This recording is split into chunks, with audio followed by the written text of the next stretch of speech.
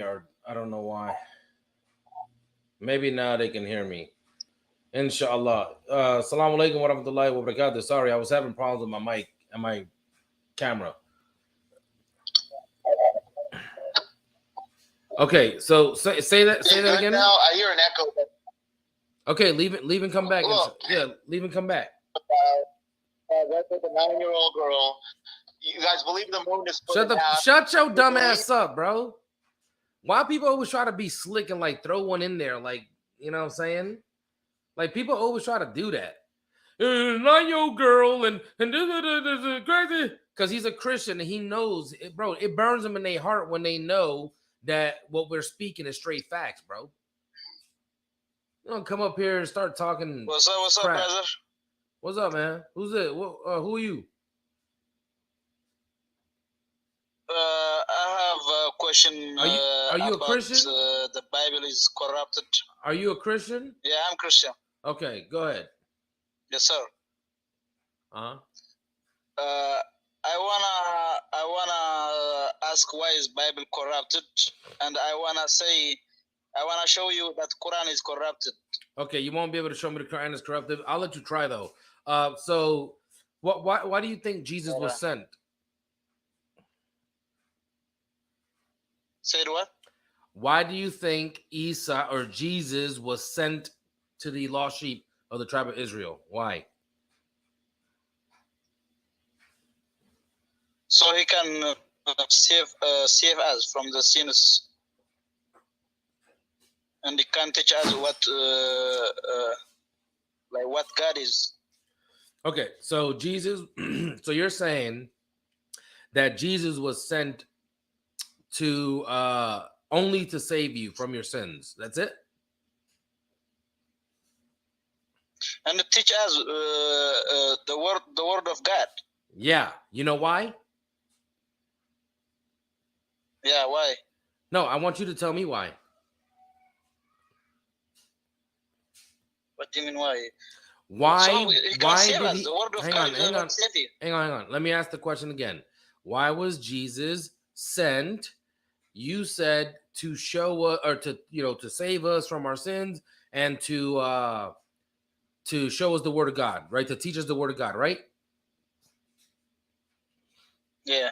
Yeah, but why?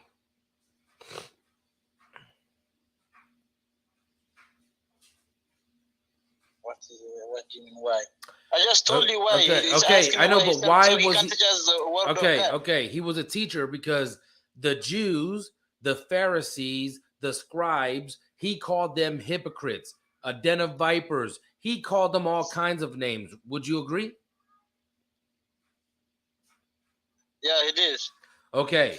The reason why he called them a den. It's not. You gotta understand the translation. No, wait. I'm not done with my point. I'm not done with my point. Let me finish, and then I'll let you speak. So he called them hypocrites, identified, but he called them all these bad names because these people were twisting the words. They were adding to the text, taking away from the text, not just the text, but the oral tradition. They were liars. They made up their own religion. Yeah. All right. So what I understand is, look, if I tell you, for example, if I tell you, God, like I'm Orthodox, so like, if I'm sorry, see, Jesus is a son, Jesus is a God, Jesus is a spirit. If I tell you that, and I'm trying to make you understand, and I actually understand, but you don't want to act like you understand it, I call you hypocrite. That's what it means. Yes, that's one of the things that they did. That's one of the things that they did. It wasn't the only thing they did. They added to the law, bro. So what I'm saying is, let me go to my question. As soon as you ask me, and I understand, but I came here just to ask you and to prove you that Bible is not corrupted, but Quran is corrupted. Sure. Show it. Okay. Can you read Quran 9 5 verses 5? Hang on 1 second.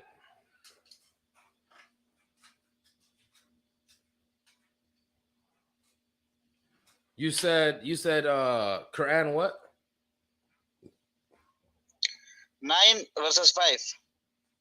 9:5. Surah Yeah. Al-Tawbah. That's chapter 9.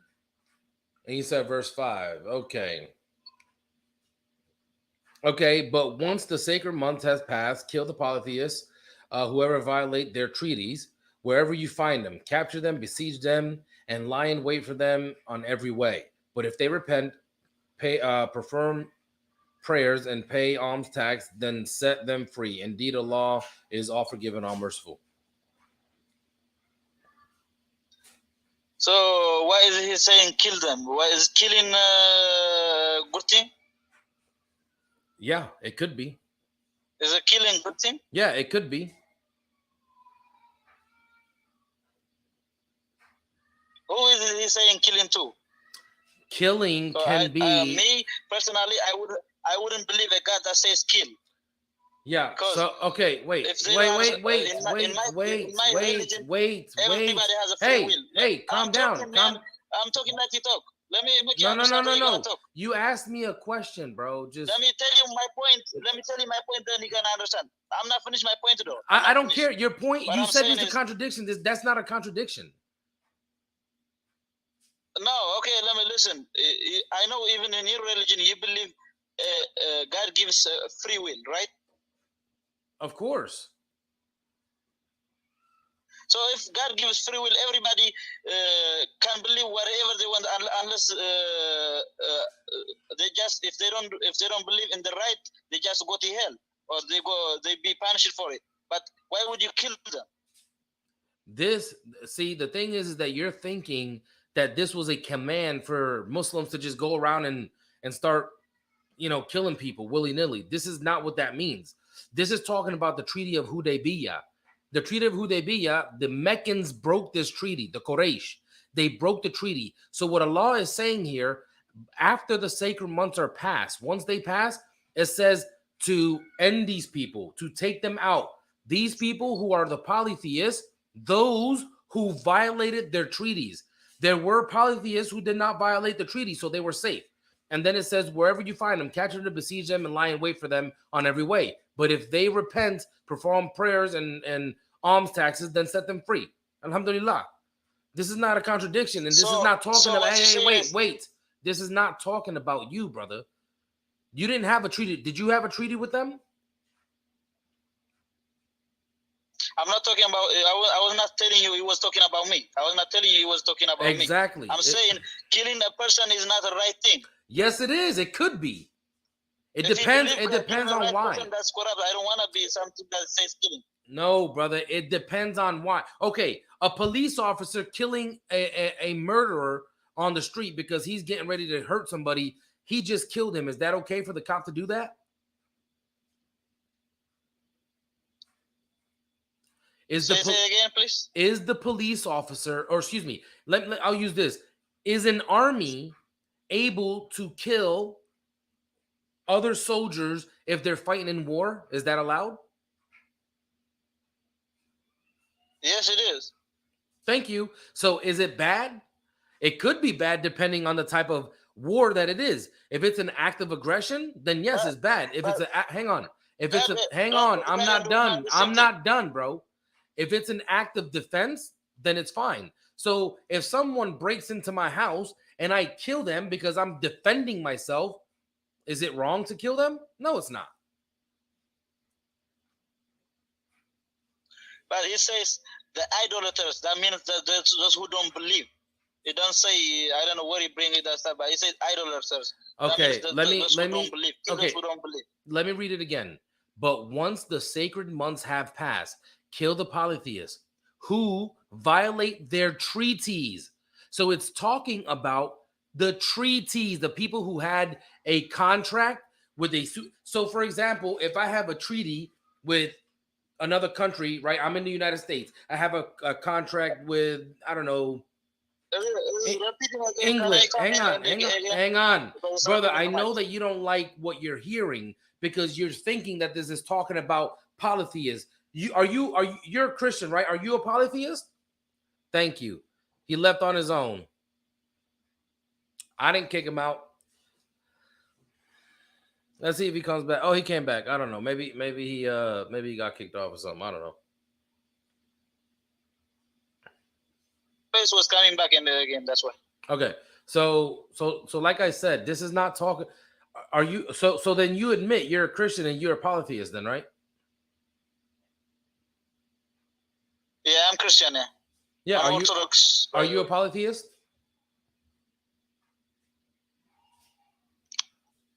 Am I what? A polytheist. No, I'm Orthodox. Orthodox Tawahdo. This is the point. You're a polytheist, bro. You believe in Father, Son, and Holy Spirit, right? Yeah, sometimes I don't understand English very well, so I probably misunderstand it. So okay. I'm just telling you what my religion is. Yeah. Okay, so like I said, killing, depending on the context, could be right or it could be wrong. Would you agree with that? Not in terms of God. Okay, would you if someone came into your house to do harm to you or your family and you killed them, is that okay? But does it say if they come to kill you? It does not say that in the stuff. That's the thing. You're saying that killing is wrong. I'm telling you that killing isn't always wrong. It depends on the situation. Do you understand? Yeah, I understand. If you say if somebody is coming to kill me, if I kill him, that's not wrong. But it's not saying if somebody is coming to kill you, kill them. That's not what it's saying in the Bible, in the Quran. What I'm saying. Okay, you're still not understanding, brother. I get what you're saying. All right, this passage in the Quran is referring to those people who had a treaty, right? Okay. Right. If you have a treaty and you break the treaty, then there's no longer peace. These people, they were at war, the Muslims and the Quraysh. You do realize that, right? Yeah. Yeah. Hang on. They were at war. So if they had a ceasefire, then that means you're not supposed to be fighting each other. But what the Quraysh was doing, they were still going out there, killing them, destroying their caravans, and stealing from them, and things like this. This is what the Quraysh was doing. They broke the peace treaty. So because they broke it, Allah said, now it's okay for you to kill the polytheists who violated the treaty. It doesn't say kill everybody. It doesn't say kill all the polytheists. It's saying kill the polytheists who broke their treaty. They broke their promise. All right. Okay. So you done, or so I can ask? Sure. Okay. I just don't. So think you're saying this the thing that he said the Quran said in the 9:5 is already done. It's not. It's already done. That's what he said. Yep. It was saying. It was talking about in the past. Mm-hmm. It was talking about. Why would he say kill them if he already done? Because this came to why the Prophet. Why would he write in the Quran? Because this was revealed at the time. So God revealed it to the Prophet Muhammad, peace be upon him, and the Prophet recited it at that point. After that point, do you get it? So it was something that happened in the past, but it seems as if it's given the command now because we're reading it in hindsight. Do you understand? Well, you don't understand. You probably don't understand. What I'm saying is, it was given to the Prophet Muhammad, peace be upon him, that revelation at the time, and they did this. They went and they killed the polytheists, those people who broke the treaties. Okay, I came here just to understand, to ask you a question and understand, Yeah, well, so what I'm saying is, I have another question. I don't know which verses it was, I forgot it, but I think it was in Hadith or some, it says that Jesus is going to come and judge. No, it doesn't say Jesus is going to come back and judge. It doesn't say that. He will rule. What does he say? He will rule. He's not going to judge. He's not coming back as a judge. and he will establish peace on the land. So Jesus will come back. So the Mahdi, he will come, and after the Mahdi, it will be Isa alayhi salam. He will descend on the wings of angels. From what I understand, he will pray with the Mahdi, solidifying the Mahdi's position, and Jesus will follow the tenets of Islam. He's not coming back as a prophet or anything like this. Even though he is a prophet, we will consider him still a prophet, just like the president of the United States. Even after they're no longer presidents, we still call him Mr. President, right? So Jesus, yeah, we can call him a prophet, but he's not coming back to give any prophecies or anything like that. He's coming to fulfill prophecy. You know, so he will fight the Dajjal, he will abolish the tax, you know, he'll do all these things, the jizya. So can you bring the one that says like a rule in the Quran? So can you read it for It's me? not in the Quran, Please, brother. It's not in the Quran, and I don't know where it's at. In the hadith, right? Yeah, it's in the hadith. I'm not a hadith expert. I don't delve into the hadith. Hang on 1 second. Okay.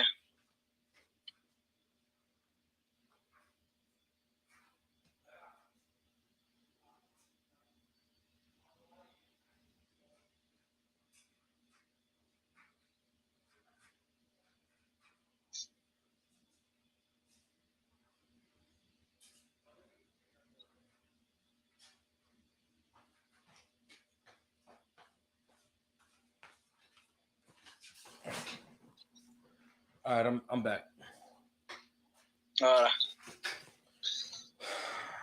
Yeah, what were you saying? Because I had found this one to just tell you, and I asked one Muslim person, and he told me he will come, he will judge, but not judge people. He will judge animals, like stuff. That's what he told me. I don't know. Because I have. Yeah, brother, I don't know about Jesus and these hadiths, you know, or whatever. This is just what I understand from our Islamic perspective, that he will come back and he will rule. He will establish, or he would. Excuse me. He is going to fight Masih ad-Dajjal. He'll kill the Dajjal. He will establish peace. He'll have a family, children, and then after he's done all these things, he fulfilled these prophetic signs. That's it. He'll live out the rest of his life and he will die. That's why. Yeah, okay, but next I'm gonna bring the one next time. He says actually judge, but I forgot what he was. But it says actually judge, and I asked him the same question. He was a Muslim. He told me he was gonna judge, but he's not gonna judge people. He's gonna judge animals. That's what he told me. He'll judge animals. I was asking the same question. Okay, I don't know what that means, bro. Yeah. Because that's why I'm getting confused what's going on, because if he's gonna judge animals, why he not judge people? Then doesn't everything? Yeah. I mean, if God can judge human being, why can't he judge everything? Why can't he judge? Why would he even judge animals in the first place? I don't know, bro. We don't believe this. This is what I'm trying to say. And judging animals, like, what does that mean? I don't even know what that means. But even if he's judging animals, he's not judging humans. So he's not coming to judge anything. He's not coming to judge us, right? Okay, I believe he's gonna come and judge in humans, because he said Jesus will come and judge, but it doesn't say animal. But he just translated like that. When I asked him, I forgot what it was, but I asked him and he told me that. So I was like confused. Why would he judge stuff? And he was telling me his beliefs. Can I say? No, I hear you. Okay, next time I will bring it as well for you. Next time I will bring it. Yeah, bring it. That's what we like. Yeah, that's right. Allah is the only judge. All right. Thank you, brother. But if let me say this: if Jesus is going to be the one who establishes peace, can he be a judge just like he was a judge? He would have been the best judge of character and things like this, just like the Prophet Muhammad, peace be upon him, could have judged. The Prophet Muhammad, peace be upon him, he judged over he was asked to judge over the those Jews that were slain, right? That were they were killed because of they broke their treaty with the Prophet Muhammad, peace be upon him, but he himself didn't judge, although he has the ability to judge. So if it's talking about in that sense, yeah, I agree. I mean, he's a prophet. If in fact he's a ruler, then he has the ability to judge, just like a ruler does, right? Yeah, but the Quran says only Allah, and you telling me only Allah can judge. So that's contract. That's like is getting confused. That's what I'm saying. I'm not getting confused. If only Allah okay, can wait, judge, brother, wait. You have to understand. Jesus does not judge from his own. He even tells you this in the Bible. Jesus says, of myself. Listen, this is what Jesus says in the Bible. Of myself, I can do nothing. As I hear, I judge, and my judgment is righteous, because I don't seek my will, but the will of the one who sent me. So Jesus is saying that even though he judges people or he passes judgment on someone, it's not coming from him, it's coming from Allah. That's the thing. That's the thing you don't understand, though. The thing is, one thing you don't understand, like you making me understand, Jesus is talking as a human being. Is that he's teaching us that way? But even in Musa, in Old Testament, he says, I am before Abraham.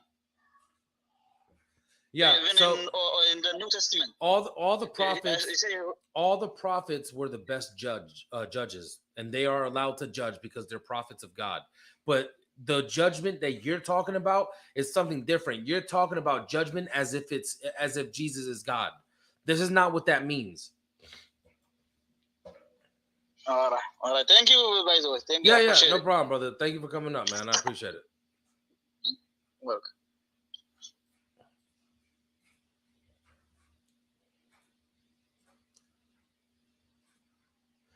This is unfortunately what hang on. This is unfortunately what like the Christians kind of have been indoctrinated with. They believe that Jesus is God. He is this judge, and he's going to judge everybody, and this, that, and the third. No, this is not true. Assalamu alaikum. Wa alaikum salam wa rahmatullah. So I see your title in the back, and I don't really have to argue with. I agree. So yeah, that's all. Yeah, I don't know. You just talk about. Do you ever have any Jews come on here? The what? Have you? Yeah, I know you get a lot of Christians and atheists, probably, right? Have you ever had any Jews come on? Yeah, they come up every once in a while. Why? Oh, okay. Because I don't really know their beliefs. I'm not really familiar with them, you know? You're not familiar with who? Jewish beliefs. I know a few things about them, and not really, you know? Yeah. Me neither. I'm not really like too well versed. I'm not well versed in Judaism myself. I know a few things here and there, but I like Chris. I deal more with Christianity because I used to be a Christian. So. Oh, really? Yeah. Were you like a religious Christian, or were you like a fake Christian? Nah, not really. Probably a fake Christian. You can call me whatever you want. You know what I'm talking about, right? No. I mean, no, I don't. Okay, so like, you know those Christians who don't really practice, right? And then there's Christians who do practice. That's what I mean. Were you practicing? I mean, really but see, this is the thing. Practice what? What is to practice Christianity? What does that mean? That's a good point. Jesus died for your sins. You don't have to. No. The thing is what is it that you have to do as a Christian? Like, what do you have to do as a Christian? That's a good question. Buddy. That's a good question. I don't know. Exactly, you don't. I mean, in Islam, it's very simple. You have to hang on, brother. Yeah. In Islam, we have the 5 pillars of Islam, right? So you have to believe in Allah, you have to pray, you have to give zakat, the charity, right? You have to do the Hajj and the fasting. Yeah. You have to do these things. If you don't do these things, then I mean, are you really a Muslim? Not necessarily. Exactly. Yeah. Yeah, that's true. At least And the most important of them all is the praying, because if you don't pray, then your Islam is in doubt, you know? Well, You no, know what what I'm it talking is, about? what it is that those people who, if you don't pray, then what's the difference between you and those disbelievers? There is no difference. Yeah, Walaikum that's what I salam wa said. rahmatullah. That's what I So, said. so There is no that's what difference. sets us apart is the prayer, Yeah, is the exactly. worship of It's Allah. a hadith. Yeah, I saw.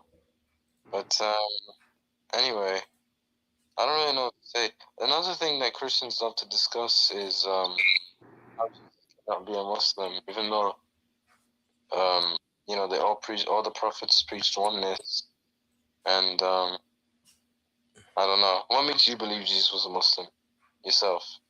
That he worshipped only one God, and Jesus himself said, "I of myself can do nothing." So he himself is not God. And then in John 17:3, he makes a statement where he says, "And this is eternal life, that they may know you, the only true God, and Jesus whom you have sent." And if you look at Mark chapter 1, verse 35, Jesus went to a secluded place early in the morning while it was still dark. This is the Fajr prayer, the morning prayer, and there he prayed.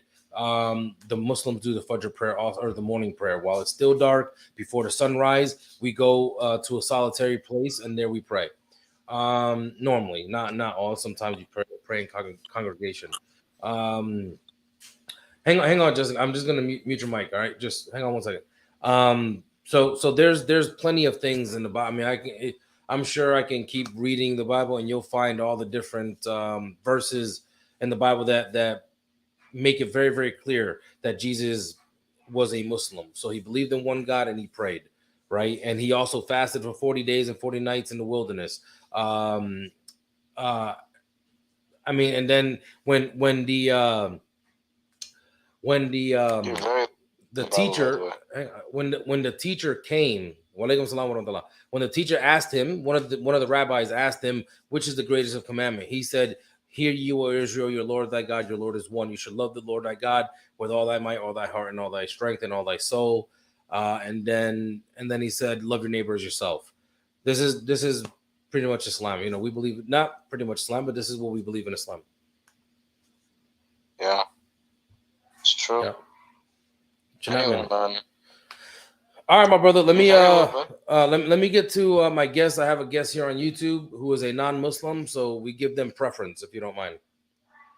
Yeah, I got you, man. I'm gonna hop off. All right, my good brother. Talking to you. Yeah, salam alaikum. Wa alaikum salam. All right, Jessica, what's up? No.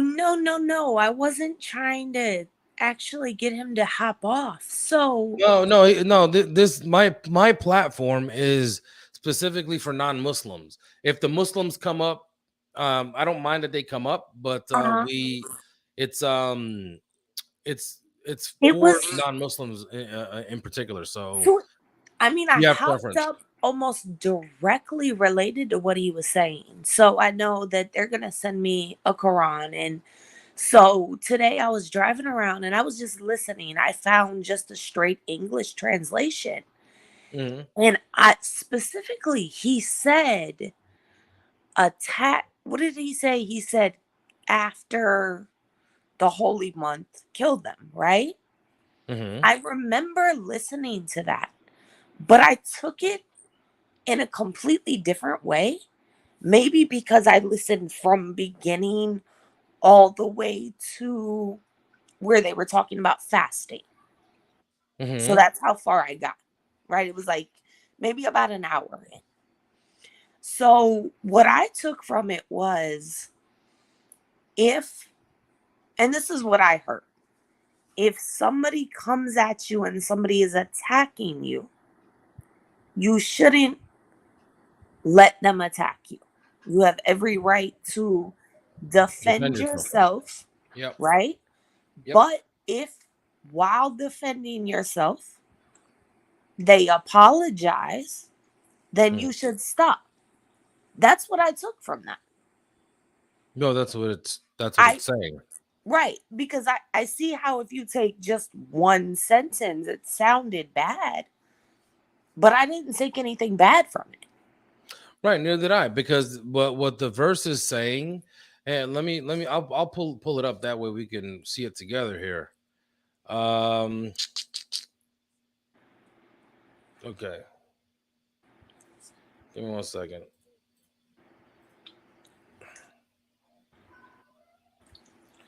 Okay, so this is what it's saying. And this is very, very basic like English. Right. Right? So it says here, but once the sacred months have passed, kill the polytheists, right? And then it clarifies as to who Right. they're speaking of, or who Allah is speaking of. And he's speaking of those polytheists who violated their treaties. And then it says, kill them wherever you find them, capture them, besiege them, lie in wait for them on every way. But if they repent, perform prayers, pay the jizya, and then you're supposed to set them free, because Right. Allah is the most forgiving, or the all And there forgiving and the was, most merciful. I mean, from what I remember listening to, and I was listening, so I don't know how valid it was, and it was in English, but you know, they said, like, I specifically remember it saying, never ever be the aggressor, Yes, ever, this is true. in any situation. This is true. Yeah.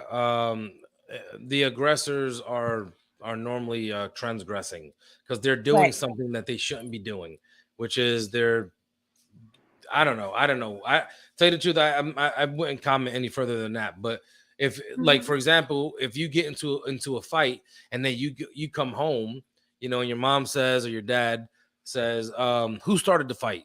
If you say you and you got your ass kicked, then you're gonna have a problem, right? Real big Right. problem.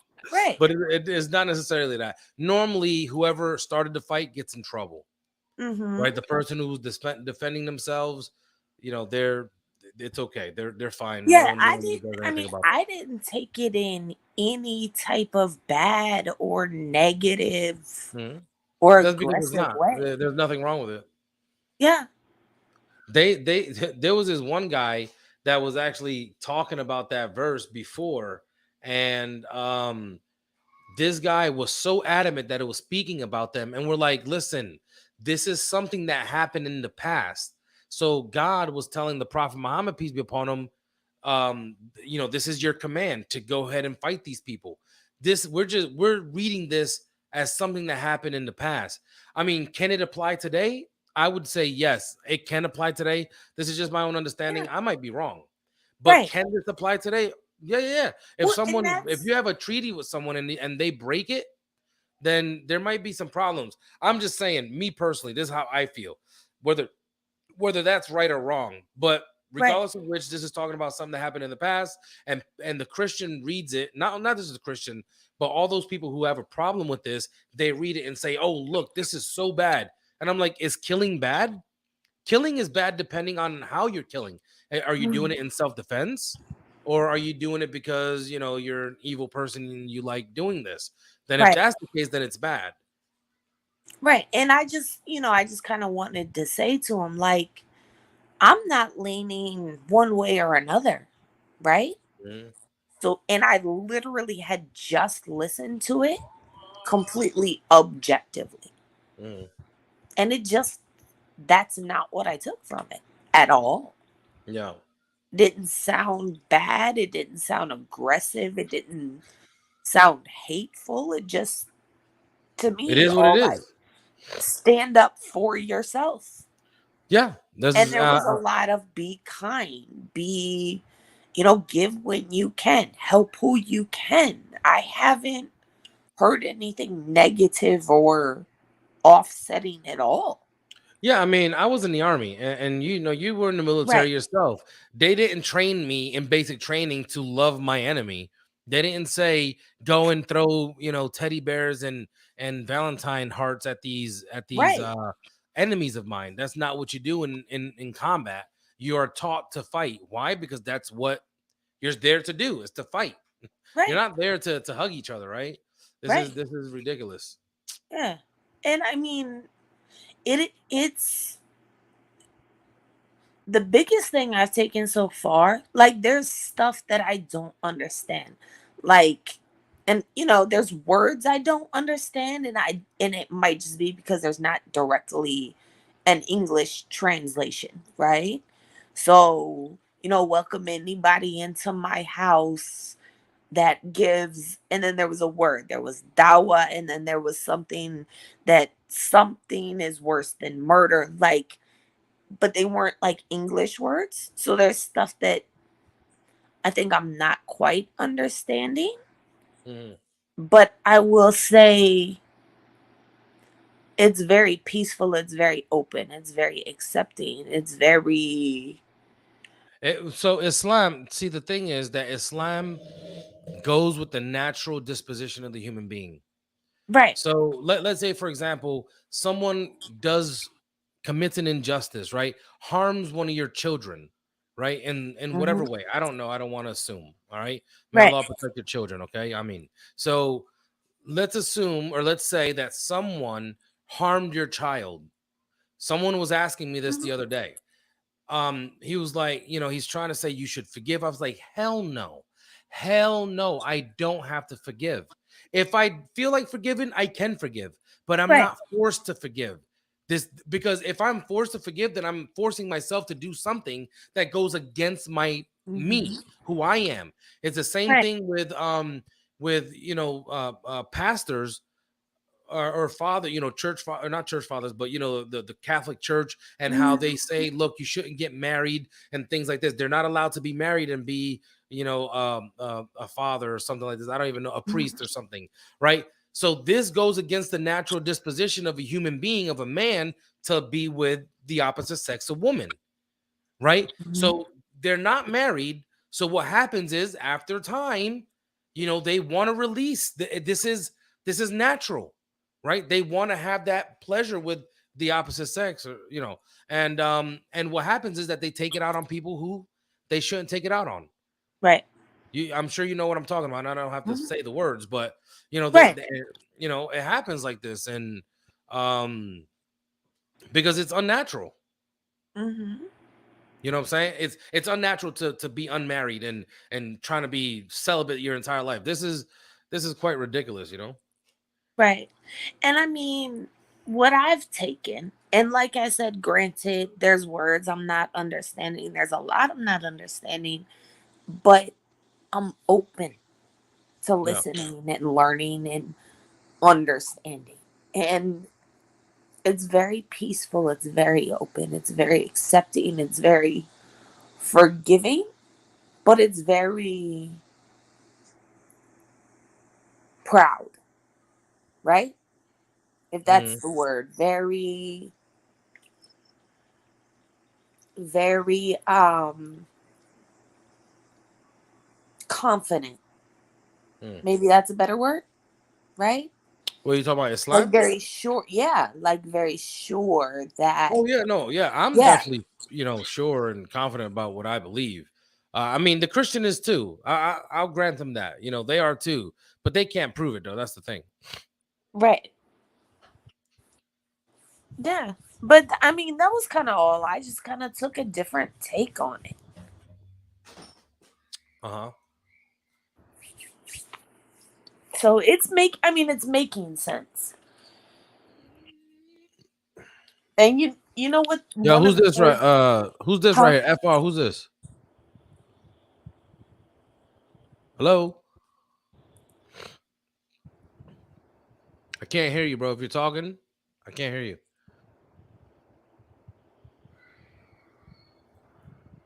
Okay.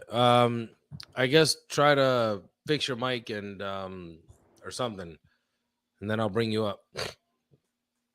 No, one of the craziest parts is though, I got to the part where he was talking about fasting and making like exceptions for, if you're sick, you can't fast during this time, or if, you can't bend to pray, you don't have to.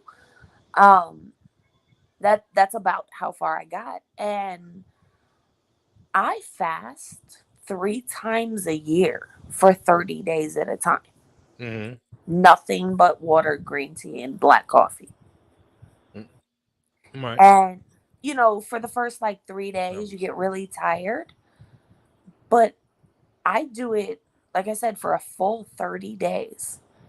And you have so much energy and clarity. And so I was listening to it. I want to back up and listen to it again. Is it so when Ramadan happens for, I thought it was just you guys fasted for like, is it It's like 30 sun days. up to sundown though? Yeah, it's 30 days. Well, Uh-huh. it's from the, was it new moon to new moon? Or yeah, it's from new moon to like new moon. So it could be 30 days, it could be 31, it could be 28. Mm-hmm. It just depends. If I'm correct. And then we, from sun up to sundown, we don't eat, drink. We don't do any of those things. We don't have relations with our spouses. What else? We make sure we pray. We try to reduce all the normal things that we do on a daily basis, like reducing cursing. If you have a bad habit of cursing, try not cursing as much during Ramadan. Right. Hopefully, if you can keep that up by the end of Ramadan, you're either don't curse anymore, or you've reduced like literally how much you curse. And then the next Ramadan, if you've reduced your cursing the previous Ramadan, then maybe you can do this Ramadan without cursing at all, and then you just stop cursing. Like, that's how it should work. You know what I'm saying? Right. Sometimes people go into Ramadan and they're like, you know what? I'm not going to smoke a cigarette ever again. And because it's Ramadan, they won't smoke during Ramadan, and then they're done. Like, after Ramadan, you'll never see them smoke a cigarette again. Right. Like, this is the type of stuff that that Ramadan helps to achieve. Yeah, achieve. Thank you. My wife, she told me achieve. She said achieve. Yeah. Yeah, no, that makes sense. And I thought it's very odd that I've been drawn here. And it's What's your name, yo? CL Trader, bro. Come to YouTube and talk to me over here, or just request. You haven't even requested, bro. Oh yeah, you did. Yeah, you did. Hold up, just give me a second, bro, and I will get to you. I can only talk to one person at a time, so just bear with me, bro. I will get to you, man. I'm sorry. Go ahead, Jessica.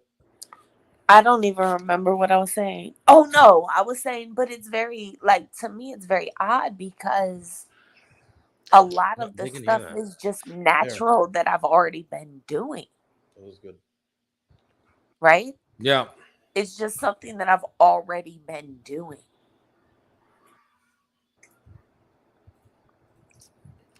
On my, I don't know. I have it pinned on my link. I mean, on my YouTube channel. The link is pinned, and I sent it on Khalil's too. So if you can't find it, just scroll up or come to my YouTube channel. And guys, if you haven't done so already, please subscribe to both mine and Khalil's YouTube channel, inshallah. I can hop over and just kind of watch you guys. No, that's fine. Yeah, I'm gonna talk to this guy here on TikTok. Yeah, go ahead. I can hop over there. Okay. All right. If you'd like, yeah, that's fine. No problem.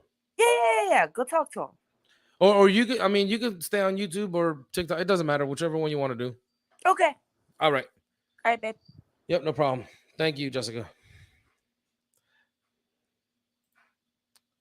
Who's this? Salam, Isa. Who's this? Walaikum salam. My name is Faisal. I wanted to answer. I wanted to answer some of her questions, but no, brother. I think I did a good enough job answering the questions, right?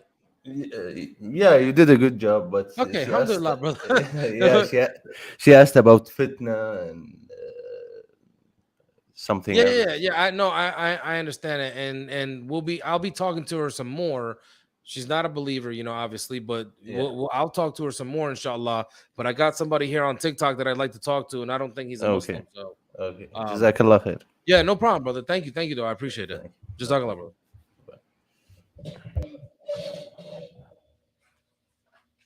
Yo, Trader, what's up, bro? What's going on, man? You hear me? Yeah, I can hear you. What's up? I go through I see you have a couple points up top. Just want to go through them one by one, and I can kind of give you my thoughts. Maybe you can try to refute them. Yeah, if you like. Yeah, no problem. Go ahead. All right. So first one, the Bible's corrupted. I think I agree with you. I think that's obvious. I think I don't know if you're talking about Old Testament, New Testament. Truthfully, I know you guys believe that the Quran is perfect in its way, but I think anything that is open to human interpretation. Well, you said the Quran. Anything that you said the Quran is. Would say. Hang on a second. Hang on, bro, because I don't know what the hell is wrong with my Wi-Fi. It's like my Wi-Fi is like dropping and coming back, man. Hang on. Oh, damn. Okay. What were you saying, bro?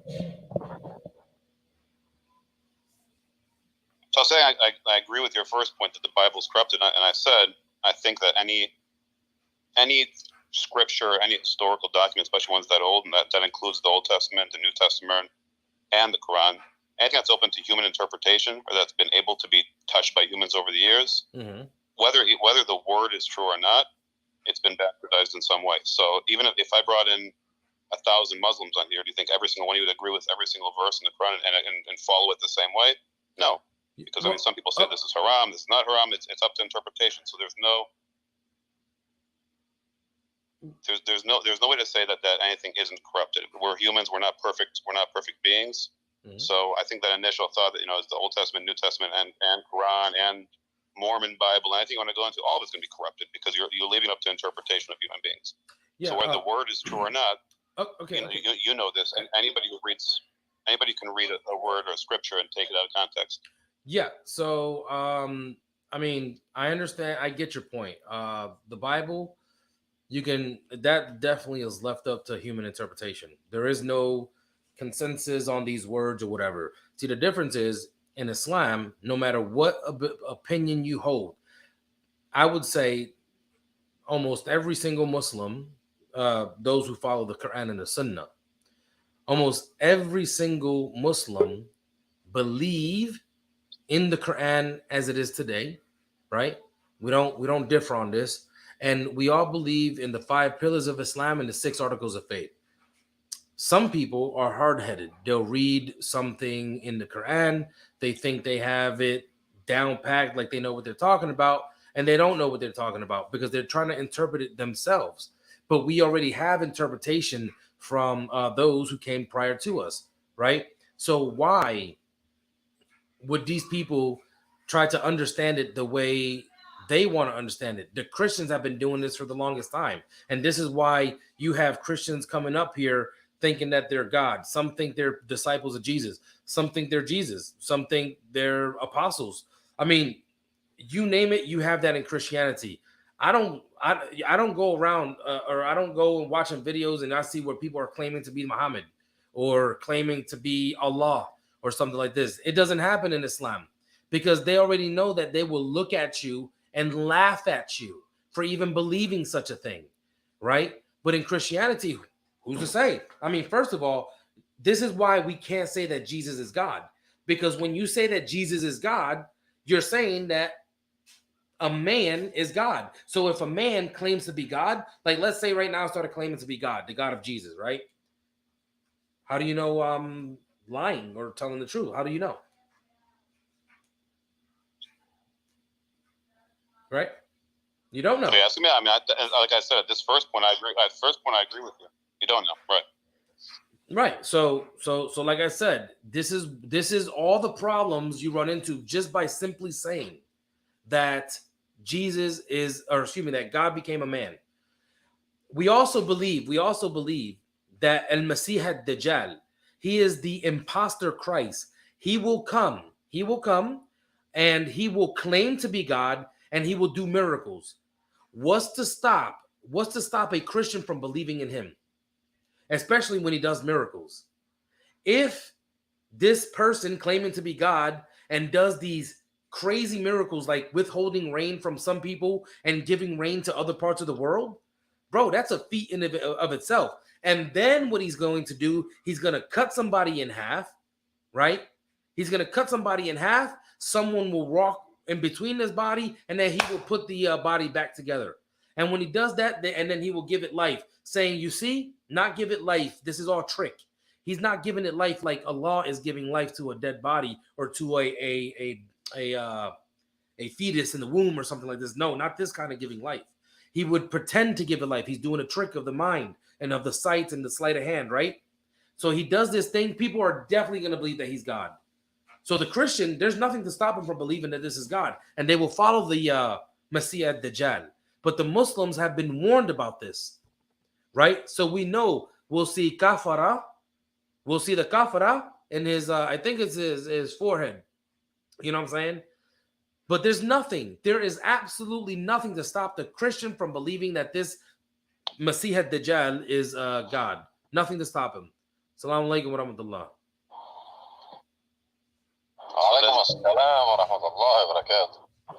So then to that point there, so what you're basically saying is you're saying that you believe that Jesus is a wizard and a fraud. So then you can't. That's not what I said. Prophet, then in Islam. That's not what I said, You believe sir. all he was doing was tricks. No, that's not what I said. No, hang on, Trader. Wait, I didn't say that. I didn't say that at all. That was your point. No. That's not my point. Okay, so Jesus, first of all, he didn't claim to be God. The Christians say that he was God, right? So they can believe that God is a man. But if God never came into his creation, then you would never say that Jesus was God.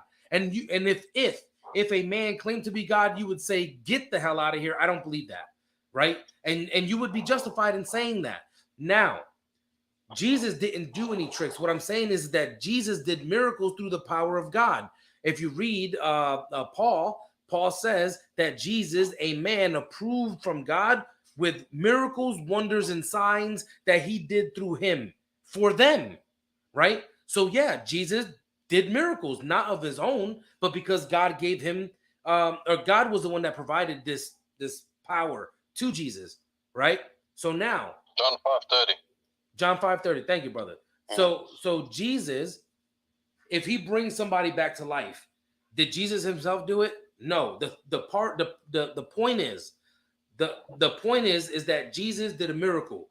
The Antichrist, or excuse me, the Messiah Dajjal will do miracles himself, right? But these miracles are just sleight of hands and deception from the Messiah Dajjal. The miracles that Jesus did, those did come from God. Those are true miracles, right? That's what I'm trying to explain to you. All right. Yeah. So then can I get that. So then can I hop in for a second? So then if that's the case, if I understand you correctly, then you believe, whether you call him God, whether you call him Allah, whatever you call him, you believe there's one God who's all powerful, right? Who can do whatever he wants to do. Resurrect, God doesn't become a devil. So why do we need? Can God become the devil?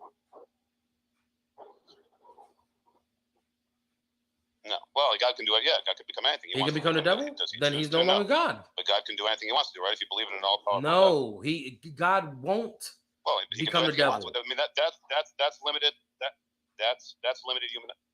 That's not limiting him. If you believe in an all-powerful God, you can say he won't. No, you can God. Say he won't, no. He doesn't want. So are you saying the devil is more powerful than God? Traitor, you're not understanding.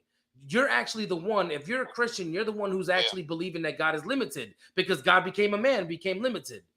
Did he not? Can I touch on this? Hang on a second, brother. I don't believe that. You're talking to the wrong guy. It's not my belief. So you're not a Christian? That's not my belief. My belief, though, if you're saying that... No. Bro, what is your belief? What is your belief?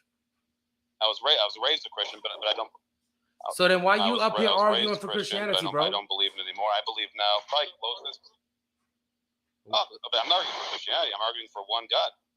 I'm arguing for, probably if you want me to argue on a point, even though I'm not. If you're arguing, brother, the closest thing to what you want and what you're looking for is Judaism. So you're a Jew. Listen to me. That's what I'm saying. Judaism. No, I'm not. But I'm saying you believe would have a better argument here because everything you're saying would win this argument. If you believe in one God and all powerful God, then I don't need. No, he doesn't. You believe in one God and all powerful God. Yeah. So then my argument is true. I believe in one God.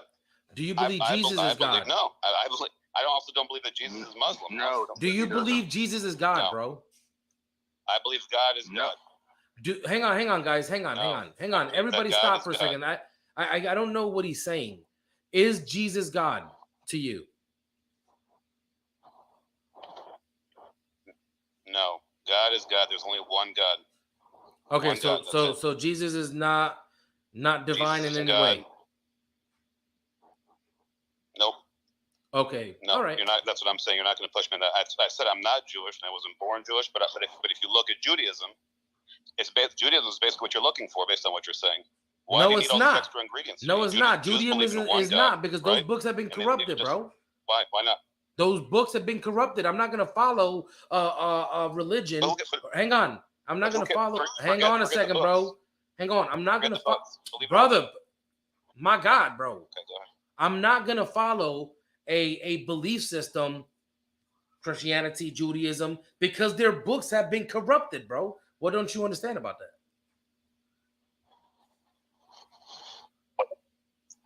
What I'm trying to say is, okay, forget the books. That's where I'm kind of at too. But if your ultimate belief is just that one God exists, that one God has power, then Judaism is what you're looking for. Is my point. Why do we have these added extra sons of gods and messengers of gods and prophets of God? If we have this Almighty God, this powerful God, what's your basis for belief?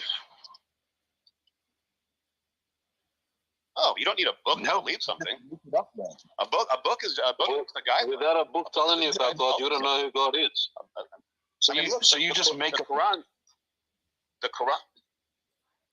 Let me ask you a question. The Quran has no stories at all from the Old Testament and New Testament. No, I'm not answering. I would literally just ask you a question. If you will not be rude and answer my question before asking me one, that would be nice. So you just make up your beliefs? Okay. Go ahead.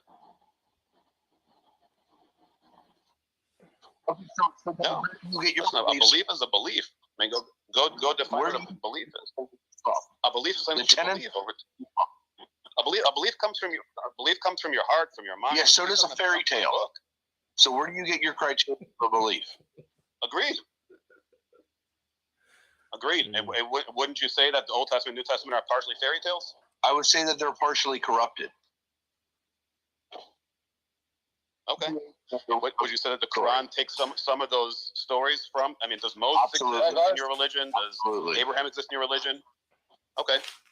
So how do you know those parts weren't corrupted? How do I know those parts weren't corrupted? Because they were revealed to the prophet himself. We have the Birmingham manuscripts that date all the way back to the lifetime of the prophet himself.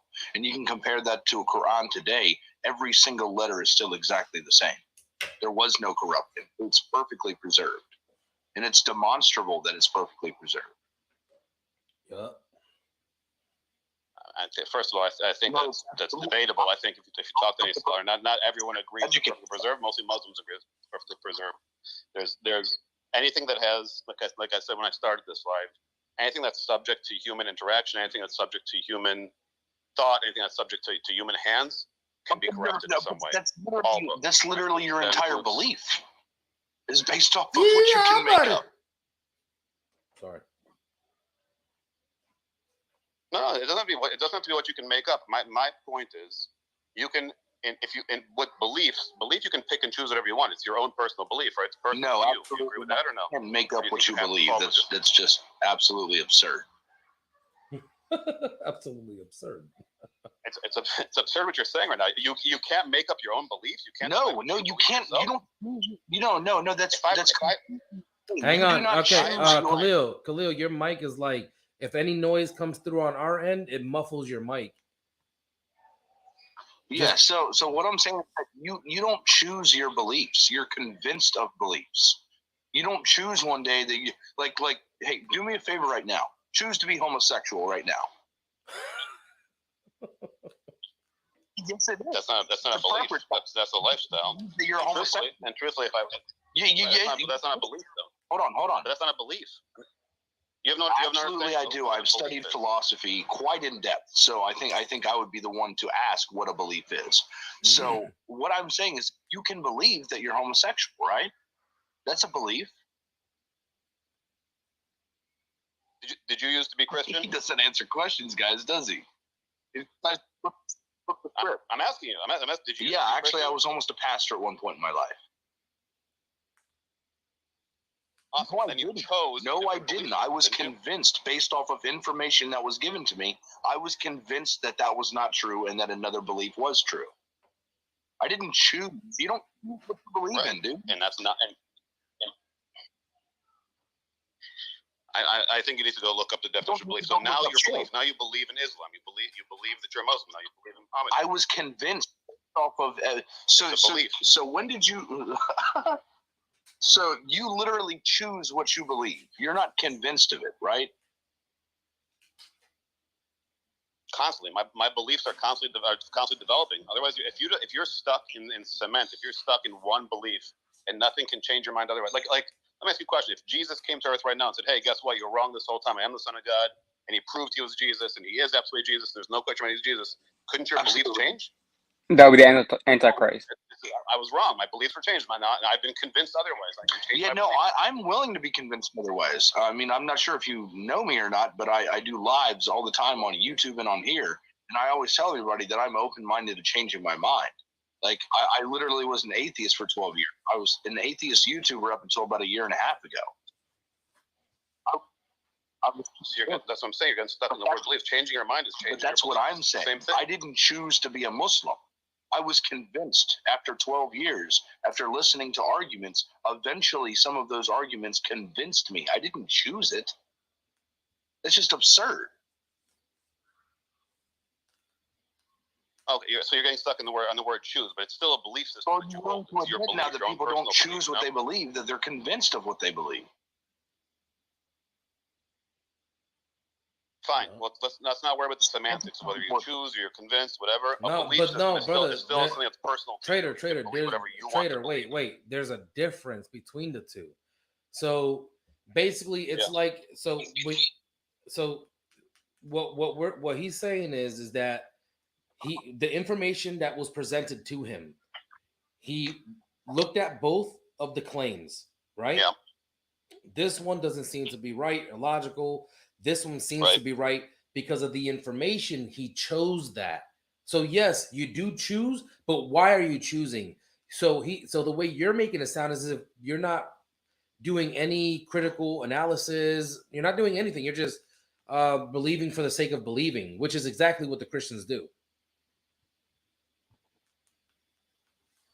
I did, but I never said that. I said originally when we were first originally talking about the books, and I think it was EA who said, well, if you don't have a book to base on, you can't have any beliefs. And I said a belief is a personal system. If somehow we lived, let's say we lived in a, hold on, let me just give you an example and tell me if I'm right or wrong, right? So throughout history, there's been times where certain religions have been banned or have been shut down or under oppressive governments haven't been able to practice their religion, right? So let's say America becomes a terrible country and we ban Islam. We say like it is now. Get rid of all of this. There's no for 100 years. Maybe. So for 100 years, they say there's no practice of Islam. There's no holy books that you have access to. You can't find anything on the internet. It's all been scrubbed. So now that you don't have access to your Quran, are you no longer a Muslim? You no longer can have. Well, you might want to educate yourself on Islam because the Quran is oral tradition. There's millions of Muslims that can recite every single word of the Quran. We could rewrite it, no problem. We could spread it orally too. There's 4 and 5 year olds that can recite the entire book from their mind. It's impossible to destroy, yeah. Dude, that's fine. But there's also Jews and Christians that can do that. There's every religion has obsessed. Bring me one Christian that can recite the entire Bible in its original language. I'll wait. The world will come to an end before that happens, bro. That's not a fair challenge. Are you gonna say there's? I'm going to make the bold claim that there are 0 human beings on earth that can recite the entire Bible in its original language. Prove me wrong. Can you? I cannot, but there's millions of people. That's my point. Every word. I'm asking you specifically. I'm asking you specifically, belief system. I'm talking to you, not to the millions of Muslims. I'm talking to you. If I take away any chance you have of studying Islam, of having a Quran, do you no longer have a belief anymore? Have you lost? No, because I have teachers. I have people that do know the Quran. Yep. But in my hypothetical example, there are no teachers. There's nobody there anymore. It's just you and your family. Your hypothetical idea is a deviation from what we were originally talking about. You were talking about how we were going to burn all. Hold on, wait. You said burn all the Qurans, and you don't have a belief anymore because we don't have anything to go off of. Yes, I do. I have literally millions of Muslims that know the book from front to back, word for word. I still have the book. You can't destroy the book. But in my example too, I also said I said you're burning all the Qurans, but I also said you're not allowed to practice. You're not allowed to go to a mosque. You're not allowed to organize as a religion. Yeah, but the oral tradition is still right? This has happened to other religions. Trader, where religion's been banned. But the oral tradition will still stand firm. I get it. I know. I get it. There's the original point of this whole thing is when you guys said to me, well, if you don't believe in the book, you have no beliefs. You can't go on a belief system. And now I've said, so now let me take away your book from you. Did you lose? But you can't. No. The problem. Trader. The problem is you keep saying book as if we're talking about a physical book. No, we're talking about the oral recitation, bro. You can't take that away. You'd have to go back to the time of the Prophet Muhammad, peace be upon him, and stop the revelation ever coming to him, and then you could say something like that. But yeah, that's obviously not going to happen, and that wasn't your example. Just FYI. But I'm talking about you specifically. I'm not talking about the entire. If you're talking about me specifically, if I've never heard of Islam, if I had never heard about Islam, and we were no, I didn't say never heard of Islam. I said. Go ahead. I said that you are who you are today, right? You know what you know up till now, but starting tomorrow, I've taken away your Quran, I've taken away your ability to go to a mosque, I've taken away your ability to study. You now have nothing anymore except for what's in your heart and what's in your mind. And you've admitted to me that you don't know the Quran front to back, top to bottom in Arabic. I don't need to though. So I'm asking you, because now you don't have access to that, knowing who you are today. Have you lost your beliefs? Do you no longer believe? Are you no longer a practicing Muslim because you cannot read? You can't equate that with coming up with your own beliefs all willy nilly. Yeah. But who said about willy nilly? My original belief is just one God, which is the same belief you have, same belief Christians have. That's the Abrahamic religion. That's the basis for all the Abrahamic religions, right? Jews, Christians, made up your same thing, one God. I said my belief system is I've read the Old Testament, I've read the New Testament, I've read the Quran. I'm saying all the extra stuff to me doesn't make sense. I don't think that there would be a God, an all-powerful God. That needs prophets, that need messengers, that need to speak to us in riddles. Exactly. Neither do I. It's not necessary. He doesn't need prophets. He doesn't need a creation. He doesn't need anything. Okay, so then what's your point? So my point was originally I agree with you, but then the beginning part where it said Bible's corrupt, I said I think everything's corrupt. And then when it says Jesus is Muslim, I don't think he could be Muslim. And the reasons that Isa gave of why Jesus is Muslim sound like all the exact reasons why Jesus was Jewish, which he was at the time, practicing Jew. He submitted to God. He said, what did you say? He said the Shema Yisrael. It's whatever. Adnan Eloheinu. These are not the same reason that he was Jewish. Well, wait, hang on. So Jews, there are Jews who we would consider Muslims at the time of these prophets, right? And these would be like the companions of Jesus. They would be Muslims too. It's not just Jesus. Anyone who follows the will of the one true God, submits to him, is a Muslim by definition. Even if you want to call him something else, you can call him whatever you want. You can call him a Jew, a devil worshiper. You can say whatever. But that's also here's. Hang on, bro. Hang on. So simply, my point is that if you bring up. Yeah, go ahead. Simply, my point is, Jesus is a Muslim. What is the word Muslim? Muslim means someone who submits to the will of God. This person, if he does this, he's a Muslim. I understand maybe the word Muslim was not used back then like this, and that's fine because this is something that has come with the Arabic language. I get it. I understand, right? However, we can say that Jesus was a Muslim, which means that he was a submitter to God. Is that true? Yes, we know this. Was Moses and Abraham and David and Lot and all these prophets, were they submitters to God? Yes, they were. So they were Muslims, even if you call them something else. By definition, they are. So what is the Jew? So what's the Jew? Define a Jew for me. If a Muslim is someone who's so when you're referring to Jesus, Jesus was ethnically a Jew. He literally, like, his lineage was a Jewish lineage. But being Muslim is not a lineage thing. It's not something that you ethnically take on. No, Islam is a belief. It's a belief system. So you can be ethnically pure, but Muslims aren't the first one to come up with the idea of submitting to one God. Jews came up with that first. That's what Judaism is. That's not submission to one God. That's not our belief. It's the same thing.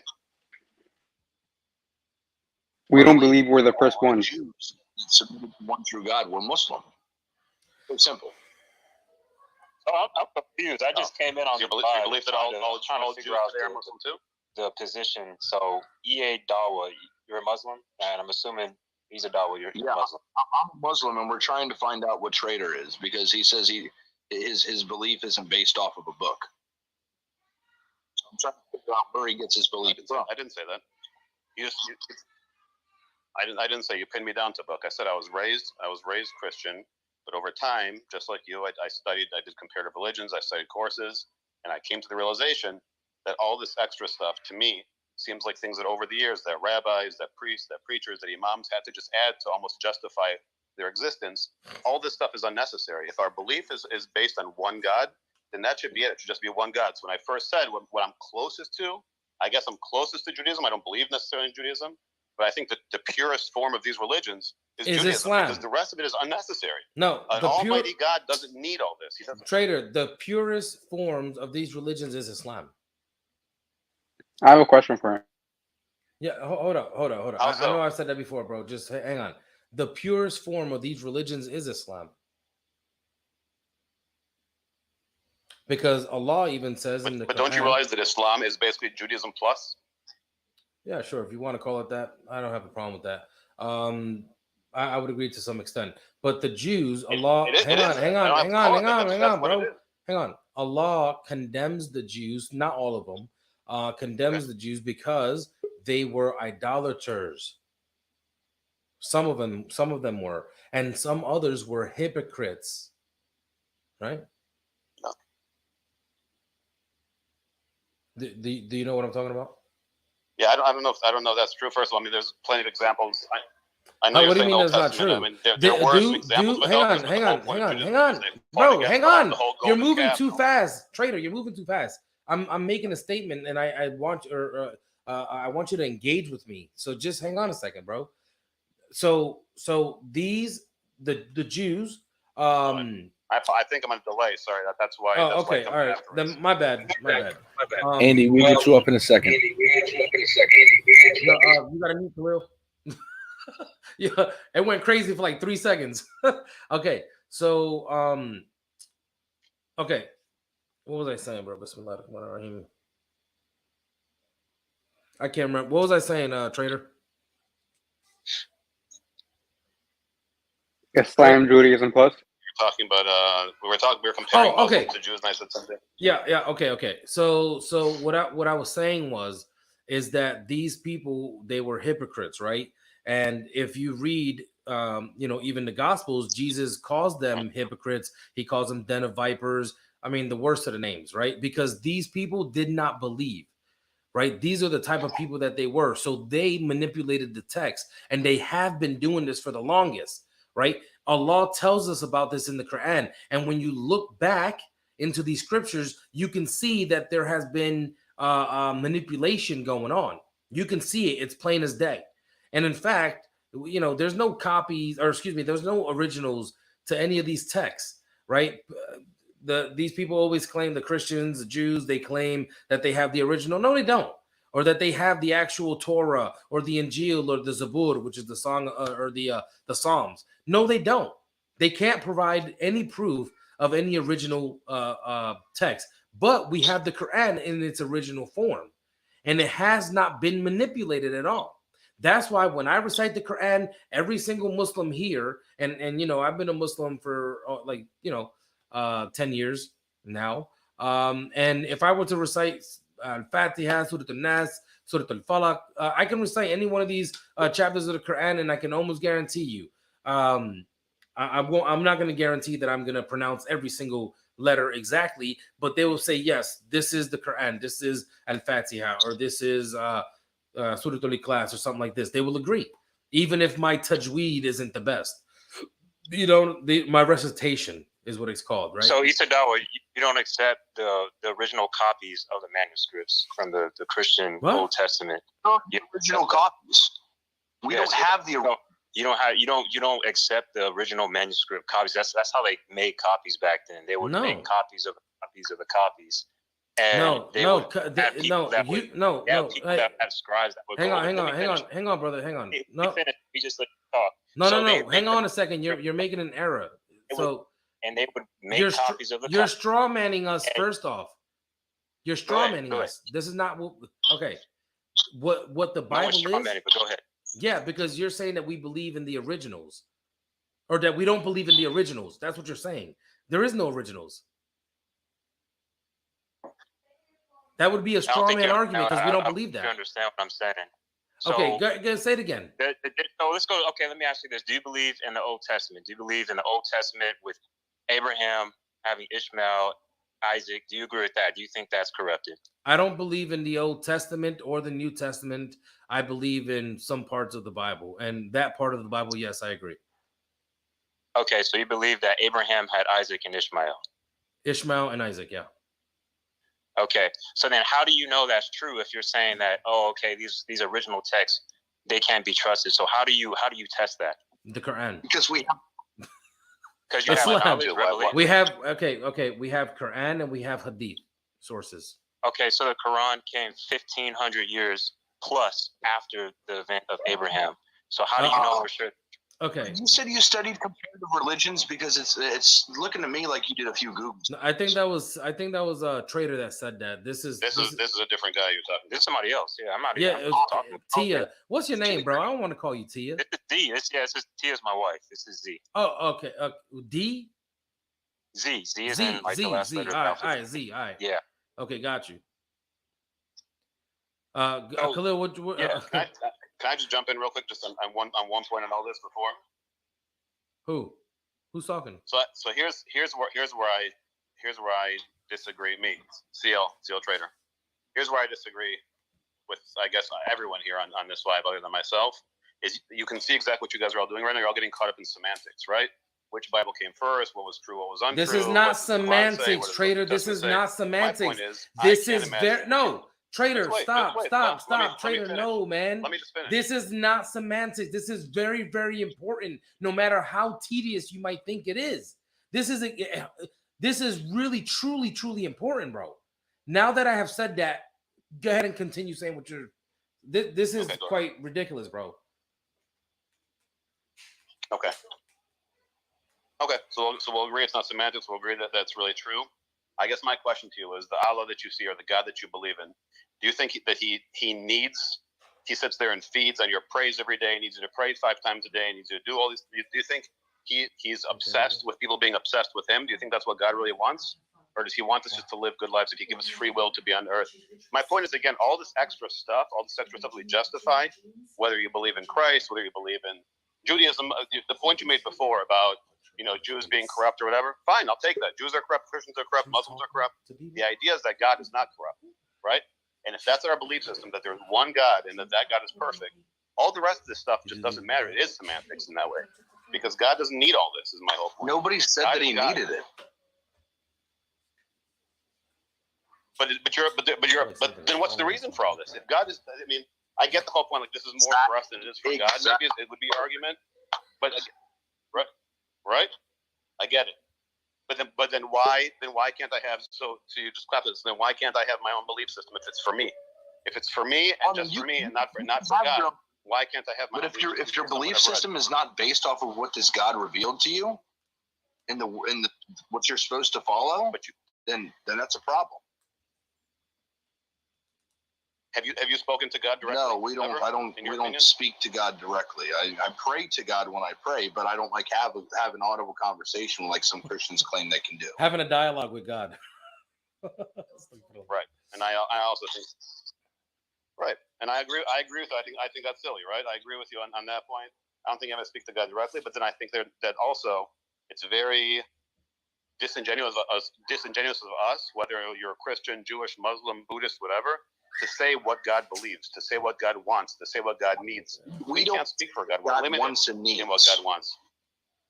We go off the source. But you do. That's not true. That has been preserved throughout the last 1,400 years. That has challenged non-believers and non-Muslims to come and refute, and they failed to do so. I failed to do so as an atheist. I attempted to debunk the whole belief. I'm a combat veteran who spent a year in Afghanistan fighting with Muslims, or people who claim to be Muslim. Mm-hmm. The Taliban, that's what I was fighting. So I was trying to disprove the belief, and I couldn't. I mean, I think the question just comes down. Well, then, so here, that's a great point. First of all, thank you for your service. But do you believe that Taliban believes in the right kind of Islam? Do you think their belief system is correct? Why not? Why not? Their actions deviate from what the Quran teaches. They read the same book you read. Deviate. I can clearly show you verses that deviate from what Islam actually teaches. The fact opposite. Okay. I mean, they are doing what you are doing and cherry picking what parts of the book that you want to take seriously, and then the other parts they just throw out. But it's not Muslim.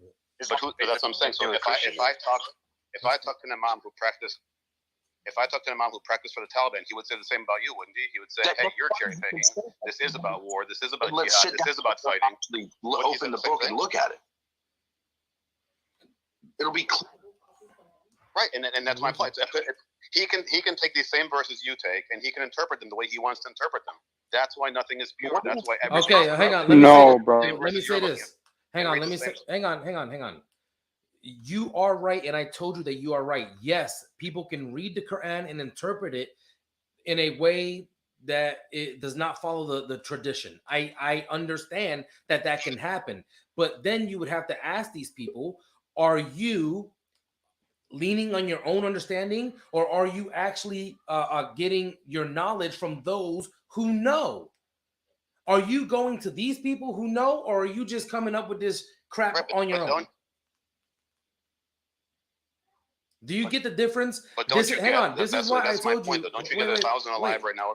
This is why I told you. This is why I told you that this is precisely why you have people running around this damn earth claiming to be God, claiming to be Jesus, claiming to be a prophet, claiming to this, that, and the third, because they interpret the Bible however they want.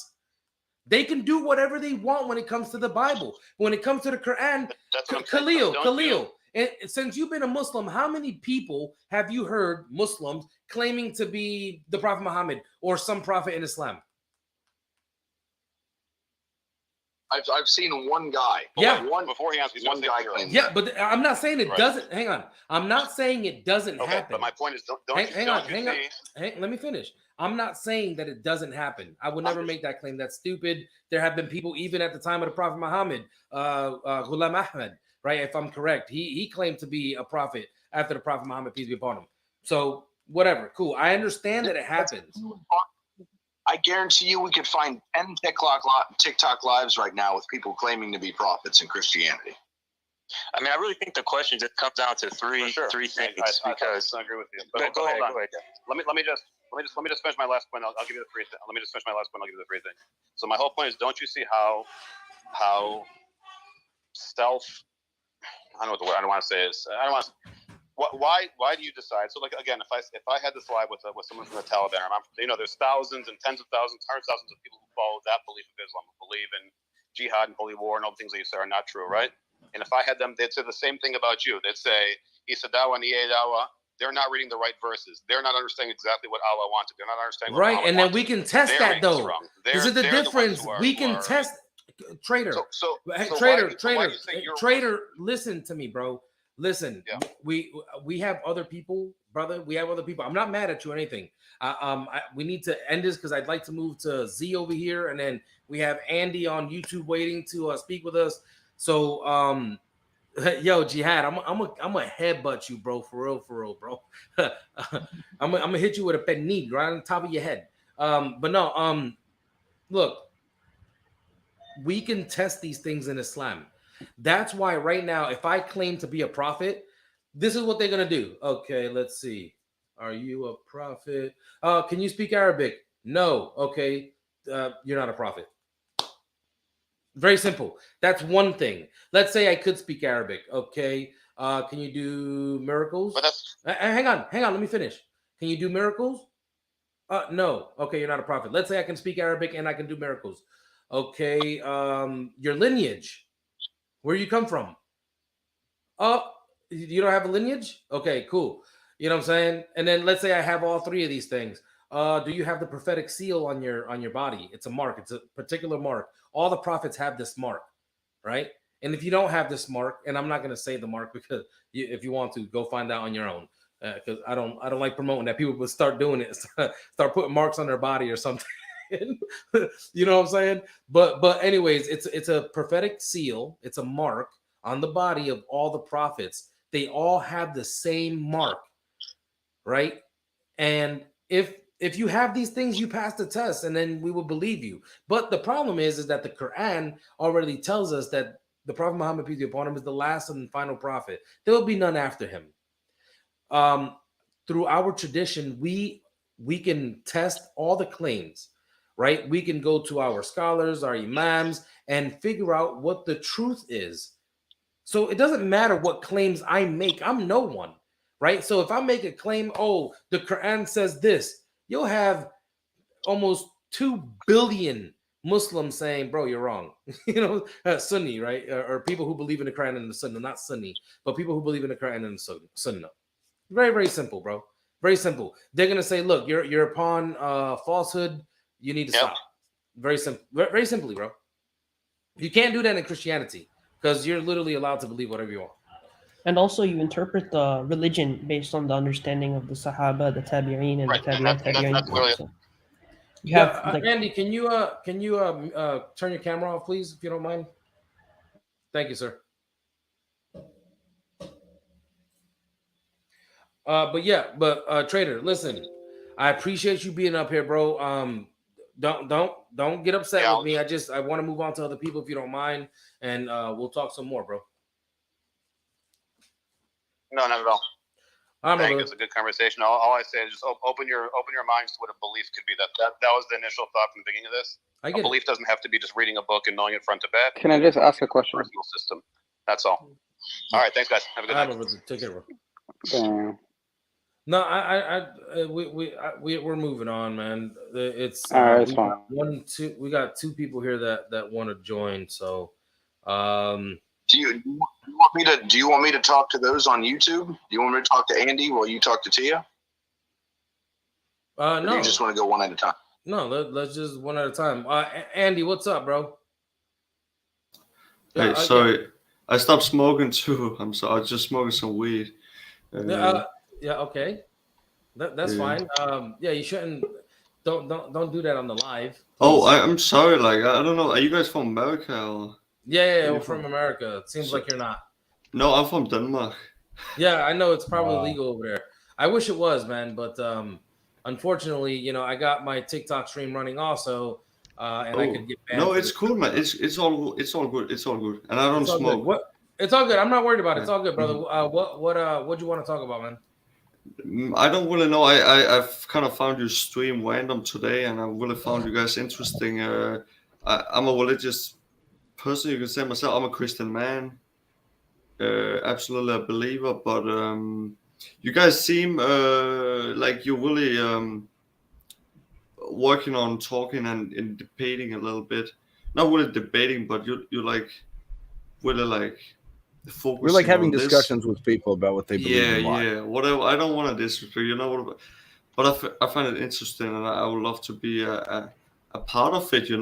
I see you guys are wanting a little bit like man versus man, not versus, but like you're going one versus one. You know what I mean? Hey, look, if you're looking for a discussion, I'm here to have a discussion. If you're looking here for debate, I'm here for a debate. Not really. I feel you guys have like. I'm not saying you're like smarter than me or more believers or whatever, but no, you guys look really dedicated and I respect that man to man. Like you look like you know what you're doing. Like we're about it, huh?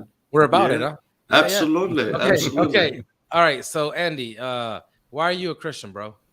For myself, that's for my freedom to believe. Like, no. I'm not something I do for me and my family. You know what I mean? I'm asking, like, what convinces you of okay, good question. I got 18 years old. When I was 18, I'm 21 now. When I was 18, I was so depressed. I was in a bad mood in my life. I just felt lost, you know what I mean? Lost a lot. But what can you say? I just started seeing a lot of things in my life that I have never seen before. Like, I started opening my eyes. And you know, like, sometimes you really gotta look for what you gotta find. Or what you're looking for, you're gonna find. So maybe, I don't know if I got a sidetrack or whatever, but I started seeing the world changes in front of my eyes, and I saw Christianity being a big part of it. You know, I don't know how much you know about the New World Order and all that. Yeah. Like, that really catch my attention, and that was something I felt was actually a reality like 3 years back. I know it's not. Maybe it is. Like, that's kind of a sin to say, like, the Antichrist is here. Jesus is back. It's not. No. I get what you're saying, and yeah, you know, Christianity does Christians do a good job of tying scripture to, like, current day events and things like this. And you know, it is what it is. I don't necessarily believe what they say. Some of this stuff to me is it's whatever, you know. Okay. But why? Like, I know you're Muslim, you know. Yeah, because I'm a Muslim. And that's why. Yeah. I know what the Quran personally myself. We both used to be Christians. I was almost a pastor. Fair enough. Yeah. But again, I'm born a Christian. That's what I know. And I'm young. I'm a young soul. Like, I'm lost also in many ways, you know. But I tweak the what can you say, the truth, you know. Yeah. Okay. So can you give me an objective reason as to why you believe Christianity is the truth for you? Absolutely. I feel your answer, or you're asking me strange questions, but yeah, I'm gonna answer that. Absolutely. I'm asking you for an objective reason. A reason for what? Okay, can you answer it again, or can you put me the question again? Sorry. Yeah, basically what he's asking is he's wanting a criteria by which you came to find out that Christianity in fact was true. Your personal experiences. I'm not saying it's true, man. I say it's true for me. Well, what does that mean? Not for you. That means that's something I do. But that's what I'm asking you. Yeah. That's what I'm asking you. Like he said, hang on, Andy. Yeah. Okay, so I understand that you've been, you know, puffing on the devil's lettuce. I get it. And no, bro, that's not the devil's lettuce. That's Mother Nature, man. And you're putting the horns to me now. I don't want the horns in my face. Don't do that, brother. It's just a term that we use here in the United States. It doesn't mean anything. All right. So so basically. Even though it's true for you, whether it's true for the world, I'm not saying it is true for me. You're saying, brother, you gotta relax. Just listen to what I'm saying, please. Sorry. Whether it's true for the world or not, whether it's truth for you does not matter. I am asking you simply, what is the criteria that you use to believe, that makes you believe that Christianity is true? For you? For me, yeah. I absolutely, and I can answer that in 2 words. No more words. Absolutely, it's a little bit complicated. 1 second. I'm sorry. I'm from Denmark. I don't speak English. Like, I learned English 2 years ago. Brother, I think it's something else. I didn't even understand half of your question, but I'm thinking about it. I don't think it's the language. I think it's something else. The criteria. This is why you should not smoke the devil's lettuce, guys. No, bro. No. I'm fucking drunk as fuck too and shit. Like, I'm on the devil's pussy, I guess. Yeah. I mean, look, just don't curse on the stream, please. Sorry. I didn't know you guys didn't curse. Like, I know Christian didn't, but Muslims. No, we do, but we try and refrain from doing it while on stream. I'm born in the ghetto, man. I'm born with all you guys. Like, no. I know Arab myself. Sure, Habibti.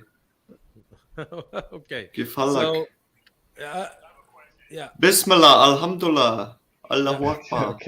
Yeah. Okay, Andy. Just take it easy for a second. We're gonna talk to somebody else right now. Just hang on. I'm gonna. No. I'm not gonna. No, that's not gonna happen. Is my mic good, guys? Andy, I would strongly suggest that you maybe come back when you have come down from your whatever it is that you got going on inside your body. All right. Yeah. Okay. All right, buddy. Take care. That was weird. Okay. So this is an example. This is an example of how just because someone says they're a Christian doesn't mean they're actually a Christian. Yeah, the brother was brother. No. Hang on. No, bro, his mind was not right. You heard what he said. He was, puffing. Guess what was smoking? What was he smoking? Bro, he was puff hitting. He was smoking the devil's lettuce. He was on that sticky icky. Sticky icky. And the scriptures say to be sober minded. Is he being sober minded? Bro, how can you be sober minded if you drink alcohol, bro? Exactly. So, and what did he claim? He claimed he's a Christian, right? Right. Christians, they blow and they drink alcohol, and they justify using the scripture. My point. And that's my point. Just because someone claims to be a Christian and they're not even following what Christ has taught, doesn't mean that they're actually a Christian. So somebody can say I'm a Muslim and practice and do things that are against the Islamic faith, but they're not truly a Muslim. You understand what I'm saying? Please don't speak for us. Please don't speak for us. Yeah, you don't speak for us. Speak for the Christians, bro. Yeah, don't speak for us because that's not true. There are people that are in the Islamic faith. Just because a Muslim, just because someone does things that are wrong and sinful, doesn't mean that they're not a Muslim. If they understand that it's something that they shouldn't be doing, hold on, let me finish here. Let me finish here. Stop interrupting me, dude. So if somebody, this guy just, fill yourself with some of that Holy Spirit, get some self-control, and let me finish what I'm saying. So what I'm saying is that a Muslim can do things that are wrong. There could be a Muslim that practices homosexuality. If that Muslim understands what they're doing is wrong and is trying to get back on the straight path and stop doing what they're practicing, they are still a Muslim. If they say that there is nothing wrong with what they're doing and it goes right in line with their belief, that is when they have left Islam. Yeah, because they'll be denying Islam or the Quran at that point. I mean, if anybody that sins and does anything that goes against the belief is not what they believe, then there are no Muslims, there are no Christians, because all of us do these things that go against what the book teaches. And that's the point. And that's my point. So that is the objective proof for Christianity. So that no, it's not. Christians don't exist if that's the case. Yes, everybody has sinned. You have sinned. I have sinned. So that's perfect. So then you would agree with me. Then everybody in the world, there is none that does the will of God. We are all sinners and we fall short of the glory. Yeah. But you're missing the point. The soul that sins shall die. So that's what you don't need to preach to me. I used to be a pastor. Okay, I used to be a pastor. You don't need to preach to me. I know the book. But here's the thing. What you're saying. What you're saying is that Christians don't exist. So do you know what the etymology of the word Christian means? Do you know what that means? Wait. You said that if someone does something that goes against the belief, then they're not truly a Christian. Like this gentleman that was on here. He was on screen. Hold on. He was on screen. Hold on. He was on screen smoking weed. Okay? Is that a sin? Exactly. Okay, so how does that mean that he's not a Muslim? Or how does that mean that he's not a Christian?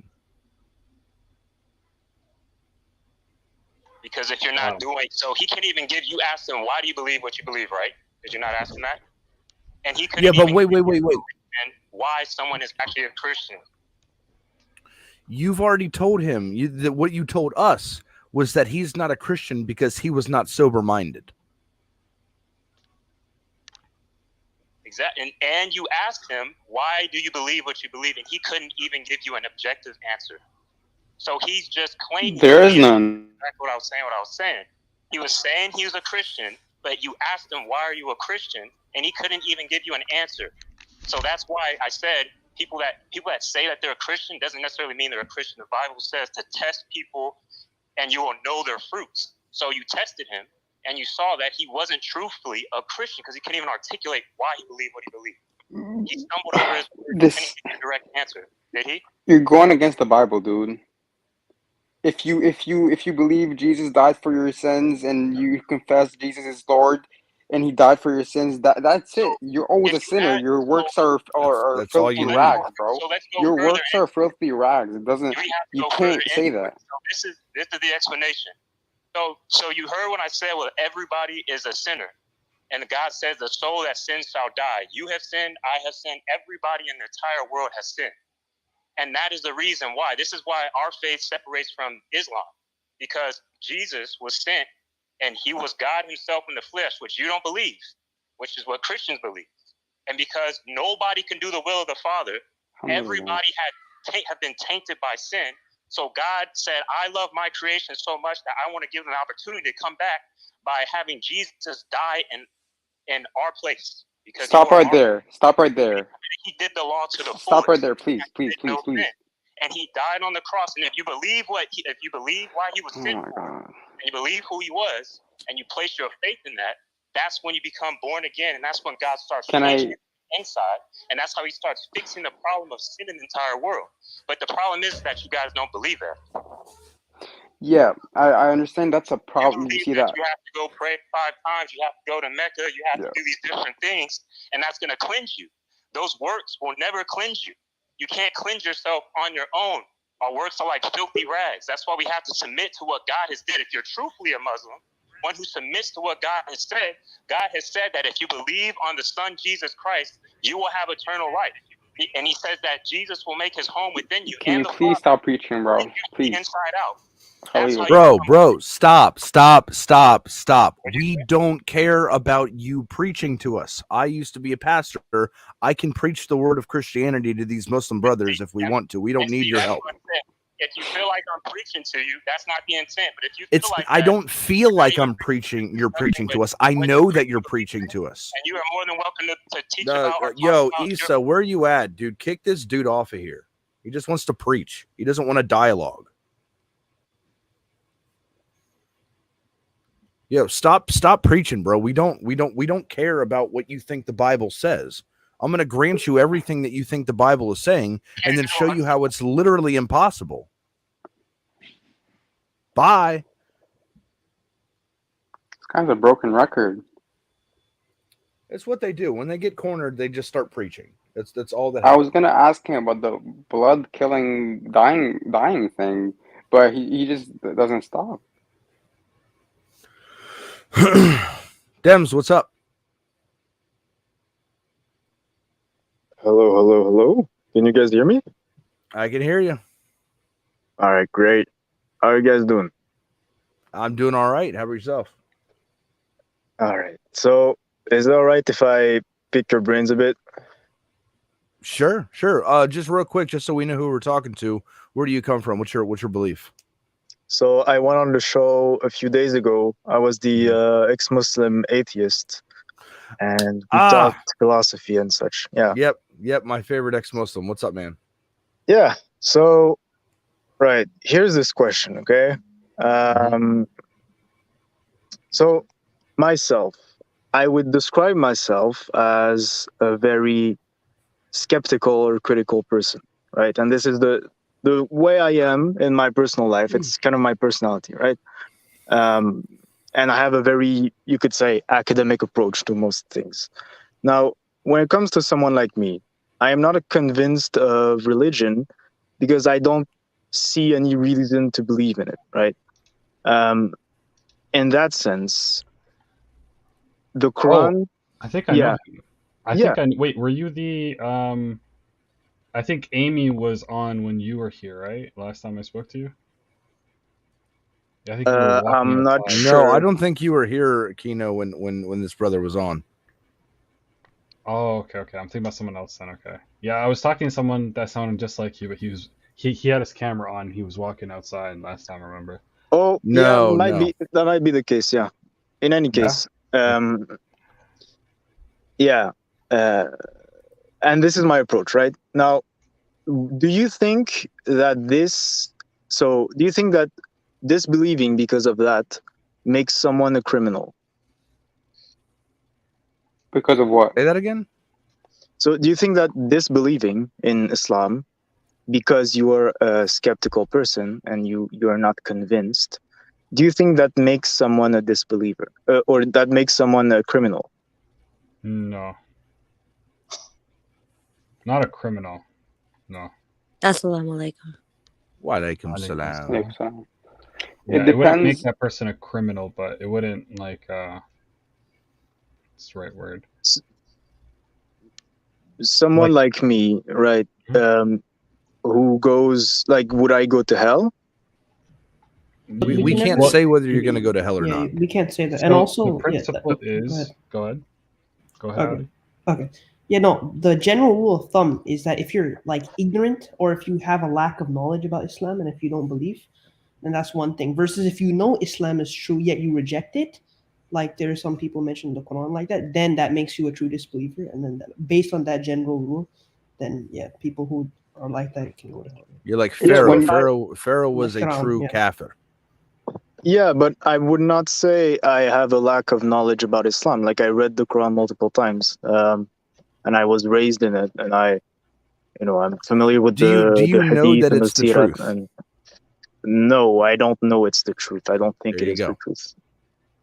So pretty much you have to find the reasons. Just because you read it multiple times or you're brought up in the family, it doesn't make it true. You have to see why these people, why your family and their parents and their parents and all these people believe in this book. You have to see what it boils down to and where they're getting all of this from, and whether you could trust it or not. And when you look at the reasons, you're going to see way more reasons to believe than disbelieve. Like you're going to have to be like standing, and you're not going to see a better way of verifying anything in the world better than Islam. Like Islam, I would say, is the most verifiable fact in history. Just anything pretty much that you could actually verify and go back to see what these people said, to see whether the words in this book are actually true or not. Because we know almost everything about that time period, what these people knew, right? And then we read the book, and it claims to be a miracle. It claims to be this. It claims to be that. There's a multiplicity of reasons that it just boils down to, okay, this book is supernatural. There's no way on earth it could have came from a human being. And then we see, okay, can we actually say that this came from this guy, or was it corrupt, or was it this, or did it get messed up with?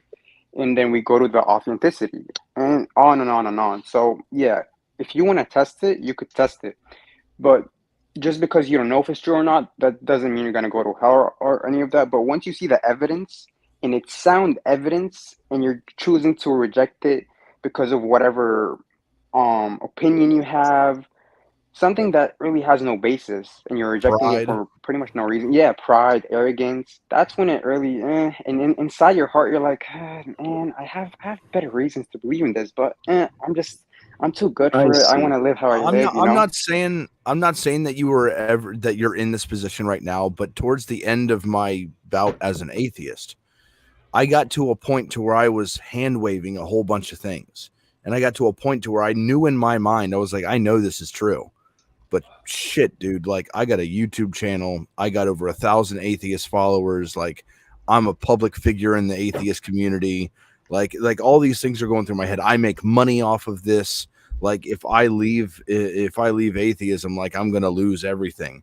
I have to change the way that I live. I have to pray 5 times a day. I can't have my biscuits and gravy with my sausage gravy and eat pork and all these other things. And it kept me from taking my shahada and becoming Muslim for a certain period of time. That's what we're talking about. That right there, I was truly in disbelief. I truly was a kafir because I knew that Islam was true, but yet I was trying to find every single possible way that I could to to get away from it, to just deny it. That's what we're talking about.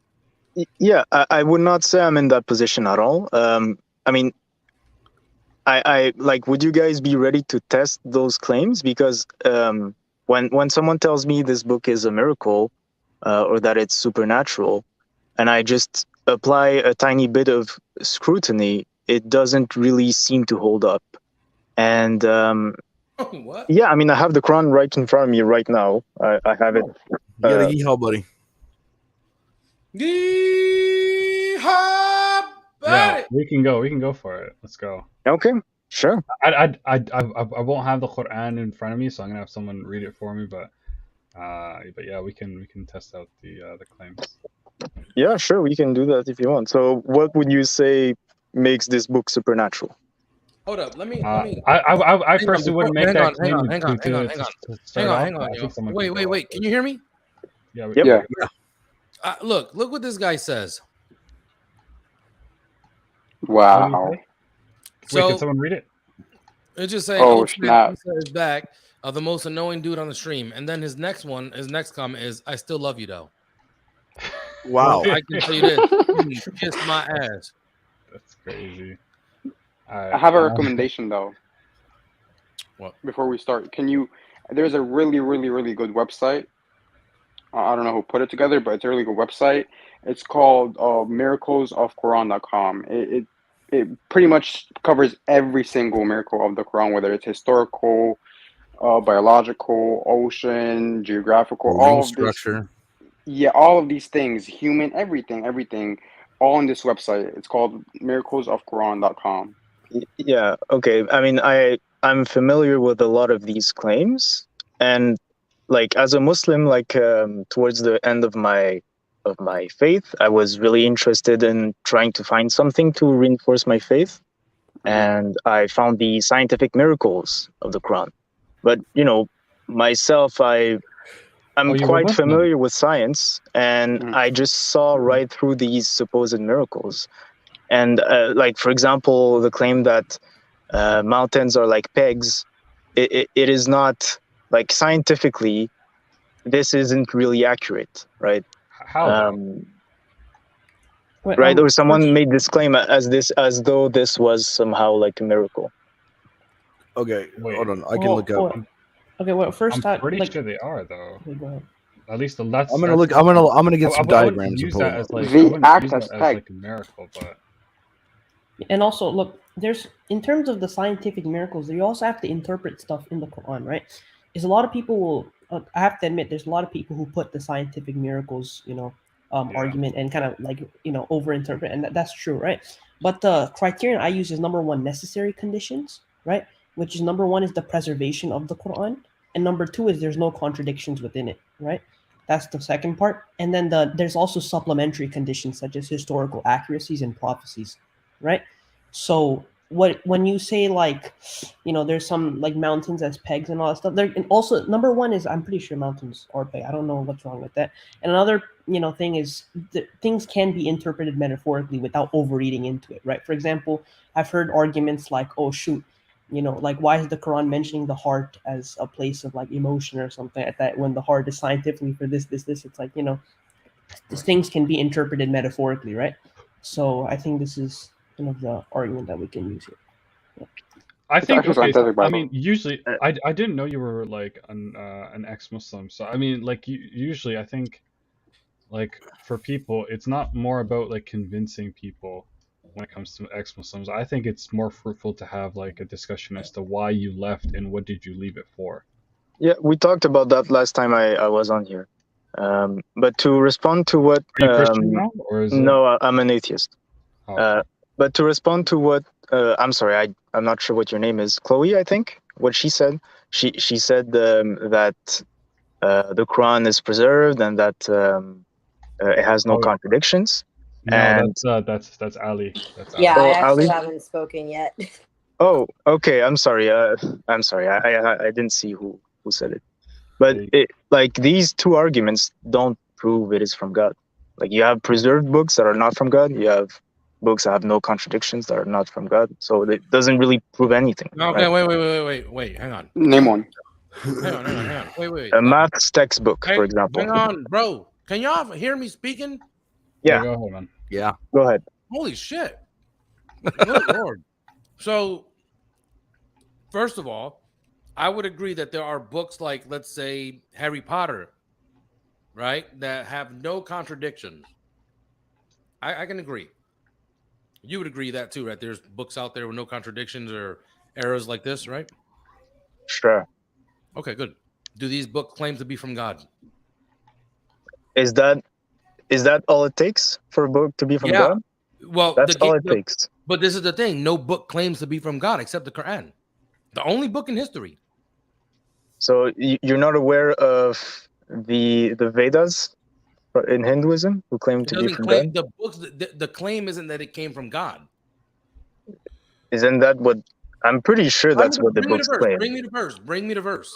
I'm sorry, I can't give you a specific verse, but I know this is in Hindu tradition at the very least. Hey, until you can stop, objection, and Khalid is supposed to say sustained, right?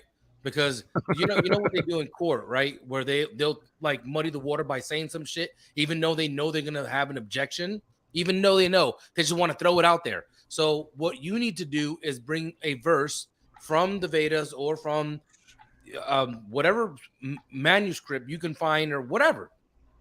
Allah in the Quran says, if this book had been written by anybody other than me, or authored, surely you would find in it many errors and contradictions. So the book is claiming to be from God, right? Would you agree that this is a God claim? Yeah, but again, like, I don't see why claiming it is from God is supposedly evidence it is from God. The evidence, how does that the evidence is within the Quran. Okay, listen very carefully. If this book was written or authored by anyone other than me, surely you would find in it many errors and contradictions, right? So that's the challenge. Find errors, find contradictions. If you can do that, again, okay, we can go into that if you want. Hang on a second, bro. Yeah. Because it's not only just errors, or it's not just like scientific miracles in the Quran, linguistic miracles. Matter of fact, let me pull this up real quick. I want to read you something I read to an atheist. So, just to be clear, the Vedas are clearly saying that it has no author, that it's not from man, nor is it from God. It's a word called aparashaya, means they have no author.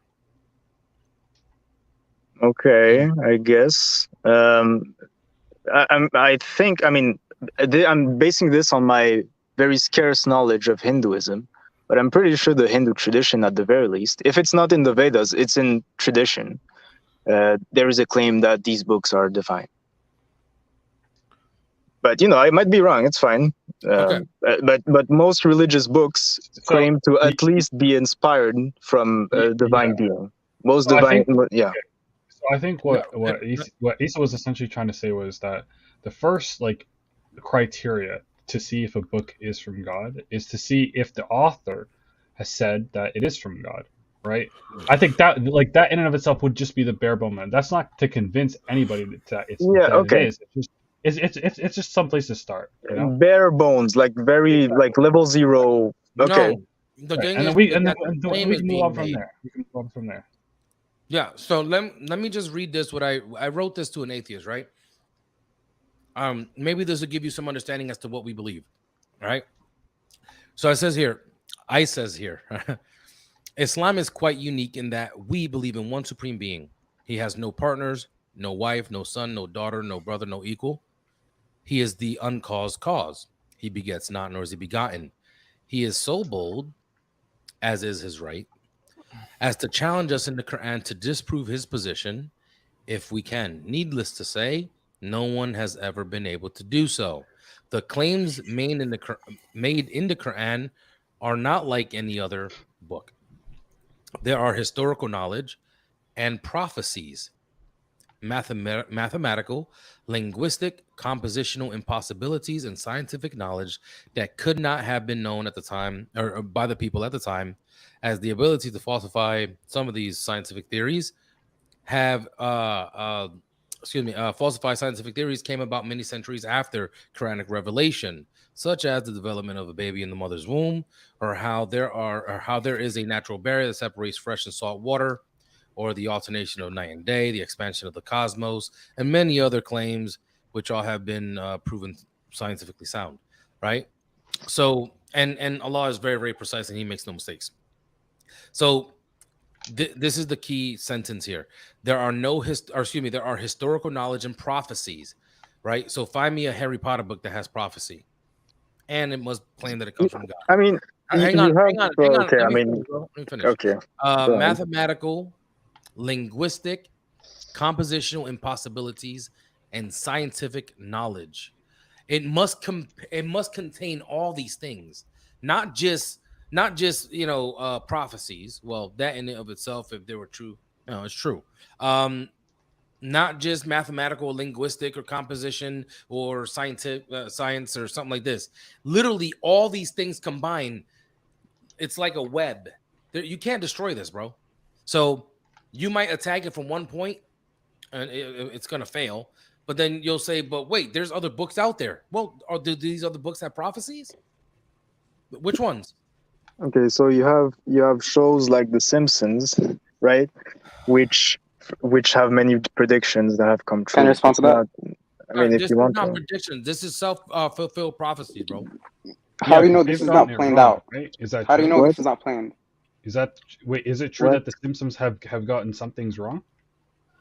They have gotten some things wrong, absolutely. Exactly. And so, I mean, that's okay, so I'm hearing a lot of claims here.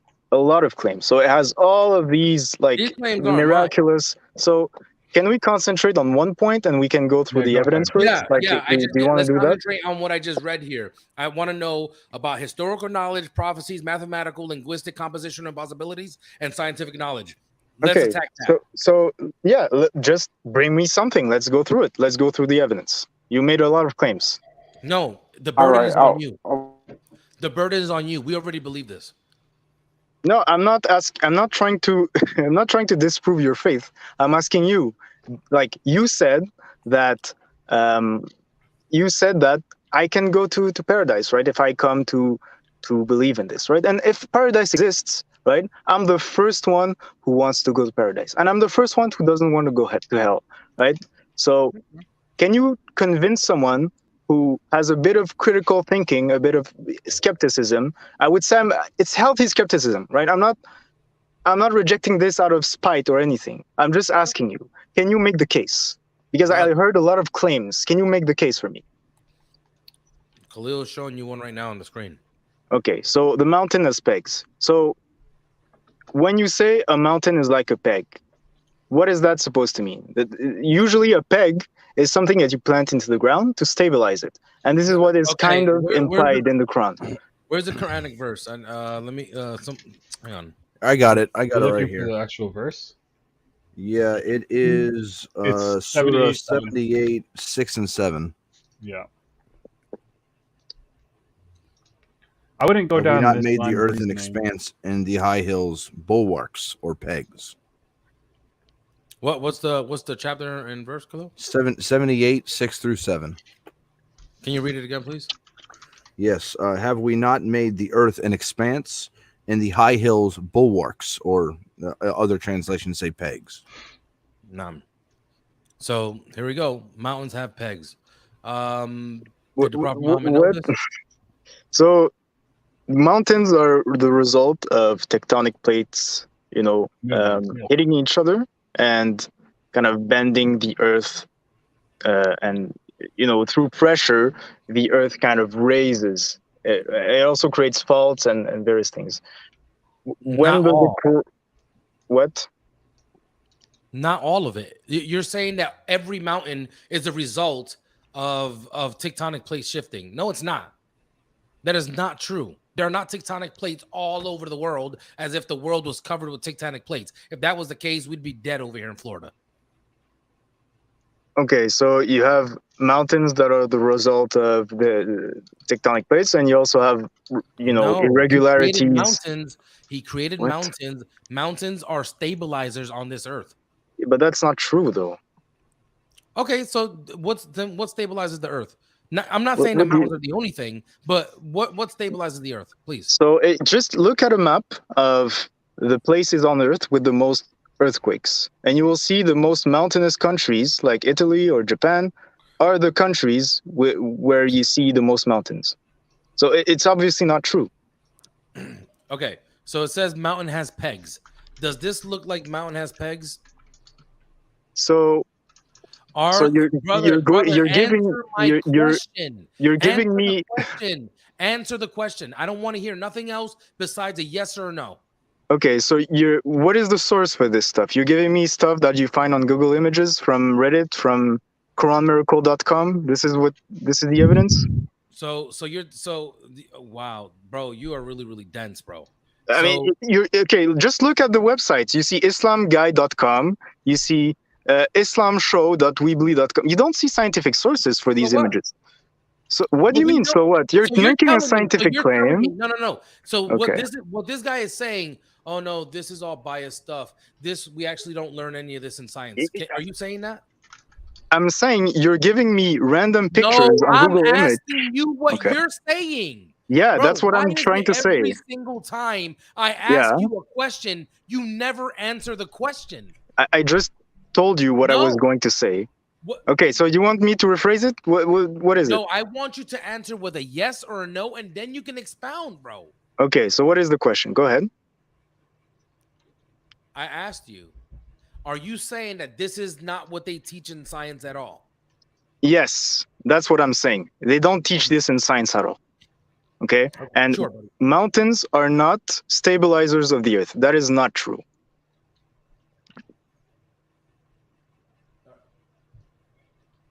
You're the man, son.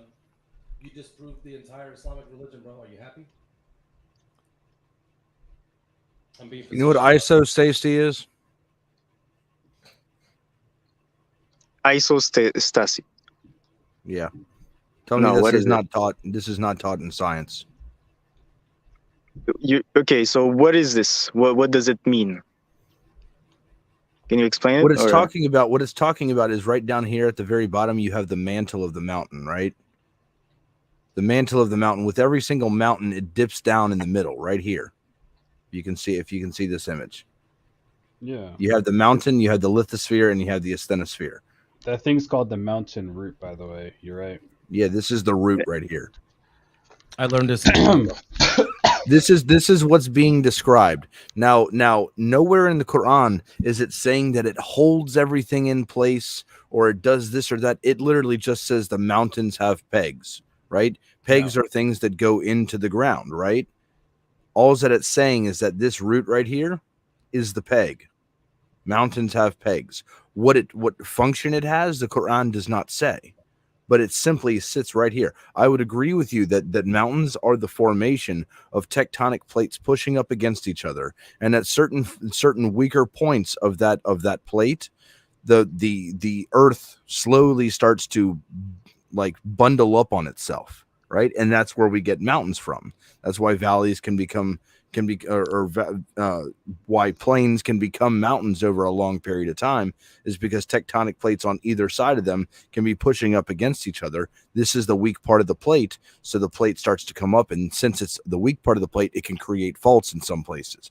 So I don't disagree with anything that you've said, but simply right here, this mantle, this root, this right here is what is being described in the Quran.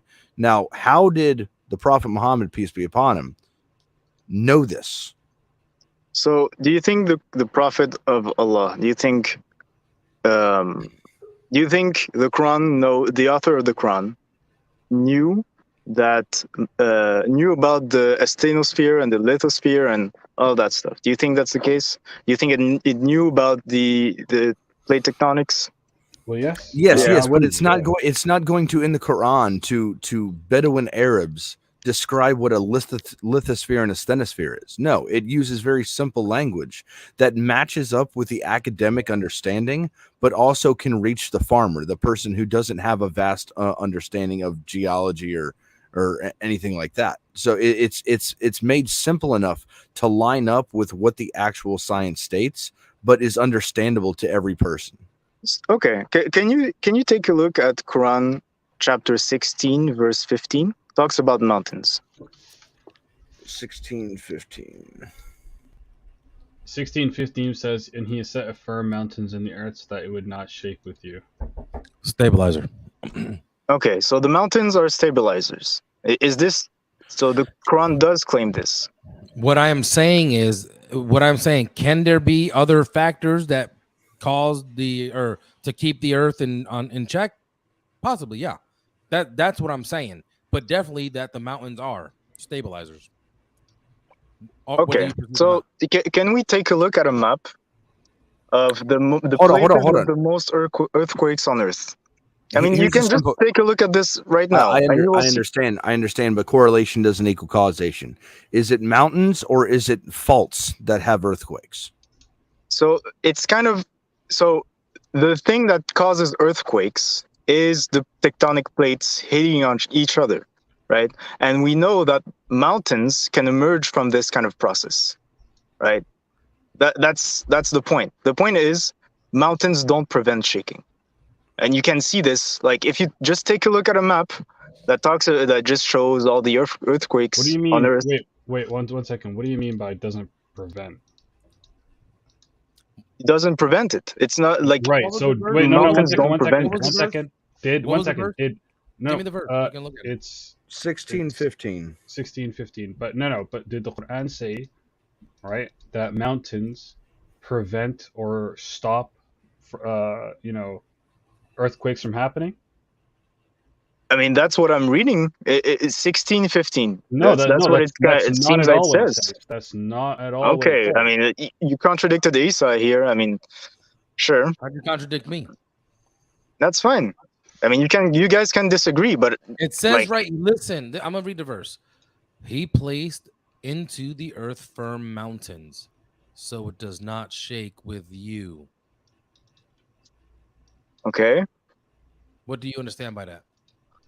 So my understanding, okay, what I'm reading here is it says that mountains stabilize the earth and prevent it from shaking. This is what I'm reading. Sure. Okay, but that is evidently that does not seem to be true. So you're saying that because there are earthquakes that that this is wrong. I'm saying that if you look at the places with most earthquakes and you look at the places with the most mountains, you see a very strong correlation. You see that places like, as I said, like Japan or Italy, they have a lot of earthquakes and they also have big mountains. Yeah. So does correlation equal causation? No. But that just shows you it does not seem that mountains prevent earthquakes. I didn't say it prevented earthquakes. It's not prevents I never said that. So you said that mountains prevent the earth from shaking. Okay, so didn't you just say that? If we were to look at an area that has flat plains and a fault along those lines at the flat plains, there is a lot less support there than there would be with a mountain above that fault. So just because there's faults where mountains are doesn't necessarily mean that, like you said, you agreed with me. Correlation does not equal causation. I think this is what Faisal is saying, and I think this is the point here, right? He's saying that the mountain doesn't shake with you. So I guess what it is that these are firm. So that I don't know, maybe the mountains don't go crazy, shaking about, falling all over the place. Maybe pieces of it, but that's fine. Because it has a peg. Do you want to take a look at point? Do you want to take a look at what the tafsir say? Yeah, we can just look at it if you want. Yeah, I want to see the tafsir. Go ahead, Okay, sure. Okay, so you can see. I'm looking at Tafsir Ibn Kathir. And it says right here, Allah mentions the earth and how he placed in it mountains standing firm, which make it stable and keep it from shaking in such a manner that the creatures dwelling on it would not be able to live. Okay, this is what Ibn Kathir says. And we can take a look at others if you want, but it seems that his understanding himself... No, it's not. I'm reading the exact... I'm literally reading straight from the book. Hang on one second. My brother, thank you very much for the 50 SAR. May Allah subhanahu wa ta'ala reward you. I mean, Jazakallah. I'm sorry, go ahead, Kino. Jazakallah. Yeah, I mean, I'm looking at the actual tafsir right here, and all it says is it literally reaffirms what the Quran was saying. What's it say? Read it. I'm going to look at the translation here. Give me a sec. Okay, so it says, then Allah mentioned the earth and how He placed in it mountains standing firm, which make it stable and keep it from shaking in such a manner that the creatures dwelling on it would not be able to live. What creatures live on mountains? Yeah. Goats. Okay. So you just One second. Let me finish. Some goats. Mountain lions. You have birds. You have hawks. You have many types of organisms that live on mountains. Now, if the pegs that we were just looking at, and I've looked into this, sometimes the pegs are 2-3 times the elevation into the ground of the mountain as the mountain itself. If that didn't happen, if that wasn't there, and the mountain didn't have a peg to essentially make it firm into the ground, and so that when earthquakes happen, the mountain would be moving a lot, and the animals on the mountain wouldn't be able to live.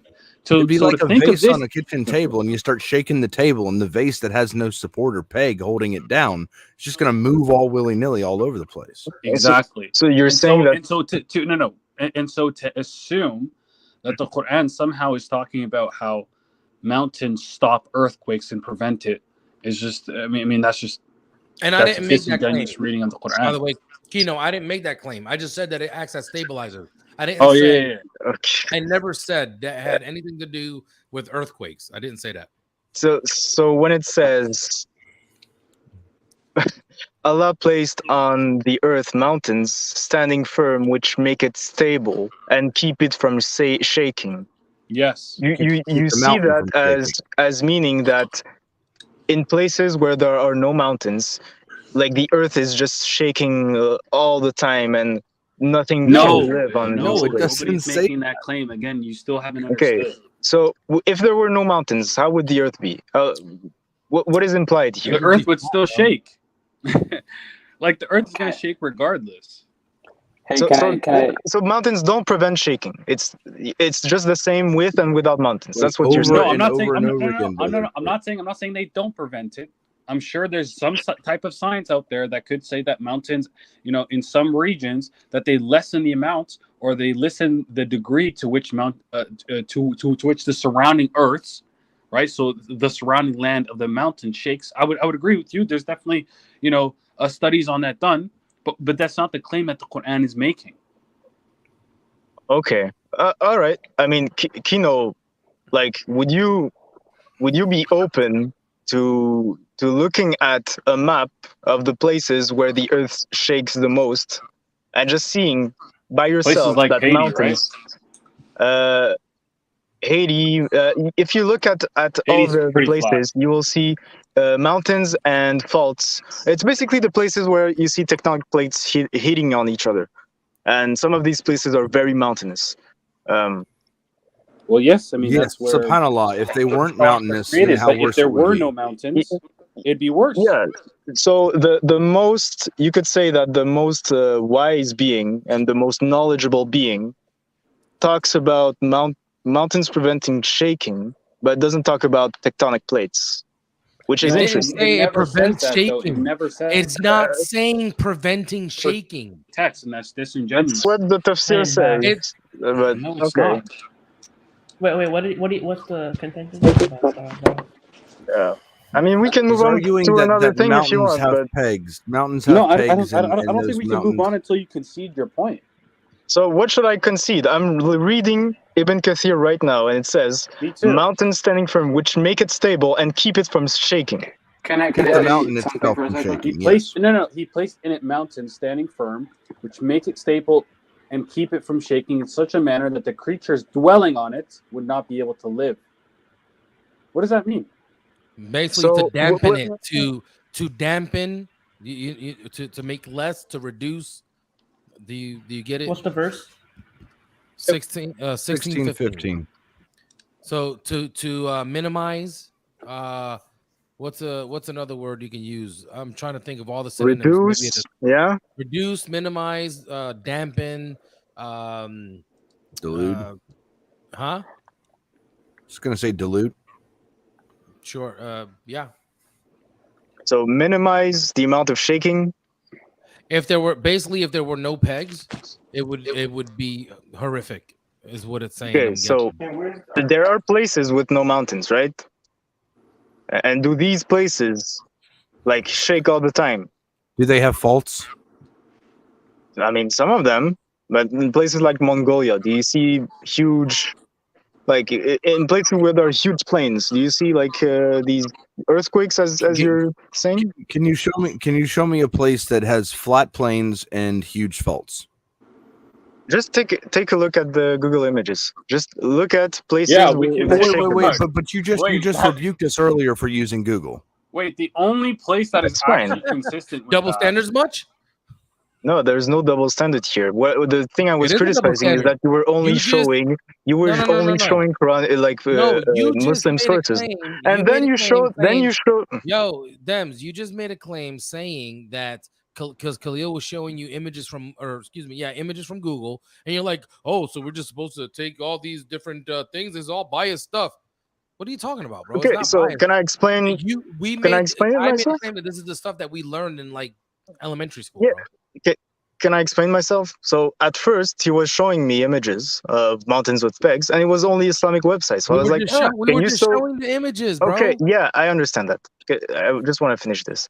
And I was like, okay, that doesn't really seem like a scientific source. And then he showed a scientific source. I was like, okay, why not? Sure, fine, right? So that's not the problem. Now, if you just take a look at Google Images and you look at the places with the most earthquakes, and you look at the map, you'll be able to see that places that are very mountainous, like, don't exclude or don't minimize the risk of earthquakes.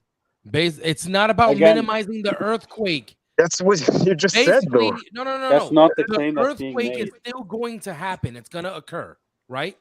But the mountain is there to reduce it. So let's say, for example, that's what I said. And you said to reduce earthquakes. Yeah, it's not reducing earthquakes. It's reducing the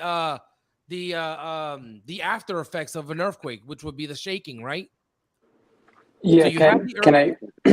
hang on. So you have an earthquake, okay? That's fine. We agree. Earthquakes happen, right? Now, an earthquake that may be magnitude like freaking 30, it's not. It'll probably go 5, 6, 7, 8, 9, right? On the Richter scale, something like this, which is freaking high, but it's survivable, right? Hello? Yeah. Okay. Yeah.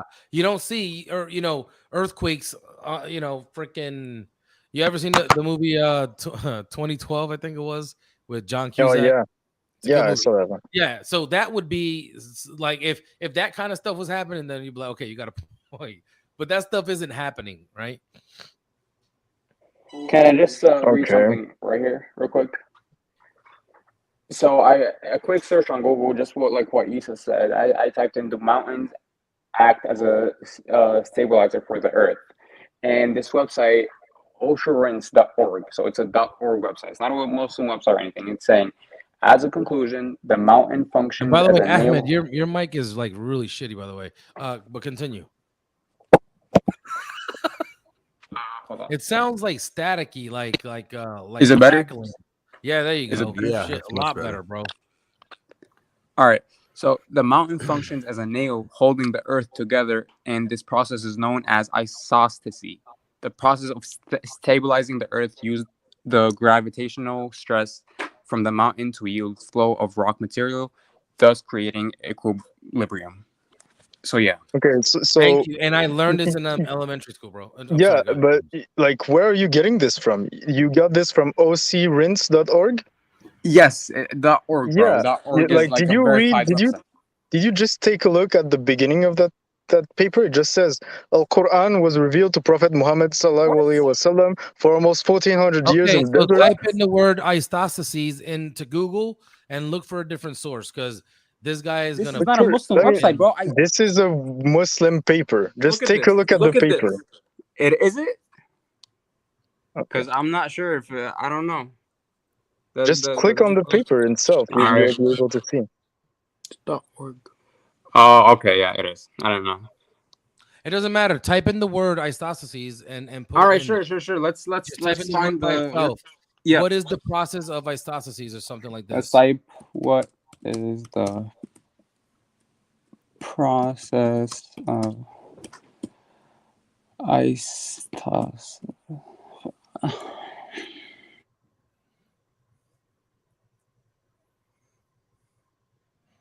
The vehicles have shock absorbers, and what are their purpose? The vehicles still shake, but it reduces the shaking. All right, so it says here, isostasy is the rising or settling of a portion of the Earth's lithosphere that occurs when weight is removed or added in order to maintain equilibrium between buoyancy forces that push the lithosphere upward and gravity forces that pull the lithosphere downward. Oh, that's it. You said it with maintaining equilibrium. Yep, it's the same thing the website said, quoting science. Oh. He's not going to be happy with that, so we're just going to move to the next one. Would you like me to give you some other options to pick from? It's fine. It's fine. I can literally even Wikipedia is fine. I don't mind. There's no problem with that. Yeah. That's fine.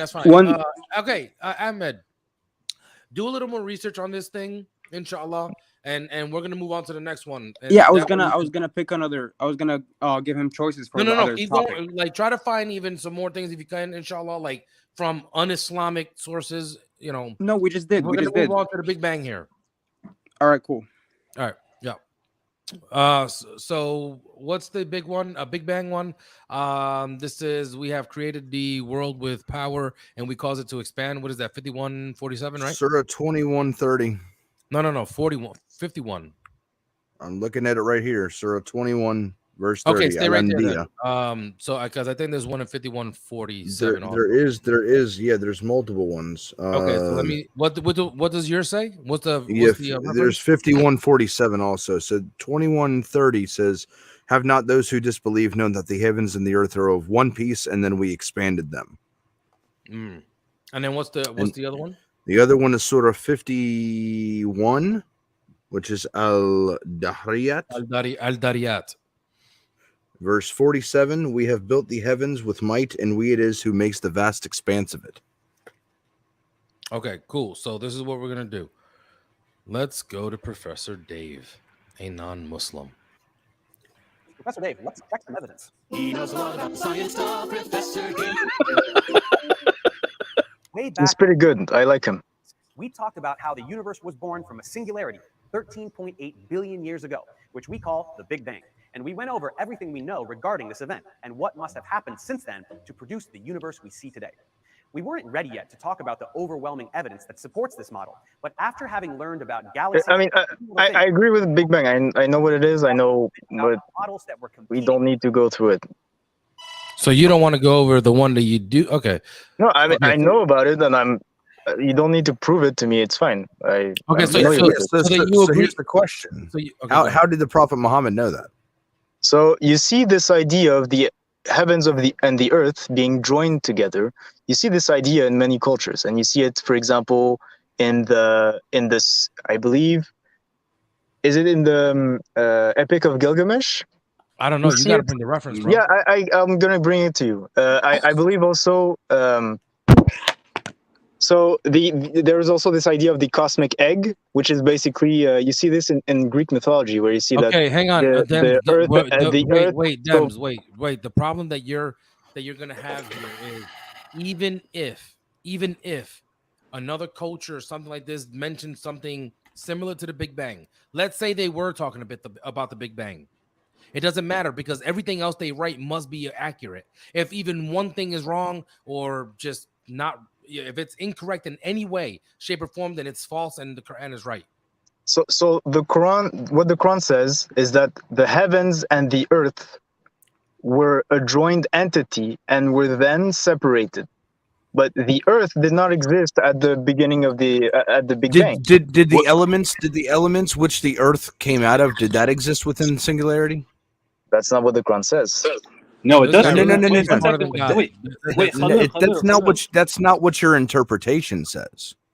So if you take a look, okay, he just got it wrong though. The heavens and the earth. What heavens and the earth hold on. So hold on. Let me just try this, because I spoke with him the other day. I had a really good conversation with him. Me and him can go back and forth without all this crazy contention.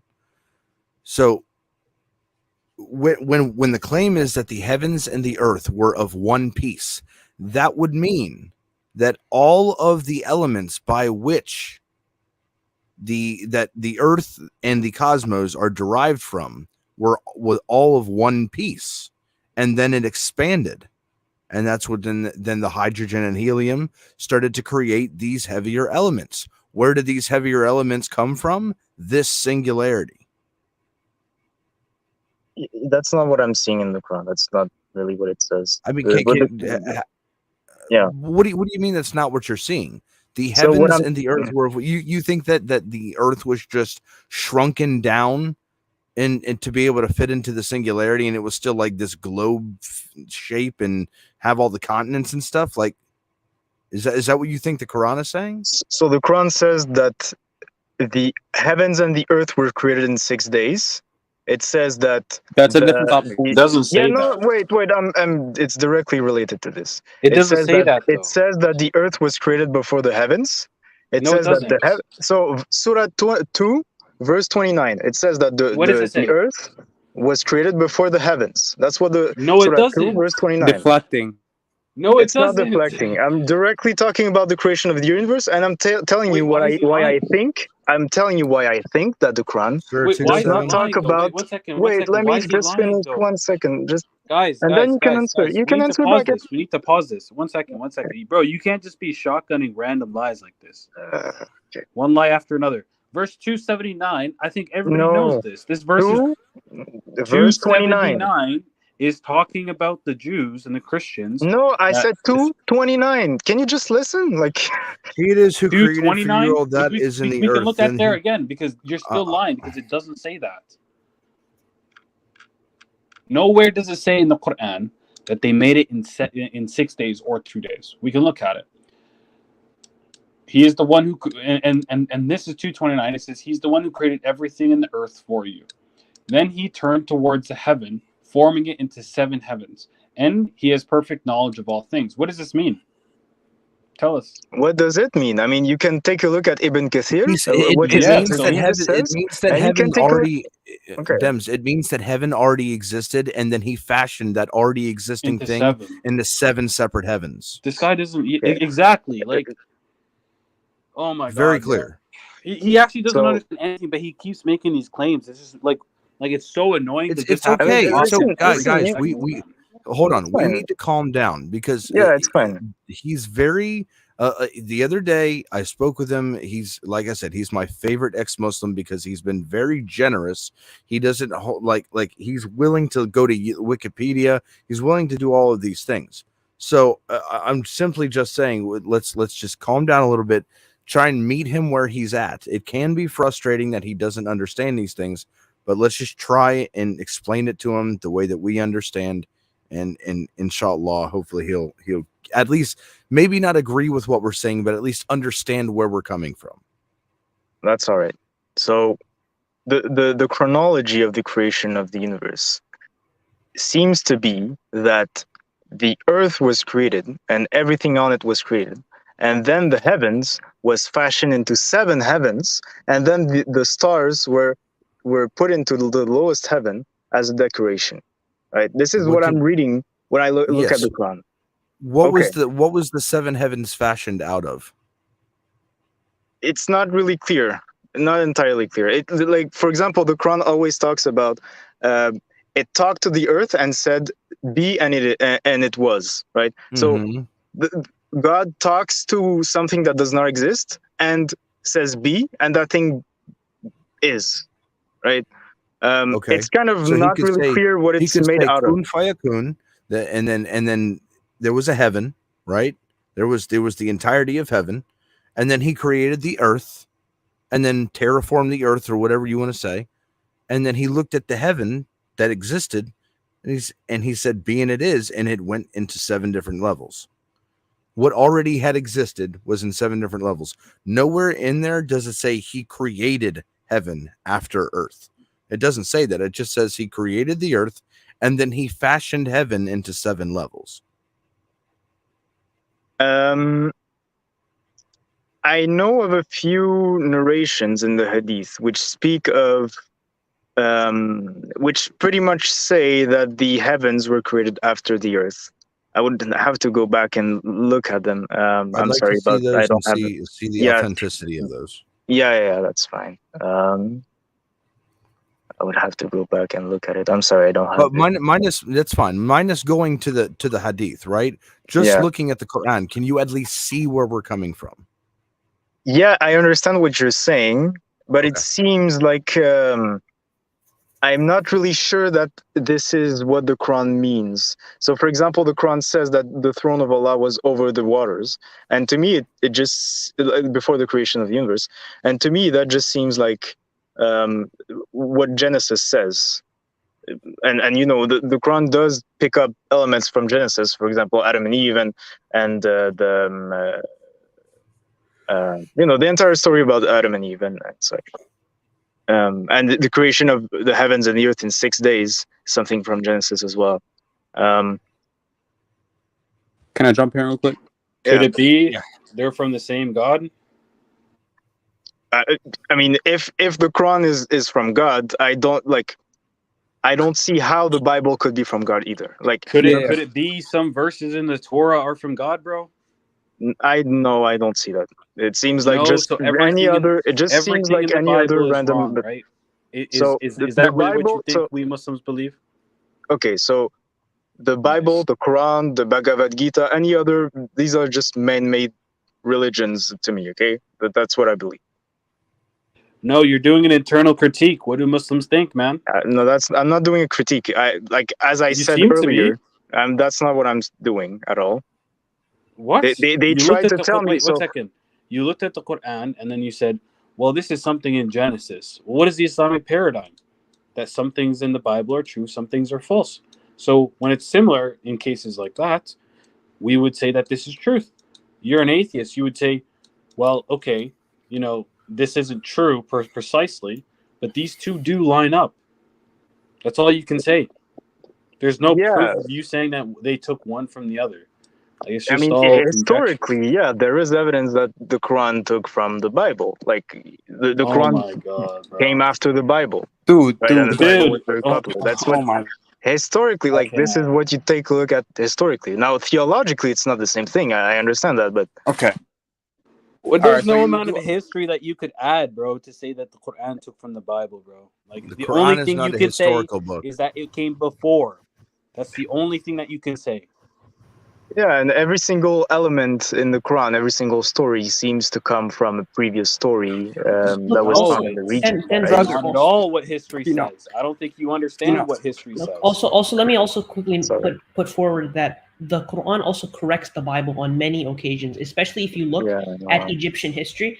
For example, you have the example of Haman, right? That's one example. There's another example. You're talking about Haman Hotep?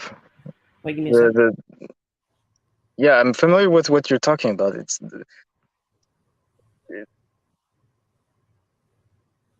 It's not really something that you see. So the Quran talks about a character called Haman, and I believe the Quran talks about a character named Haman, and some Muslim apologists took a look at figures within Egyptian history, so figures that were found in some records. And they said, oh, this character named Haman Hotep seems like the Haman within the Quran. And it just doesn't really seem to be the case. Did you just listen to like 1 minute of a David Wood video and then just... I'm sorry. What you need to look at, right, is Haman was responsible for building a lot of the monuments in ancient Egypt, right? And the Bible, you know, does not even... I think the Bible, correct me if I'm wrong, I think I saw this. It does not even deem him as someone in Egyptian history. They thought he worked for like the Persian, like in ancient Persia, as a completely different character. They used Haman, right? You have this. You have another evidence where the leader of Egypt is not referred to as Pharaoh in the Quran. It's referred to as king at the time of, I forgot which prophet. Somebody correct me, right? In the Bible, it's referred to as Pharaoh, right? So you have all these different corrections that the Quran makes depending on the historical context it's referring to, something that the Bible fails to do. So to say that the Quran copies from the Bible is disingenuous because it corrects the Bible on many occasions. It doesn't correct it. So, for example, when you see like the entire Exodus narrative is not historical. The entire Noah's flood narrative is not something that happened in We history. don't believe in a global flood, bro. But the Quran is pretty much indicates it was a global flood. Like no, it doesn't. Not at Dude, any point, dude. just Like, everything now I'm wrong. questioning how much information you had when you were a Muslim. So the Quran does say no Muslim, that I Quran's- know believes in a global flood. So not a what single one. What the Quran does say is that the Ark of Noah went so high it went over Mount Judy, which is kilometers high. So this means that the waves were kilometers high. The waves were huge, right? If it was not a global flood, I don't like. If the water levels rose 2 kilometers higher, how is that not a global flood? Are you saying that God could not have contained it in a specific area? Okay, so is there any evidence, historical, for any of that stuff? Is that really a historical event? Yeah, we can get the Quran is not a history book; it's a book of revelation. But there's nothing logically impossible about this.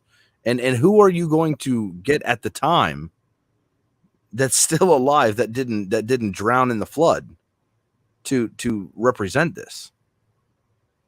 I mean, you can just take a look at dendrochronology. You just look at the trees and you look at the ages of the trees and you look at, okay, do we have trees that have drowned in this event? We're not young earth creationists.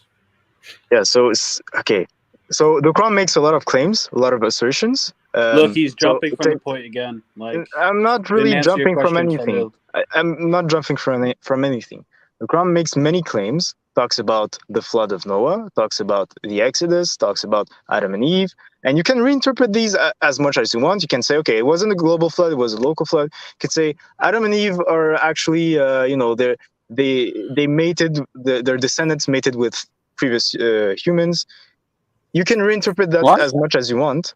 I mean, I believe that's your interpretation, right? So there were humans on Earth, and Adam and Eve, their children kind of mated with them. What? Khalil, right? That's what you interpret. That's some interpretation. That's some positions. Yeah, it doesn't really seem to be based in the scripture, but if that's your interpretation, that's fine. But that's not what I'm seeing when I look at the Quran and when I look at the scripture. There doesn't seem to be much basis in the idea of a local flood. The Quran seems to There's talk a lot about, of basis for this, man. There's many scholars actually hold to this view, but you don't know that. You're ignorant. That's what you are. I mean, I know what the argument is. The argument is basically that Noah couldn't have, like, all the people on Earth who weren't bring a messenger. That's one of them. Couldn't have drowned. Yeah, but yes, that's one of the explanations. I'm aware of it. One second. That principle in and of itself just refutes your whole claim. But again, that doesn't disprove the idea that there was a global flood, right? I'm not if you saying just it want to say, but it's highly unlikely. So the fact that there are waves high like mountains, and you see that the Ark of Noah landed on Mount Judy, which is kilometers high. Wait, how do we know that? The Quran says it itself. In Surah 44, I believe. Does it say that it was at the top of the mountain? Which verse? It said it was on the mountain.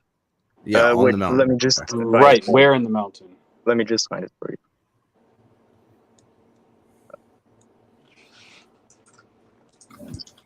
Look, and I'm also, looking at all of the hadiths on it, and I'm looking at some verses in the Quran as well.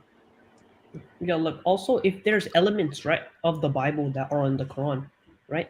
Like that, so we don't say that the Bible is complete, like the Bible is corrupted, yes, right? But we also have to acknowledge, right, that there are previous prophets and some things might be in the Quran, but the Quran corrects the Bible. The Quran is uncorrupted and does not have any contradictions. So even if there's some elements from the Bible, that does not disprove the Quran in any way. So I don't understand what the basis of the argument is. Okay, the entire okay. So if you, from my perspective, okay, I don't need to do any mental gymnastics. Okay, I can just look at what the Quran. The source. Yeah, that's fine. That's fine. It was Quran verse Surah 11 verse 44. It says, "O earth, swallow up your water, and O sky, withhold your rain." The flood water receded, and the decree was carried out. So this is after the flood. The ark rested on Mount Judah, and it was said, "Away with the wrongdoing people." Which verse? 11:44.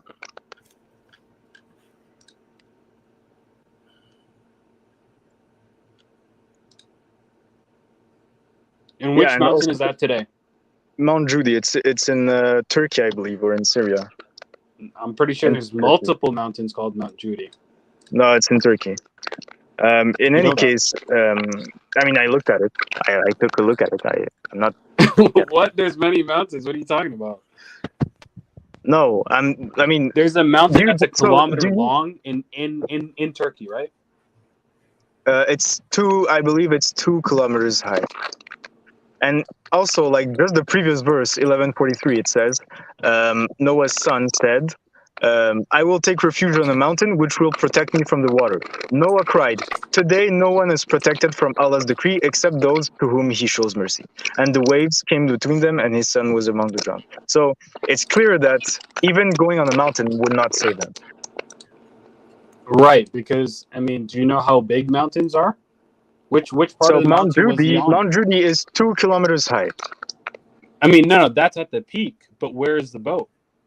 So if you take a look at the mountain range, you will see that even the bottom. If you take a look at the mountain range, you see even the bottom of the mountain is still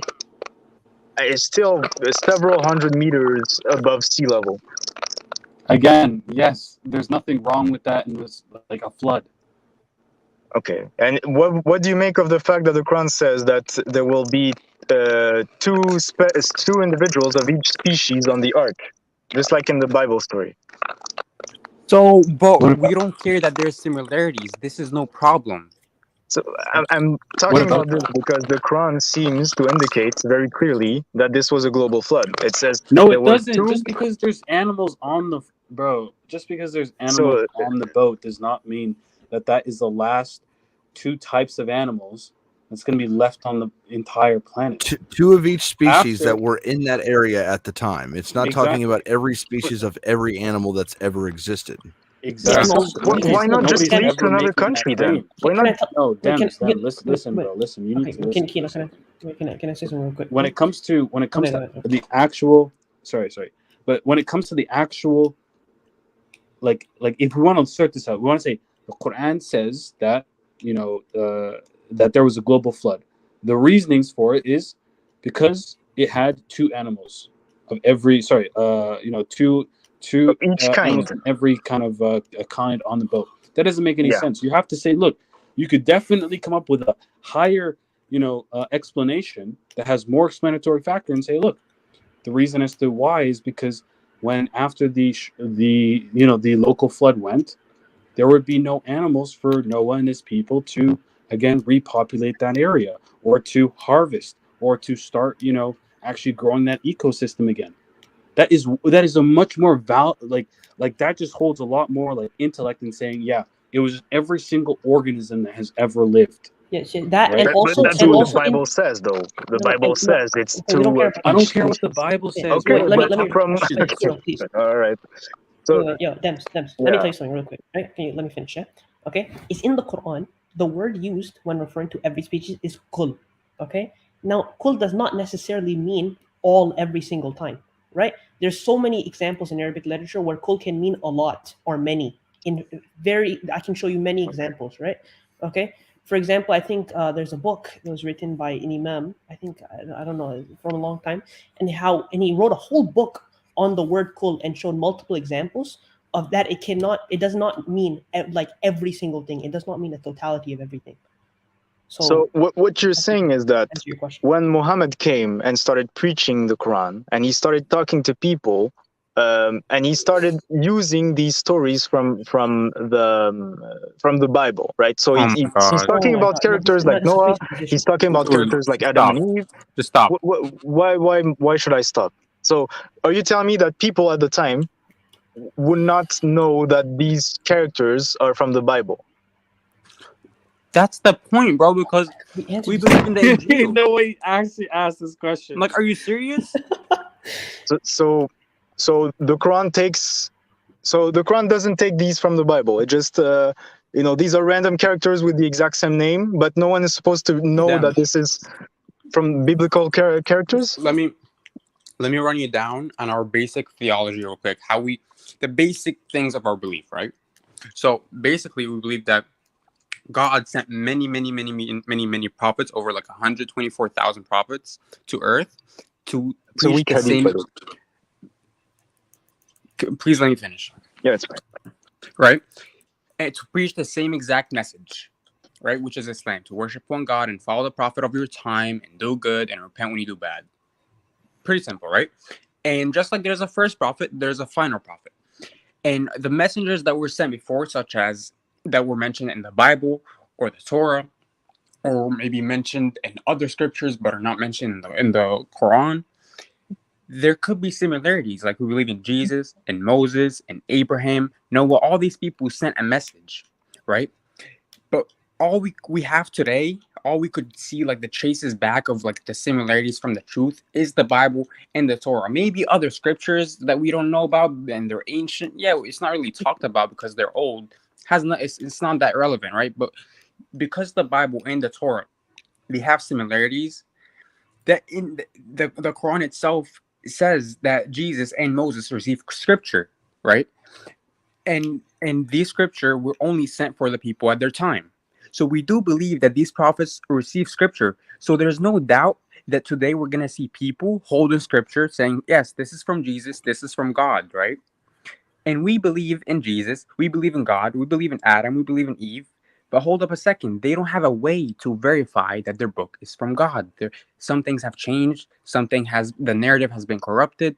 The Quran is the final message sent to all mankind, while the Bible was not, right? So yes, we will find similarities, and the Quran itself is used as the standard to correct the scriptures before. So of course we're going to see similarities. We're going to see Adam, we're going to see Eve. These are basic things that we should actually see. If it's from the same God, if it's from the same God of Abraham and all of that.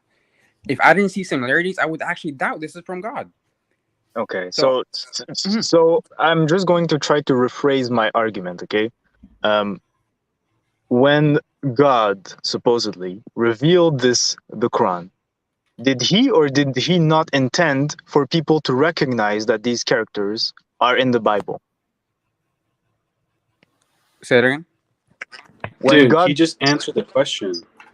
Okay, so did he intend for people to acknowledge that these characters are found in the Bible? Yeah, sure. I mean, in the beginning, the way Prophet Muhammad, before he knew what was going on, the cousin of his wife told him, like, yes, you are the prophesized prophet from their scripture that they were reading. They knew that there was someone coming in this area. There were even Jews waiting for Prophet Muhammad, knowing that he's gonna arrive. So from the scriptures that they read, whether the scriptures that they had, and today we could see that the Prophet Muhammad was prophesied, that there was someone to come at the end. And these people knew that. That's why they were in this peninsula in Arabia. And at that time, many Christians, many Jews believed in him because of the Bible, because of the miracles, because of many things. Yeah, they believed. Yeah, right. And so, if he came to preach Hinduism or some weird stuff, they wouldn't have believed him. Yeah, but this person was chosen from God as the final one. This is why he doesn't contradict what the basic things that you would see from the other scriptures, like worship one God, all these things, Adam, Eve, all of these basic things. But when it comes to details like, okay, did Jesus die? Was he God? Was he not? All of these differences are corrupted later by narratives that people make up. But they all come from the same God, but one we can verify that is authentic and one we cannot. Okay, so did God mislead people for thousands of years into people who look at the Quran and are like, okay, it's talking about Noah. So for example, myself, when I look at the Quran, it's quite obvious that the characters mentioned in the Quran, so for example, Moses or Noah, like the Quran speaks about these characters as though people listening are aware of these characters.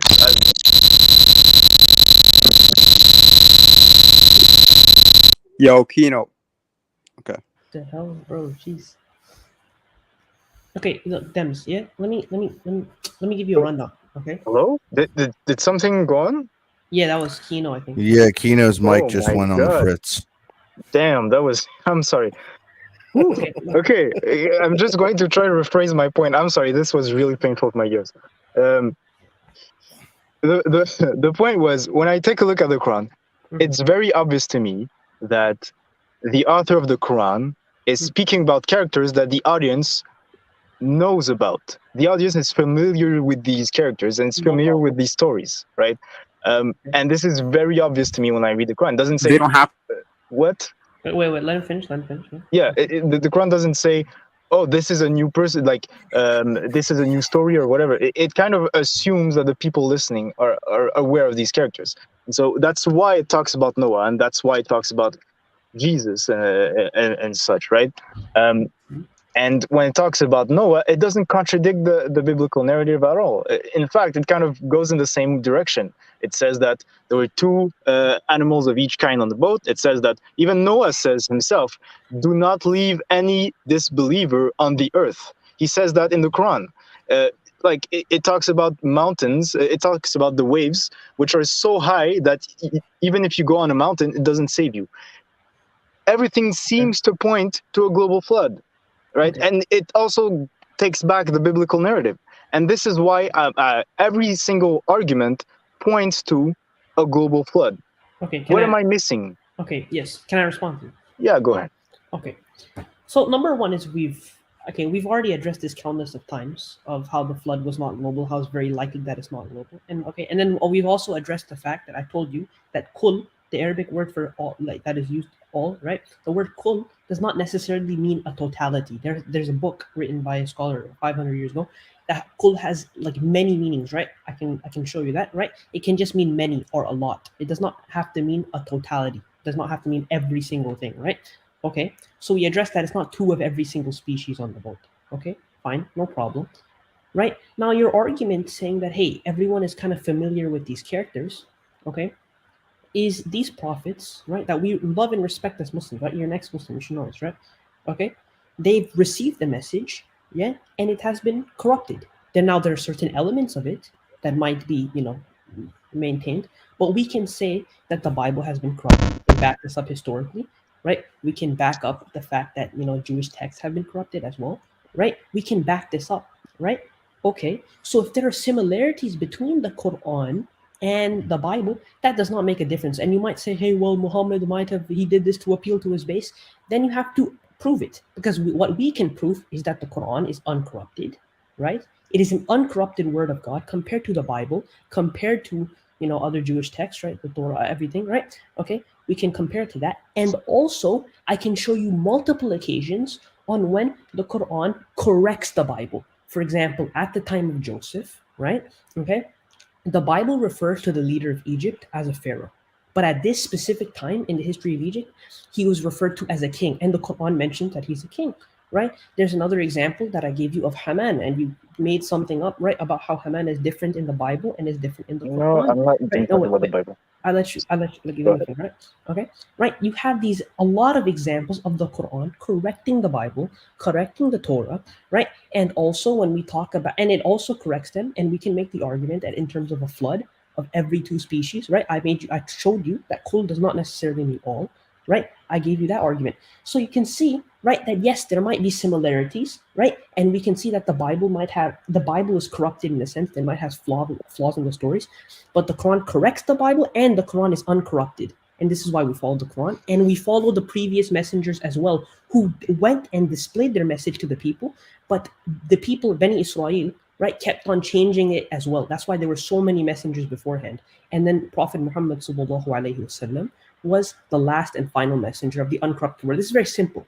And we repeated this many times, but hopefully now you can understand this, get this as your final point, because I think this answers your question fully. If it doesn't, then I don't know what to do. But then I feel like you're being disingenuous person. But yes. I'm not being disingenuous. What part of the question did I not answer?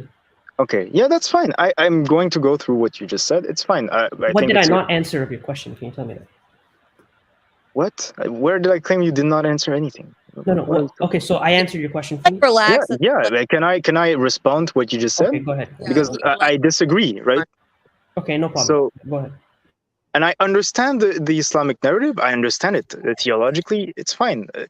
The problem I have is that the Quran does not contradict the biblical narrative on Noah. It doesn't say. I just told you how it did.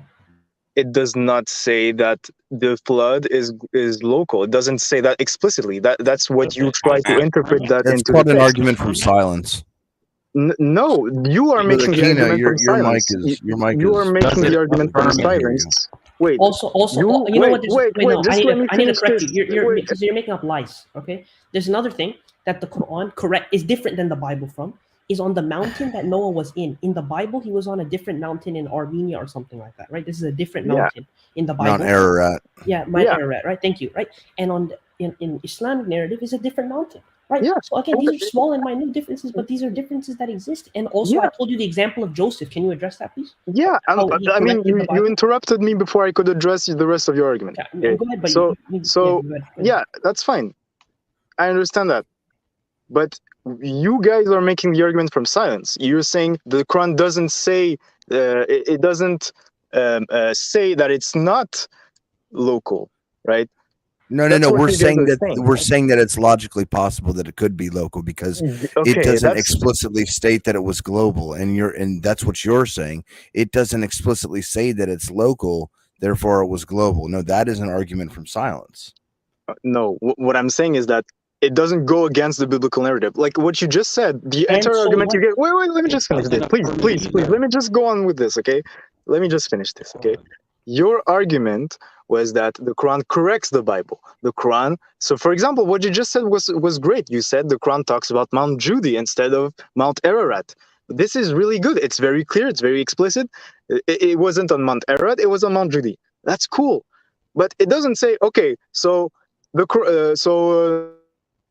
was actually just a local flood. It doesn't say that at any point in the story. It just goes in the same direction as the Bible.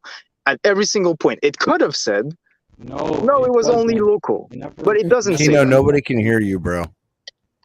Okay, and to answer your point about Joseph, now, my interpretation of the Malik versus Pharaoh distinction, okay, and this seems to me to be the simplest explanation, is that Pharaoh is referred to as a first name. It's referred to as a name rather than a title, and that's what it seems to be in the Quran. Pharaoh is like a character. He's like Noah, and he's like the name is Pharaoh, and that's why it talks about Pharaoh. But in the story about Yusuf, it talks about Malik as a title, and the distinction seems pretty clear. That's my interpretation. That didn't answer. Your interpretations have been. Go ahead, man. That didn't answer the question. I said, yeah, okay, or maybe I didn't understand what you said perfectly clear, right? If I said the Quran refers to the leader of Egypt at the time as king, and the Bible refers to it as Pharaoh, and the Quran refers to Pharaoh many times, right? Depending on who the leader of Egypt is. You can confirm this, right? Okay. So why at this specific time does the Quran say king, which is historically accurate? Because at that time, the leader of Egypt was referred to a king, not a pharaoh. But in the Bible, it is mentioned as Pharaoh. Why? Why is that? showing that the Quran is historically accurate and the Bible is not historically accurate. So if the Quran was historically accurate, it would not talk about Fir'aun, it would not talk about the Exodus, it would not talk about Noah's flood, it would not talk about Adam and Eve. I don't believe the Quran is historic. Okay, that's great. We went through all these arguments. You can go over it again, but can you answer my question? But again, your argument is that wait. Your argument is that the Quran makes this very specific distinction between Malik and Fir'aun, right? That's your argument, and you say that this and you say that this points to the Quran being more historically accurate, or that it is historically accurate. But if it was actually historically accurate, it would not talk about the Exodus, because the Exodus is not a historical event. No problem. But does this? Okay, fine. Let's Can I read that? When it refers to Malik, right? Is this historically accurate over this specific event? Not the whole Quran. We'll go over that. Is this is specifically accurate when it refers to Malik at the time of Yusuf? Is this? I don't think so, because again, Fir'aun. Then you're incorrect. You're historically incorrect. Okay, Fir'aun at the time is of Joseph. Who is Fir'aun? Who is Fir'aun? Can you tell me who is Fir'aun? Yeah, Fir'aun refers to the Pharaoh. Refers to the okay, but it is used as a name rather than a title. It doesn't say the Pharaoh. You're beating around. It doesn't say that. Just right? said that it was your interpretation, and now you're acting as if it's fact. So the Quran does not say, and this is a fact, it does not say Pharaoh Merneptah. It does not say that. Okay, Dems, answer my question. Okay. Please let me. Moment of silence, right? Okay. When the Quran refers to the leader of Egypt as Malik, right, as king, right, at the time of Yusuf, which is historically accurate, I can provide all the sources, right, and the Bible refers to the leader of Egypt at this time as Pharaoh, yes, okay, is the Quran historically accurate in that specific example, yes or no? That's it. I just want a yes or no. He's not going to answer. It might be. No, look, it see is. what I mean? Okay, Wait. Depending, like a blank yes or no answer. If you want, it depends on your interpretation, right?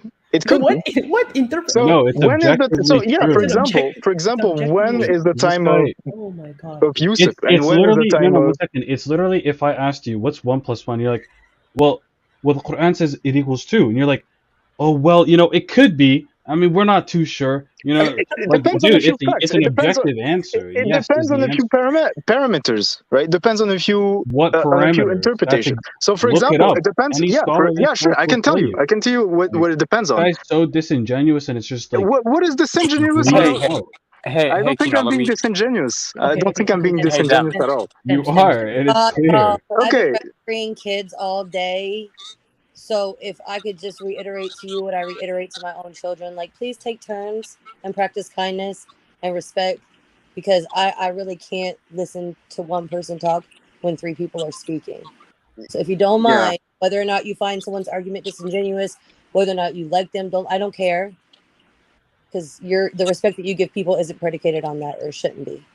Okay, thank you for the message. Yeah, I mean, when I say it might be historically accurate, and I say it depends, right? I hope you understand this. Okay. I'm saying it depends on, for example, when was the time of Yusuf? The Quran doesn't say that. When was the time of Moses? The Quran does not specify that either, right? Who is Pharaoh supposed to be, right? Is Pharaoh supposed to be a title? Is he supposed to be a name? Right? Okay, the Quran does not specify that. Okay, that's what I mean when I say it depends. It might be. Okay, no problem. Okay, I'm talking about the Bible right now. Okay, the Bible says Pharaoh at the time of Joseph. The Quran says king at the time of Joseph. The Quran is correct. Yes or no? Yes. Or no? Yeah, it might be. Yeah, no, sure. Yes, I don't. No, yes. It might be. Okay. The answer is yes. The answer is yes. Yeah, but does that point to the Quran? So does that point to the Quran's author being knowledgeable about history? I don't think so. Okay, fine. We'll get to that later, right? Okay. And you made the argument that the Quran copies from the Bible. But I just said that the Quran corrected the Bible in this specific example, right? There's many other examples, but this is a specific example where the Quran corrects the Bible. So how would you respond to that if your claim is that, Prophet Muhammad ﷺ just took stories from the Bible and put it so he could appeal to his bid? How does that argument doesn't match up if the Quran specifically corrected the Bible on a historical fact, showing the Quran's infallibility and showing that the Bible is false. And just because there are similarities does not mean it's the exact same thing, does not mean that the Quran is false. It means the Bible is false and the Quran has corrected the Bible, and we see in this specific example. So where does your argument stand from that perspective? Okay, yeah, sure. So what you're claiming is that if the Quran corrected the Bible, then that would mean that it would make the distinction between Malik and Pharaoh based on the story of Yusuf or the story. Are you of specifically Moses. saying if the Quran is correcting the Bible, then the Quran doesn't copy from the Bible? Because if it copies from the Bible, there wouldn't be any corrections. Yeah, I understand that. Sure. Yeah. But my counter argument to that is that if the Quran actually corrected the Bible, it would not talk about Exodus, and would not talk about Noah's flood. It would not talk about Adam and Eve, because these are not historical events. And evidently, these are not historical events. Hold on. Wait. So you're saying that it did not happen? Adam and Eve certainly did not happen, as in the way that is presented in the Quran and in the Hadith. Prove it. So prove it. I'm going to base this on 3 premises. Okay, and you tell me if I'm wrong at any one of these. Okay. Yep. Islam claims, I'm talking about all the scriptures. Okay. The scriptures claim that Adam and Eve are the fathers or the parents of all of humanity. They are the first humans. Okay. Number 2, the Quran and the Hadith claim that there needs to be. Well, hold on. I already have a problem with the first premise. Okay. Yeah. So what do you mean by human? Human. Just go to the next one. We don't need to, because we can dive into this one, and this one's going to get real semantical. Let's just say Adam and Eve were the first Homo sapien humans. You could say that. Yeah, sure. It doesn't really counter my claim. Yeah, sure. Fine. Okay, perfect. We're the first go ahead. Homo sapiens humans. Okay. Actually, no. No. Scratch that. They were the first humans. Okay. The Quran does not point to other humans existing. It doesn't claim that there were Neanderthals or whatever. It does. It does. Talks about Neanderthals. Yes. The angel spoke to God, and they said, "Are you going to make another creation that has spread bloodshed?" Do you know what another means? The Quran in Surah 4, verse 1 says that Adam and Eve were the first of all humans, or that they were exactly the first of all human beings. Yes, which means that there could be Neanderthals and Homo erectus that existed before them. Perfect. Because they're not humans. I'm not convinced about that. So can we take a look at the? Well, you don't need to be convinced, but it's not impossible. It still makes logical sense. So you're telling me that the Quran does not. So the scripture just says that you're going to make another creation which spills blood, and this is supposed to somehow point to Neanderthals and Homo erectus and all that stuff. Not specifically, just a creation before. Because then it seems that this is contradicting what the scripture says. The scripture says that Adam and Eve are the first of all. Oh my gosh! Like all humans. No, brother. Like, we had a good discussion the other day, and you were like, "But today, I don't know what's going on." Like, I literally just stated that there's another. No, it's not because we disagree. We disagreed plenty the other day. Like, basically, what I'm saying is that there could be there was another creation that existed before, and that's why the angels were asking the question itself. Now, I'm saying if Adam and Eve are the first human beings, how does that negate an evolutionary process of other Homo erectus and Neanderthals prior to Adam and Eve, the first human beings? How can you show me where that's inconsistent? Okay, so if Adam and Eve are the first of all humans, okay, and Adam and Eve were created from clay, or Adam at the very least were created from clay, that means that Adam had no parents. He had no ancestors. That means that humans are not related to the rest of the animal kingdom. That means that humans are not hominids, humans are not mammals, humans are not vertebrates. We are not related to the rest of the animal kingdom. Because the entire concept of the nested hierarchy, right? Tigers are a subset of cats or big cats, right? This is the way it works in that sense. But that would not be true Yeah, if basically humans all that are I'm hearing special is that you creation. deny the special creation of Adam, and then you're going to dictate what Adam is and is not related to. Adam is not related to any other being. He cannot be. He was created from clay. He has no Not ancestors. genealogically related, but biologically, yes. Okay, so when you take a look I mean, are at you telling me that human it's impossible for God to use the same type of DNA and the same type of the biological nature that the Neanderthals did to make this new human? It really breaks. So God just breaks the rules He created Himself, and He just, he doesn't care about miracles are. Absolutely, He violates the laws of physics. I have a problem with violating the laws of logic. Can you show a contradiction in this? No, there is no logical contradiction in the fact that humans were popped out from clay. There's just no, it's physically impossible. But if you want to go down that road, it's fine. So you just completely go against what science says in that sense. You don't believe that humans are related Science doesn't disprove that Adam and Eve was a special creation. Please show me where they've disproved. Okay, where? So how do you if you take a disprove? look, How does science show the non-existence of an event?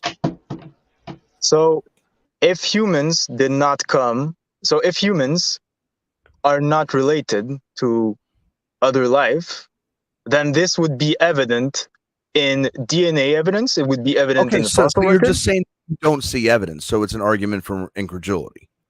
It's not. That's not an argument from incredulity. It is. I don't have information of this. That's what you're saying. No, what I'm saying is that the evidence goes against you don't have information of it. No, all the evidence goes against your claim. That's what I'm saying.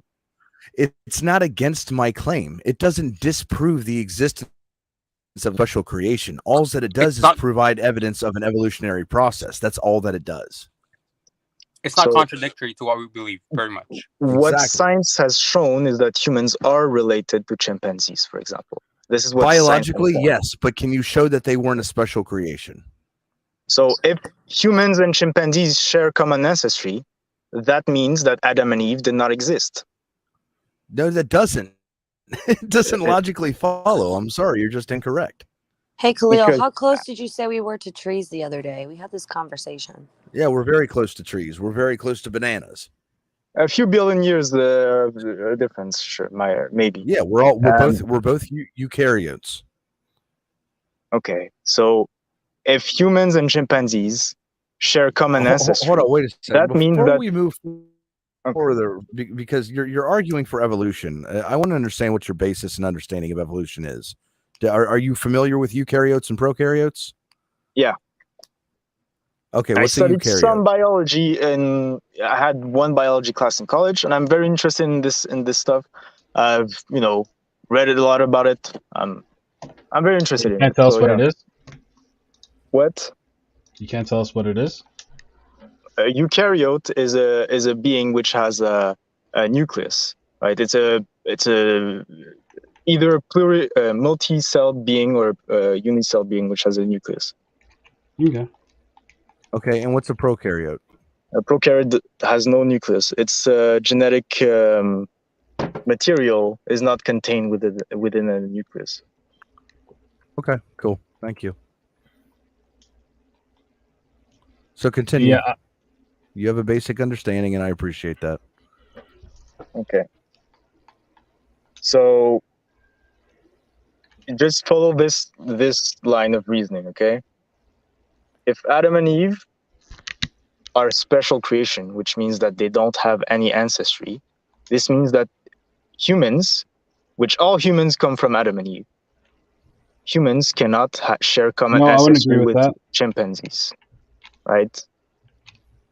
Wait, Khalil, wait, Khalil, are you not going to stop him there? Because I don't think we believe in that. What do you mean? I don't have a problem with that.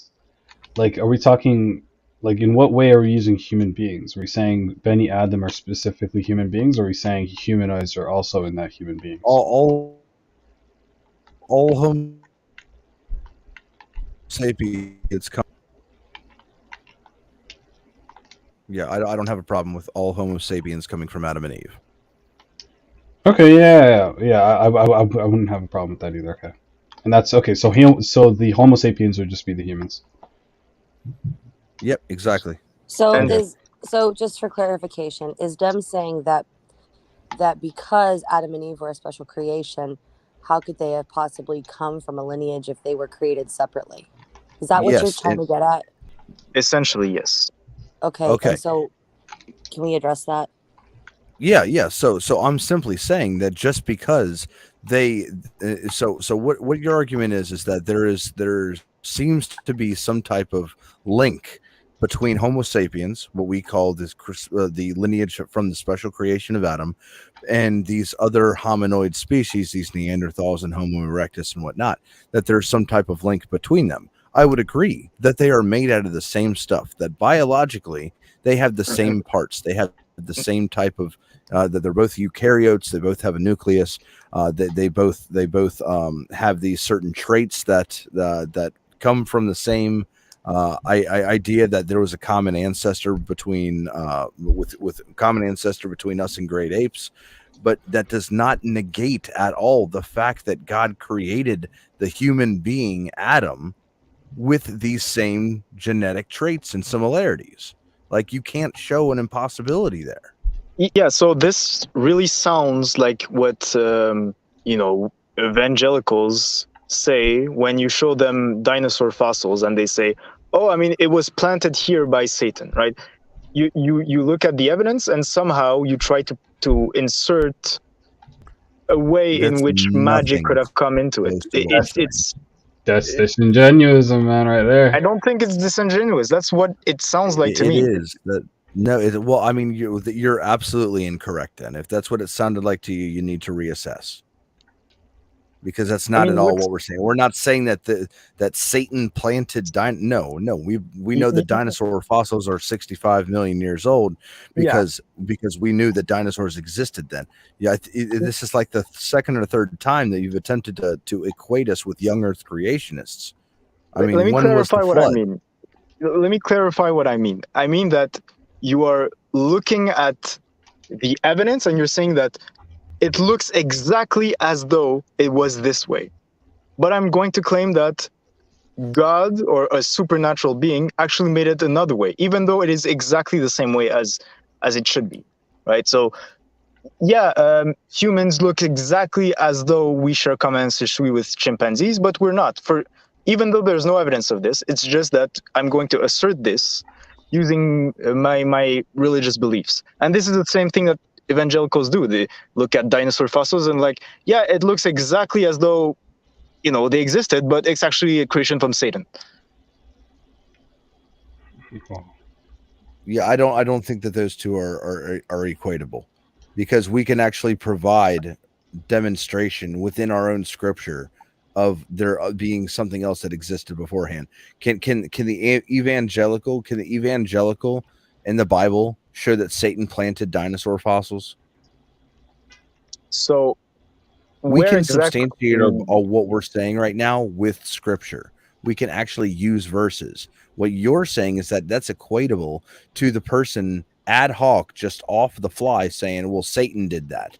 Then you just ask them, where in the scripture does it say that? If you ask us the same question, we'll bring you the scripture. And do you think that the classical exegetes, do you think that the hadith, do you think that the entire Islamic tradition agrees with you on this? That there were... I think he needs to read a book. Wouldn't you guys say? I mean, I read the Quran. I'm familiar with the Islamic tradition. Thanks no, for I'm not the talking advice, about that one. There are multiple. There are multiple different scholarly positions on this. So just because you want to pick one that disagrees with me doesn't mean anything to me. So can you name a few people who agree with you on this? A few scholars? Yeah, Dr. Shuaib Ahmed Malik. There's a few others. There's Dr. Imran from Pakistan. I forgot his last name. There's many others on this. Khalil, can you check your text messages, please? I have a question that's relevant, but I don't want to ask it. It's a little embarrassing because I don't have... I mean, I grew up in a very Christian environment. We didn't learn evolution at all. I didn't know anything about it until college biology when I was 28. So I asked him a question in way back channel if he doesn't mind looking at it.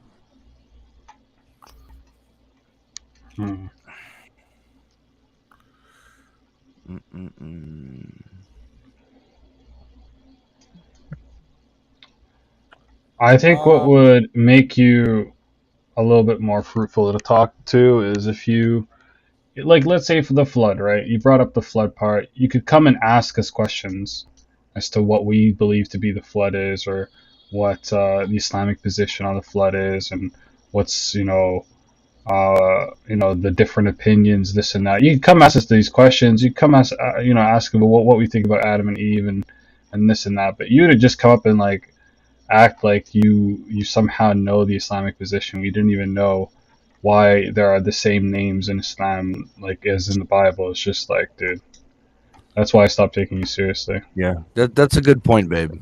That's a good point, Chloe. I didn't call you babe, Kino. You really think I was not aware? Well, that. I mean, I know that's like I don't know enough to be able to speak from that position, but it's something that was always brought up in my Christian apologetics. When we were discussing, sorry, I have a chalupa in my mouth. When we were discussing, it sounds good. I know it is delicious. When we were discussing like the reasons for like of course I was taught like a young Earth creationist point of view, but it's a question that we would ask as a stance to our point, which in this situation bears enough similarity, I think, to be relevant. Yeah. So Dems, are you familiar with the whole missing link thing? Missing link? Yeah. Yeah, I'm familiar with the idea. Yeah, sure. Yeah. So would that not be would that not kind of just fit right into the perspective, right into the narrative? What do you mean exactly? So you had Neanderthals and everything, and then you had Homo erectus and then Neanderthals leading up to this missing link, and then obviously, bam, you had human beings. You're welcome. No, that's not really what you find at all. You have Homo sapiens, and you could say that Neanderthals are kind of like a cousin branch. And if you go before that, you find Heidelbergensis. And if you go before that, you find Homo erectus, and before that you find Homo habilis, and before that you go into the Australopithecines. You don't really have a missing link. The link has been found for a few decades. Really? Can you provide me a peer-reviewed paper on that? On what exactly? On the missing link being found. So there is no. Okay, what do you think? Where do you think the link is missing exactly? Between what? I think the link is I think there's a link missing in between Homo. There's a few places where they had claimed that, but I'm simply just saying whatever missing link you're talking about, I would just like to see a peer-reviewed paper on that missing link, the one that you're referring to right now. You mean? Are you saying a missing link in between apes and in between great apes and like the earliest hominoid? So the idea of a missing link is, so in the time of Darwin, there were no fossils found of human ancestors, or there were no fossils found that could confirm his theory. But recently, in the 70s, there was the famous fossil of Lucy that was found. And this was a huge find because it kind of corresponded to the idea of a missing link. It looks exactly what you would expect to find if humans had common ancestry with chimps. It looks exactly like a kind of a half human, half ape kind of creature. Yeah, what type of creature is Lucy? Australopithecus afarensis. Mm-hmm. Okay. And where in the line is that between Homo erectus and Homo sapien? It's before Homo erectus. Okay, before Homo erectus. All right, so that still doesn't answer the question then. What question? Where you get from Homo erectus to Homo sapien? Yeah, so Homo erectus is a species that has lived around for, I'm pretty sure, like 1 million years. So this species was all over the earth, and it lived for 1 million years, and it was extremely diverse, right? To the point where you can always find kind of subspecies of Homo erectus, and you can kind of arbitrarily choose to categorize them as another species or not, but they're very, like, it was a very diverse species. It lived over a very large territory, over a very large time. And from Homo erectus, you see Homo florensis, which is like a distant cousin that lived until like 15,000 years ago. It's kind of like the Hobbit. Pretty interesting. Like there was also Homo neanderthals that came from them. And then there was like Heidelbergensis. Yeah, no, I get that. I'm not worried about it way into the past. I'm specifically focusing on right there between Homo erectus and Homo sapien. So we have many skulls. Let's just focus on skulls. We have many skulls that have very, very broad and large eyebrows, right? Like the upper part of the eye socket is very, very thick. Had that monobrow type look to it. We don't have. I mean, yeah. I mean, we can look pictures up right now if you'd like to. I can. Can I show you a picture? Like, can I send it to like somewhere? Well, here I can just look somehow? it up. What's it called? It's called The Evolution of Skull. Just look human skull evolution. I'll tell you which one it is. I just love this picture. I think it's great. Maybe I can send the link actually in the chat.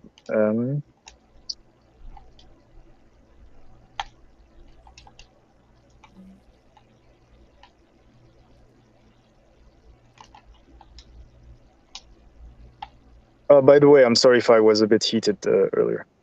No worries. I calmed down. You there, Issa? He's snoring, man. You just needed the mom to step in and referee. It's fine. Yeah, probably. I do it a lot, actually. Okay. There you go. I linked it in the StreamYard.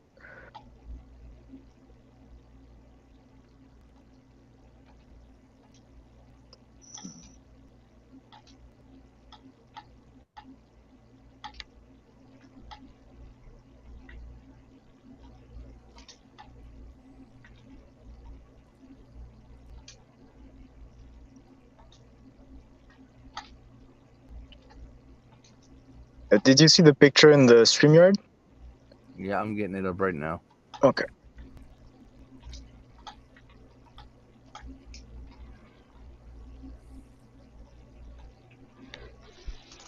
As an aside, Khalil, if you do decide to order a chalupa, get the mango whip freezy. It's like a creamsicle, but mango. Yep. You're welcome. Mm-hmm.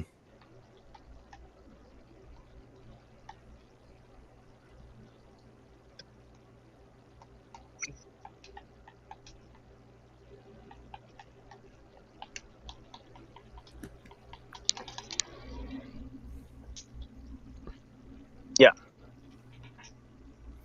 Okay. So where do you think the missing link is? So what exactly is this describing? So this is describing the fossils that have been found relating to humans or hominids. And directly, it's directly relevant to our ancestry. Yes, so this is a diagram, and I'm looking at this. Hold on, let me get to it. This is found where? If we visit the website, it's off of a Reddit post. Rip. Yeah. Okay.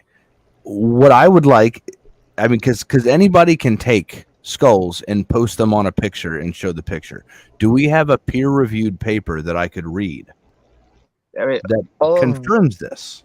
Yeah, the evolution Reddit subreddit is pretty good actually. It's full of people who are very interested in it. But if you want a peer-reviewed paper, I'm pretty sure all of these skulls right here are in museums, and they're in like they're not fake or whatever. If that's your fear. I'm not saying it's fake. Okay. I'm not saying it's fake. I'm just trying to see what exactly this is describing. What do you mean? It's this. I'm asking you, like, when you look at this, assuming that these calls are not fake, okay? Where do you think the missing link is supposed to be? I would say between F and G and between L and M. Between F and G and L and M? Yes. Wait. What? So the page that I'm looking at right now. Between L and M? Yep. You mean between Sapiens Neanderthalensis and Sapiens Sapiens? Yeah, I'm looking at right there. From just the description or the pictures, the images that I'm looking at right now, there seems to be a huge distinction between F and G and L and M. I don't see that at all. And this is why we need peer-reviewed paperwork, because you're just going to have your interpretation. I'm going to have my interpretation. We're going to go back and forth for 20 minutes and then just agree to disagree. That's fine. That's fine. I mean, sure. Hold on. You know, I was looking at a different thing. I was actually on the Reddit page itself. Okay. So if you click the visit, and if you click visit and you go to that page, let me let me just stop that and let me bring up the. So you have to keep in mind as well that humans, like, there's a lot of diversity in humans, and so there might be some changes which are not directly tied to evolution, but might be just tied to to genetic variance. I mean, this is something you have to take into account. But isn't genetic variance, isn't that evolution? Yeah, absolutely. Okay, But so then how do you say it's not directly tied to it? What I'm saying is that it's not a result of, like, I mean, you can forget what I just said. It's fine. Yeah, so in this right here, when you look at the screen, I was talking about F and G and L and M.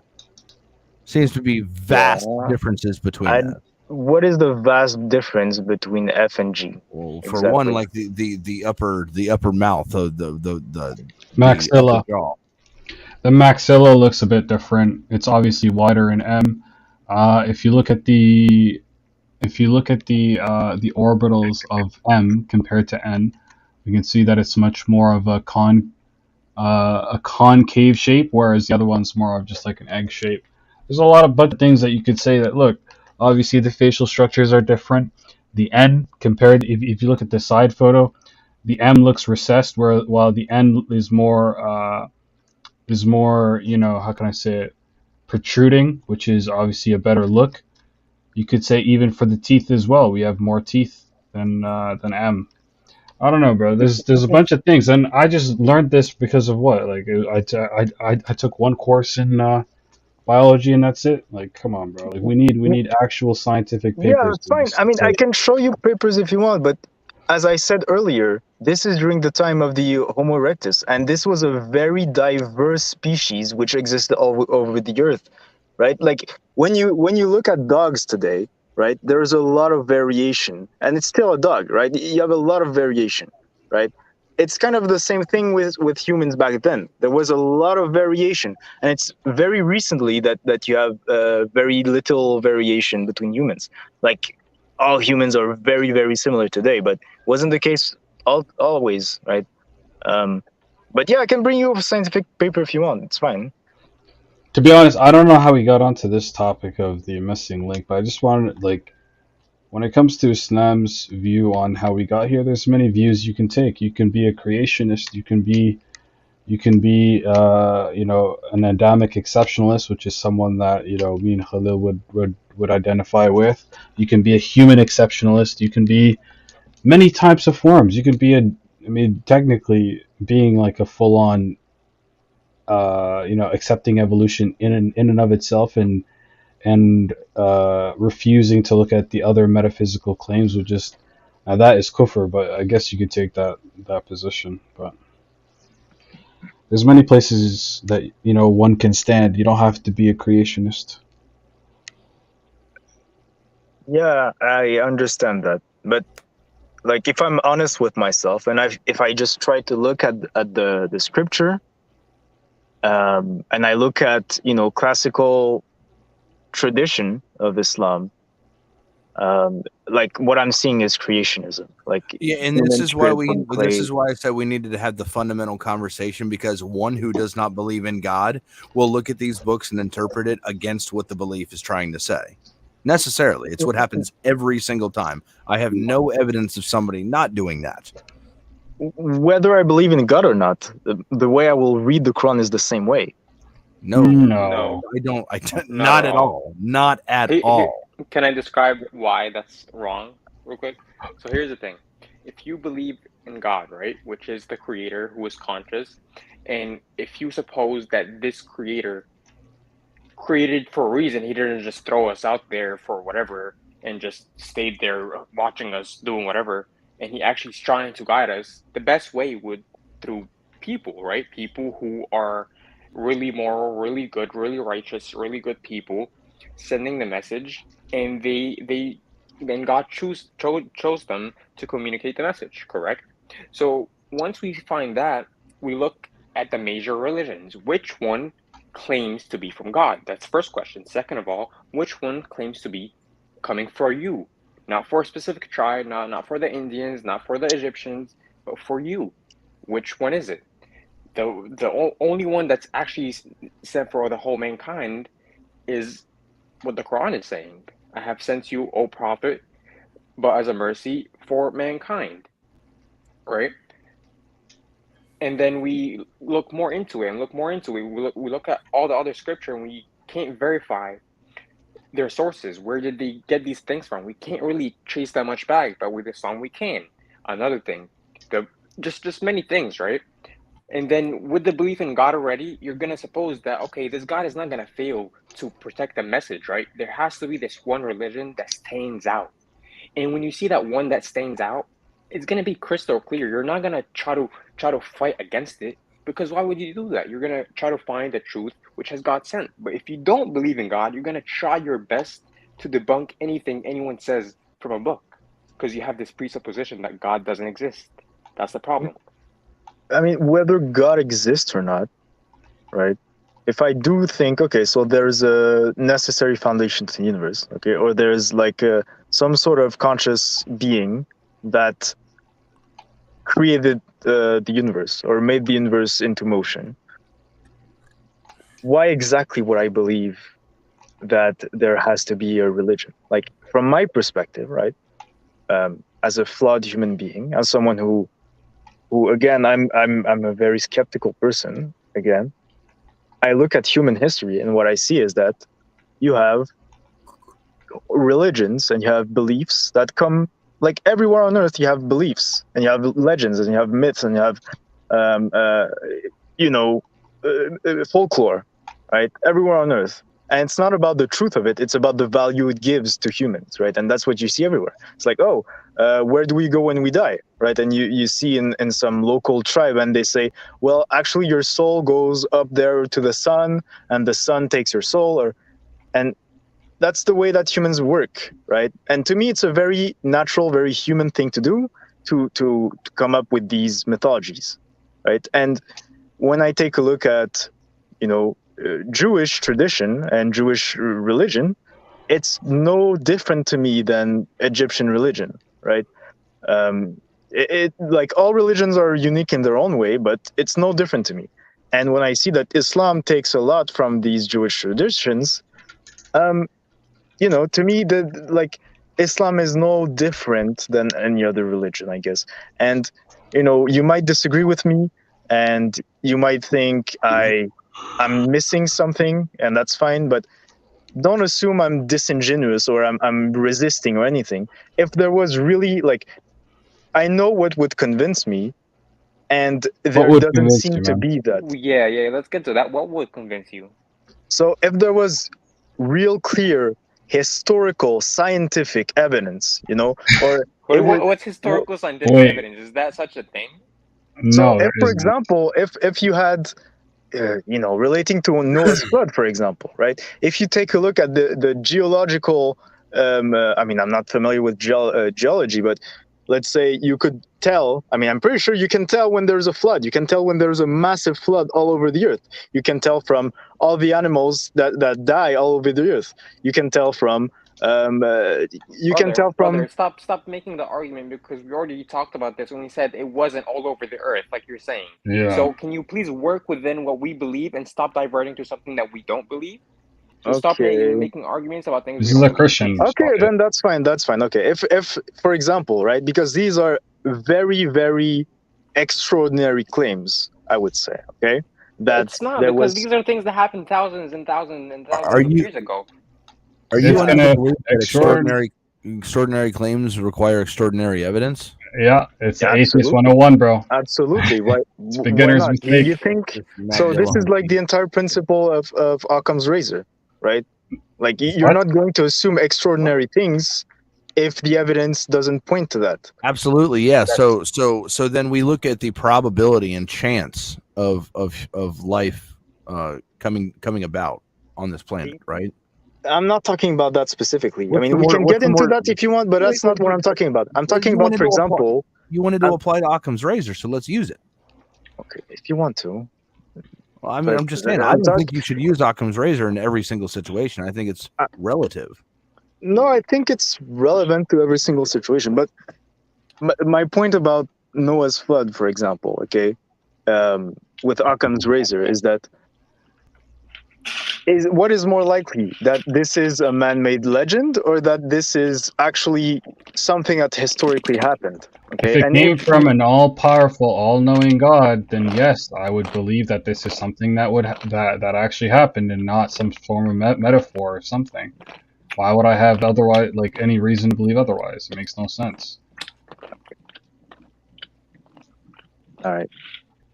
It just seems simpler to us that there was some type of all-knowing creator that brought all this about, rather than going through the many steps that it would take in the very, very extremely low probability that any of this would have happened naturally. And I mean, through the arguments that I brought you, I really don't think you were Muslim, bro. I'm not gonna lie. I think you were probably just someone that grew up in a Muslim family, but that's it. At most. I don't know how I'm supposed to take that. You know, no, I'm just saying that because there's a lot of principles in which you didn't actually understand. Like, no, I understand it. Like, no, I don't think you have. I understood it. I understand it. I just don't. I disagree. Right? The fact that you thought the Islamic perspective was talking about a global flood. I mean, that's a clear problem right there. That's literally what the Islamic tradition says. Like, if you look at Ibn Kathir, if you look at what the scholars have said, this is what they say. Okay, that's not what they say, actually. Show me. They don't say it's 100% a global flood. I've never heard anyone say that. Okay, want to? Every Muslim that I have ever interacted with just does not believe in the global flood.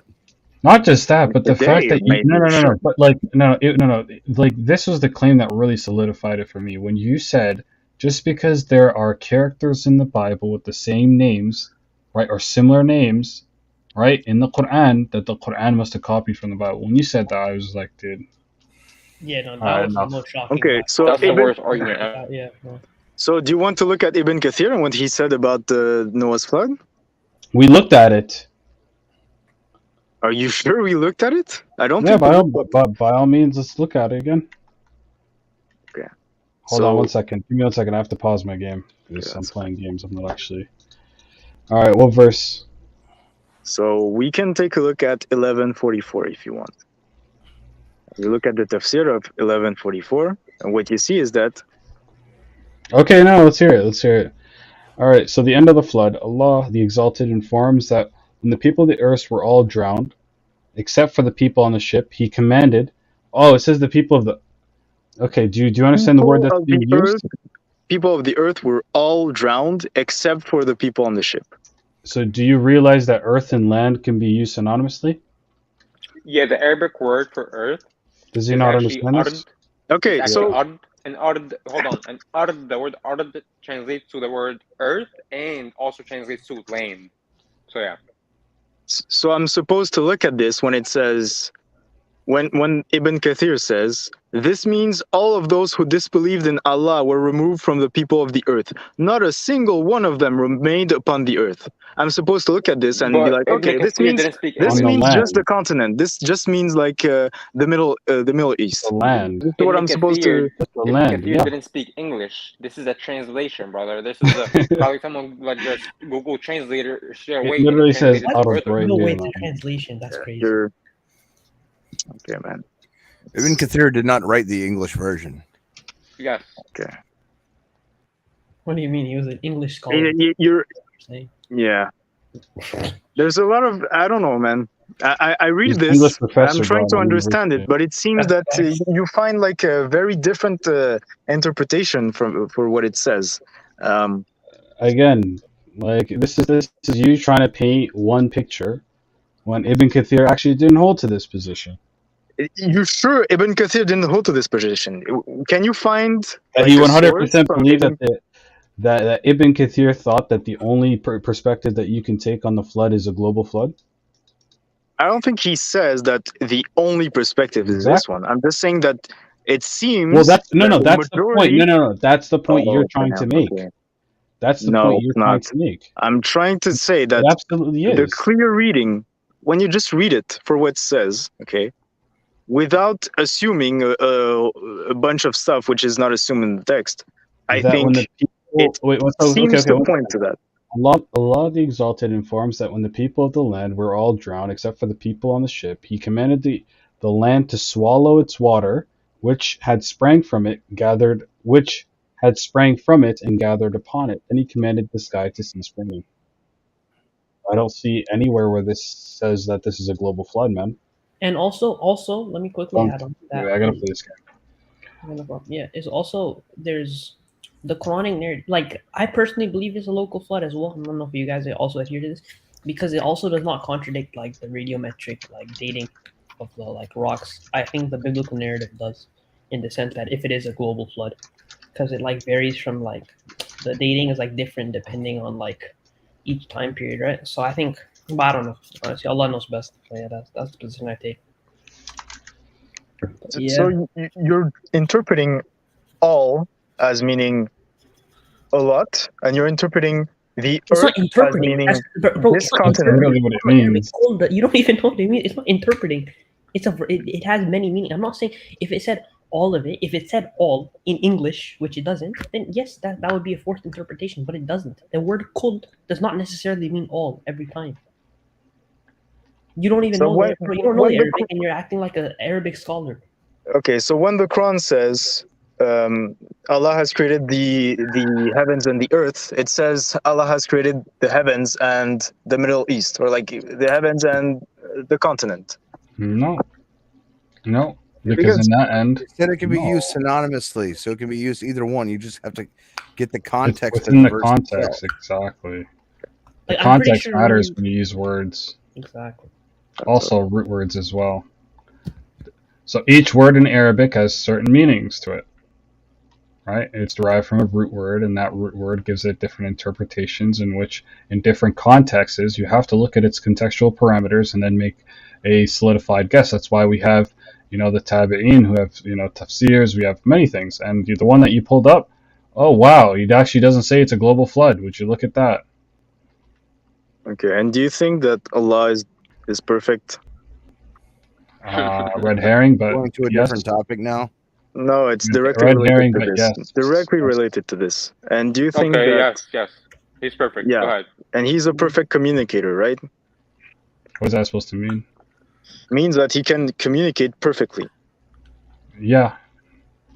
Okay. And do you think the Quran is a perfectly communicated book?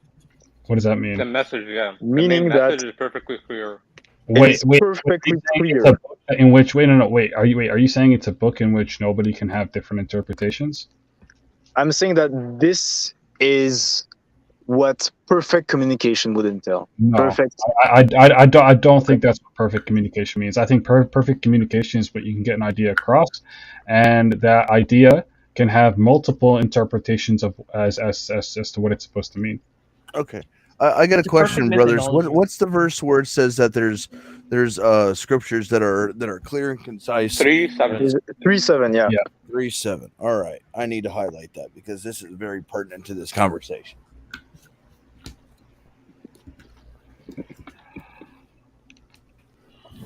Yeah, no, I was. This is speaking to you, Dems.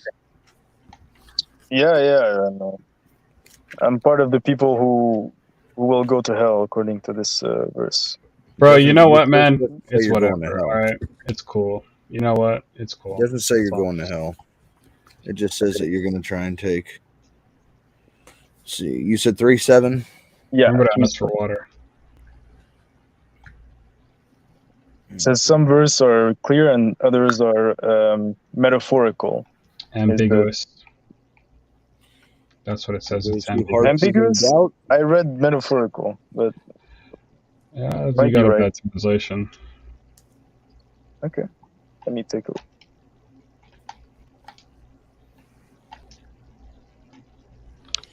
Oh, you could say like it's like allegorical, right? Or you could say allegorical as well. You can say unspecific or allegorical because it's mutashabih, right? Yeah. I could mean allegorical, couldn't it? Or I could be wrong on it. It's like whatever translation you read. I think it's clear. Yeah. It's clear or ambiguous. Like you can have different meanings or. You know. Okay. Cool. Thank you.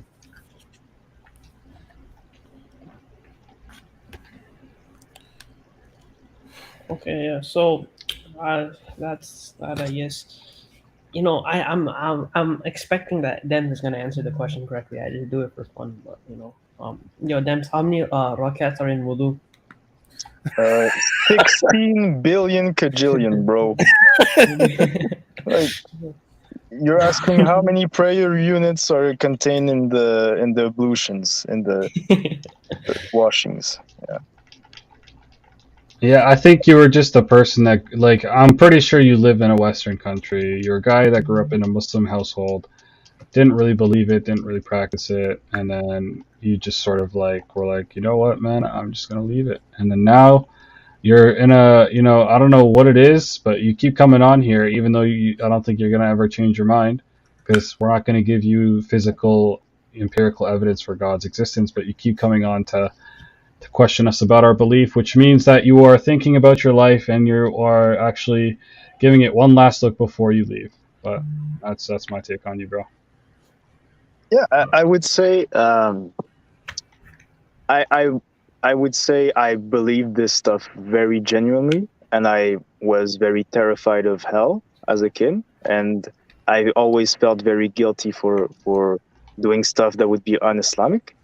But at a certain point, I mean, as I have already clarified, personality-wise, I'm someone who is very skeptical, okay? And I'm someone who tries to go deeply into whatever someone tells me. I'm not going to just accept something just because someone said it. And so I looked deeper and deeper into it, and it just didn't seem to be true. And I didn't see any evidence. And at this point, I like... Who was the girl, bro? Who was the girl, man? Well, no, Dems, you're not It's not about deeper and girls. deeper into it. You're straying away and away from the right path of Allah subhanahu wa ta'ala, bro. Because we answer your questions. We answer them clear cut, and you're dodging the questions like you're like some David Wood, you know, debating Muhammad hijab, bro. Like we've I wouldn't equate it with David Wood, but I mean, I see what you're saying. No, I don't think I've dodged any questions. I don't think I've dodged any questions. If you have any questions, I can answer them directly if you want. I know. I already asked the question about like Joseph, and then you said that I was gone for a little bit, and then you kept on. And then you said like Adam and Eve was not historical. And you mentioned all these things, man. And I think no man, Allah guide you. You know? It was a direct response, right?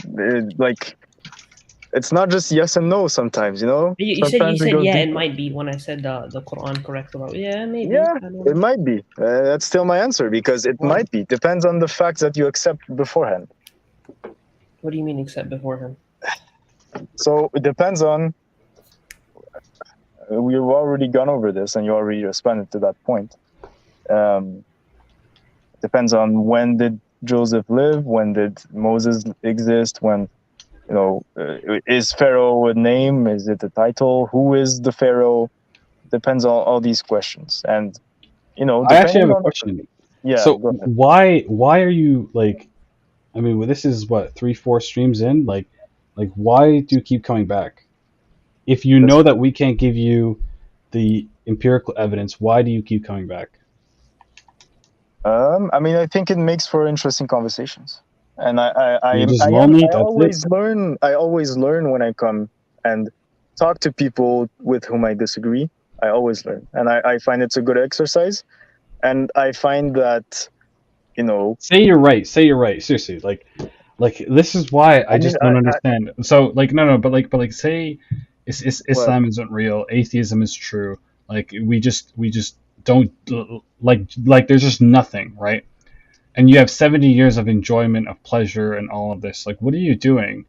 Like, you have 70 years left. I'm guessing you're over 20 years old, so you have about 50 years left on this planet to enjoy everything.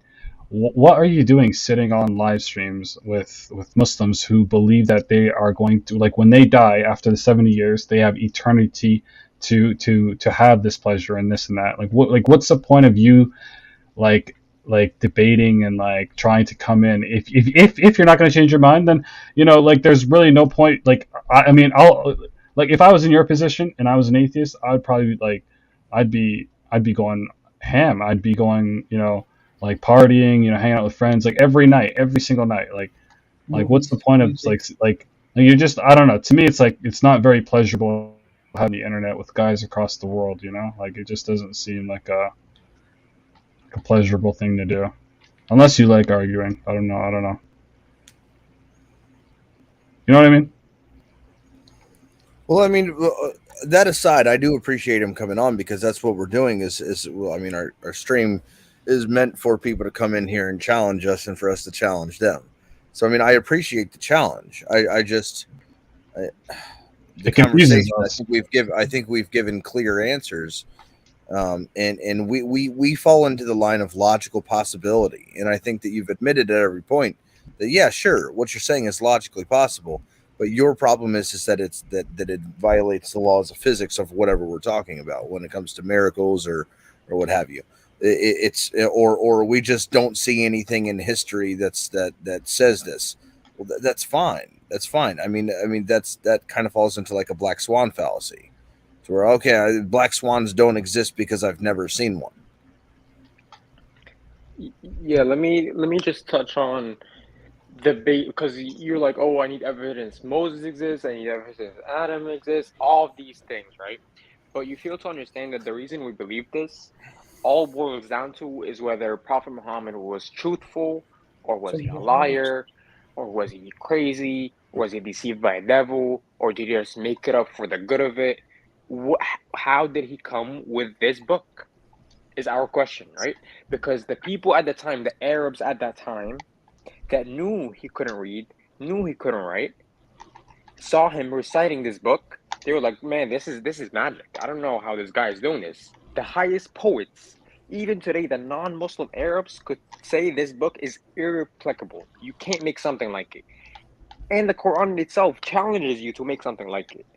And it tells you can't, and you will never be able to even produce 3 verses like it. That's just one of the many challenges, right? That's just one thing.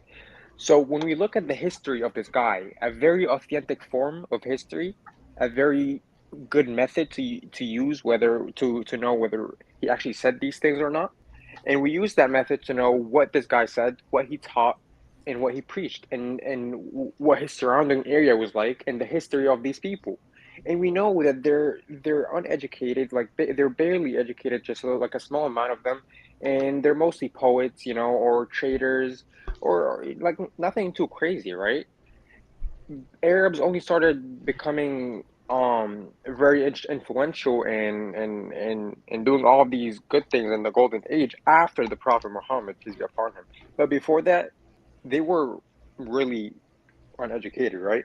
So at that time, zero information from the Quran was known at the time. Maybe not zero, maybe a little bit. But yeah, most of the claims made in the Quran couldn't have been known. That's one thing. Second of all, the linguistic itself, the linguistic miracle itself is something that is everlasting. Someone in his time could look at the verse where it mentions the Big Bang or the expansion of the universe, and he's gonna be like, "Oh, how can you prove that? We don't know about that. How do you know that?" Wait, right? real quick, yeah. What do you think about the exactly? So today, So go I respond to anyone? Like, because yeah, go ahead. So I think Ali Malik was asking me like, why am I here? What am I doing here? Like, oh, my life is going to end that someday. was Kino. But... It was Kino. Okay, so right now, in Canada, there's this huge catastrophe with the passport system, and like the waiting list is. Are you sitting outside? I am sitting outside right now in my car. And I have a bit of free time, and that's why I come on here, okay? And last time I was in the waiting list as well. So I have a bit of free time, and I enjoy talking with people I disagree. As I said, I'm a very skeptical person, and I'm a very, I like exchanging ideas. I love learning. I'm a very passionate person about learning stuff, okay? And this is why I love talking to people who I disagree with. But, you know, when it comes to like someday you're going to die, I think that's something that everyone should be aware of. And I mean, I appreciate the approach of religion, which says that, you shouldn't be afraid of death because afterwards there is another life. But I obviously I disagree with that. But I think it kind of cheapens life a bit. It kind of makes life less valuable when you just say, okay, well, there's another life that's going to be infinitely better afterwards. I disagree. But that's my personal opinion. It's another debate. It makes life more just, actually. It makes life more just. Yeah, you can say that, but and more purposeful. Okay, that's a different debate. But then I have a question for you. Can I ask a quick question? I mean, wait, Khalil said something, and I just want to respond to that. No problem. Okay, so Khalil said that I could not prove that it was logically impossible of the stuff within the Quran. I think logical possibility or impossibility is the lowest of requirements for a claim to be taken seriously. It doesn't point to its truth or anything. I agree with that. That's not what I was arguing. What I was specifically saying is that you were making claims that it could not happen, and then I'm asking you, what's the contradiction, right? So then that's what I'm speaking to. Is that so it's not really debunking any beliefs or anything, and I'm not saying that's what you're trying to do. You're just trying to show your point of view and how you disagree with it. But that's the point that I'm making, is that if we believe, like, for example, you said, well, with the flood, if the waters went above the mountains, it would cover the entire earth. Well, I mean, naturally speaking, yes. But if we believe that it was contained by God in a specific local area, well, I mean, yeah, that's a claim that we're making, and we could use the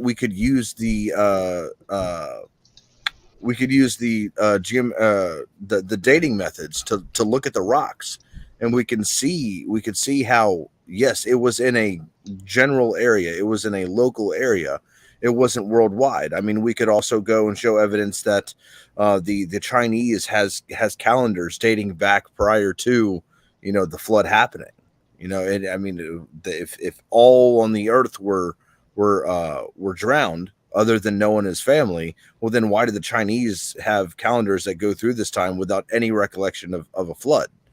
It's because it was local. It wasn't global. And that this flood, even though it went up to the mountaintops, it was still contained. Yeah. And when did this flood occur? I don't know an exact date on when the flood occurred. We're not young Earth creationists, so we don't believe that the Earth is like 6,000 to 10,000 years old, and we base all of our history off of faulty genealogy out of the Bible. Yeah, okay. Because it just seems that there are a lot of claims or a lot of stories within the Quran which have no date, no specific place, and you're supposed to believe in them. And when you try to be a bit skeptical, and to ask yourself, okay, did this really occur? And you try to look for it, and you try to look for evidence for it. Apologists will just say, I mean, there's no point in doing that because we don't know anything about the event. So if you don't know anything about the event, why would you believe it's true? I mean, the answer to that, I know what the answer is that you guys will give me, is that divine authority. Like, it's an argument from authority, basically. You could say it's not fallacious or whatever, but it's an argument from authority. It's from God, and you're supposed to believe it, and you're not supposed to ask questions, you're not supposed to investigate. Okay, hold on, wait a second. Do you know what an argument from authority is? Yeah, you're going to say it's not fallacious, right? That's fine. No. I'm asking what makes one claim fallacious under that category. I know the distinction, right? So there can be legitimate authorities on things. Okay, so then when you appeal to a legitimate authority, right, then it's not a fallacy, correct? I'm not saying it's fallacious. I'm just saying it kind of. Then why would you say it's an appeal to authority? I mean, that seems like you're saying it's fallacious. Like no, I was not saying it was fallacious. I was saying that the only thing you're relying on is authority. There is nothing else to it. It's only authority, and this is why myself, as a skeptic, I cannot just rely on authority. I have to, know that there's something there, that there's some evidence there. So did you just completely miss like the whole Chinese calendar thing? It couldn't be a global flood. Like, is that just authority of God? Yeah, there are Yazidi calendars that go back 12,000 years. Exactly. So am I in the just Middle East? So is your claim correct when we're just using authority? What? No, I'm saying that even in the Middle East, all you use is authority. Even in the Middle East, there are older calendars that go back further than like 12,000 years. That's fine. But you know what we're doing right now? We're agreeing that there's something other than just the authority of what's written in the Quran to give us these answers. So then your claim that alls we're using as authority is just absolutely incorrect. So how do you know that the flood happened exactly? Wait, before we start going off there, can you concede that you just made a statement about us that is absolutely untrue? What is the false statement I just made? You said the only thing. You literally used the words, the only thing you guys use is authority.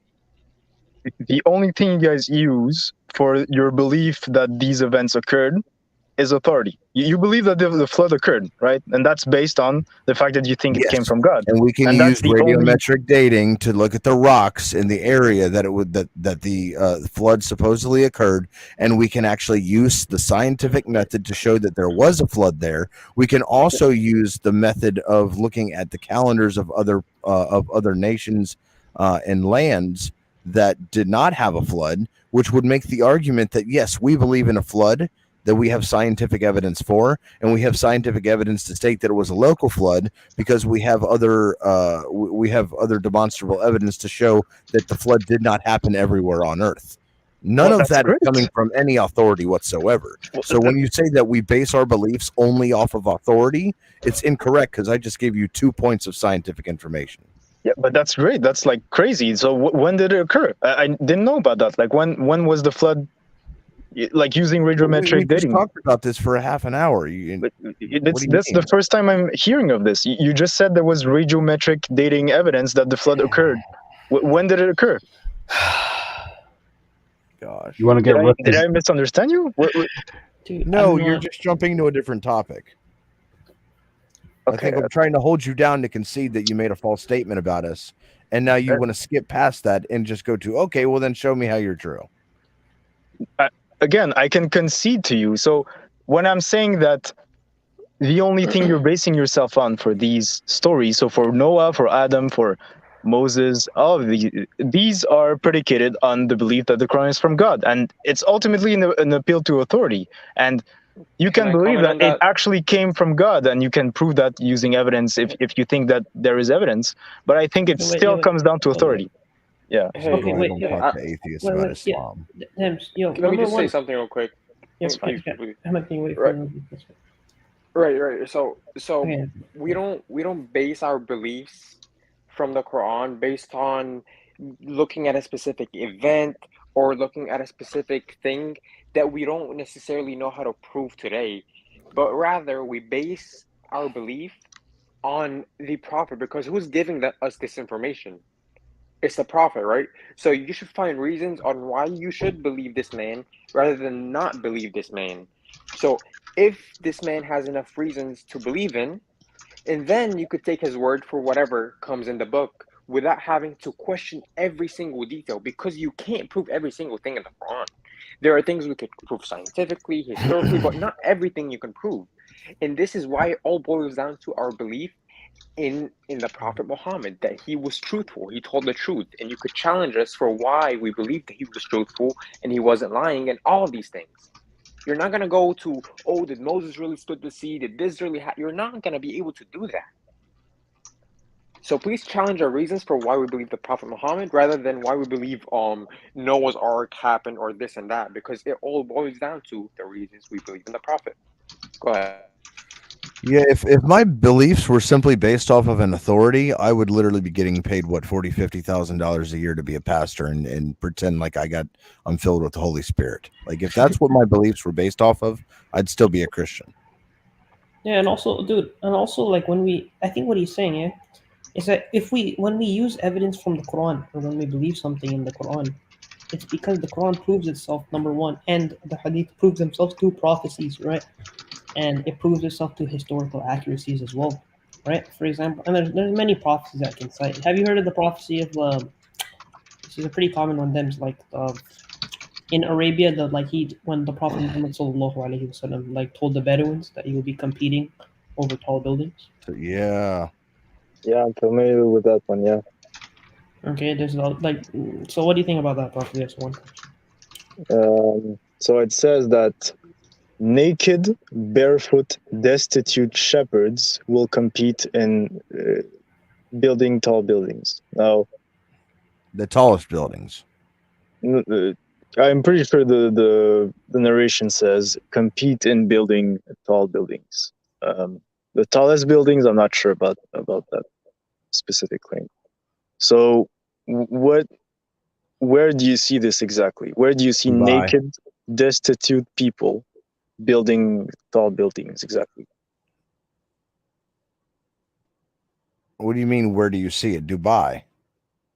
So you think that naked people, naked shepherds. Okay. So what it's saying is that Bedouin Arabs from the genealogy, from the lineage of Bedouin Arabs, there will come people who will eventually compete to make tall buildings. Is that not true? It doesn't talk about Bedouins. I think there are many versions of this narration, and there is, I think, 10 versions of this narration that don't mention Bedouins, and only one of these it mentions. So this is just going to go to the typical narrative. You always choose the narration that goes against what we believe. I mean, again, I can. Okay, let's say I agree with you. Let's say I grant you the point. Okay, it talks about Arabs. Okay, so if you look at the commentaries on this specific narration and you look at what Ibn Hajar has said about it, he says that this. What? If you look at the Sharh, if you look at Fath al-Bari, what he says within it, it says that this event has occurred close to the Prophet's life. This event has occurred back during the classical Islamic times. So. And. Okay, so how is this supposed to point to Dubai exactly? No, he's not saying that it's just Dubai, though. I mean, we can look at the first buildings that were ever created. I mean, in human history, people will always compete to build the bigger house. That was true at the time of Moses. That's true at the time of now. So to say that, this is somehow just because one scholar, and I have to fact check you on that because I don't think he actually says that. Actually, hold on. I might have it here. Look it up. Yeah. In Fath al-Bari. But in any case, what does tall building mean exactly? Right, because for someone during that time in the 7th century, a tall building could be as tall as your local church or as tall as any building within your city. Right, but is that prophecy wrong? I'm not saying it's wrong. I'm saying it's not really a prophecy. It's not really remarkable to say that. No, I think. Wait, 1 second. So, would you not agree that the degree to which the towers are bigger, and actually correspond with this hadith more? So, let's say, for instance, at the time of the Prophet, they were the size of I don't know, like a normal 2-story house, right?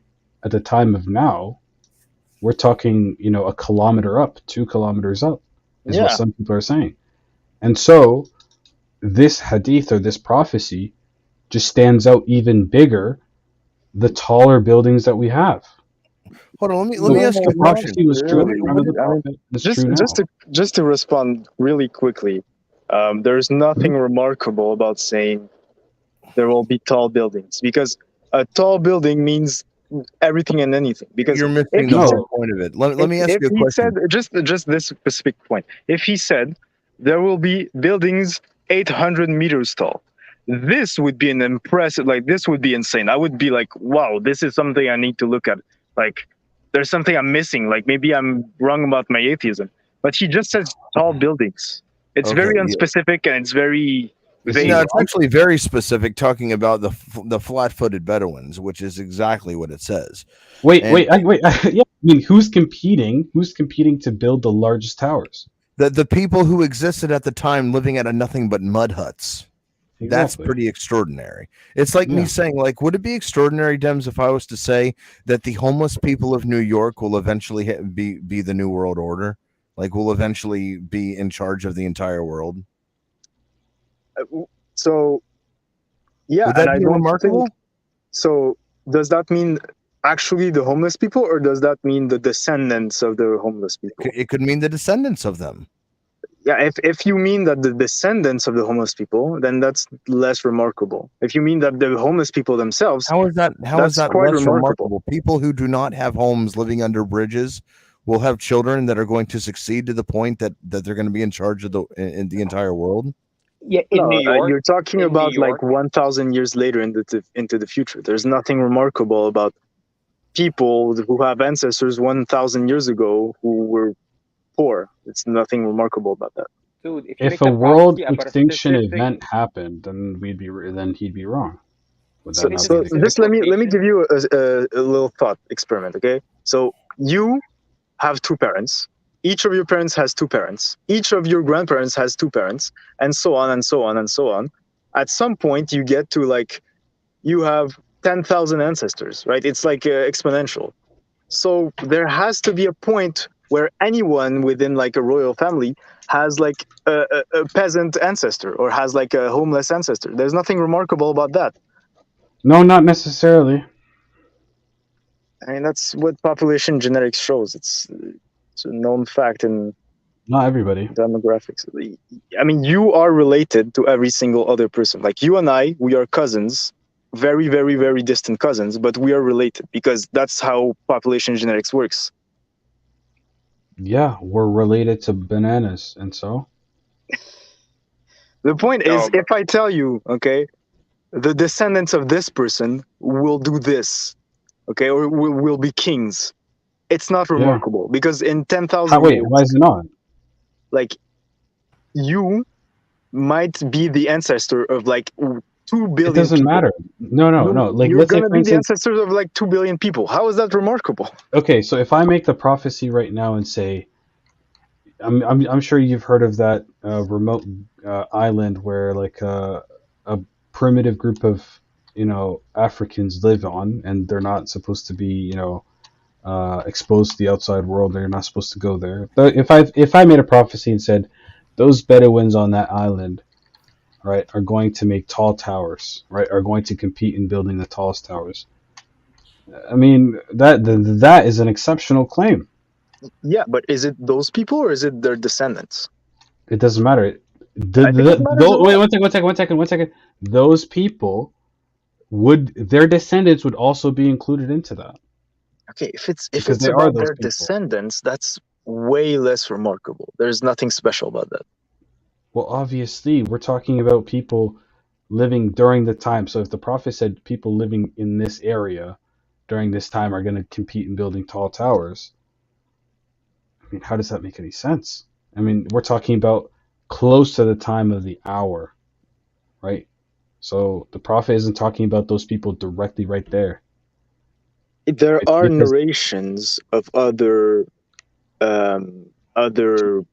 Do you understand why it's not? Prophecies. No, but do There you are understand why other it's prophecies possible? where the prophet literally says the descendants of these people will do this. So I think in a prophecy where it talks about the Romans, it says the descendants of the Romans. I might be misremembering. Are you talking about? Are you talking about the war versus the Persians and the Romans? No, it's not about that one. It's in the Hadith. It's not in the Quran.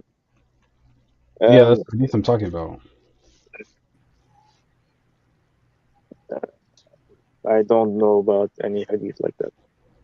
But yeah, I don't know. I'm not really convinced.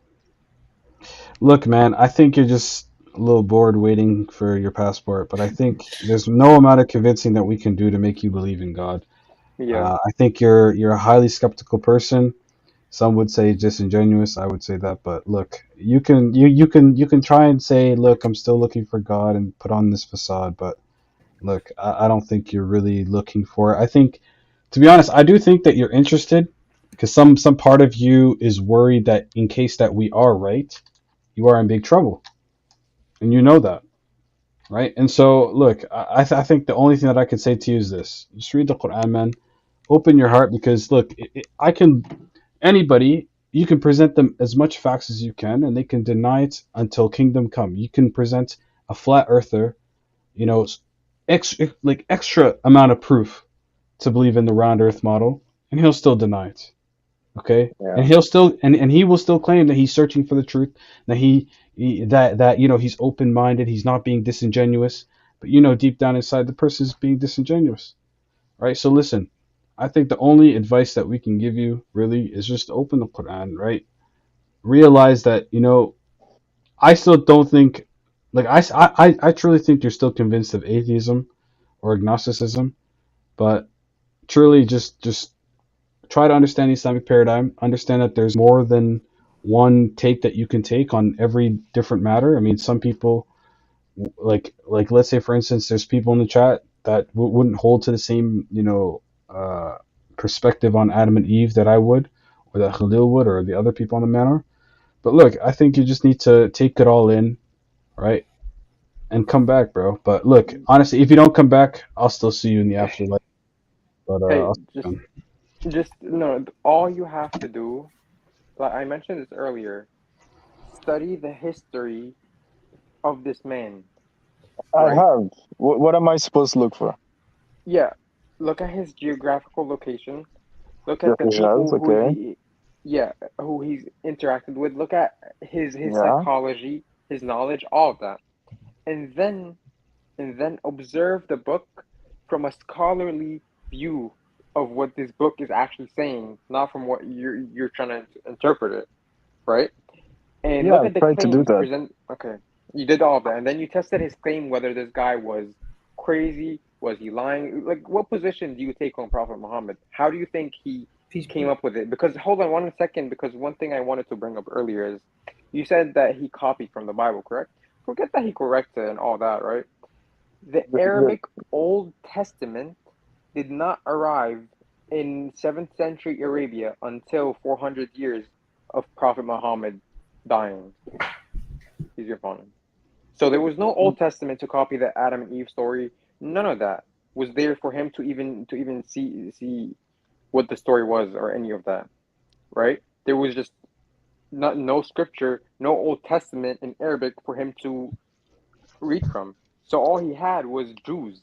You think Jews were gonna go teach him their religion? Of course not. These people were waiting for him to come to either kill him or disbelieve in him, because that's what they did with the prophets. That's what they did with Jesus and many other people, right? Yeah, So they wouldn't teach their scripture, and it wasn't like a Bible that we had in our back pocket back then.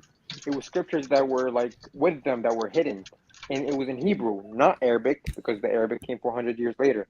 So where did he get this information that was similar to the Old Testament that's in the Quran from, if he didn't speak any other language, if he couldn't read or write Arabic, and there was no Old Testament?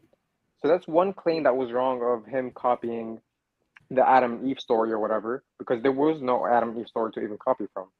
So now I want you to tell me, what position do you take on Prophet Muhammad?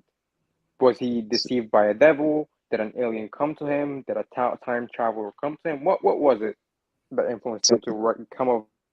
Yeah.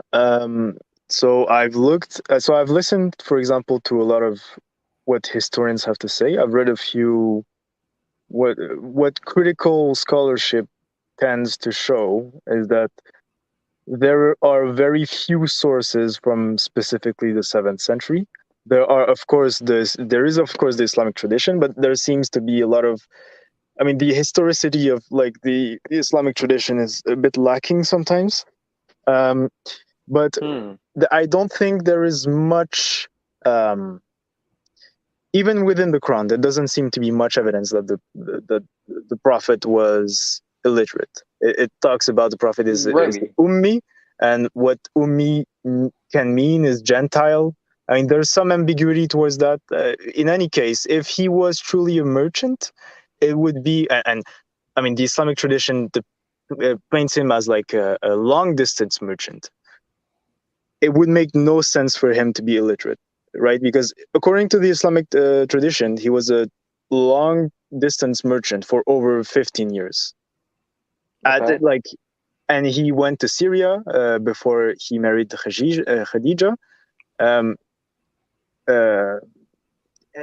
You know, the only thing he would need to do is either have access to a Bible, have access to someone who speaks, or someone who is very familiar with the Bible, or, you know, just going to a church, or, you know, just if he's a normal human being and he has contacts and he is interested in religion, and he's a long distance merchant, there doesn't seem to be very much, you know, it's not really problematic to just assume that he heard this from somewhere. My question was for you is, what position do you take on Prophet Muhammad? Was he a liar? Did he make it up? Did he do it for like benefit, or did he make it up for a good cause? Or like did an alien come to him, give him this information, or did he like gain knowledge over the years, made it up for some good cause? What is it that the position that you take on him? Yeah, I mean, okay. I think was he okay, 1 second. So was he crazy hallucinating? Like, did he believe what he was saying, or was he making it up, knowing that he's making it up, meaning that he was lying? Yeah. Based on the information I have, I think it could be it could be many things.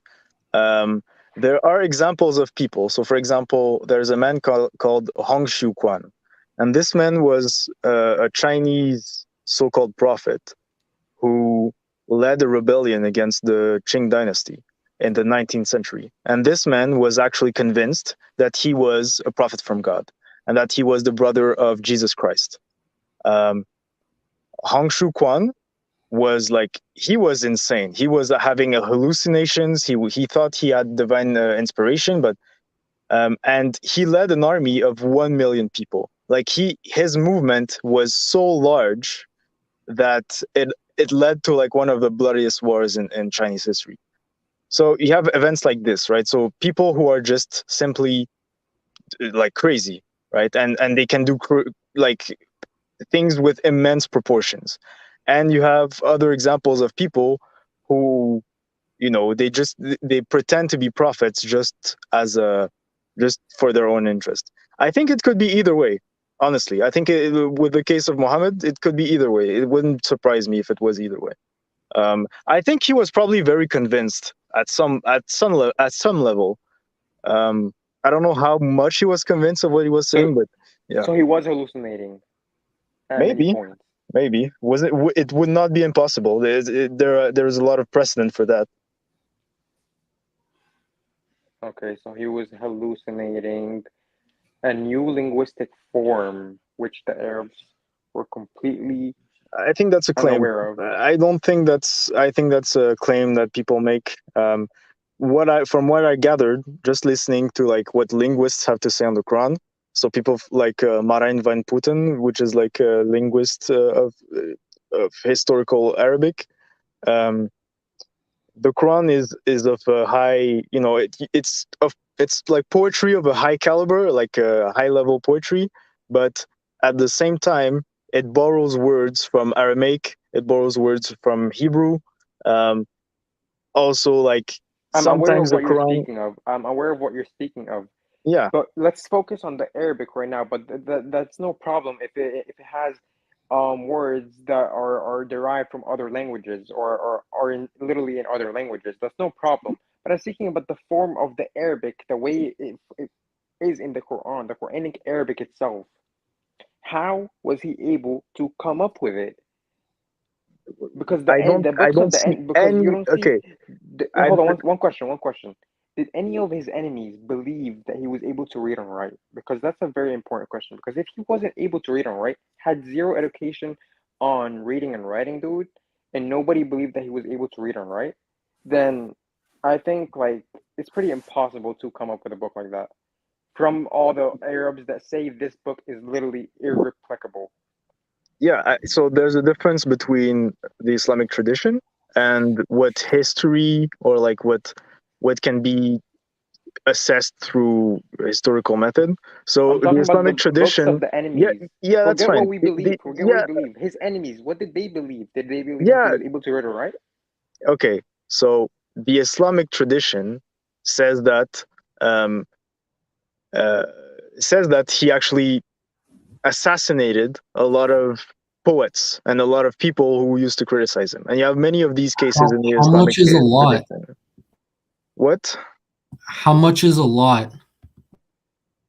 I think it's a few. It's like at least 3, 4, 5. I would have to look at it. There was like a list I saw circulating. 5 people is a lot of poets. How many? Like, yeah, I think so. I mean, you have 5 people getting killed for poetry. People is a lot of poets when at a time when poetry is like the number one what do you call it, pastime of the people, right? 5 people is considered a lot to you. Okay. Come on, dude. Come on. You still didn't answer my question. Who believed that he was able to read and write? Who in history, the people who lived at his time, believed that this man was able to read and write? Because, I mean, at least in Islamic tradition, we have narrations that say that his enemies went to try to see where he's getting this information from. And when they saw him just simply reciting it, not copying from a book, not like writing from his notes or anything, he's just simply reciting it at the spot. And the verses, literally, the context of it, have exactly to do with the situation that he's in. And it's just this poetic, magical Arabic he's getting. So would you say this is supernatural, or his pure hallucination can come up with this magical Arabic? Okay, so you have, I'm looking through a few people recorded in the Islamic tradition. So you have a few poets, okay? You have Asma bint Marwan.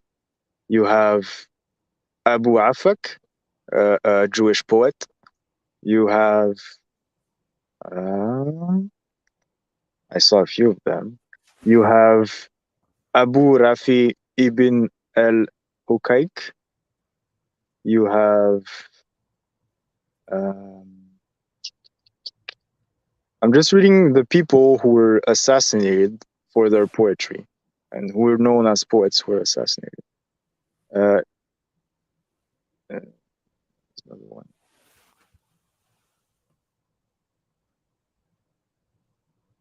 Yeah, you have Abdullah ibn Khatal. You have Fartana. Quraiba. These are okay. There is a Huwayrith ibn Nafid. These are just poets who were assassinated by Muhammad, right? Or ordered to be assassinated. What?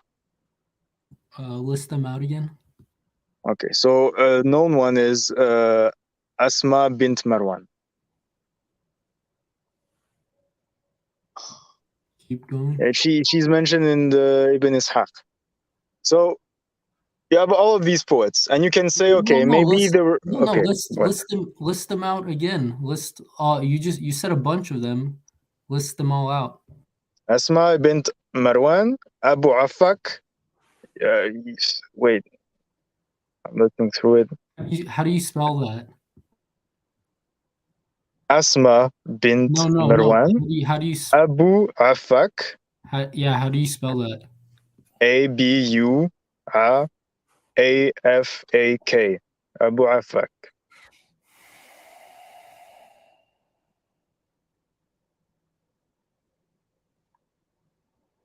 Okay. The other ones? Ka'ab ibn al-Ashraf.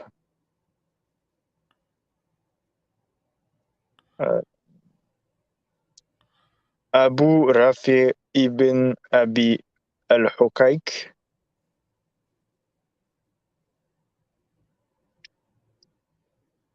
Spell that out.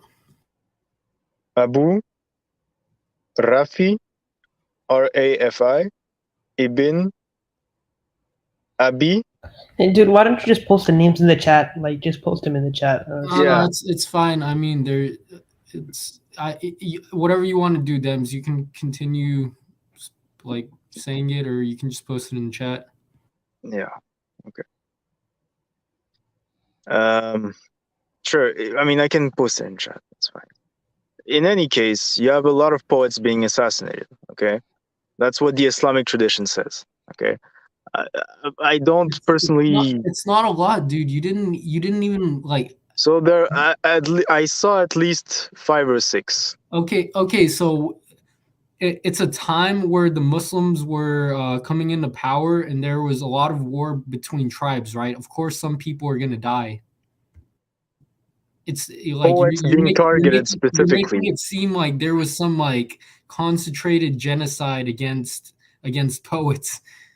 But that's literally it, right? So you have poets being executed for their poetry because they were satirical and they were mocking and they were, against Muhammad. Right? Okay, so it wasn't like the point. Coming back to the point, it was supposed to be regarding like the eloquence of the poetry. It's right. Yeah, so that's what we were talking about. So they weren't being like killed for demonstrating higher eloquence in the Quran or something. They were killed for like blaspheming or something like that.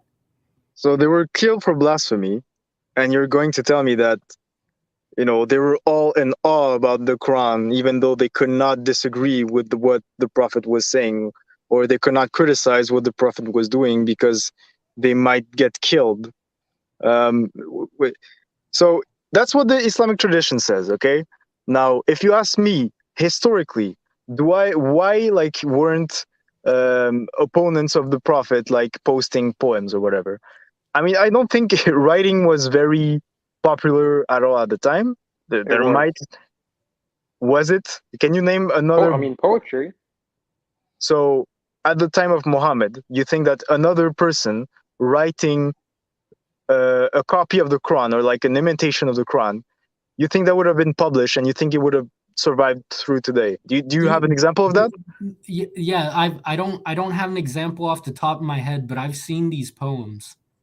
Yeah, there many people try to replicate verses. They try to come up with verses, and they would be so bad. People would actually laugh at them because they were so bad, and they had no similarities between how the Quran is and how they are. They just did some rhyming words that were just horrible and that had no comparison to the Quran. It's like, when you try but you just fail. Yeah, I'm very interested in that. Can you show me one of these examples? Okay, so you think you could find that?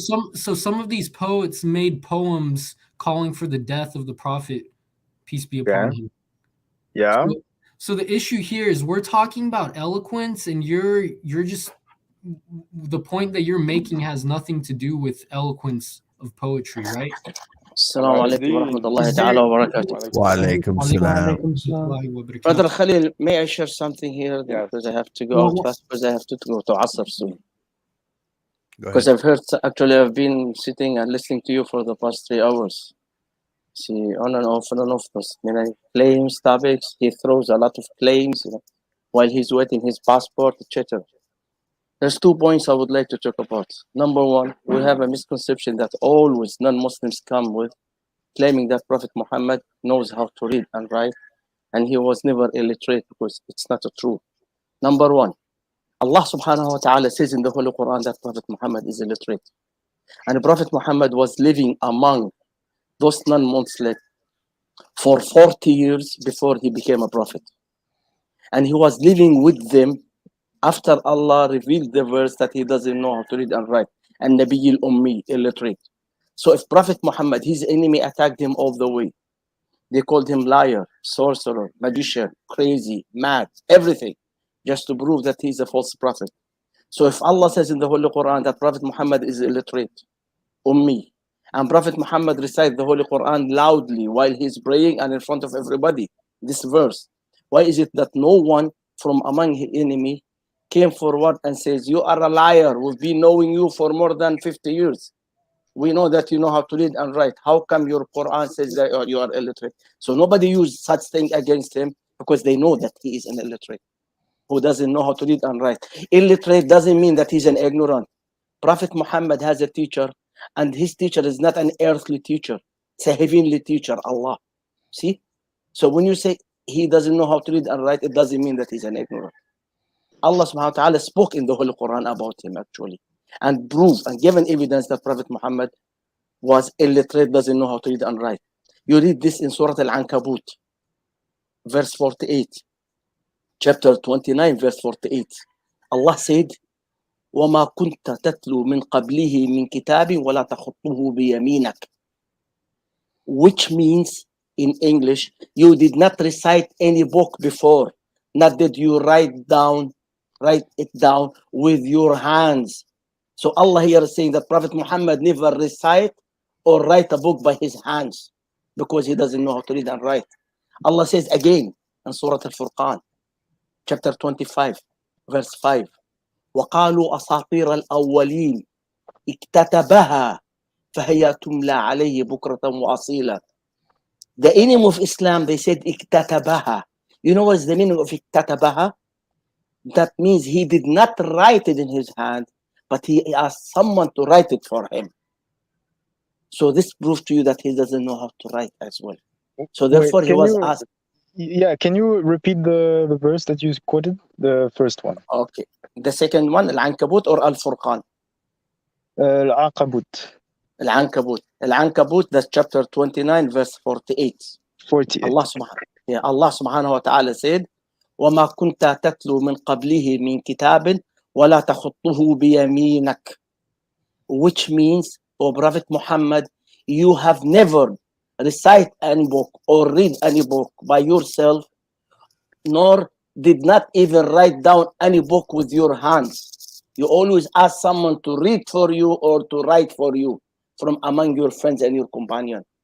That's what verse says in Surah Al-Ankabut. I will repeat again, Al-Furqan, chapter 25, verse 5. Allah said, وَقَالُوا أَسَاطِيرَ الْأَوَّلِينَ اكتتبها فهي تملى عليه بكرة وأصيلا. Here the Quran says اكتتبها. The meaning of اكتتبها grammatically, he was not writing by his hand, he was asking someone else to write for him, which means he doesn't know how to write. That's what his enemy says. His enemy says اكتتبها. So his enemy affirmed here that he was not writing by his hand, he was asking others to write for him. That's in Al-Furqan. Allah subhanahu wa ta'ala says again in Surah An-Nahl, chapter 16, verse 78. Al-Furqan, remind me, I'm sorry, I'm just looking through it. Al-Furqan, and which was the verse? You may write down, Akhi, please, you may write down notes, then you look it up, inshallah. Chapter 25, verse 5. You write it down, inshallah, then you might look it up, inshallah, if you don't mind. Then the last one is in Surah An-Nahl, chapter 16, verse 78. Allah subhanahu wa ta'ala says in the Holy Quran, وَاللَّهُ أَخْرَجَكُم مِّن بُطُونِ أُمَّهَاتِكُمْ لَا تَعْلَمُونَ شَيْئًا وَجَعَلَ لَكُمُ السَّمْعَ وَالْأَبْصَارَ وَالْأَفْئِدَةَ لَعَلَّكُمْ تَشْكُرُونَ.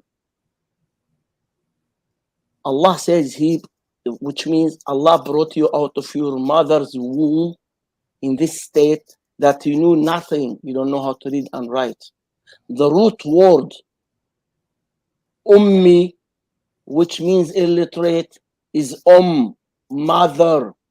So when Allah says that the Prophet Muhammad is Ummi, go back to the root, which is where Allah subhanahu wa ta'ala, he said that he brought you from the wombs of your mothers, knows nothing, read or write.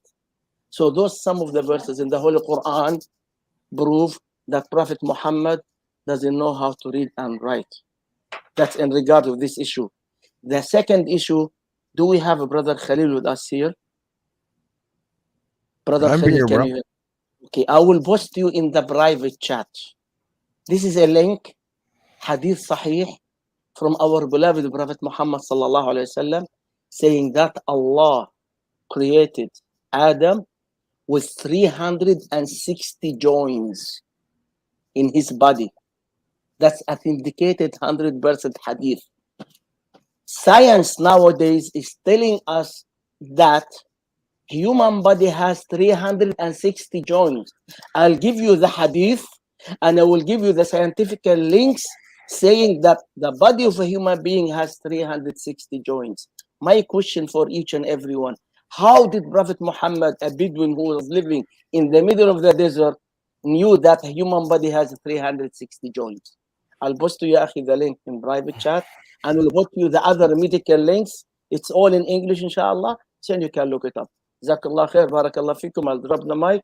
I'll post you the link. I'll step up. MashaAllah, bro, that was amazing presentation, amazing speech, bro. Thank you very much. I will look into this. This is very, very good.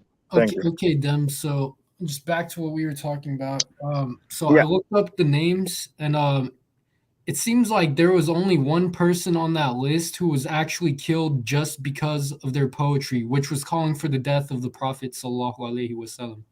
So the thing is, one of those people actually, one of his foster brothers ended up killing him, and so the thing is, like, none of these people are related to the topic we were talking about, which was the eloquence of the Quran.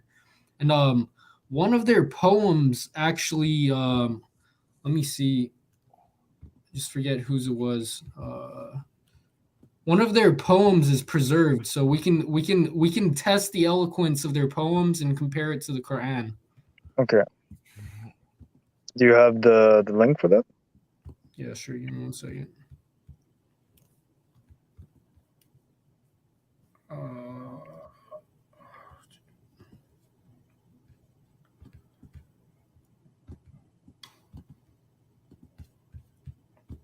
But yeah, this is just going back to my point. While I'm looking for that link, so yeah, it's Abu Afak. Excuse me, brother, if you, I'm sorry if I interrupted you. Akhi Khalil, you see the private chat? I do, brother. Yeah, you can find the first link. That's sunnah.com. That's the hadith that Prophet Muhammad narrated, 630 joints. Then after that, you see several links, non-Muslim links, scientific and medical links, prove that the human body has 630 joints. So the question is still valid and rational, logical question. How did Prophet Muhammad knows that a human being has 630 joints while he was living in the middle of the desert in nowhere? I hope that this answers the question. Jazakallah khair. Have to step out now, inshallah. Thank you, brother. Jazakumullah. I do apologize if I interrupted the brother. Assalamu alaikum wa rahmatullahi ta'ala wa barakatuh. Alaikum salam.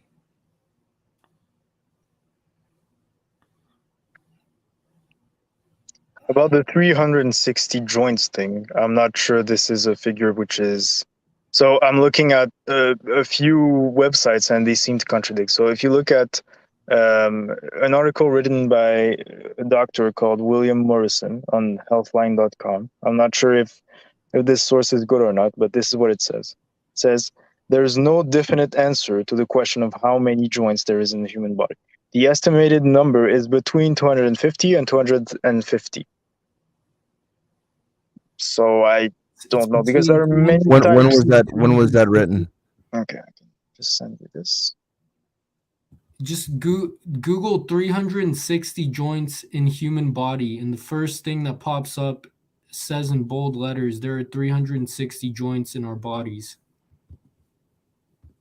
That's not... So I looked this specifically. I looked 360 joints in the human body, and what I see is from healthline.com, it seems that there is an ambiguity towards that because there are different types of joints and depends on how you want to count them. So, for example, some you could define it as just a point where two bones connect, but it could also be that's what a joint is. That's what a joint is.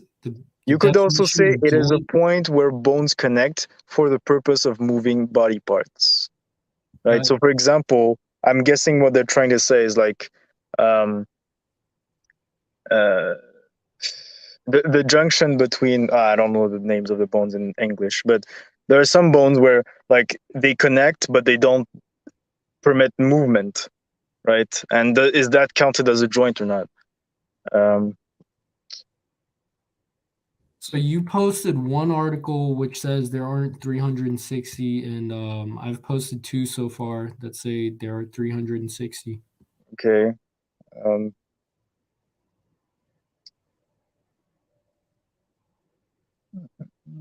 In any case, for the point about I got 3 articles that say there are 360 joints now. Okay.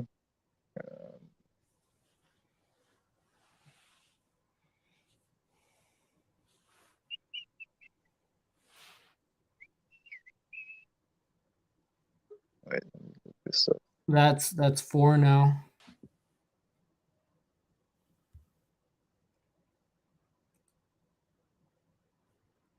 So basically what you're saying is that we don't know what a joint is, so there aren't 360 joints. And also I'm saying it depends on your definition. The other article you cited that says those 250 and 350 propose 2 definitions. So even if one definition serves, that's still a miracle, bro. Like a 360 That's joints. it really seemed to be. Let me just okay, come on. This is okay. Come on, how, bro? He said there's 360 joints in the human body. Majority of the articles you find online say there's 360 joints. The article that you put that said there's 250 to 350, the person who published that article said that he proposed 2 definitions of what a joint is. And from the 250 to 350 could easily be on functional joints because, and you know why it's on functional joints? Because he proposed a range. So there you go, bro. Like the evidence is suggesting, based on the research, that there are 360 joints. The Prophet ﷺ said there are 360 joints in the human body. So now, so what is the contention? What is the issue? He's in denial, bro. I don't think I'm in. So there doesn't seem to be. If you just look at the Wikipedia page, there doesn't seem to be like a precise number. It depends on the way that you count them. So it talks about there's a classification. Basically, there's a classification. Joint is a meaningless word at this point. So you have fibrous joints, cartilaginous joints, synovial joints, facet joints. So you have many different class. Okay, I see. So there are different classifications. Bro. There's a numerical classification, which are there 360 joints in the human body? I mean, there doesn't seem to be a clear number based on what I'm reading. Bro, this is come on, bro. Hudson Phillips said, bro, every single site that provided a range, had one definition of joint, which means a joint that is functional, right? And that then is classified as a joint. Then they provide a range, right? Websites that do not provide that definition say it's 360 because the person Riyadh just provided 4 websites that do not provide like that definition for joints, and the Prophet it's kind of maybe just going back. Come on, there's a difference between being skeptical listen, and being in denial. I can just we're past skepticism. We're into cynicism now. I don't think so. Okay, Dan, just going back to the poets thing. You've been presented clear evidences in front of you, and you're still I don't know. I'm going to deny it still. Like again, I'm not sure that 360 is like a because every single article I've seen on here doesn't seem to be like an academic source. It seems to be like articles from discoverthetruth.com government website. That's after you brought me a Reddit post about skulls. Come on. Okay, you have an academic post right here. That's good. Yeah, I have a .gov article. I have a .org article. I have themedical.co.uk. That sounds legit. Anyways, moving on, dude. So, do you acknowledge that those poets that were killed, those people that happened to be poets, they weren't killed because of like some eloquence in their poetry that was making the Quran look bad? They were being killed because they ordered the death of the Prophet, peace be upon him, because one of the people, he was at the Battle of Badr, so of course he had to die, and so on. Yeah, sure, might be the case. Then that brings the question. Okay, so it wasn't some like targeted genocide against the poets. It was because they were at war. So who else as a poet like took on the challenge? Okay, that's the point. Everyone back then, their pastime was poetry. So there were a lot of poets. Even if you said like 50 poets died, that's still not a lot. Okay, who took up the challenge, and do we have their attempt at the challenge? Yes. Okay, let's see it. I don't know who has it. You guys have it? I don't know who said yes. I mean, we do have it, but like as a historical document, yeah, I just don't have the source in front of me. That's what I'm saying. Okay, that's not the point. We can look at what the Quran says. We can establish that it is, that we can establish that what the Quran is saying is true, right? That this Muslim, that this Muslim society was formed in a once pagan Arab society. It says in the Quran that they challenged the pagans regarding their poetry. We can confirm that these things actually did happen, right? Okay, prove it. Confirm it. Let's go. Let's see what the pagans have come up with. Did they fail the challenge? No, Did they succeed? That doesn't have to be the proof. That doesn't have to be the proof. The proof is that the challenge is in the Quran. The society at the time became 100% Muslim, meaning they were pagans at some time. They were being challenged by the Quran, so this stuff did happen. That's the point. Okay, and why did they get convinced of it? Why did they get convinced of the Quran? Yeah, because every time I ask someone, why are you convinced this is true? Like 95% of people they're like, oh, I mean, it's true because it's true, and they were raised in it, and that's You mean the people around the time of the Prophet? They had multiple reasons to believe. And like poetry is one of them. Like, well, yeah, they couldn't. I mean, it's so. For myself personally, it's not like one good reason. It's like the reasons keep on adding up. Where I'm like, okay, there's no reason to not believe in this.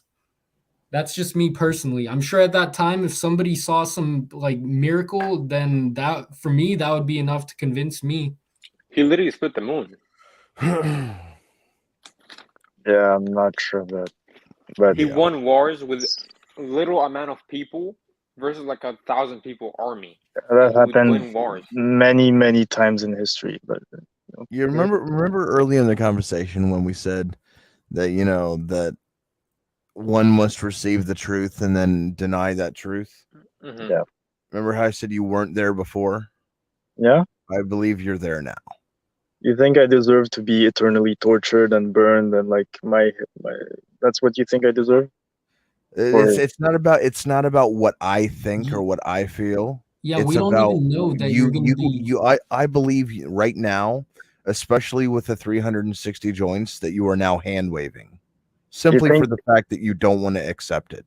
We've brought you academic papers. We've brought you the proof. We've shown you this, and we ask you, how did the Prophet know about this? And then you fall into this agnostic state of, well, maybe, I don't know. Could be. How about this? That's a good. I mean, I think it's a good claim. I think it's something I could look more into. So the 360 joints thing, from what I see, there are many websites which tend to show that there are 360 joints.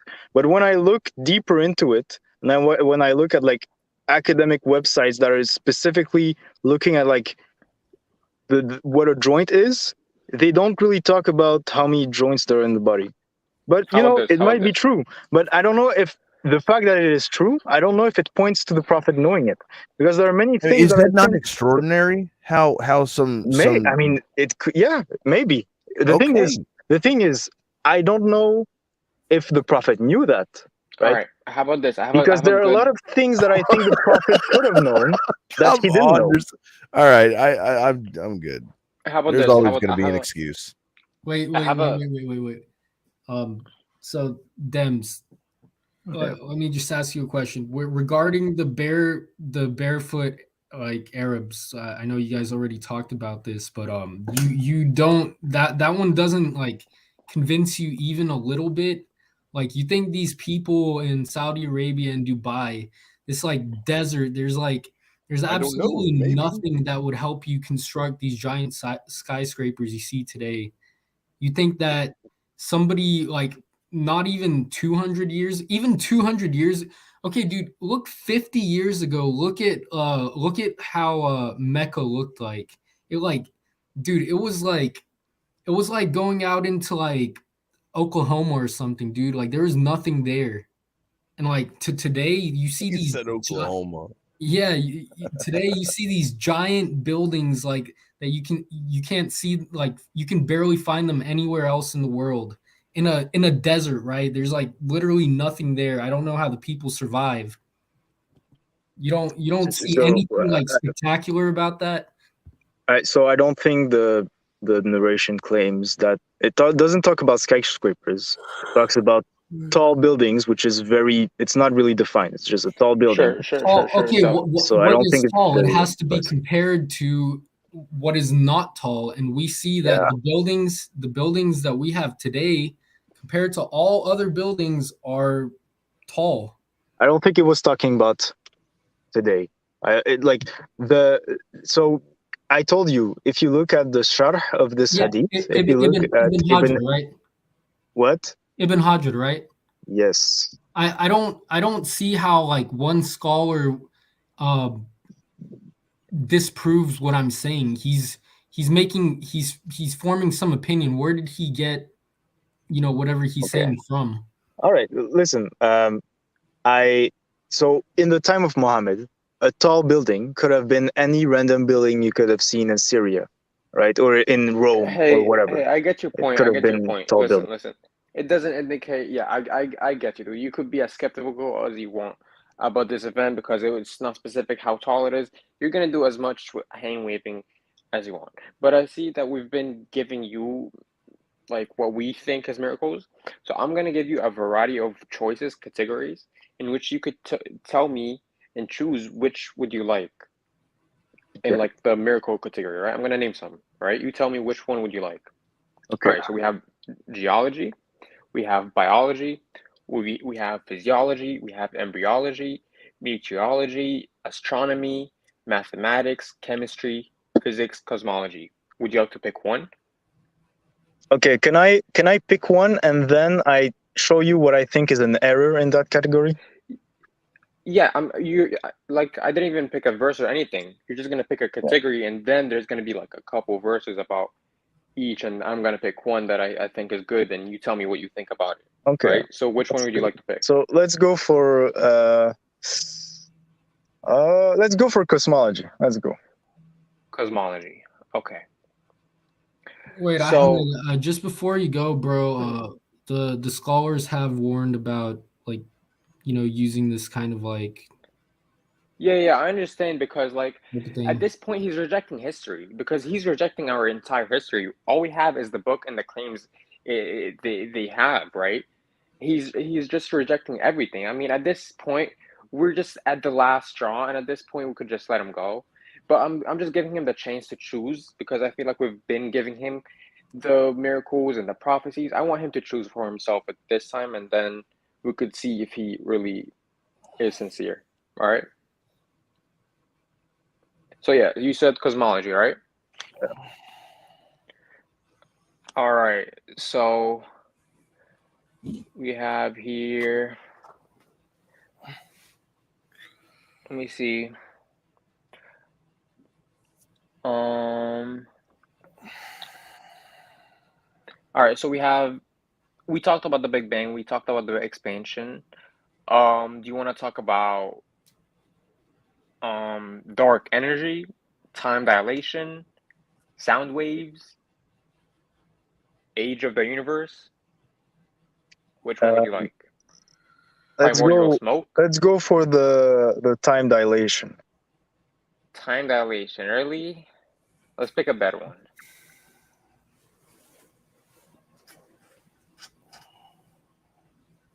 Yeah, let's pick a better one. You don't want that one? The age of the universe? All right. All right.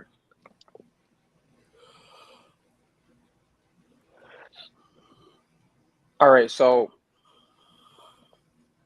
this is actually, it corrects the Bible in this fact. So the Christian Bible, it says that creation of earth, day one, making earth equal to the age of the universe. This is also found in the Quran. However, the universe is 6 days old while earth is only 2 days old. Skeptics have claimed that whoever wrote the Quran made a copying mistake, putting age of the earth a third age of the universe. Today, cosmologists confirm that the universe is 3 times the age of the earth, right? So in the Quran it says, so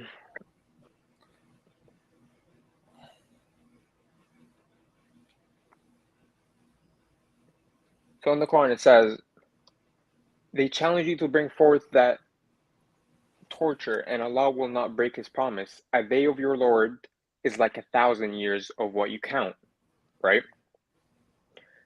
And your Lord Allah, who created the heavens and the earth in 6 days and then settled on the throne, covers the night with the day, asks for it persistently, and the sun and the moon and the stars enslaved by his orders. Is this not his creation and his command? Blessed be Allah, the Lord of all worlds.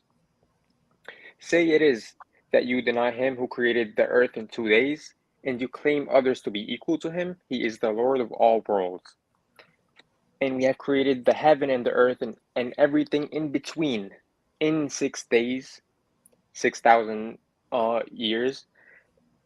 I'm not sure of the age, but a day could be 1,000 years, could be. And we were not touched by fatigue, right?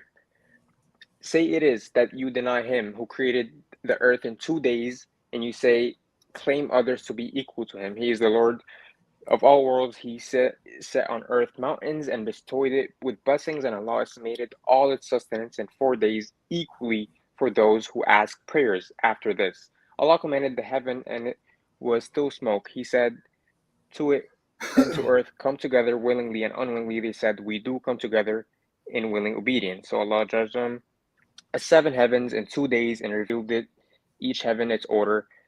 And Allah adorned the lowest heaven with lights and protection. Such is the decree of the Exalted, the Knowledgeable. Right, so I think we already discussed this before, and how this is ambiguous, and you think it's talking about however. So I mean, I feel like you're just picking these because you already know the argument and you already see it as ambiguous, and this is why they don't want to touch on the other ones. And this is like why you specifically picked cosmology and time dilation and the age of the universe. Like, I know why you picked these. We can go for another one if you don't want to. It's fine. Sure. So you still want to do cosmology, right? Whichever one if you have one that you think is very strong, we can go for that one if you want. There's no problem. All right. Let's talk about dark energy then. Okay. Right, cosmologists just confirmed the existence of dark energy, a mysterious repulsive force that acts in opposite to gravity. Right. So in the Quran it said, without dark energy, the universe would have collapsed on itself a long time ago. However, this was portrayed in the Quran. Allah in the Quran it says, Allah is the one who raised the heavens without pillars that you can see, then settled on the throne, and he regulated the sun and the moon, each running for a specified period. He manages all affairs, and he explains the signs that you may be certain the meeting with your Lord. Right, so where it says he raised the heavens without pillars that you can see, the function of pillars is to act in opposite to gravity. Right? Today we know that dark energy acts in opposite to gravity.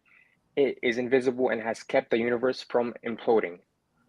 The Quran says that without Allah, the universe would have vanished.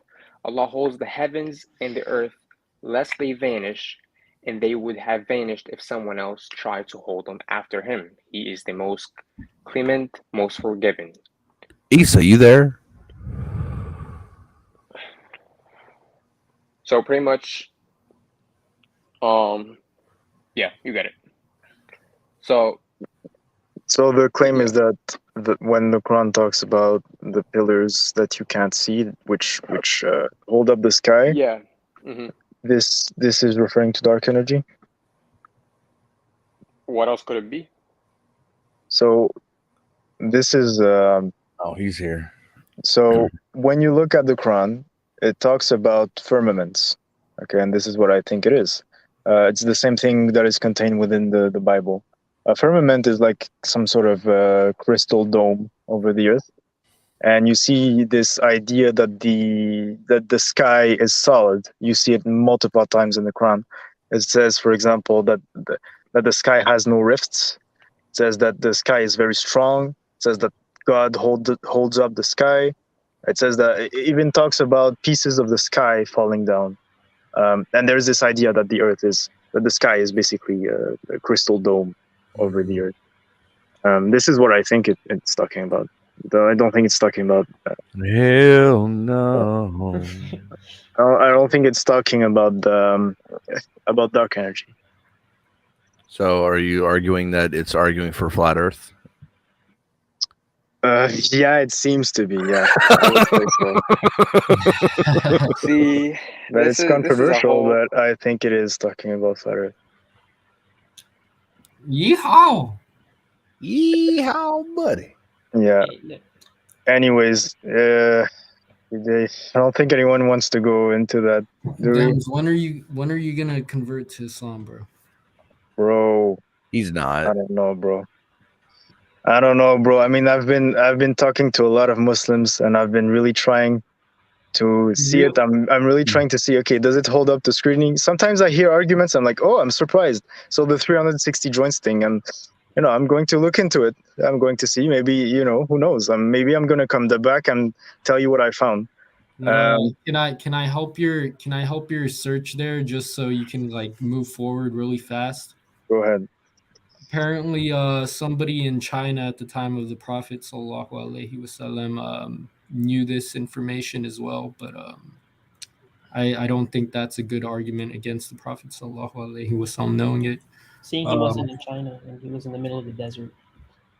Yeah, well, I'm just saying, just so Dems can kind of like, what do you call it? Just, his research moves faster. Anyways, Dems, bro, you realize like nobody on this stage right now, and even like most of the popular Dawa guys, they're not like scholars. They're not people that can like honestly help you out. Like if you want to seek knowledge, bro, you got to go to like actual scholars or students of knowledge who have contacts with scholars where they can like, where they can like connect to some guy that could like really answer your questions. Because we're laymen. We probably say a lot of wrong crap.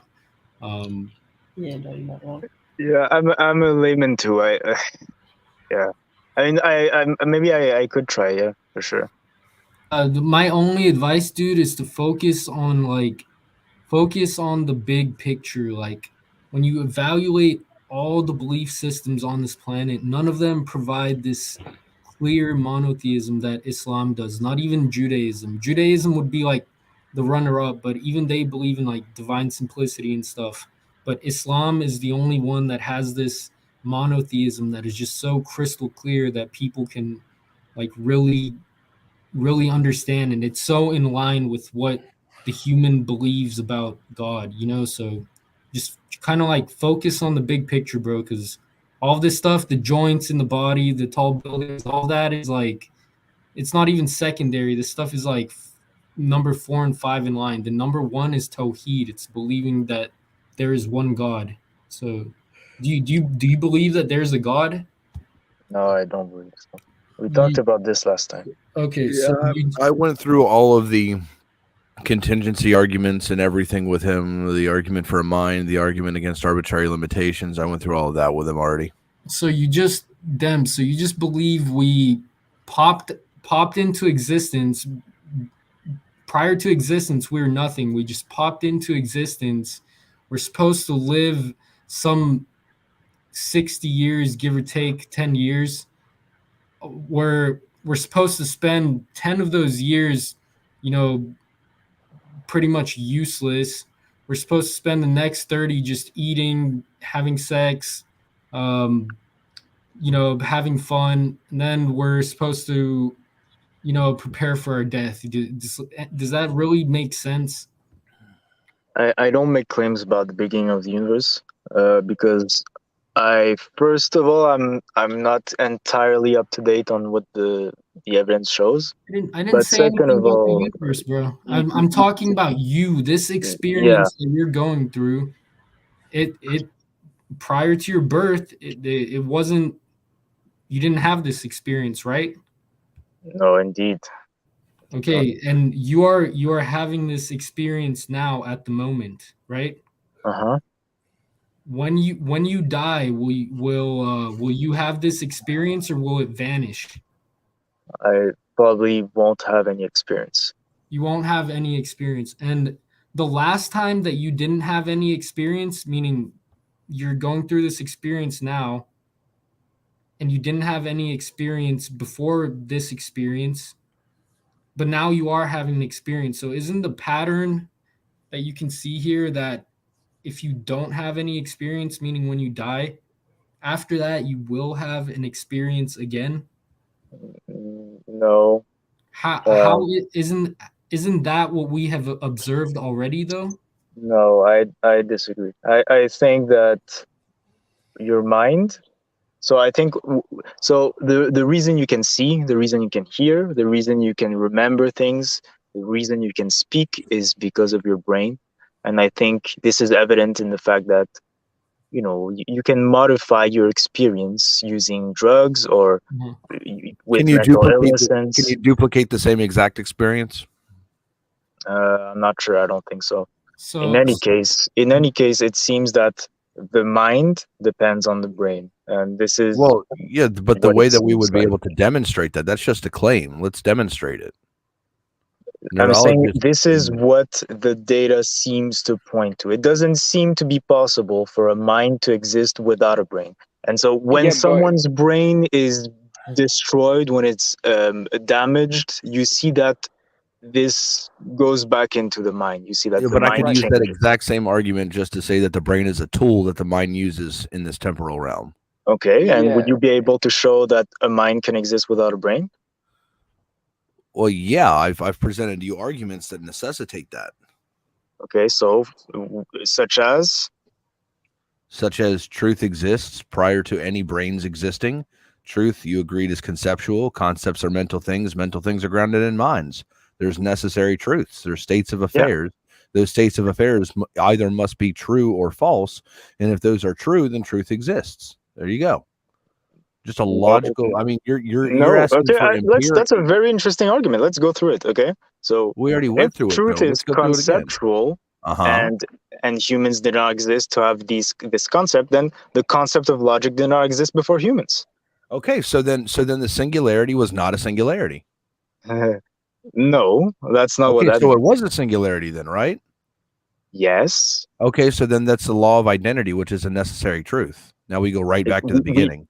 We can formulate. So there was the ontology of the singularity or whatever. Formulate. That means that it didn't exist until we were able to exist to perceive the past.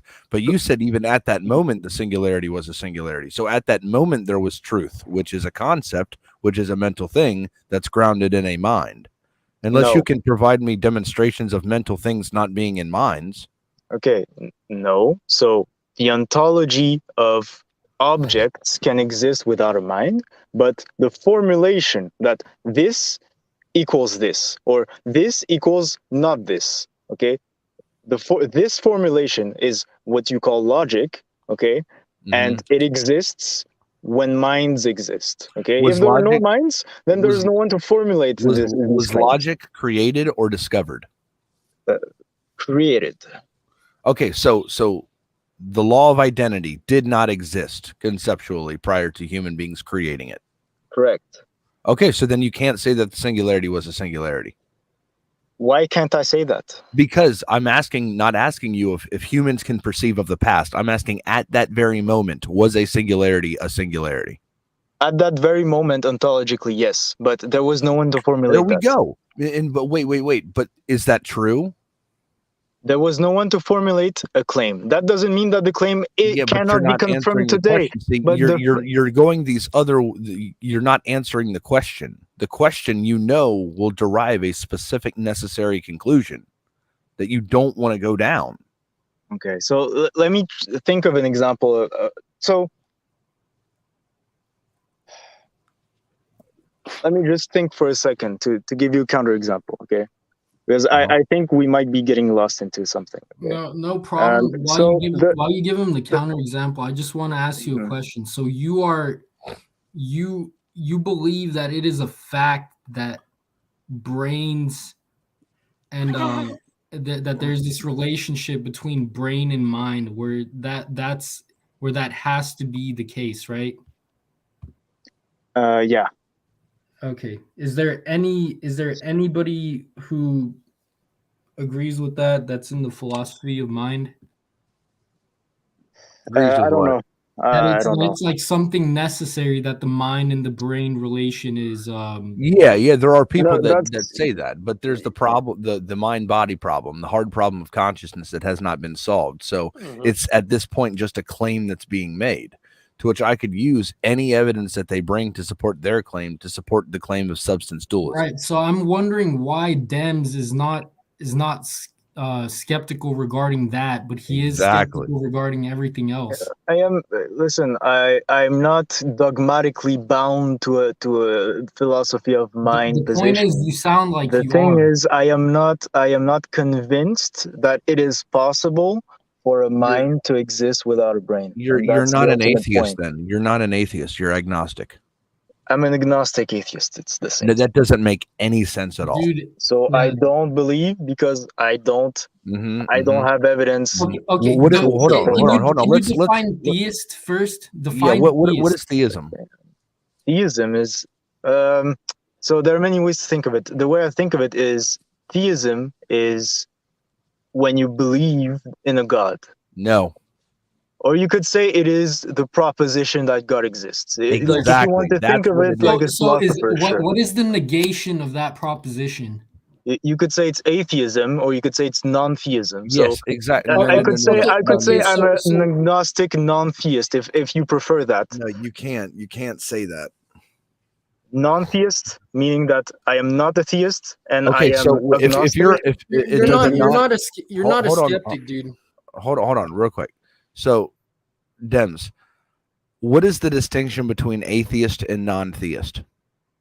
You could say, I mean, it depends on the way you want to define things. Okay, the I'm way asking I personally, when I say I'm an atheist, it just means I don't believe in a God. But I understand that there's a philosophical classification which says that atheism means the belief that there are no gods. Okay, no, but I don't hold to that definition regularly. So you could say I don't believe in God, and you could call that non-theism, and you could say I'm agnostic to the point where I don't know or I don't claim that there are no gods. Okay, is that clear? Or it's clear on what you're saying, but it's absolutely incorrect.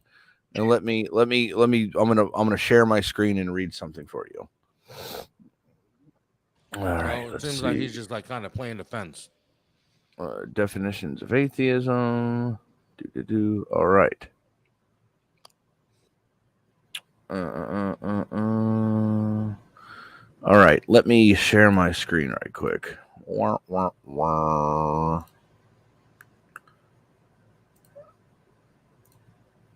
Okay.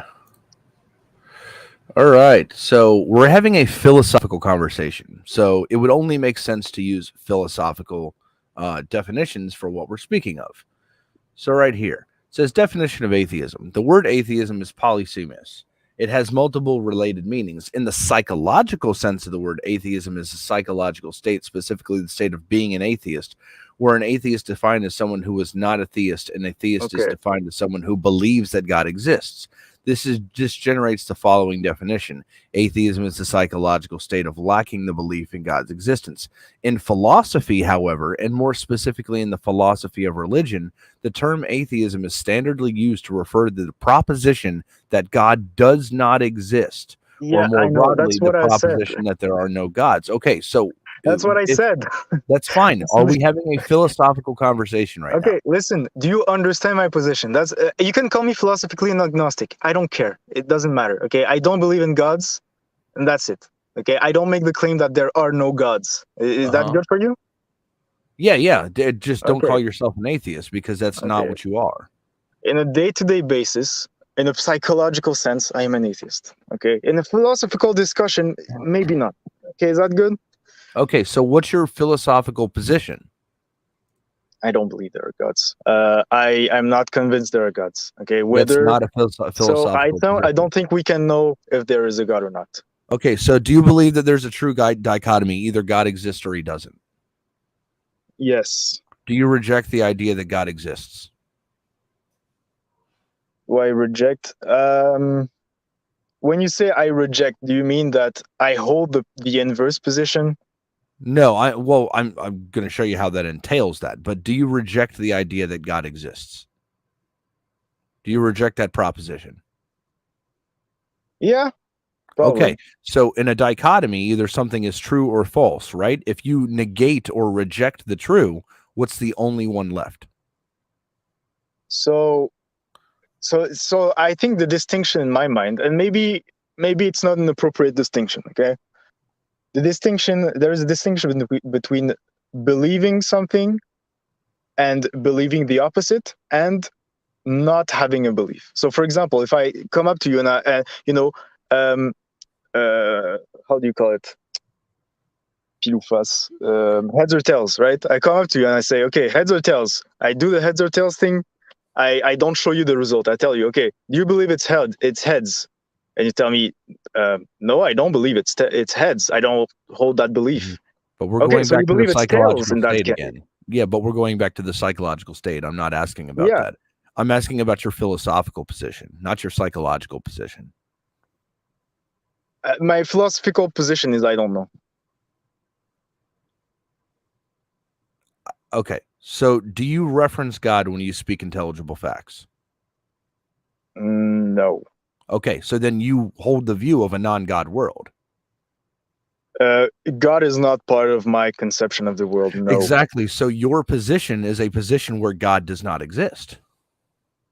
So functionally, you could say, yeah, I hold the position that God does not exist. But okay, so then do I now know I'm going it? to ask do I you know? Like, is it possible for God to hide? Yeah. Okay. Is it possible for God to hide behind something? I'm not aware of it. It's possible. That's not my possible. position. God doesn't hide behind things. He doesn't have spatial locations. Okay. If you want me to commit to hard atheism, I can do that. I think that's what it entails. And if you do commit to it, then I'm going to ask you about the origins of the universe, because if you hold a specific position, I'm going to ask you how your position makes any logical sense. If I tell you I don't know, which I think is the honest position, that's fine. Then you just say your atheism is based off of blind faith. So if I, again, to the example with heads or tails, you tell me I don't believe it's heads, and then I respond, oh, so you think it's tails. We're going back to the psychological state. If you're going to ask me take a position and I say it's not heads, that means it is therefore tails. Okay. So what position do you take on the heads or tails thing? If I say heads, then I'm going to have to provide an argument that logically shows, prior to you showing me whether it's heads or tails, I'm going to have to provide an argument on why it's heads, right? Yeah. Some type of statistic or probability that it's going to be heads more likely than it is tails. I wouldn't be able to do that. Yeah. To go back, because it's 50-50. You gave an argument earlier, and I think I came up with a good counter argument. You said that logic had to exist before humans, And you said that itself, yeah. The proposition. So, what is a proposition, by the way? A proposition is the meaning of a state of affairs. The meaning of a state of affairs. Mm-hmm. A proposition is just a claim, isn't it? No, a description of a proposition is a claim. So using language to linguistically describe a proposition, that's a claim. I'm not talking about the description at all. Yes, we need mouths, we need some type of form of communication to make claims, right?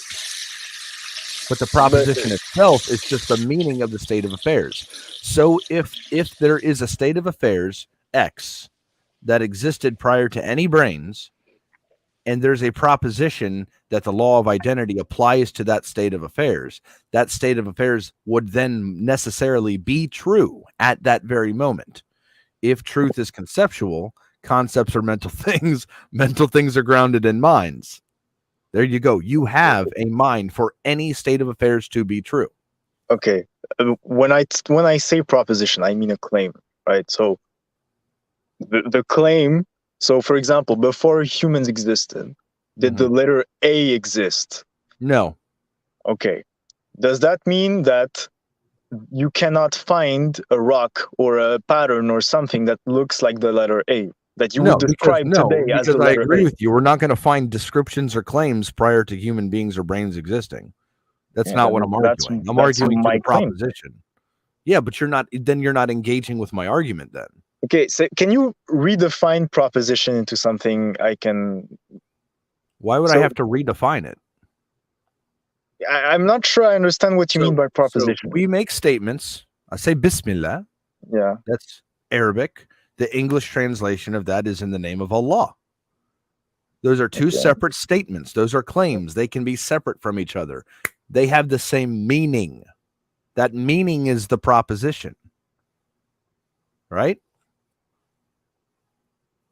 Okay, and that's a claim, okay, right? It's something that it's a sentence that Bismillah, Bismillah is the claim, or in the name of Allah. That's the description itself. I'm not asking if the descriptions existed back then. I'm asking if the proposition that correlates. You agreed with me before last time we spoke that you hold to a correspondence theory of truth. So truth is that which correlate or corresponds to reality. That means for any state of affairs, there is truth. Truth is correspondence to reality. Reality is the state of affairs, and if there's a state of affairs, there's truth that corresponds with it. Then you agreed that truth is conceptual. So now, at any point in time where there's a state of affairs, regardless of if brains exist or not, we have a state of affairs that has a truth that corresponds to it, that is a proposition. Truth is conceptual. Concepts are mental things. Mental things are grounded in minds. Yeah, but truth, when I say truth is conceptual, I mean that truth is a concept. It's what you describe reality as, right? So you look at reality. You don't describe reality with that. You describe reality with language. Yeah, exactly. Okay, sure. So you look and at I've already reality, agreed that language didn't exist back then, but the proposition did. You look at reality, you make claims about reality, you use language, and you say, I can label reality using the label true or false. This is not engaging with my argument. This is my conception of what truth is. I understand, but you already agreed with me that truth is that which corresponds with reality. And you already agreed that propositions are meanings of states of affairs. So I'm not sure. Maybe I don't agree with you actually. Like when I say something is true, it means I attach the label true, false to it. And this is the label so you put truth on you put truth on a linguistic description. Yeah. So are there multiple truths when I say Bismillah and in the name of God? Are there two truths there? Okay, so you're making distinction between the description and the meaning of that description. Okay. Are there two truths there, or is there just one truth? No, there has to be one truth there. Perfect. It's So the the same claim. description has nothing to do with this then. We can put descriptions, labels, language, grammar. We can put all that to the side and just focus on the meaning itself. The meaning is what's true. The description is just something that's describing it. And you can describe that truth in multiple different languages and ways. Yeah, but the meaning is what I call the claim, right? So Bismillah and in the name of God is the same Can you claim. provide me a non-linguistic claim? A claim has to be expressed through language. Exactly, which means the claim is the description, not the proposition. I agree with you wholeheartedly. Do we agree? I agree with that too. Did you arrest your case? What? You arrest my case? No, you're supposed to rest your case, not agree. So maybe I'm not understanding what that entails. Okay, so if we have descriptions, right, we can make multiple descriptions, right? We can say Bismillah and we can say in the name of Allah. Those are different claims. Those are descriptions using language, which you said claims are the way that we express things, right? So what are those things that we're expressing? We're expressing propositions. Propositions are the meaning of what we're describing. So the truth is not placed on the description itself.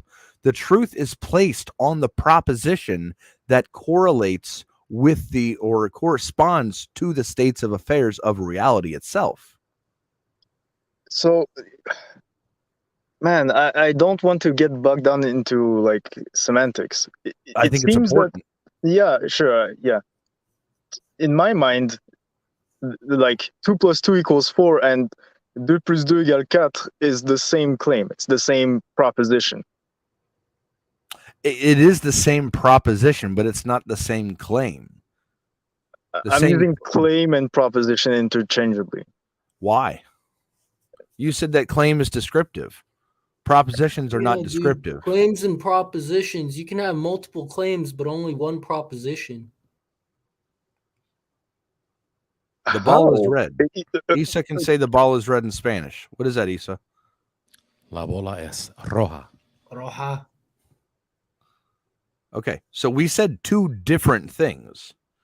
There's not two truths there. There's not two propositions there. There's one, which means the truth is one. There's not multiple truths. So the truth cannot be placed on the language itself in the claim. The claim is, you said a claim is something that is expressed. So the description or the language that we speak is the claim. But it means the same thing. So if there's only one truth, then where do you attach the truth? Do you attach it to multiple different descriptions, or do you attach it to the one meaning of what all those descriptions are describing? So it seems that what you're saying is that there is a universal meaning that can somehow that is not that. So there is something that is external to human minds which can be understood. Basically grounded, not understood, grounded. Okay. And how does that prove there's a mind that existed before humans? Exactly. Okay, can we grant that truth is applied to the proposition, not the description? Truth is applied to the claim or the proposition. Okay, and the claim is non-linguistic, not correct? The proposition, bro. We're going in like circles.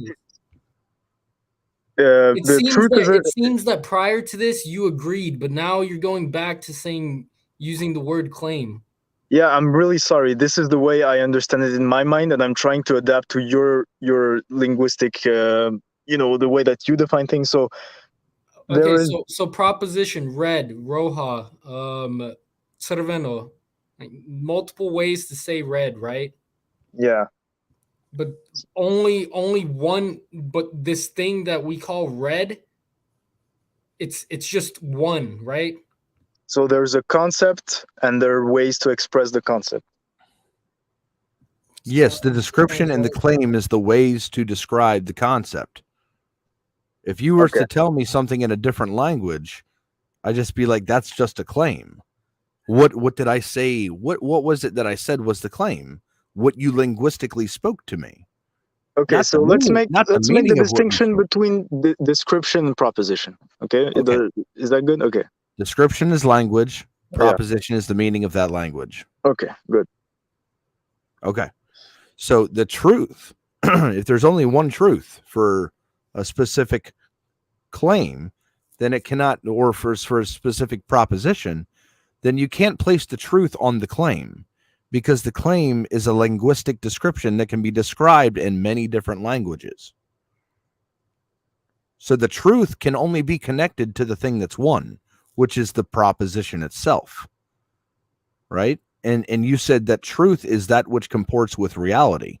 So for any states of affairs, for any state of reality, there's a proposition necessarily that whatever is in that reality is what it is. The law of identity, the law of non-contradiction, stating that it is what it is and it's not something else. Yeah, so a proposition is still conceptual, right? A proposition is conceptual, yeah. But we're focusing on the truth value that's placed on the proposition. If the truth value is false, then it's non-existent. We don't have to worry about it. But if the truth proposition, or if the truth value is true, then it exists. And what is a proposition? It's a concept. What is a concept? A mental thing. Can mental things exist outside of minds? No. The logical entailment of this argument is that when there was a singularity and no brains, there was still a proposition that was true. And if truth is conceptual and concepts are mental things necessarily need to be grounded in minds, i.e. logical entailment. I mean, I don't see, I mean, it's very simple to me. Yeah, so a rock that existed before humans. Was it true at that moment that the rock was a rock and that it wasn't something else? So based on my understanding of what truth is a label that you apply to propositions, right? And so the proposition, if it is mental, conceptual, did not exist at the time. It is the proposition only exists today. So right? Then it wasn't true. Today, the reason we can talk about the rock before humans existed is because we are making the proposition. Exactly. The proposition is expressed. Humans created truth. Can you show me the distinction between fact and fiction then? Sure. Okay. So you can use many criteria to determine the difference. As I said, no, I'm just saying if we created truth, that's subjective. So is fiction. Fiction is subjective. False statements, made up stuff. So, well, you can't say made up stuff because everything is made up now. Truth is made up. Yeah. So the reason why there's a distinction between truth and falsehood is because it serves a purpose in the end. If you can't make the distinction between the two, and this is the problem you're putting here. It serves a purpose in the end. But if we created truth, what does that even mean? Why does that even mean anything? The problem, you are presenting a problem here, and it is a very relevant problem. So if we can't tell the difference between truth and falsehood, then we're lost. How can I act? How can I know what is true when it isn't? Right? That's you need some type of objective standard then, right? Yeah, there needs to be some sort of standard to determine the difference. Do you know what the definition of objective is? Yeah, so it has to be mind independent. Well, outside of human minds. No, mind independent. I don't think a god's mind, I don't think, is objective in the. Okay, do you believe in minds other than human minds? I mean, there are animals, of course, but well, I mean, other than any living creature. Other than any living, I don't think a dead mind makes sense. Okay. So then your version of truth doesn't meet your criteria for objective. Maybe not. There might be different criteria. So I mean, now we can just literally go to the trash can where you can hit the little foot pedal and the trash can lifts up, and you can take the scientific method and just shove it right in there. Yeah, so I don't think that. So the scientific method is still a human method. It's still a way to arrive at But knowledge. it's not explaining anything true, because truth is just subjectively made up by human beings. Yeah, So prior to dinosaurs, you know, when there was no, you know, what we would consider things with minds, you don't believe that there was some, like, there was true propositions? Is this what? There were no propositions. There was no one to make claims. Mill self in the chat. If you disagree with me so much, and I mean, you can go ahead and hit that link up top and come up here and speak to me. You don't need a certain amount of followers or anything. Yeah, So prior to any Infinite mind, Wombs. Yeah, that's Infinite Wombs. Oh, never mind. Stay the hell in the chat. Okay, Dem. So prior to any mind existing, you believe propositions didn't exist? Is that what you're saying?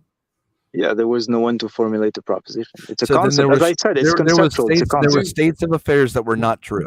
Dude, so we know so this is the thing, Dems. We know that there was a time when, you know, the earth didn't exist, but we know that propositions still exist. So how do you like bring these two things together? So there was a time when the earth did not exist, but the concept, like the proposition, the idea that the earth did not exist, that idea did not exist. No. So okay, listen to what I'm saying. We know the earth didn't exist, and there was like no minds that we know of, right? Okay. So you're saying that at that time there were no propositions. Is that what you're saying? Kino's really done with this guy. He's just watching TV right now. There were no ideas at the time. No propositions, no ideas, no concepts, no language. Is that clear? So the concept of 1 + 1 didn't exist? No. Dude, I mean, this is incoherent, bro. So when did the concept of 2 begin to? It seems like he doesn't want to pin down. He don't want to be pinned down to nothing. That's the problem. Okay, so but Khalil, you brought up an interesting point, Khalil. So relax. Yeah, no matter where you go with arguments, he's just gonna slither away, bro, just like a slippery fish or something. Slither fish. That's incoherent, but it probably makes sense to Dems anyways. Khalil, you asked me how can you distinguish truth from falsehood, and you said that given that it is subjective, the criteria. I'm talking a shot right now. I think we get a little further. No, I disagree. No infinite wombs, please. You said that. So yeah, in the sense that I asked that question was to show me how one of them is objective and one of them is not. But if you've agreed with me that they're both subjective, now we can just get rid of the whole argument that I gave you. Just put that to the side. Now you believe everything is subjective. So why the hell have the scientific method? The scientific method is supposed to give us some type of objective criteria by which to observe our reality. If you believe everything is subjective, then just throw the scientific method down the trash. So I think at some point, the concept of subjective and objective, if you think about it really, really deeply, they kind of, it's kind of, because as a human, you are a subjective being. You only have access to your senses. You only have access to your own perspective throughout the world. So how can you know anything objective at all, right? And this is the whole point of the presuppositionalist arguments is like, oh, you realize that you are actually a mind. You're actually a subjective being. And how do you ground anything that is objective, right? And that's an interesting question. But I don't think the goal is to get to any sort of absolutely objective, 100% removed from any mind situation. I don't think you don't believe that people seek knowledge.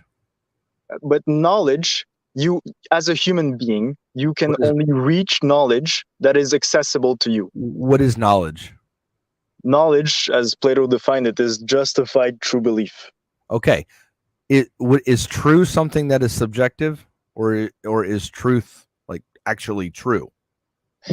So if you want to go down to the meta epistemological conception of it, sure, in that sense, it might be subjective. Yeah, but I think there can be criteria which can, so just because rules are arbitrarily or subjectively defined, so for example, laws, right? Laws are subjectively defined. That doesn't mean that you can't objectively know that this is criminally What do you mean by wrong. objectively? Nothing is objective.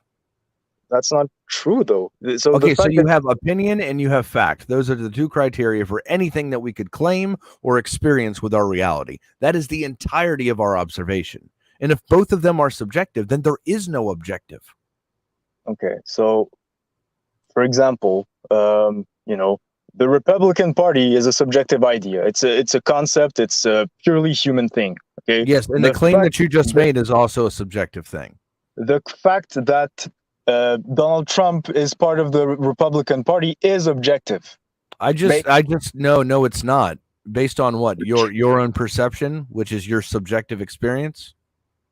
So again, you're trying to go back to the absolute ultimate truth. Yeah, of absolutely. I'm going to go back to your foundation. Then you cannot have something objective emerge from subjectivity. It just doesn't work. So you think you are completely detached from subjectivity. You think you can have access to all the ultimate knowledge of the foundation of the universe.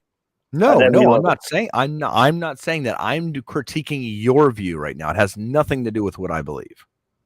Okay, so do you think it's possible to have knowledge of the ultimate foundation of reality?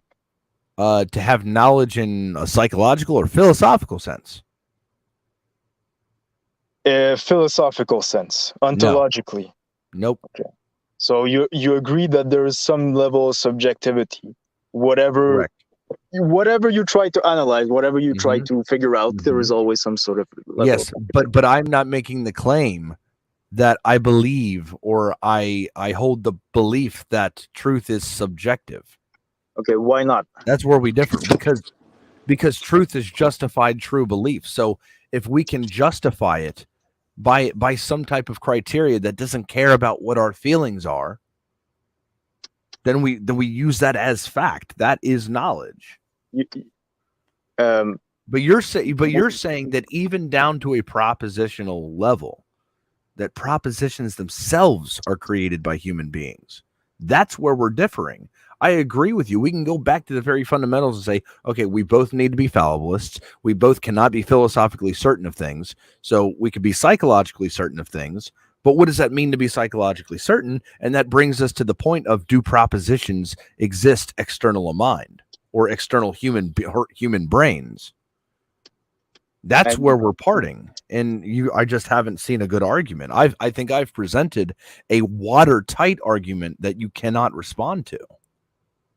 What makes you think that a proposition exists outside of a mind? So, for example, the proposition. There was a time when minds didn't exist, and unless you Human believe minds. that time, any minds actually, any minds besides, let's say, this one mind. Necessary being, yeah. Yes. There was a time when all those other minds didn't exist. Now, either you're rejecting that time has ever existed, or no, he's saying that the states of affairs existed, but truth didn't exist with that state of affairs. Yeah, absolutely. And I'm saying, truth is a label, as I said. That is illogical. That makes no sense. Yeah, So you're saying that there was a state of affairs that existed that wasn't true. Crazy. Truth is a label you attach to propositions. That's crazy. There is no claim. There's no one saying this is true, this is false before propositions and sentences. Yeah. There's no one making linguistic descriptions of it. Exactly. I agree with you. But we've already went over this 10 times, showing the distinction between a claim and a proposition. You keep going back as if we've never talked about it before. We've done it 10 times already. I think both of these are subjective, or creations of the mind. Okay, that's fine. I'm sorry, but at that point you're lost in La La Land. Like you. I don't think so, but you can have your subjective opinion. All right, I need to leave. Okay, take care, everyone. Where are you going, bro? You still waiting for your passport? Holy shit, man! I need to sleep, man. All right, take care. Bye bye. Good night. Yeah, that was. Get ready, guys. Strap up. Put your seatbelts on and keep your hands and feet inside of the vehicle at all times. I just really want to hear a different voice, bro. Seriously. Yeah. Issa, did you fall asleep, man? He was gone for so long. No, I don't know. He's disingenuous in my own view. Yeah, Kino, you left to watch TV. You were still sharing your screen on StreamYard. Did you see that? Yeah, you were watching people get their hair cut and all kinds of stuff. Who does that, man? Yeah, I went to go eat and because I actually had the thing playing in my ear, so I could still hear like a little part of the conversation going. And I was just watching my show, man. I'm like, I'm getting food, man. I'm done here. Please don't do this to us. We're gonna do it. Shot, you know the rules, bro. You know the rules. Don't get emotional. Public service announcement: wombs are sold separately. Batteries are not included. Infinite wombs, man. Here it comes. Let's get it. What's up, Wominator? What's up, guys? Not much. Issa, be fair, Issa, because last night, you was oh boy. What? You was getting aggressive with the dude yesterday. He said I was getting aggressive. Yeah, he the guy last night. I don't even know who you're talking about, bro. What are you talking about? Last night, Issa, you don't remember the guy that was on there all night? What was his name? He was like a Christian, the Catholic guy. Yeah, I mean, we calmed John? that down though.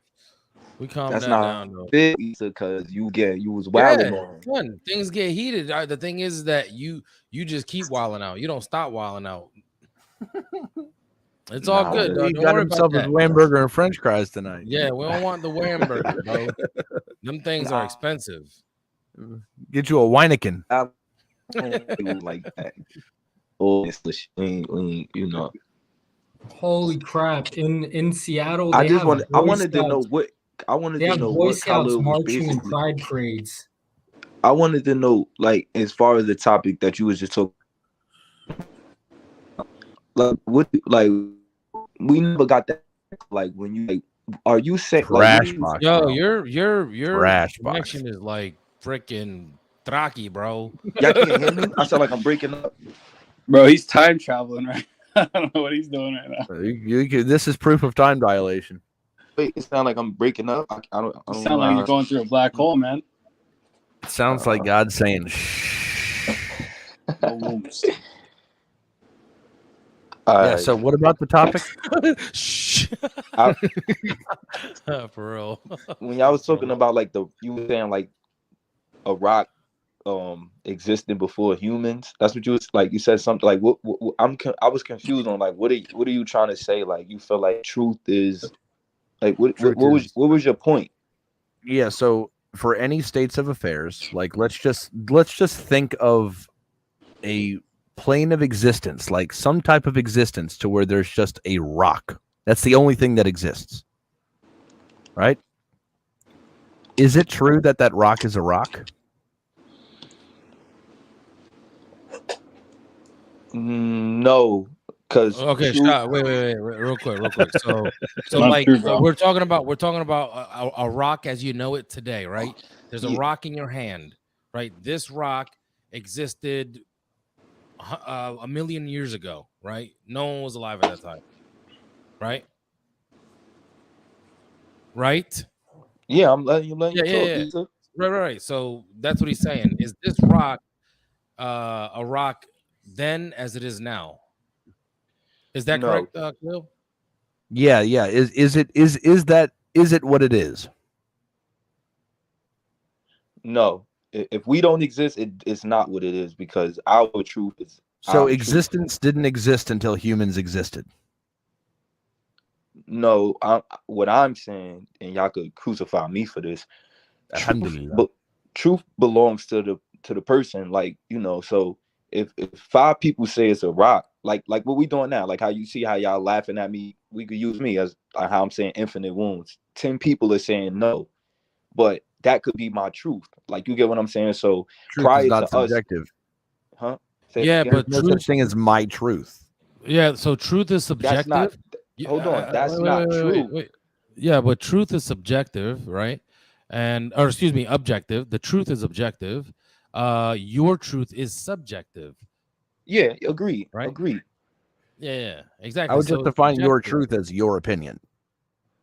I mean, that's what it is though. Like, you know, if everybody, because what we had to have come up, if you guys subscribe to the thought that we didn't exist when we came into existence, that's when we started labeling things. So if I'm in America and I call a rock a dog, and you call a rock a weight, like who when we meet each other, who's gonna say it's what it like? Who's determining if it's a Here, weight let or me a dog? let me try and You get tie what I'm this to saying? your view. Have humans always been humans?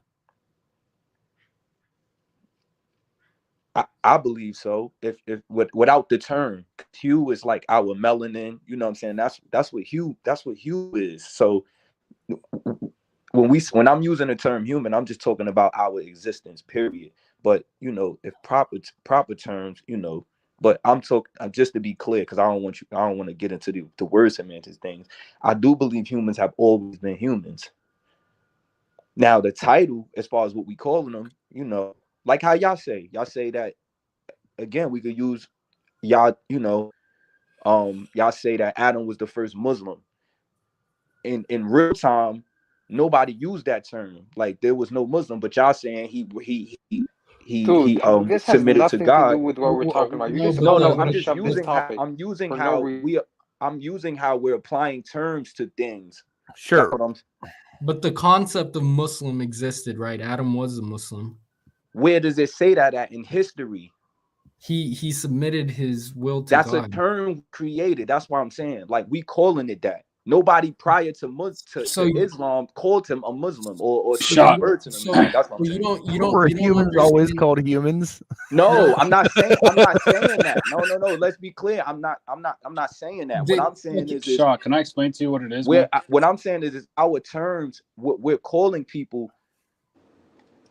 No, term human may have not always existed, but humans as we know them have always been humans. If y'all get what I'm saying, you get that, Yes, Khalid? it sounds like you understand the difference between a description and a proposition. Yeah, that's what I'm saying. Like, when I'm saying I'm using human, just so we all know what we're talking about. But So the proposition that Adam was a Muslim is true, but you know, it could be true. Yeah, it could be true. There we go. It could be true because that's what the other guy was disagreeing with. That's what I'm saying. Like, if I'm like when I back and forth with y'all say like there's no contradiction in the Quran. I feel like the contradiction is we're saying that Adam, Moses, Abraham were Muslims, but that term wasn't being used prior to the 7th century. So can put a term on anybody. If we're thinking like in real time at that time, nobody ever used Islam at that time, Islam or Muslim. It's a that. But if y'all believe that, I can't say that that's not true, because that's what it means to y'all now. You get what I'm saying? The truth belongs to the Muslim. If y'all feel like I was a Muslim, he was a Muslim. You get what I'm saying? But it doesn't say like that's not fact in real time. Like, you get what I'm saying? That's just a belief, and that everybody's entitled to. So when you talk about the truth can mean, you know, the truth belongs. I always feel like the truth belongs to the person. I don't think there's this one truth. The only but we can't. So he doesn't I think that saying. propositions even I get what exist. you're saying, but if we actually hold by that standard, then you know there's no way to tell up from down or left from right. There's absolutely no way. Hold Hang on. on, That's how we live today. Hang on, bro. So I mean, have you heard of cognitive dissonance? Yes, I've heard it. Right. So what you Many times, believe in reality does not match. That's called cognitive dissonance, and I guess a layman's explanation, right? Right. Well, here, let's ask Shaw a question. Where'd he go? He got. I don't know. I'm just glad he ain't wilding out. I'm glad he ain't wilding. Yeah. There he is. There he is. I couldn't hear you guys. Go ahead. Continue. Okay, Listen about that. Yeah. So what I was saying was that so what you believe, or excuse me, I said, have you heard of cognitive dissonance? You said yes. So cognitive dissonance is where what you believe in reality just it doesn't add up. And it's actually a problem, right? And then Khalil was going to ask you something. Yeah. Hey, Shah, do you believe that like a trans is like that was born a man claims to be a woman? Do you believe that's true? And do I believe what's true that they feel what they're saying? If someone is born with male genitalia and then they say that they're a woman, is that true? No, they're men. Genitalia. Wait, but that's their truth. That's true.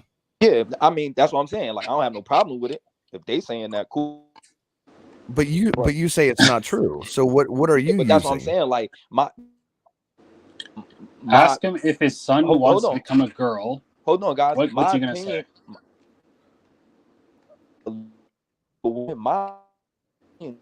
To some trash box. If that's their truth, I'm telling them that they friends that he's not a kid. Do your thing, like you know. That's what. Who am I to tell you? Yo, you need to find a better connection, bro. Oh, y'all can't hear me. I can't even. Your connection is weak sauce. Y'all can hear me now? A carrot. No, you sound like T-Pain right now. I don't know what it is. I don't know. Yeah. You can hear me now? What the hell is that? Y'all gotta let me know if y'all can hear me. Yeah, I can hear you now. Okay.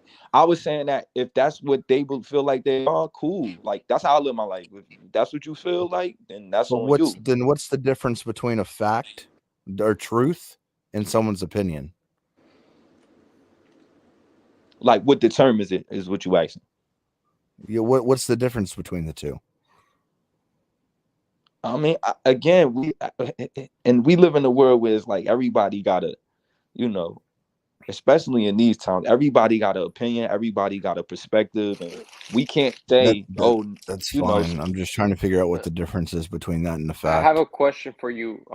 It I don't relates know, to this, Kyle. Khalid, Like don't in worry. these times, Kyle, I really don't know. Like, look at what this abortion thing. Like, these people think it's okay, and there's a lot of people that don't. Who's right and who's wrong? Like morally, when we think, and then you got to question what's morally right. Like, you get what I'm saying? Like, the truth, like I said, the truth belongs to the group or the person. Like, you know what I'm saying? We'll always have these wars. That's when it comes to morality. I understand that when it comes to morality, but we're not talking about morality when we're talking about propositions being applied to states of affairs.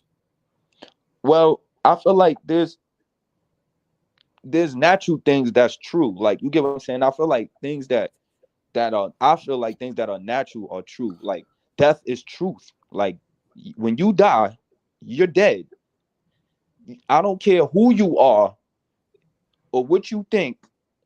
When somebody dies, they're not coming back. Like, you get what I'm saying? Like, it's over. Like, you know what I'm saying? So there's certain things that we don't got to put a title on it. We don't got to debate about it. So you believe that there are things that are true outside of human opinion? Yeah. Yes. Okay. So then what's the distinction between that and someone's opinion? One is subjective and one is objective, correct? Right. Because what I'm saying is all right, I'll tell you what it is. It's certain things that with certain opinions we could lay out on the table and it could go both ways. Death don't go both ways. If there's an option there where it's like, if you feel like, how I'm saying if death is true, you would have to show me somebody coming back from death. Like, you get what I'm saying? Like, you don't have no other option. When they die, they're gone. So if you ain't gonna be able to show me or nobody else somebody coming back to life.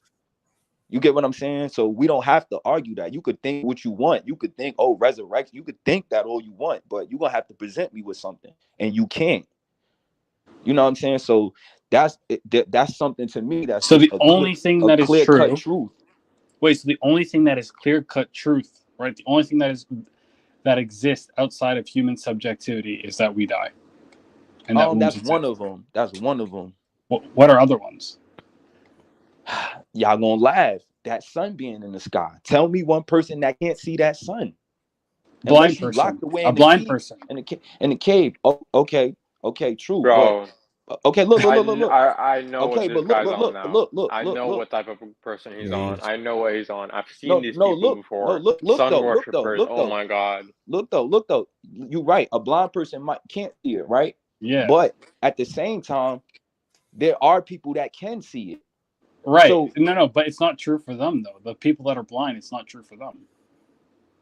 Yeah, but blind people, if that's the case, then a blind person is blind people live their life normal. A lot of them move around normally. Like I know a blind guy that grew up. He get We're on not the bus. asking about how they live their life. No, I We're know, asking but about a proposition. what I'm saying is that proposition wouldn't be true. What I'm saying is if the sun isn't true, if we can't tell him the sun isn't true, then nothing else around him is true. Why is he still living his life? Hold on. Is it true that the sun exists outside of the blind person's perspective? What I'm saying is if he doesn't believe something like the sun exists, he wouldn't even move about in his day-to-day life. Blind, I don't know if y'all know any blind people, but a lot of blind people go to work, they move around in the daytime. If he didn't believe the sun was true, he wouldn't even move around. Because that means he doesn't. Say that again. How would they not be able to move around? No, I said he wouldn't move around because he's moving off the assumption that this is daytime, which means what? The sun is out.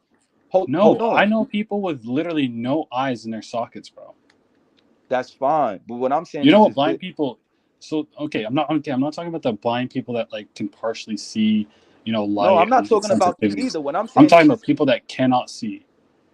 They don't. What I'm saying move is a around blind because person they can't assume see. the sun is I'm there. talking about a blind person that has walking around with the stick that really can't see. What I'm saying is, his whole being and his of moving around in his day-to-day life evolves around what the same thing that we do. It's nighttime, it's daytime. So if he doesn't believe in the sun, then why is he moving around as a normal person? How does that even make sense? No, because you saying, you said the sun isn't. It's just a perspective to. It wouldn't be a perspective. Shaw, hold on. Please. Hear me out. Stop cutting me off, please. Pause, please pause. Oh my God! Right Keep there, cutting man. me off. Pause right there, because I gotta get to the bottom of this. Are you into like ancient Egyptology and shit like that? Do you like read that stuff and like do you follow what they follow? Not really. I've studied, like looked on about it, like history wise. I know that they're like mother of all these religions. I'll say that. But as far as like they're what the they mother believe, of all these religions. Yes. You think that like they were onto something? They're the most true ones. True, but I just think that like the first to really get into like philosophy, Ryan's Bell, what I'm saying, Amin Ra, God, all of that, they were like doing that long before, anybody else, Greeks, what I'm saying, Christians, whoever. They kind of, like set the playing field for all of that, I know what you're talking about. I know it's worship of the sun. Yeah, it's the symbolism presented in like many religions. Wait, he worships the sun? Yes, bro. And it like I know what he's talking about. But they worship the sun. They worship God. They worship men. They worship women. They did a lot of worshiping. Like, you get what I'm saying. But I'm just saying, like, on the base level, they started the whole philosophy thing, and the baphomet with the horns Egyptian stuff, bro. Some ancient Egyptian stuff. Yeah. Black people were kings, bro. Black people were kings. Yeah. Right, all of that. Yeah. They were though. Melanin, black people are gods. What is with this race baiting the past? Do you believe that white people are hybrid? Hybrid? Yeah. No. Or GMO? No, I don't. I feel like when it comes to like, that's why. By the way, Shane, I agree with you. Like humans are that's why I said like humans always exist. Like that's what like it's perspective. Like you got like we got black. They'll say black people have eulomelanin and white people have pheomelanin. It's perspective if you want to say eulomelanin is a higher form or pheomelanin is a stronger form, because they'll tell you like when these original humans went up in these colder climates, Asia, Eurasia, that they developed pheomelanin, blonde hair, blue eyes, like that's perspective to say that, but they still humans. Like, you get what I'm saying? Like, that's why I don't really subscribe Because to the whole. I hear a lot of people who believe what you believe and say that like white people are just like they don't have souls and they're like GMO and stuff like that. Oh, nah. NPCs. I mean, yeah. Well, that's And why if your I hair was is trying to like tell you. completely straight, Hold on. This and if your hair, is why I was trying to Alright. update. Some things in the evolution theory is true, and some things are like stretched. Like, you know what I'm saying? So when people say stuff like that, they're equating that to, like time.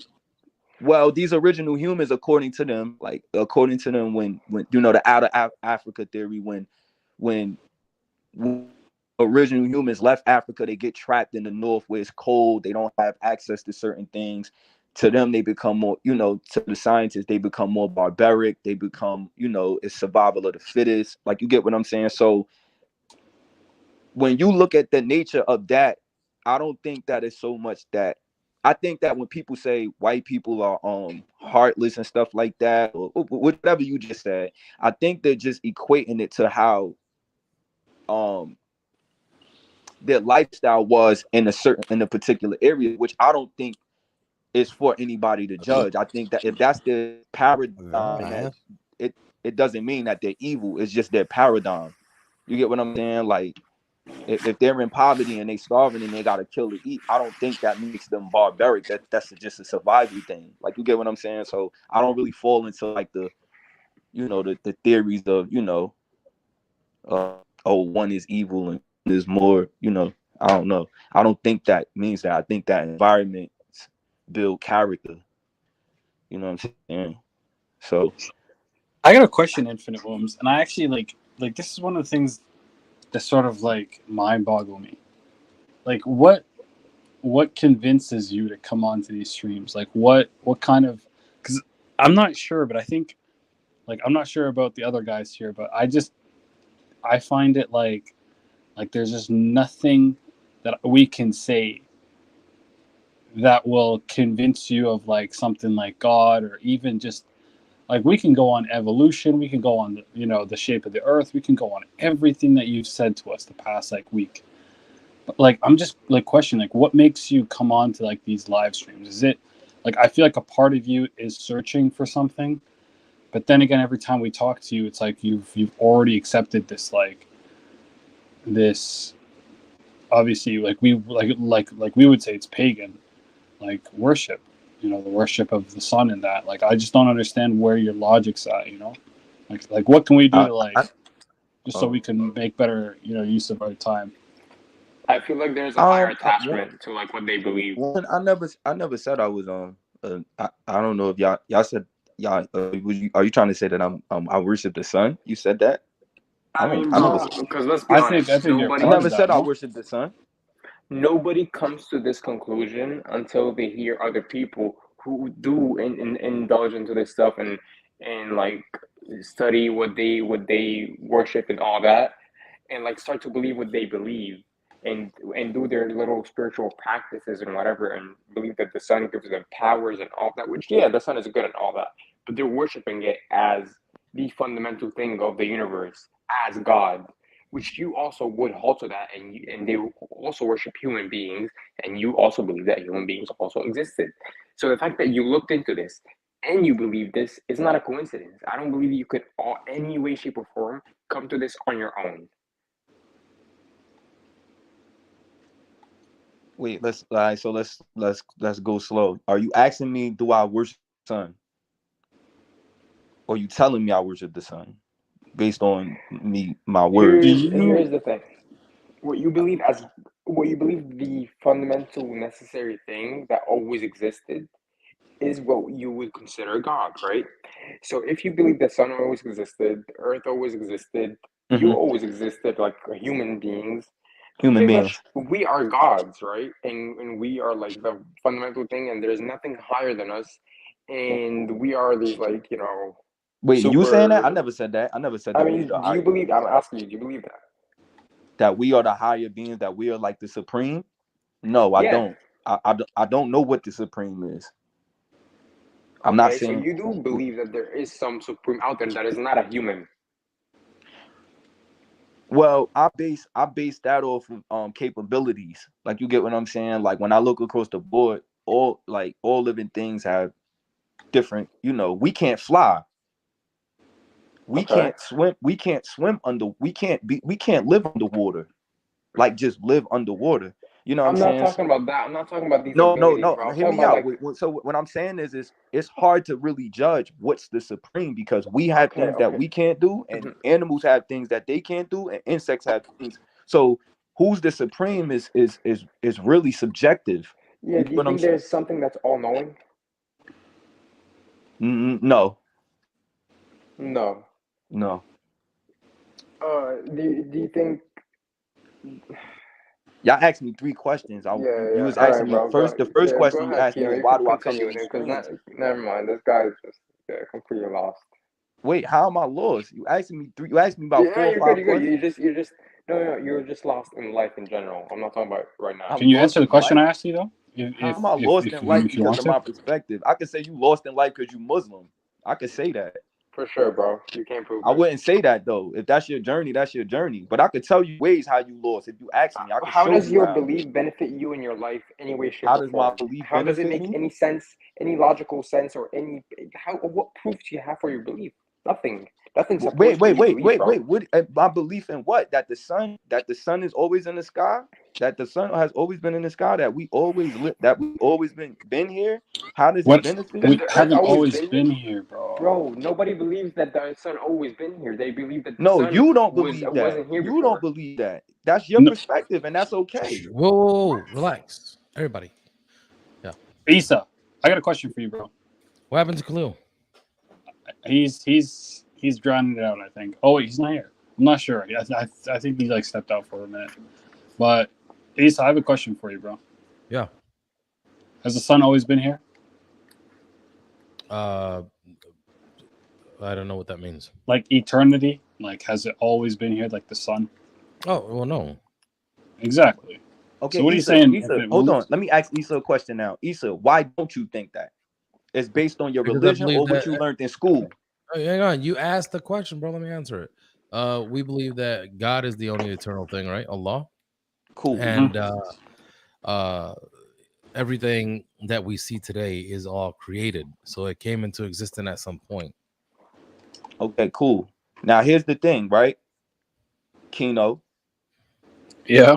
Him believing that, because he believes that, like, what makes what he said or his belief valid? Because 10 people, because multiple people believe it. What makes it valid? Nothing really verifies. It conforms to reality. It conforms to reality, and if we look at science, it explains, like, there's Big Bang theory, all these things, right? So the Big Bang is that everything, we started off from this singularity, and then everything came into being from that. If you're alive in about 200 years when Betelgeuse explodes, which is like the one of the stars in our sky that we should be able to witness in like the next 200, 300 years, and you witness it, is that going to change your mind as to the, how stars work? That they aren't eternal? Let's be clear. When we say stars is eternal, you're talking about one particular star. Like when I say infinite wounds, right? Y'all think that do y'all think that I'm saying one person? Like one person is just the wound that's just lasting forever? When I say infinite, no, we don't think that. Like, what are y'all saying? We don't believe that. We don't infinite regress of wounds. So when I say infinite wounds, that means wounds are like creating, more wounds. Like, that's what I mean. For but there's no first wound. That's the issue. When you say infinite wounds, I think you're high. You're saying that. Hang on. Stop talking over each other, guys, please.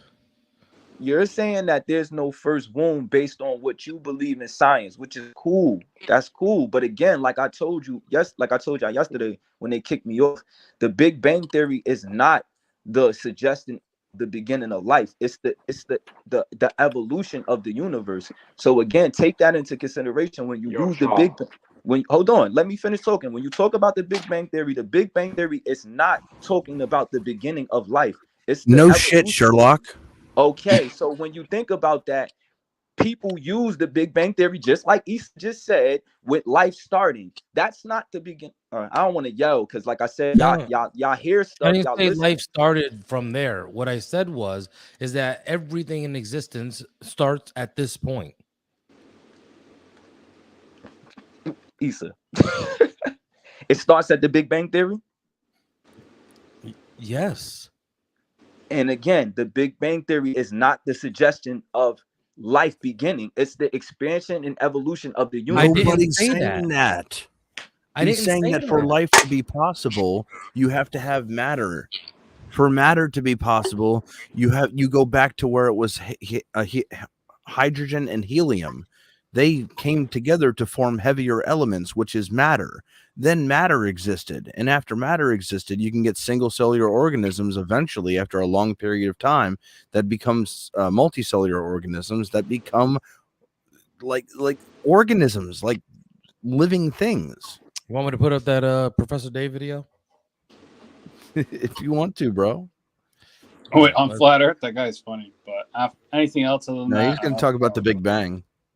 No, the one I'm putting up is about the Big Bang, and I'll speed it up too, so we're not watching the whole freaking. It's like 10 minutes, but maybe this will help Shah. Hey, Do you know Shah, what I mean, Shah? I have a question for Shah. So you know what the word infinite means?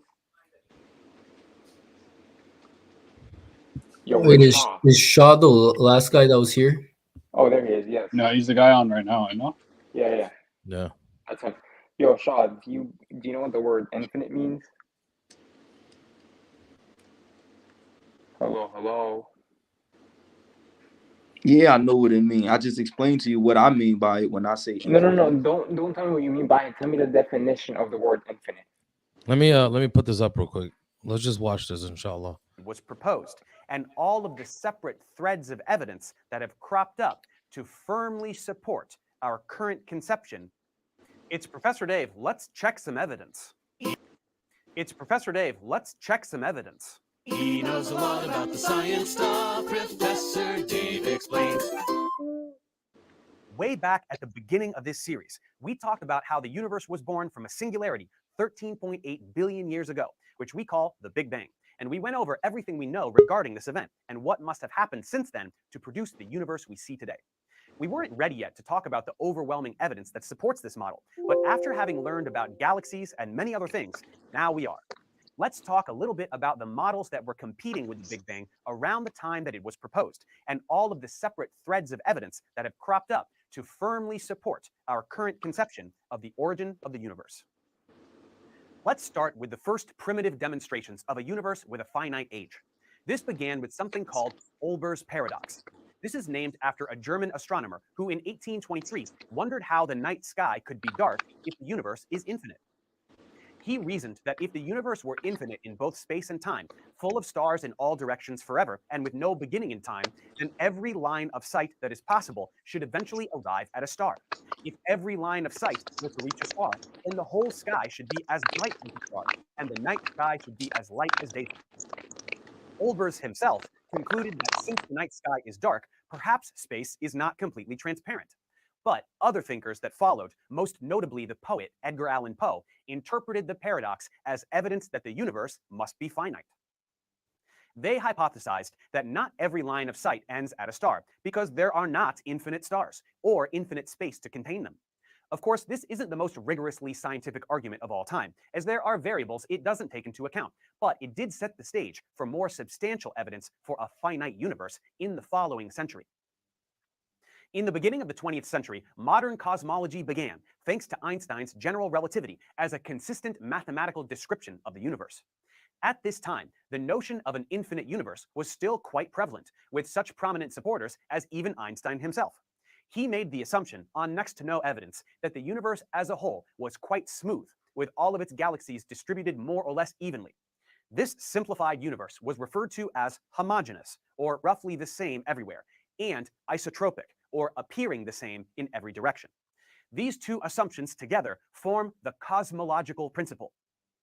But his own general theory of relativity required that spacetime be dynamic and changing, and therefore either expanding or contracting. At the time, astronomers reported that stars were neither approaching nor receding from our solar system, and Einstein was so convinced that the universe should be static that he introduced a modification that would reconcile this static universe with general relativity. This was called the cosmological constant, which bestowed space itself with the ability to expand or contract in such a way that precisely cancels out the expansion or contraction of the universe, allowing for the static universe he envisioned. Just a decade later, Hubble published the results that were used to demonstrate that the universe is indeed expanding, with redshift values arising as the result of the stretching of spacetime, and Einstein called his cosmological constant the biggest mistake of his career. Although current studies show it may not have been totally off the mark, for other reasons we will get to later. Once it was accepted that the universe is expanding, the Big Bang model was proposed, but it had a competitor in the steady state model. This proposed that the universe was expanding, but has the same properties at all times. In order for this to be true, the model postulated something called a C field, which continuously creates new matter as the universe expands, so as to maintain the same overall density for the universe. This seems absurd now, but at the time it was more popular than the Big Bang model, which postulated that the properties of the universe change dramatically over time, beginning from an extremely hot and infinitely dense point. So what was the evidence that cropped up to result in the discarding of steady state in favor of the Big Bang? This began in the 1960s with Arno Penzias and Robert Wilson. They were using a microwave antenna to study the emission produced by Earth's atmosphere, looking for sources of interference that would cause problems for satellite communication systems. To their surprise, they found a uniform background of noise in every single direction, no matter where they pointed it. After trying everything they could think of, including removing pigeons from the apparatus, this signal just would not go away. Completely by accident, they had discovered a smoking gun, the leftover heat from an event just after the Big Bang itself, which we call the cosmic microwave background radiation. This radiation, an emission of black body thermal energy, has a temperature of around 2.7 Kelvin, just barely above absolute zero. Because of the extreme isotropy of this radiation, detectable in every direction and not associated with any particular source, its origin must have been from a time of thermal equilibrium, when the entire universe was one opaque ball of plasma. It was the era of recombination that we discussed in our overview of cosmology that produced this radiation, just 300,000 years after the Big Bang. When electrons combined with nuclei for the first time, they immediately relaxed to lower energy states, and in doing so, they emitted electromagnetic radiation. The radiation was then stretched out as the universe expanded over billions of years, leaving it in the microwave portion of the spectrum today. Proponents of the Big Bang model had predicted this cosmic microwave background prior to this discovery and had estimated its temperature at around 5 Kelvin. The confirmation of this phenomenon was the first huge victory for the Big Bang model, as the steady-state model could not account for such a black body spectrum. But it wasn't the only stunning piece of evidence that would be compiled. We can use the cosmic microwave background and the recession velocities of the universe and turn back the clock, so to speak. We just use math to play the movie backwards until we get to the beginning. The math in any of these cases agrees with a figure of about 13.8 billion years for the age of the universe. And that's the essence of the Big Bang model, which goes on to make a tremendous amount of predictions. For one thing, the model predicts that given the expected rate of cooling, there must have been a period where the universe was just cool enough for subatomic particles to exist and just hot enough for them to fuse. This was the period of nucleosynthesis we described when we first examined cosmology. This period should have been long enough such that about 1/4 of the primordial hydrogen fused to become helium. And when we look around, we do indeed see a universe that is about 3:1 hydrogen to helium. A similar prediction can be made for the baryon to photon ratio in the universe, and this also matches up with observation. The model also predicts when galaxies ought to form, about 500 million years into the lifetime of the universe. And when we look as far out into the universe as we can see these early galaxies forming 13.4 billion light years away, their light only now reaching our eyes, just as the model predicts. The calculations associated with these kinds of predictions are too complicated to be shown here, but if you go on to study astrophysics and cosmology, they will be examined in detail. For the extremely early epochs, the ones where symmetry breaking occurred to separate some unified force into the four we know today, we have particle accelerators to test predictions.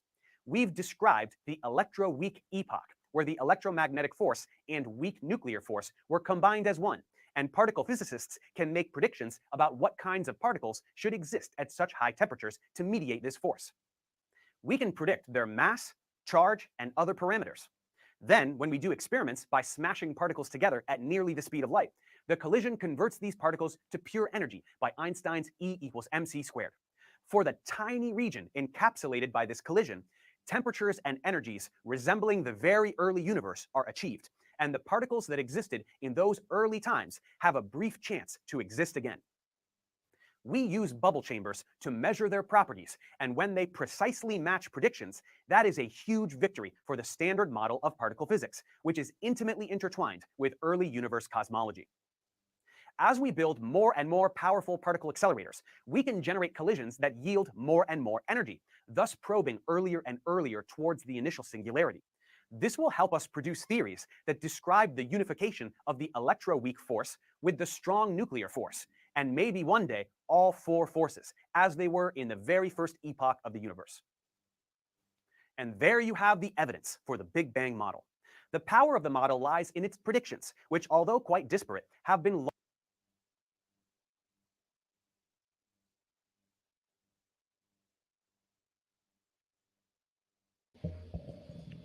Khalil? Everybody woke? Huh? Yeah, I'm here. I said everybody woke. Yeah, I keep cutting out. I've literally like 3 times so far I've had to like restart because it stopped, like everything stopped. All right. But yeah, so what'd you think about that? I think it was a good video. It was a good video. It was a really good video. Mm-hmm. And that wasn't even the one I wanted to show. The other one, he actually goes into the like you saw the one graphic that he put up where it shows like the splittings, like the electrons and gravitational force and all that other crap. Like he actually explains the all strong that. force. Yeah. Yeah, like he explains all that, and it's like a timeline that it goes through. Let me see. Let me put that one on, bro. Let me see if I can find it, bro. Because that I actually thought it was this one right here because I watched both of them, but I guess it wasn't it.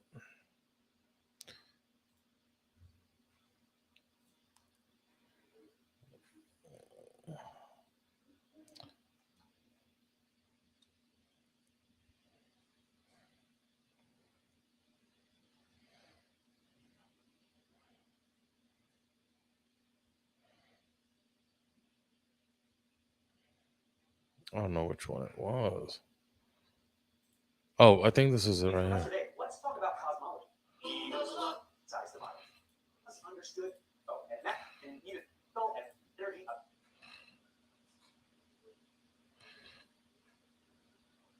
I think this is it right here.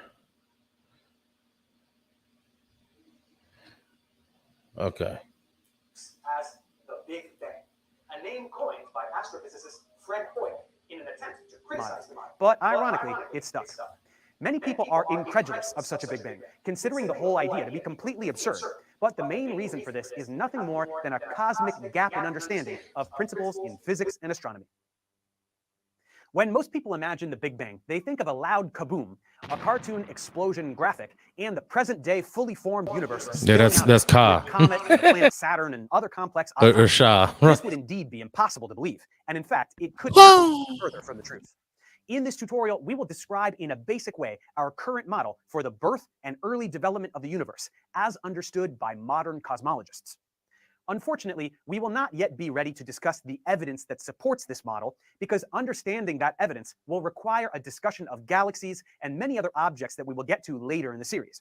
So for now, try to simply take this model at face value, and I promise that later on, we will examine several independent threads of evidence that all corroborate this model of origin and specific age for the universe to great precision.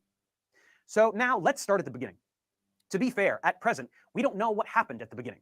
By the beginning, we mean t equals 0, the first instant. Our understanding begins to take shape at around 10 to the negative 36 seconds after the Big Bang. That's a trillionth of a trillionth of a trillionth of a second. From that moment forward, we start to have an increasingly solid grasp of how things must have gone, which is pretty darn impressive when you think about it. As for the imperceivably small increment of time before that, we must admit that our current models just don't work. We will still talk about this earliest period here, but to be clear, it will be largely speculative, including some of my own personal conjecture. But don't worry, we will quickly get back to the real science. So imagine the moment just before the universe began. Nothingness, complete blackness.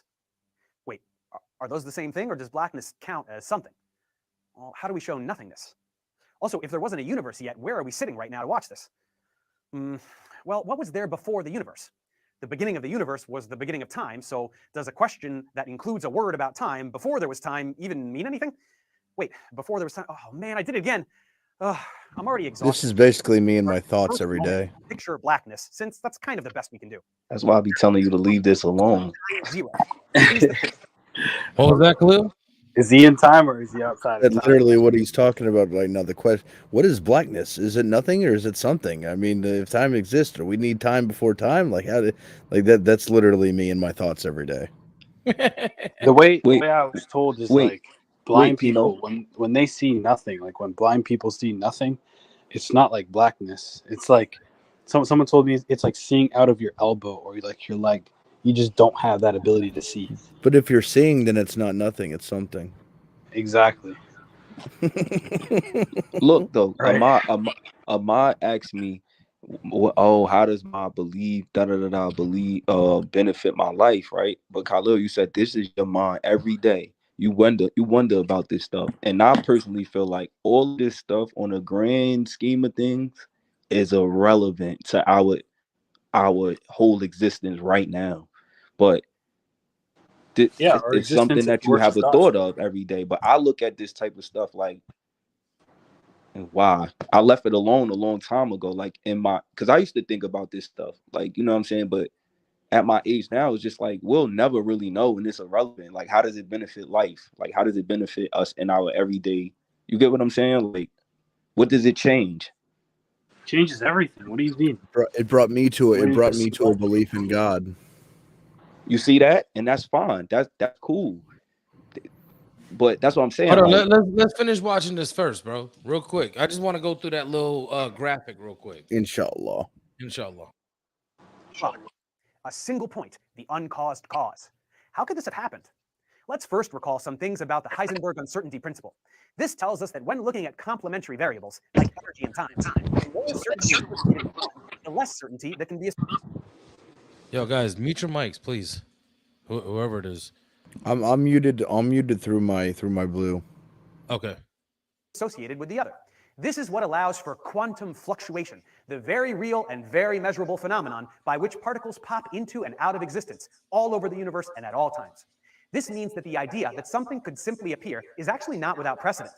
Of course, to go from virtual particles to the entire universe is quite a leap, for a number of reasons. But if you really think about it, with nothing else in existence yet to be compared to, would this fluctuation have been large or small? Is it a lot of energy or a little? In comparison to what precisely? What if, taking into account both positive and negative energy, the net energy is very close to 0? Then the entire universe could be regarded as a quantum fluctuation, borrowing energy it will pay back later. If we take for granted that without any other frame of reference, a quantitative amount of energy appearing from nothing can be of any arbitrary amount, then we are acknowledging that the appearance of some energy from no energy is the only thing we must explain. It is the emergence of an initial duality, plus and minus, yes and no, whatever you want to call it. It is not planets and stars tumbling out of a kablooey graph. It is the emergence of the simplest possible thing that is a thing, rather than no thing. Everything else follows from there. Now we get to 10 to the negative 43 seconds after the Big Bang. What do we know about this time? Still not much. But if we recall some things about the standard model of particle physics, experiments in particle accelerators have allowed us to begin the incredible task of unifying the 4 fundamental forces. These are the electromagnetic force, the weak nuclear force, the strong nuclear force, and gravity. In that earliest period that we know almost nothing about, also called the Planck epoch, Given the universe's minuscule size, the temperature of the universe must have been over 10 to the 32 Kelvin, which is nearly a billion trillion degrees, far too hot for familiar particles to exist, and all four forces must have been unified into one single force. The search for quantum gravity is the search for the quantum particle that would mediate this singular force. Thus, it is sometimes called the search for the theory of everything. Particle accelerators can't yet achieve this incredible energy, so we must hope for bigger and better technology. But in the next epoch, from 10 to the negative 43 seconds until 10 to the negative 36 seconds, also called the Grand Unification Epoch, temperatures cooled down to 10 to the 29 Kelvin. This allowed for gravity to decouple from the other three forces, which can be collectively referred to as the electro-strong force, and which we believe could potentially be described by a grand unified theory. This act of forces breaking off from other forces is the result of symmetry breaking, a phenomenon that can occur when extreme temperatures cool below certain transition temperatures. In this way, we can understand that all the disparate fundamental particles in the universe were once part of the same thing that only manifested as different objects as a result of a series of successive symmetry breakings while the universe cooled. Next, we enter the earliest era for which theoretical physics has some reasonable basis, taking place from 10 to the negative 36 seconds until 10 to the negative 32 seconds after the Big Bang. This is called the electroweak epoch. It is marked by the decoupling of the strong nuclear force from the electro-strong force, leaving only the electromagnetic and weak nuclear forces together, which we call the electroweak force. This is possible now with the universe having cooled to a frosty 10 to the 28 Kelvin. Roughly concurrent with the electroweak epoch is what we call the inflationary epoch. This was a brief period in which the universe expanded by an incredible factor, around 26 orders of magnitude, triggered by the separation of the electro-strong force into the strong nuclear force and electroweak force. We don't know the precise size of the universe before and after this phase, but the magnitude of the expansion would be like inflating something the size of a small molecule up to something 10 light years across, or about 60 trillion miles. This nearly instantaneous expansion dispersed the earliest fundamental particles around this much larger volume quite evenly, after which the immense potential energy from the inflation was released, producing a hot plasma of quarks, antiquarks, and gluons. Plodding along to around 10 to the negative 12 seconds, or 1/trillionth of a second after the Big Bang, we enter a period called the quark epoch. Here, things have cooled enough for the third and final symmetry to break, decoupling the electromagnetic and weak nuclear forces, thus resulting in the four distinct forces we know today. As a result, the Higgs field bestows existing particles with mass for the first time, but things are still too hot for protons and neutrons to form. This is also the highest energy epoch that we can currently probe with particle accelerators, which means we are now transitioning from theoretical cosmology to experimental. At around 10 to the negative 6 seconds after the Big Bang, things finally cool down enough for the quark-gluon plasma that permeates the universe to congeal into hadrons, which are particles made of quarks. This includes baryons, like protons and neutrons, which will eventually make up all the atoms in the universe. This is called the hadron epoch, lasting until 1 full second after the Big Bang. The action will slow down a bit from here, but before we move on, take a moment to imagine how much has happened in just 1 second. The void yielding nearly some energy and a singular force, which sequentially breaks into 4 forces, in turn yielding a sea of massive particles. From 1 second to 10 seconds after the Big Bang lasted the lepton epoch. Hadrons and antihadrons largely annihilate, leaving leptons and antileptons to dominate, which in turn also largely annihilate. And thanks to a slight asymmetry in favor of matter over antimatter, this leaves just a fraction of the original matter behind. From here, the start of the photon epoch, things start to look a little more familiar. For about 17 minutes, the universe is cool enough for baryons to be stable, but also hot enough for them to fuse. So protons and neutrons fuse together to make lots of hydrogen and helium and trace amounts of other light nuclei, an era called Big Bang nucleosynthesis. After that, it gets too cold and sparse, so fusion halts, locking the universe into a 3-to-1 ratio of hydrogen to helium by mass. At this point, the universe is about 600 light years across, so we are no longer dealing with a tiny universe. Over the next several 100,000 years, as the universe continues to expand, all of these hydrogen and helium nuclei begin to collect in little patches due to the effects of gravity. This force, now understood through Einstein's general relativity to be the warping of space-time by massive objects, attracts all objects with mass towards one another. So by virtue of the mass of these nuclei, and more so all the dark matter around the universe, which we will discuss later, the universe takes on a sinewy filament-like structure. Denser regions become more dense, and empty regions become more empty, as the photon epoch draws to a close. During the next era, recombination and photon decoupling, about 377,000 years after the Big Bang, things are finally cool enough for electrons to combine with nuclei to form neutral atoms for the first time. Electrons are captured, relaxed down to the ground state, and emit photons in doing so. This marks the first time that the universe is actually visible, in the sense that we consider something to be visible to our eyes. It is no longer opaque, but transparent, with electromagnetic radiation now moving freely over large distances, and with a diameter for the universe of nearly 100 million light years, the distances are large indeed. Then for around 150 million years, not much happened. We call this era the Dark Ages. There was plenty of hydrogen and helium around, and photons were traveling everywhere, but there were no stars to produce all the light we see in the night sky today. Things continued to cool from around 4,000 Kelvin down to 300 Kelvin, which incredibly would allow for liquid water, if any were to exist, all the way to around 60 Kelvin, a temperature that is finally cold enough by human standards to somewhat resemble the cold outer space we normally conceive of. But slowly, ever so slowly, all the clouds of hydrogen and helium gas continue to collect. Over millions of years, the minute gravity exerted by these particles, combined with the more significant gravity exerted by surrounding dark matter, pulled matter together into clumps, little dense pockets of matter, closer and closer until all the atoms are pushing right up against one another. What happens when you get enough atoms all together in the same place? Ignition. So let's move forward and see what happens next. Thanks for watching, guys. Subscribe to my channel for more tutorials. Support me. You see? Oops. Put some cheese on that shit. You know what when he was explaining that, you know, it reminded me of the Quran verse 23. What was the verse where he says they were together and ripped them asunder or something like this? It is 21:30. What's it say? And it is those who disbelieve known that the heavens and the earth were of one piece and we parted them. Yep. And then you also have the other one that you were talking about, where it says, we have built the heavens with might, and we it is who makes the vast expanse of it. And then if you go further into Professor Dave, when he explains how these things came to be, the universe was in a state of gas at one point in time, to where we would go to Surah 41. Then he turned to the heaven when it was made of smoke and said to it and to the earth, come both of you willingly. Isa, I have a question.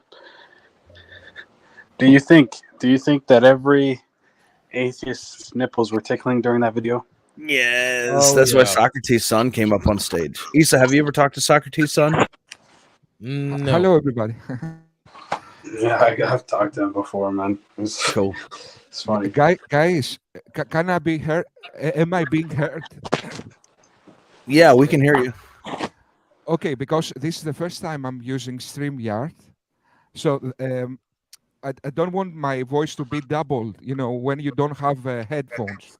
So I'm not using headphones. Am I being heard? Okay. Yeah, you're good. Okay, that's cool. That's cool. Yes. Hello, everybody. So, what's going on? Good. In my country now it's morning, and I just saw your you streaming, and I tried to solve some StreamYard issues I had in order to be able to join some shows. And yes. Cool. Glad you're here. Yeah. What do you want to talk about? I don't know. I just saw the broadcast, so I'm not really. I don't know what you're talking about. So as I saw now, it was some kind of description of the Big Bang. Yeah, so we're trying to describe to Mr. Infinite Wombs down here how the universe came to be, or not how it came to be, but like the description of how the universe expanded. Oh, I see. Yes. The inflation theory or something like that. Yes. So my comment to this is that at least when it comes to a natural explanation, we have something to work with. In contrast with the God assumption, when everything needs to be always there without any explanation. So we start with everything being there. Or obviously, when it comes to the universe, God made the universe, but then we need to see what was before the universe. So in this case, what I will say about that is that at least with the universe, with some natural explanation, we have something to work with. But when it comes to the question how come God exists forever, there is nothing to work with. We just need to assume that God just exists forever with all these convenient qualities and Come on, hey, Socrates, do you know whose stream you're on right now? Yes, your stream, yeah. Okay, do I make that argument? No, you are using some kind of philosophical argument in order to show that God is the inevitable, the necessary being. This is what I've heard you doing. Yes. So I don't want to misrepresent you. So I just gave you what I'm thinking right now when I see this, this Big Bang theory, and when I realized that there is kind of difficult to explain how everything worked out in this way, then I contrast that with, I think the God assumption is even more difficult because we don't have anything to work with. But obviously you are using philosophical justifications, not kind of scientific. Yes, I know that. Yes. Okay, so then I have something to work with, then, don't I? Yeah, in philosophy, though, sir. But as I think you mentioned before, is that when it comes to truth, the truth must be something external of our mind. I think Isa made some arguments that truth is kind of subjective, but then you kind of argued against that, and you said that there must be something outside of our mind.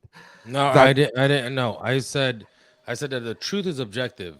That's what I said. That your truth. I was speaking to Shah because of what he said.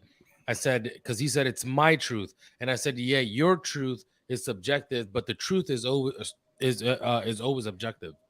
Oh, I see. So sorry about that. Yes. So we agree then. So there must be something outside of our mind that defines what's true.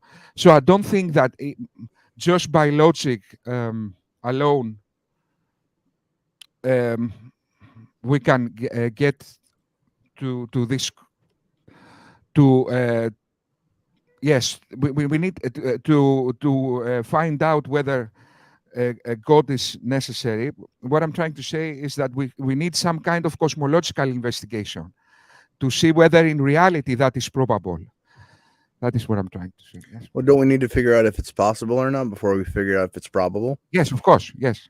So I totally agree that in order to be able to make a further investigation, first we need to exclude direct logical contradictions.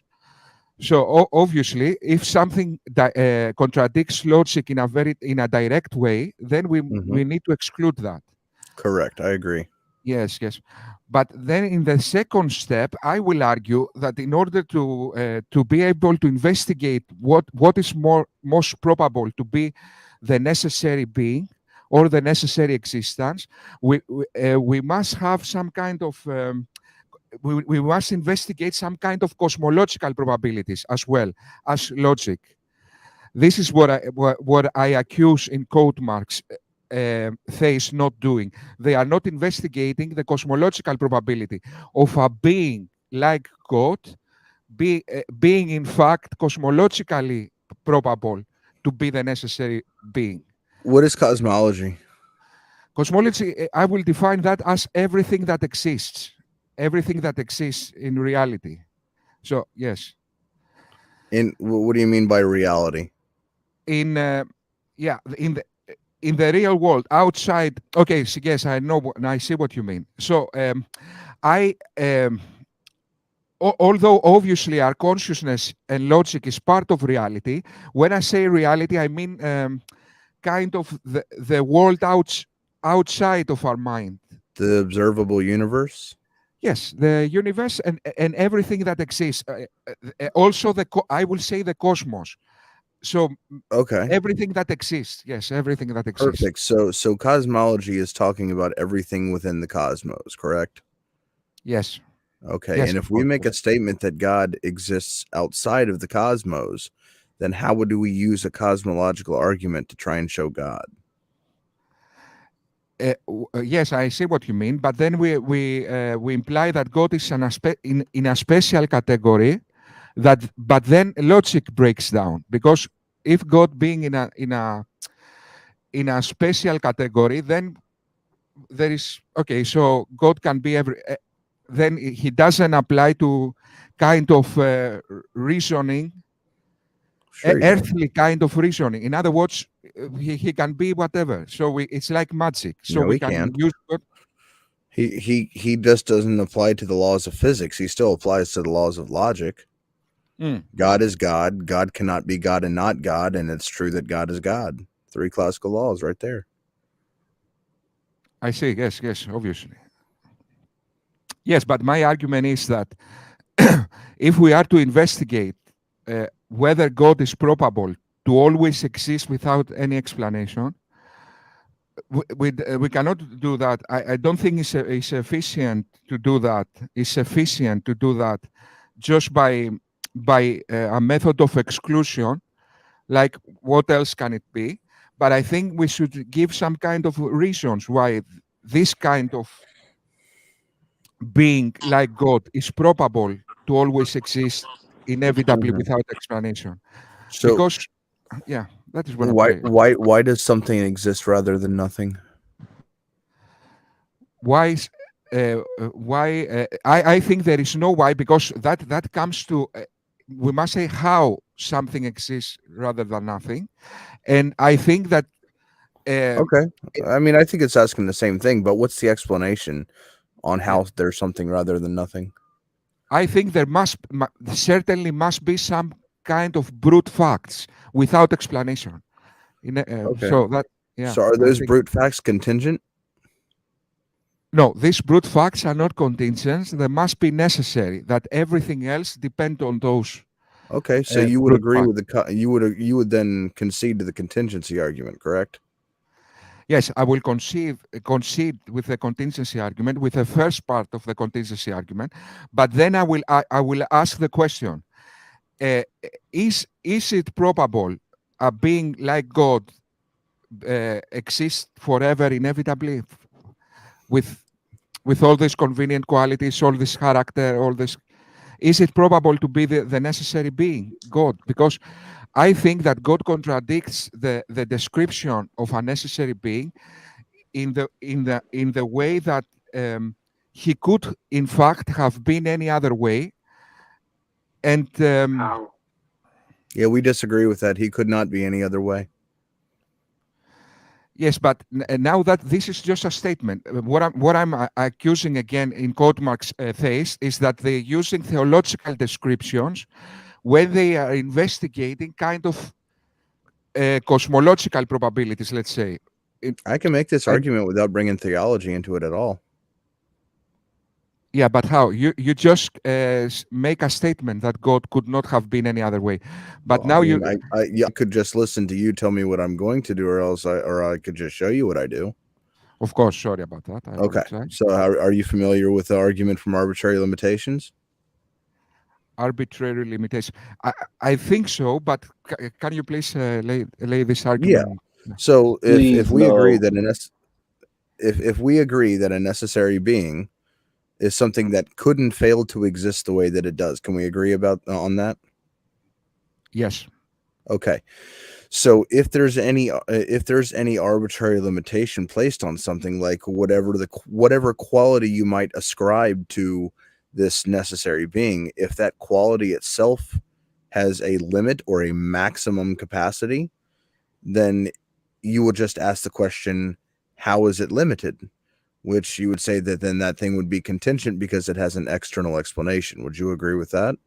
Yeah, of course. Yes. So whatever qualities that this thing has, these qualities cannot be limited. To not be limited means to be unlimited.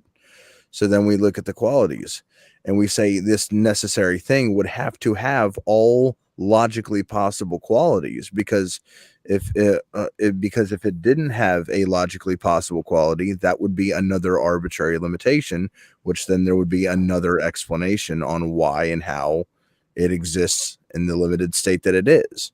And it could exist with a little bit more or a little bit less of whatever that quality is in another possible world. So this thing has to have all logically possible qualities, and this thing also has to have all it cannot be limited in those qualities. Yes, but the problem with okay, so I see this argument, which is good, but that I think it fits better that with the assumption that everything that can happen will happen, but this fits again better with a natural explanation because with evolution, let's say, everything that can happen will happen, but in the case of God, everything needs to be initially there, everything. So although I see and I agree partly or entirely with this argument, that most probably everything that can happen will happen, but that implies some kind of process, not because I think that everything existing initially, like a brute fact, it contradicts logic. Okay, so I see that this logic that everything that can happen will happen, but everything existed initially. So we start with everything with this state. That doesn't make sense to me. Yeah, so let's look at this brute fact that you say is the necessary thing that all things are all fundamentally dependent on. Is this brute fact limited in any way?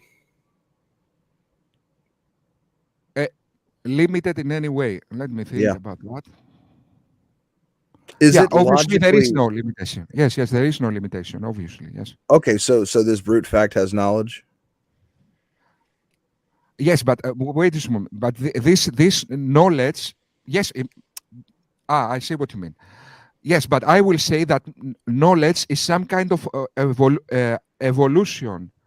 Okay, so he might have certain kind of brute qualities that are not contained, but when it comes to knowledge implies some kind of structure that implies some kind of evolution. But that's fine. But I'm not asking about the laws of physics. Is it logically possible for this thing to have a mind and knowledge? I think logically possible. I will claim that it's not logical. Because so I'm going to make a claim, and I want you to show me where the law of non-contradiction is violated. Yes. This brute fact has a mind. What's the contradiction? The contradiction is that it's not probable. No. We're not talking about probability. We're talking about possibility. You said you can derive a direct contradiction. Because it's simply talking about logical impossibility. So when you derive a contradiction, so what's the logical impossibility? What's the contradiction to where's the A and the not A in the claim? This brute fact has a mind. There is no direct logical contradiction in the sense you are implying. It's not logically contradicting. Yes. So then I can ask the question: does this thing have a mind? Okay, and now is when we apply some kind of probabilities, and I say the probability of this thing having a mind is very, very low. That's fine. We're not even to probability yet. I just want to engage with the argument that I made with the arbitrary limitations. So we agreed that it's logically possible for this brute fact to have a mind because it doesn't derive a contradiction. It's not impossible. So it is possible. And then you would say that this brute fact doesn't have a mind. So then I'm going to say if it's logically possible for it to have a mind and it doesn't, now this thing is arbitrarily limited. What's the explanation on why it doesn't have a mind? How it doesn't have a mind? Yes, because I think this limitation, you imply that the brute fact cannot have any limitations because there is something that the necessary being cannot have any limitations. Yes, because there is nothing in fact limiting it. But that I think applies to certain kinds of qualities, like for example, space, time, this kind of qualities. I don't think that applies to other kind of qualities that imply some kind of complex structure. That's fine, but we're within the laws of physics now. We're not even there yet. What you agreed with me that if there's any limitation placed on something, that there would be an external explanation, and that thing can no longer be the necessary being. So if this brute fact, if we can agree that this brute fact is limited from a logical possibility, i.e., having a mind, that it's contingent. So what's the necessary thing? Yeah, I think that the necessary thing must be something very simple in order to, yes, must be some kind of simple that will evolve to complicate eventually. Okay. I cannot accept whatever exists inevitably, always existed inevitably without Okay. explanation. So, I cannot accept. Okay, yeah. Let's look at this brute fact real quick. So you first said that the brute fact was necessary, and then through my argument from arbitrary limitation showed how it was contingent. So do you hold to a PSR? Do you hold to a weak PSR? Premise of effective. Yes, principle, I hold. Principle of sufficient Principle reason. of sufficient reason. Okay, yes, of course. Yeah, and that states that for any contingent fact or object that there is an external explanation for how and why it exists. Exactly, yes. Okay, so now this brute fact has an explanation. What's the explanation? Yes, but you mean when you say that the brute fact is God, but I don't think this brute fact is God. Well, no. I'm not saying that. I'm not talking about God yet. I do not want to enter theology or anything like that into this argument. I just want to use pure logic to get down to the necessary thing. Yes. Okay. So the necessary thing, although it's not contained by anything else. Mm-hmm. Okay. So and is not nevertheless, limited. Yes, it's not limited. Nevertheless, that it doesn't imply that it's conscious necessarily. So I don't see how that. I cannot see how we. What's the logical contradiction in saying that this necessary thing is conscious? Yes, there is no logical contradiction, direct logical contradiction. Perfect. So is it logically possible that this necessary thing could exist in another reality with consciousness? Yeah, but it's very, very. Although it's okay, so then it's not necessary. It by definition would be contingent then, because it could exist. It could fail to exist the way that it does. Yes. Okay. So I don't think exactly. I don't think consciousness is a part of reality that makes something necessary. That's exactly my argument. I don't think consciousness can be included in the things that make something necessary. What does it mean to be conscious? As we recognize consciousness in our everyday life. So the state of awareness? Awareness, self-awareness, qualia, experience, the experience part. Qualia, okay, yeah. Decision making? Decision making, all this kind of parts, yes.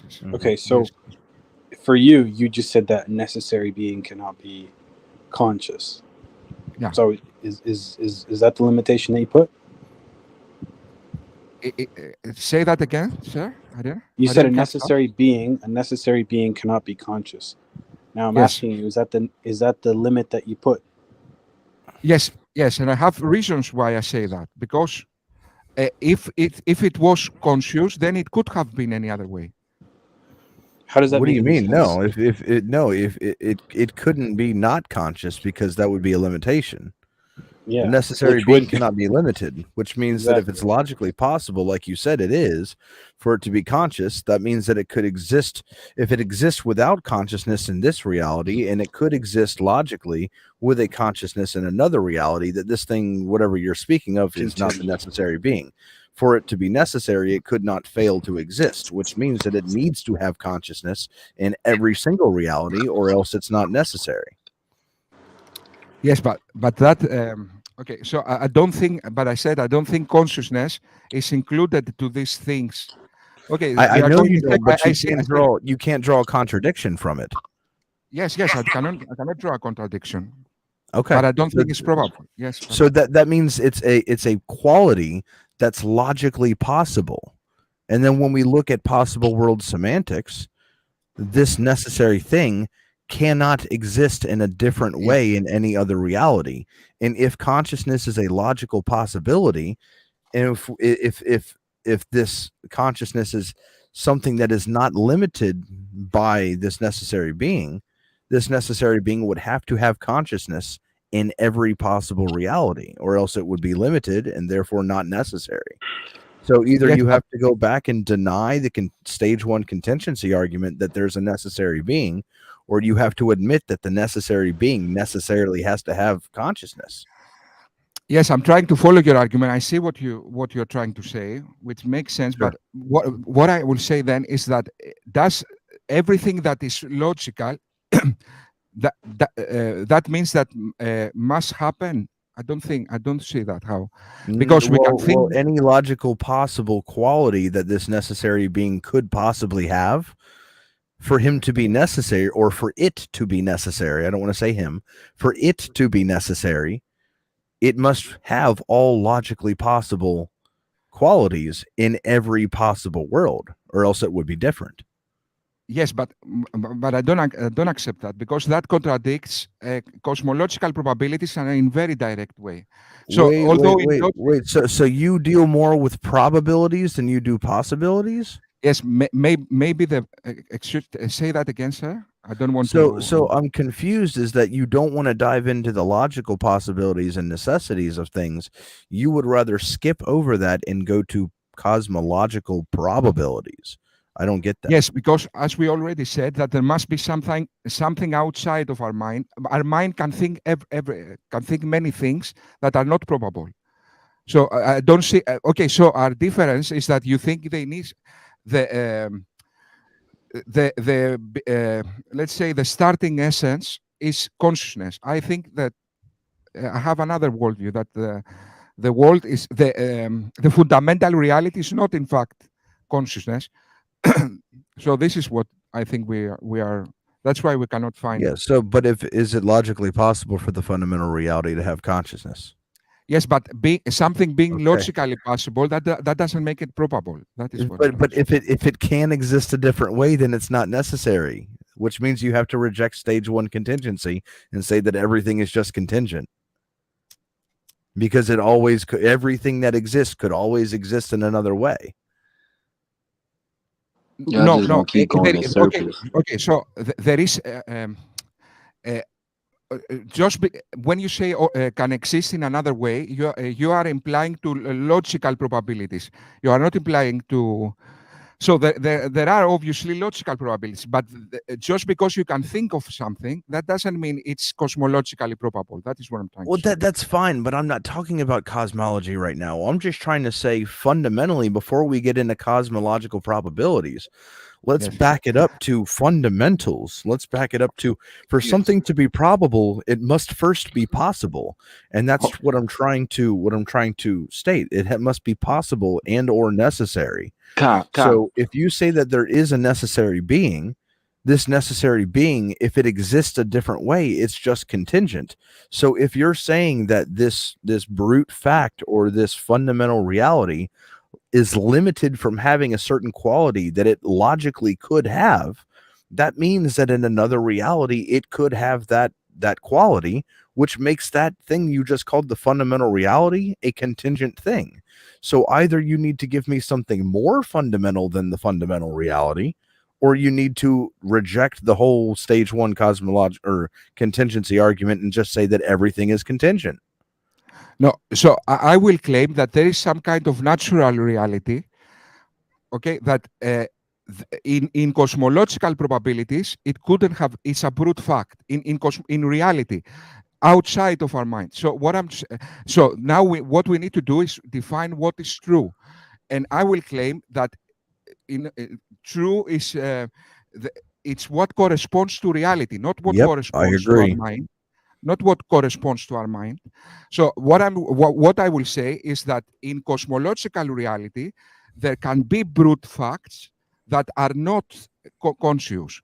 In fact, in my estimation, consciousness is not probable to be a quality of a brute fact, because it implies some kind of structure or complicated essence to support this. What's wrong with that? What's wrong with complexity? Yes. What's wrong with that? The same way we cannot say a universe can come from nothing, the same logic applies that a being that is with specific character and all these qualities in consciousness cannot be supported by nothing. Okay? So but do you have any examples of complexity coming from simplicity? Yes, everywhere. Where? Everywhere. Complex, the world we see around us, everything evolves from simple to complicated. We haven't seen the opposite, in fact. Unless you I'm assume. sorry. What's simple I can show about you. anything I can in show you, existence? Kyle. You see how we complicate how we again. Y'all gonna laugh, but you see how Probably. I'm saying keeping it like simple about life coming from wombs. That's actually facts. Okay. No, hold on. But y'all complicating it because y'all thinking that no, it can't be just from there. You get that's what he's saying. Like I'm keeping it simple, but y'all putting the complexity around it when it's literally like life. Everybody like again, this is an everyday thing that we see happen, and it's very simple. But y'all feel like no, that's not the way that life started. Wait. Do you think that the anatomy of a human being is simple? No, but the creation of the human, it happens in Wait. person. But humans weren't created; they've always existed, according to you. You missing my point. You twisting my words, bro. What I'm saying is I'm telling you, I said that all humans come from wombs. The anatomy of the human, it gets built inside of a human's a woman's body. So there's always been women for an infinite That's regression. what I'm saying. So what I'm saying is when he said there's complexity, right? We're adding complexity to certain things that's in 2022. It should be simple that we understand that every human develops in the womb, and they get all the anatomy, how they're gonna look, the DNA, etc. But we're thinking complex about it. Like, no, where did the first human come from? Like, you get what I'm saying? Like, that's actually not complex. This is very, very rational. It's not like freaking Groundhog Day, dog. Hold on, Issa. Like, why are we asking where you're stuck in this? Because look, come from if we see it every day. Infinite regression makes no sense at all. Hold on. Why are we asking where humans come from when we see humans be born every day? Why are we asking that? That's making something that's simple complex for nothing. Shah rejects the first cause. I know he does. No, hold on. Answer. Just hear me out. Why are we questioning where does life come from when we literally see it every day?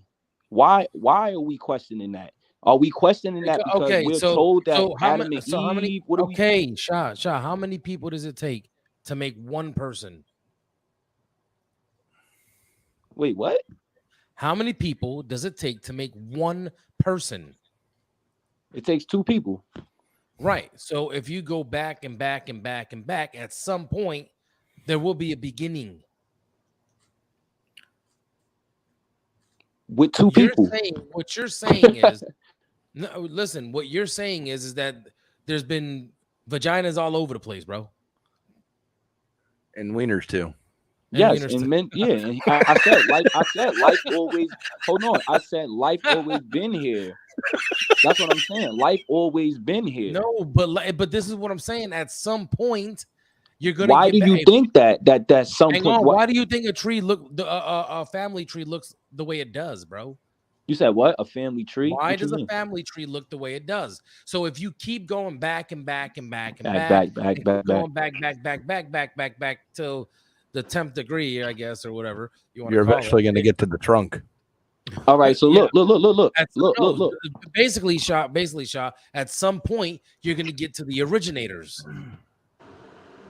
He's never gonna. Hold on. Look, listen to. Hold on. Listen to what I'm saying. I'm not even philosophically inclined or like none of this crap, bro. I don't know what Khalil's saying. Say something, Khalil. Say something right now. Just say like 2 words. Unconditionally non-dependent. I don't know what he just said.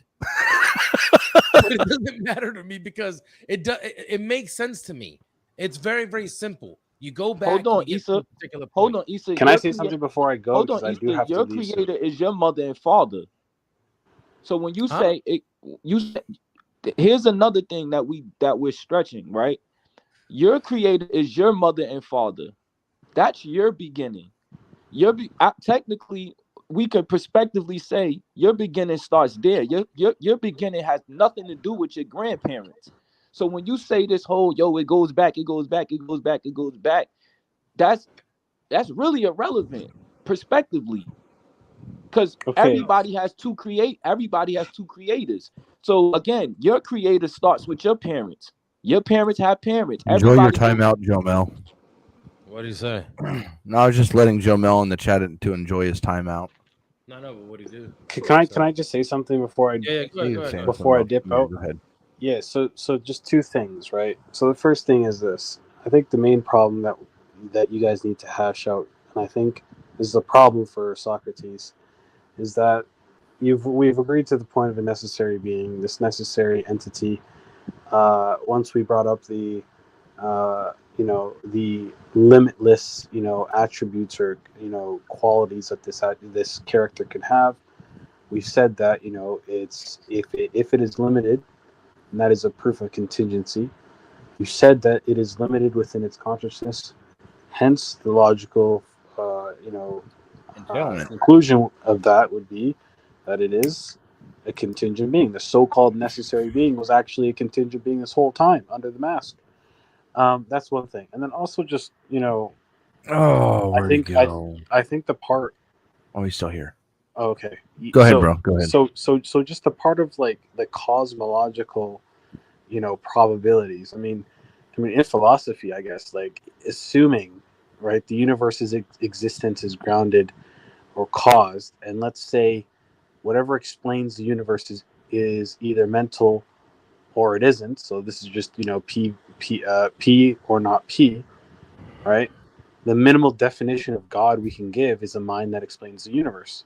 So if we look at this a priori, right, there's no reason to favor to essentially favor either kind of explanation. So we can split, and philosophers often split the probability by the principle of indifference, right? So given the minimal definition, if the universe is explained by something, say, non-mental, then theism is false. If the universe is explained by something mental, then theism is true. So the intrinsic probability of theism is at least at 50%. At least. Now, to say that, theism and their probability is like very, very, very small and this and that, I mean, you'd have to provide, that's a knowledge claim. You'd essentially have to provide knowledge as to how you know that. Even the most generous and even conservative atheists will say that theism's probability is at 50%. No more, none less. Right? Same with atheism. So I just wanted to end on that note. Agree. Everything should be 50-50. Khalil, did you agree with what I said? Yeah, I agree. Yeah. I agree, and then it's on both sides to provide arguments on why their view holds more probability. Exactly. I think I've expressed that with my argument from arbitrary limitations, is that actually I'm arguing that it's 100%, not 50, 100% necessary for this necessary thing to have a mind. All right, so Yes, I got a question. I'm gonna head out, guys. Assalamu alaikum. Wa alaikum salam. I got a question, Kai. All right, so one, would you agree that every human has parents, right? Yeah, dude. Are we gonna go in circles Okay, again? no, I just want to figure out. So what do you? No, don't laugh. So what do you subscribe to? You subscribe to the outer Africa theory? I don't know what that is. That life started in Africa, like the first humans or whatever started in Africa, and they just branched out and populated the world. That's you believe that? I mean, it's a decent idea. I'm not sure exactly where life started at. Okay. But I'm assuming it's probably in like a country that's similar to Africa, because I believe that I don't believe that white people came about. I think that eventually, Me neither. Exactly. So I believe that the first humans that existed were of like African descent. Yeah, sure. I'm only asking that because are we saying that there was like two first humans that populated the world? That's what we saying? Nope. Yeah, I'm saying that single cellular. Let me say this real quick, Khalil, real quick. So, I'm under the impression that at some point because if you look at like today, and you know how they talk about the land masses and how the land masses were Pangea. Pangea. Yeah. Huh? Pangea. That's what it's called, Pangea, where everything was like a supercontinent. Yeah. Right, exactly. So this makes sense. So a young Earth creationist, actually, you can't really argue from their position, because a young Earth creationist will believe that, you know, the Earth is probably this is like the Christian position. Yep. About 6,000 years old or so, right, Khalil? 6 to 10,000. 6 to 10. I don't think that's enough time. I really don't think that's enough time. I agree. We don't believe that Adam like started about 5 to 10,000 years ago. Walaikum salam wa rahmatullah. We believe that, me personally, I believe it could have been maybe in the 100,000 years, maybe even more. Who knows? Right? No one really knows. So this could explain that Adam and Eve were on this huge landmass. They started populating the earth, and over time it split. It started coming apart, and then we have the land masses that we have today. Do you see what I'm saying? Would that be more feasible? Or is that feasible to you? Who are you asking? Infinite. Well, I'd like your thoughts on that too, Khalil. But I agree. I'd like you to explain that maybe better than I feel like that. I feel like that defies the laws of physics, bro. Like because again, where they at, like when we look at like again, like humans can't just come into this. You can't get nothing. You can't get something from nothing. Yeah, I agree. Life came from proteins. Yeah, who had Adam and Eve? Adam and Eve was a special creation, and you said you respect that. I respect it, but it doesn't. It defies the laws of gravity. Like it defies everything. It defies the laws of physics. It defies everything, bro. Like everything. We're clipping that out. We're clipping that. Like it defies the laws of everything. I was being sarcastic, guys. It defies everything. They just came about. Gravity, bro. It defies the laws of gravity. Yes, it defies every. Like they just came. How exactly does a special creation of two human beings defy the law of gravity? I was being sarcastic, bro. I'm just saying, like they just came out of nowhere. When we all know that, bro. But this is our belief. It's not. And that's hang on. This is our belief, and it's not contradictory. Do you see what I'm saying? Now, if it was contradictory, then you would have a point. But this doesn't contradict anything. Is it kind of hard to believe for some people? Yeah, I would agree. But that doesn't mean that it's contradictory or that it's false. So you would have to provide an argument to show that this is false. Do you see what I'm saying? Because my argument is I don't think that no scientist or no real scientist will tell you that a human can just appear without pregnancy. No scientist will tell you that a human can come into the world. I understand that, but so that's what I'm saying. Like I'm just being like realistic. No scientist is going to tell you that a human right now in today's world is going to tell you that a human can just appear from clay. Because science doesn't deal with supernatural claims. That's what why I'm they saying. Like say they're that. going to deal with reality. But no, I can give you many scientists today that believe that. No, I agree. But again, they still tell you that they're going to tell you Adam and Eve. They're not going to tell you if that's a contradiction in itself. They're going to tell you Adam and Eve, but then also tell you, no human can be coming to this world without coming by way of sexual reproduction. So yeah, but that's not a contradiction. That is a contradiction because you can't show. He's saying aside from the special creation, Adam and Eve, that human beings require some type of explanation.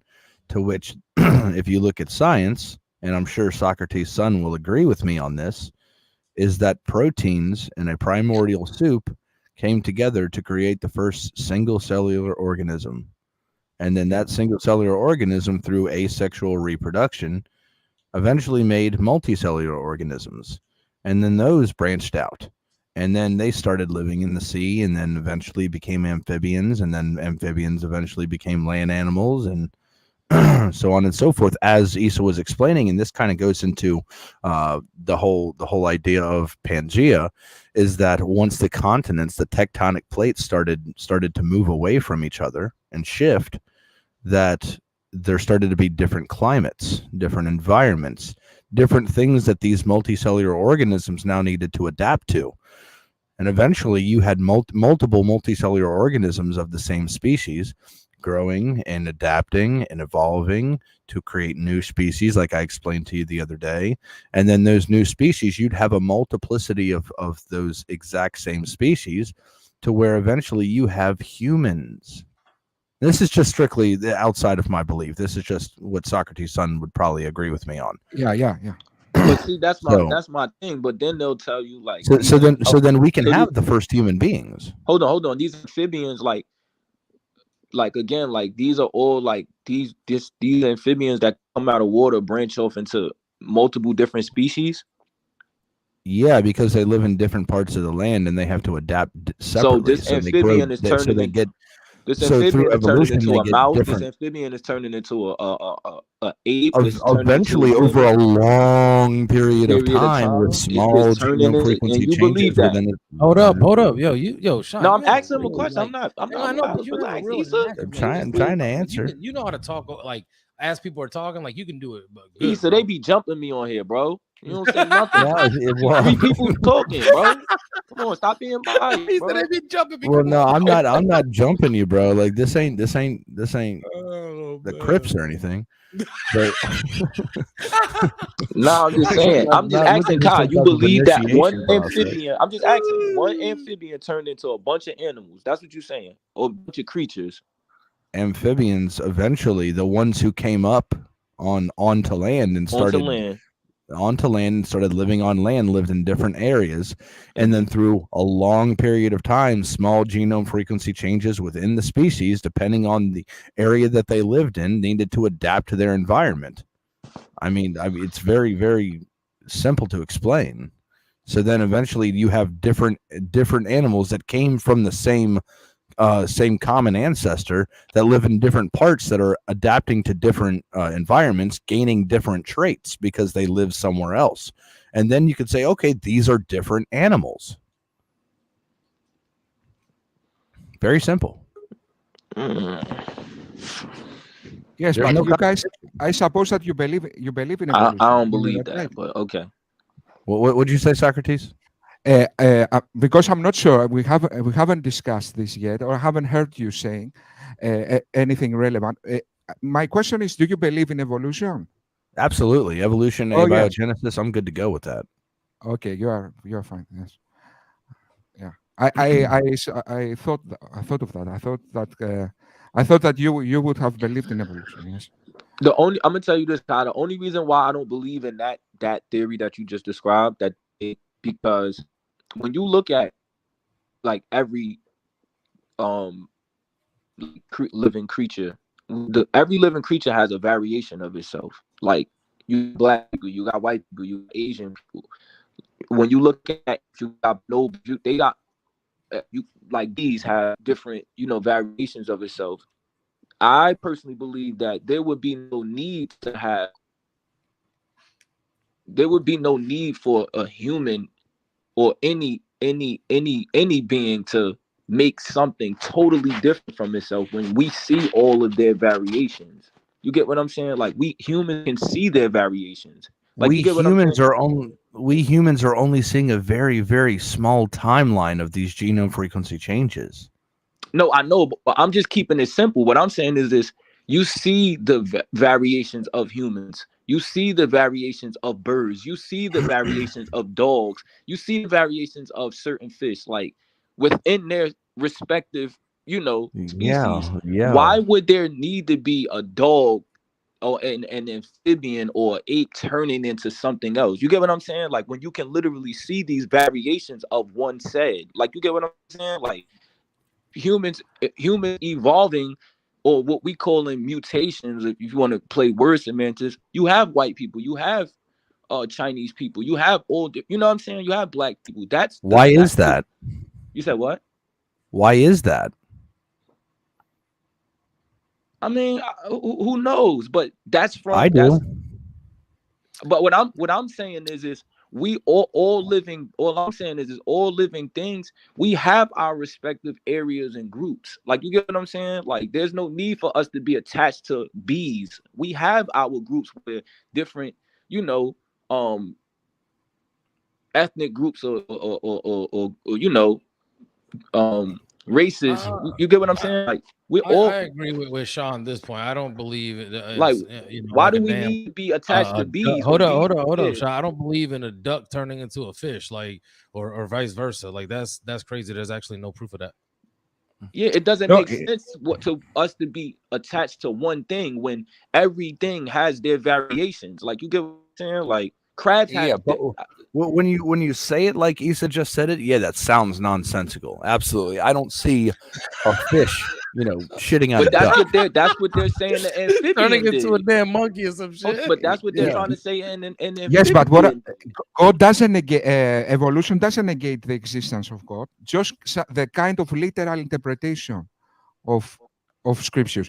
God could have overseen this process of evolution. Exactly. Yes, and in fact, the most intellectually efficient people I've seen in both and Christianity and Islam, like inspiring philosophy and Khalil Allah, believe in evolution in the sense that God overseen this process.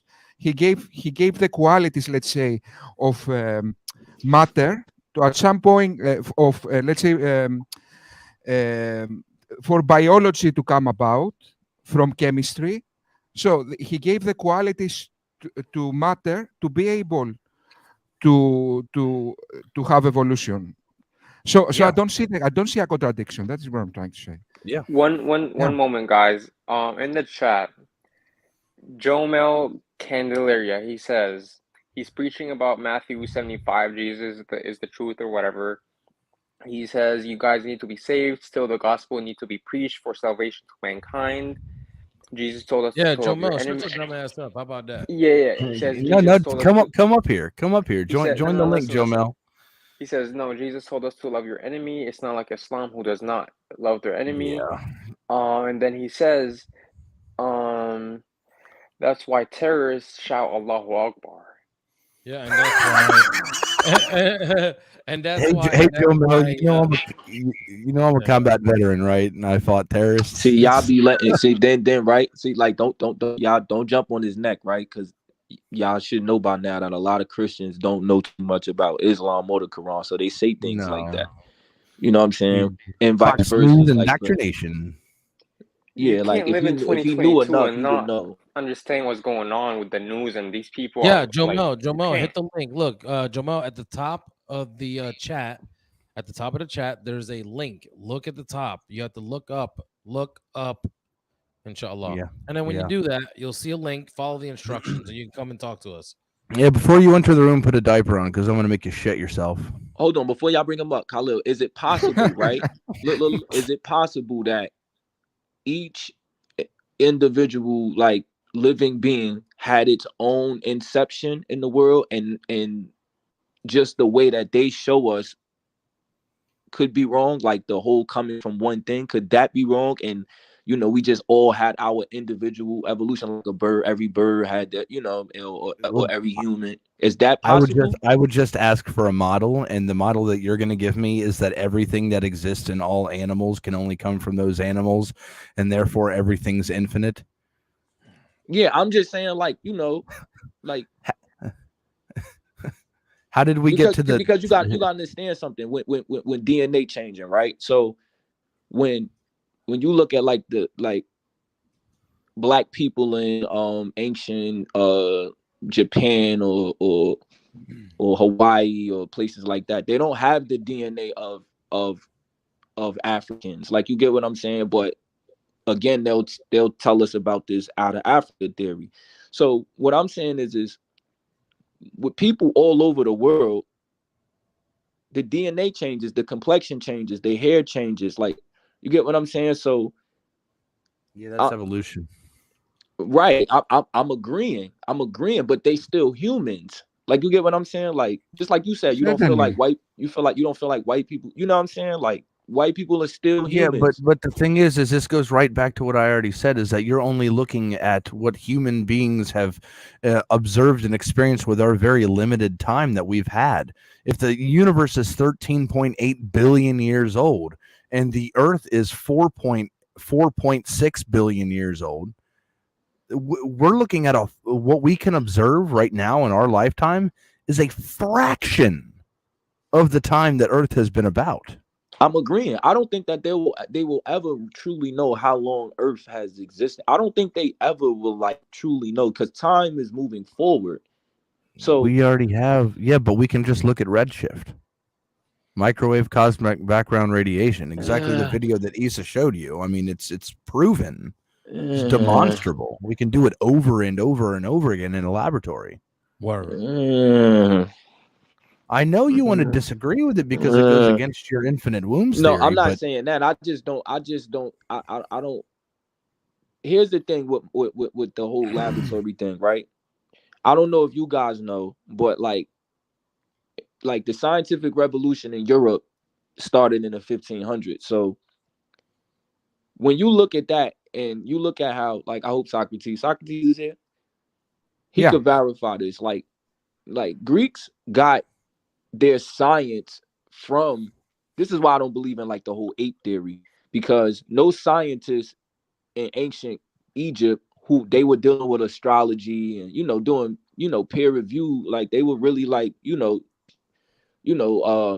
examining the body. They were dealing with like complex science. None of them ever suggested that we came from a common ancestor of an ape. So when the Greeks took that science, and that's where you get like Darwin, and you know what I'm saying, like this spawns these people. So is Joe Mill in the back chat? No, he's not. He's not. Joe Mel, you can hide your, like, when you come on, you have to give access to your camera and to your audio. But when you come on here, like me right now, I have my, like, I just showed my camera. I can turn my camera off. You can just come on. Before you come on, you mute your mic and turn your camera off. You have to allow it though. No one on the panel can turn your camera on. Yeah. So, or else I'd be turning Shaw's on right now because I got to see what this ugly mug looks like. Shaw skirt. So, it's dogging anyway. Anyway, what I'm saying is like you have we have to really understand like where Darwin's foundation came from. Like, what do you Bro, do you hear what this guy says? Yeah. No, nobody wants to hunt you down and kill you. You're not that important, bro. Yeah, like no one cares about you, really. You could sit here and take a poop on the Quran, and I'll sell you another one. No, I wouldn't. I don't. I would. Like, don't go there. Just to let him know that he's not disrespecting me whatsoever. I don't care what he does. Oh, I do. That's like, calling my mama out, son. We fighting. Yeah, I don't know. And your ass gonna go home in a wombuland. Here comes friendly Muslim coming in here. He's gonna jump on you like a wombat. Indonesian wombat. wombat. Leave you hurting, bro. Leave you hurting, bro. We don't play around here. People go home in a gonna come in wombuland. here and tax that ass.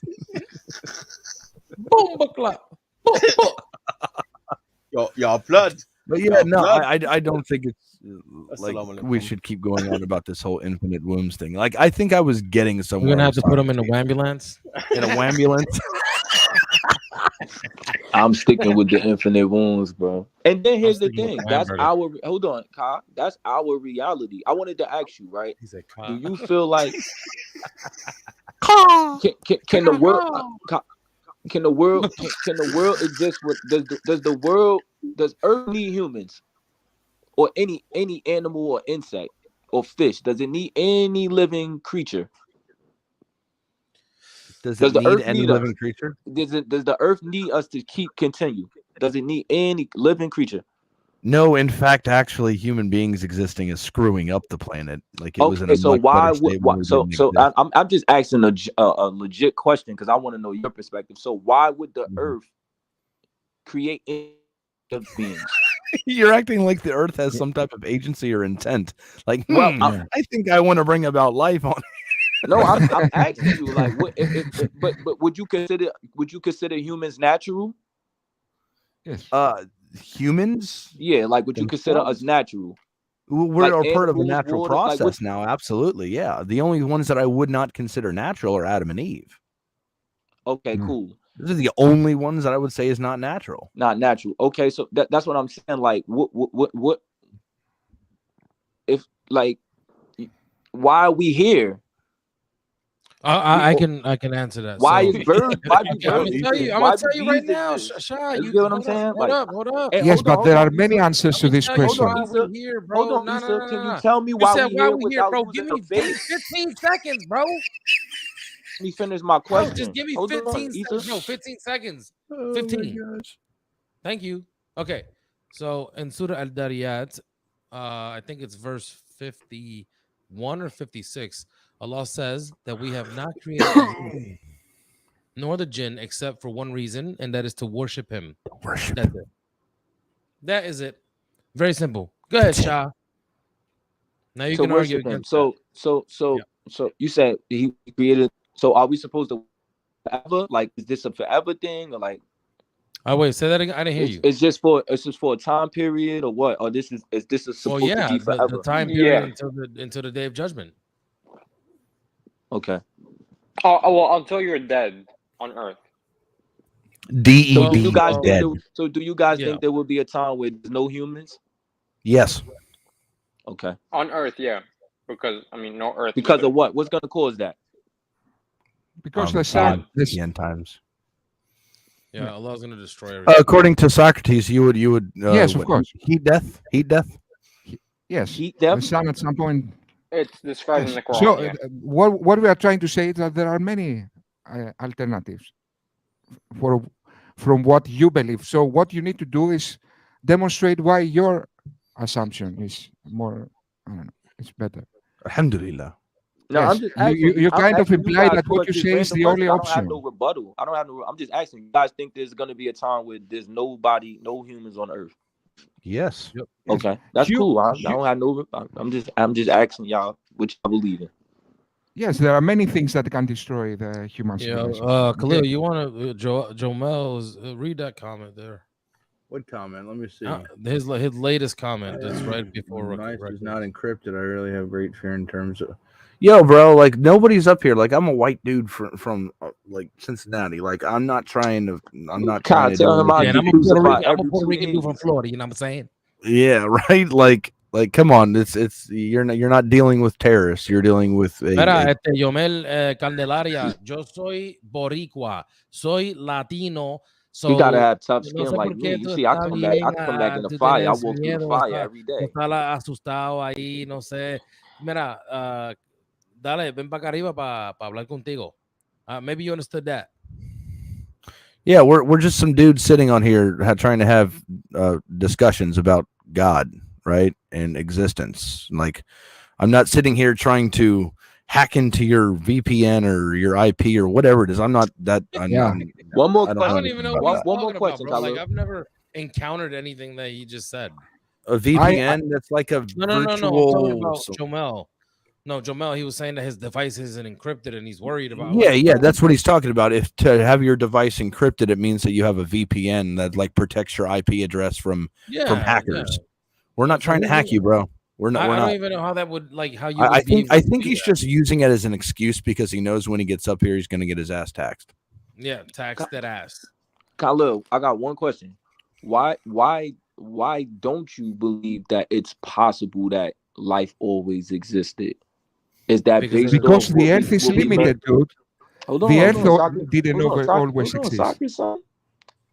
I want to know. Yeah. So the reason why is because I mean you could bring up the Hilbert's Hotel paradox. You could bring up the Grim Reaper paradox. You could bring up Thompson's Lamp paradox. The Grim Reaper paradox? The Grim Reaper I've heard paradox. this before. Yeah. I don't know what it is though. From what I from do you know it, Socrates? I do know that it has to do with a Grim Reaper basically having to kill before he can take someone's life.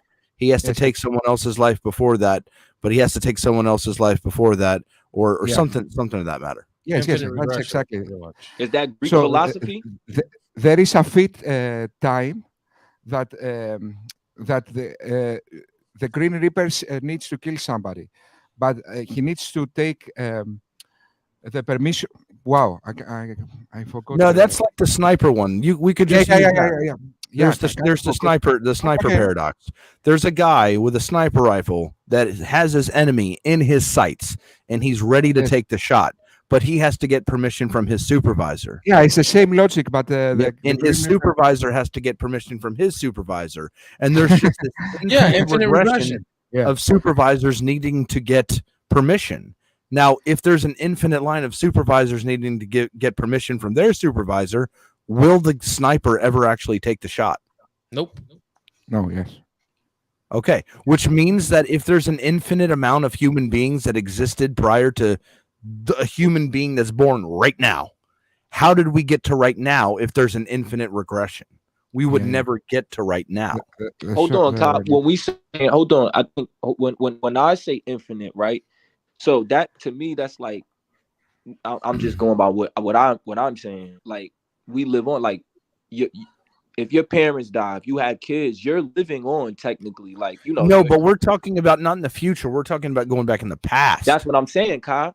Your great is the reason why you're here. They don't have to be here for their lineage. That you're missing the point, though, Shaw. If there's an infinite amount of people that have to be born for you to be born. No, that's not what I'm saying. Infinite. What I'm saying. Hold on. What I'm saying is this. Hold on. What I'm saying is wounds. What I'm saying is humans always existed. So what I'm saying is even if one dies, if they have kids, that's the infinity right there. There've always been parents having kids for into the infinite past. Then, right? Yes, people from. What are you talking about? Then die too. What I'm saying is people die too. I understand people have to die, but no, I'm saying for someone to be born, there needs to be parents. For them to be born, they need to have parents. For them, so if there's an infinite amount of people that need to be born for you to be born, how are you born? Yeah, you'll never be born. Let me give you an example, Shaw. Hold on, Kyle. No, Shaw. Let me give you this example to simplify it for you, right? If you are standing, right, in a line, and you're about to buy some coffee, right, and you're standing in a line outside the coffee shop, and there's an infinite amount of people standing in front of you. The word infinite means never no beginning, no ending, right? So let's say you're standing at the back of the line, or even in the middle of the line. Either way, you will never be able to reach the coffee shop because there's an infinite amount of people in front of you.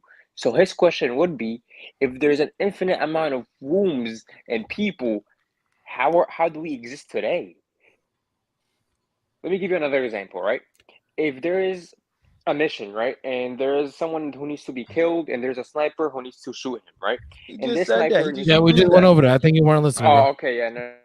Wait. All I'm saying is I get what y'all saying, but I think we just misunderstanding each other. All I'm saying is when you can just keep going backwards. Like now, if your family, now don't get me wrong, there's people who don't have, like, again, I was about to say, Kyle, if you don't have kids, your bloodline stops, right? Yes, it comes to an ending, but I'm not talking about it ending. I'm talking about how did we get to you right now if we have to wait for an infinite amount of people to have children for you to be born. You will never be born. Well, hold on. When I'm all right, so that's why I said we misunderstand. When I mean by infinite wounds or infinite people, I'm basically saying that people will always exist. Y'all saying y'all don't agree with that. I'm saying people existed back then, and I'm saying people talking about the future, Shah. We're not talking about the future. We're talking about the past. I'm just telling you I want to know. I want to know how you could possibly exist right now to have an ending. Yes. And infinity is not a real number. It's a potential. It's a potential. So you will always potentially be born. You will never actually be born. You will look. Socrates' son is an atheist, and he agrees with this. Hold on. Yes, what I'm saying is people. All I'm saying is that keeping it simple. People always existed. The only way we'll know if it's not infinite is if we can view a time where we don't exist. Until then, we're infinite. First of all, do you That's what I mean by accept? Infinite.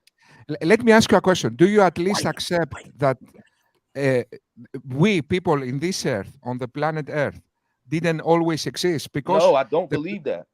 I believe so. You believe planet Earth is eternally existed? I believe that we were always here. Yes, I believe that. Do you believe that planet Earth existed eternally? Yes, I believe that Earth. Yes, but now what you are saying, sir, contradicts known science. We know for a fact that everything. But hold on, science is a conspiracy theory. No, I'm just saying it's a theory. What? It's just a theory. The Big Bang is just a theory. Yes. Okay, so everybody can make this kind of theories. But okay, so you gave a hypothesis. Now you need to provide evidence for what you're saying being true. And what we see, in fact, is that you contradict logic directly with this example of infinity not being an actual number. And you also contradict science. We know for a fact, that the Earth didn't exist forever.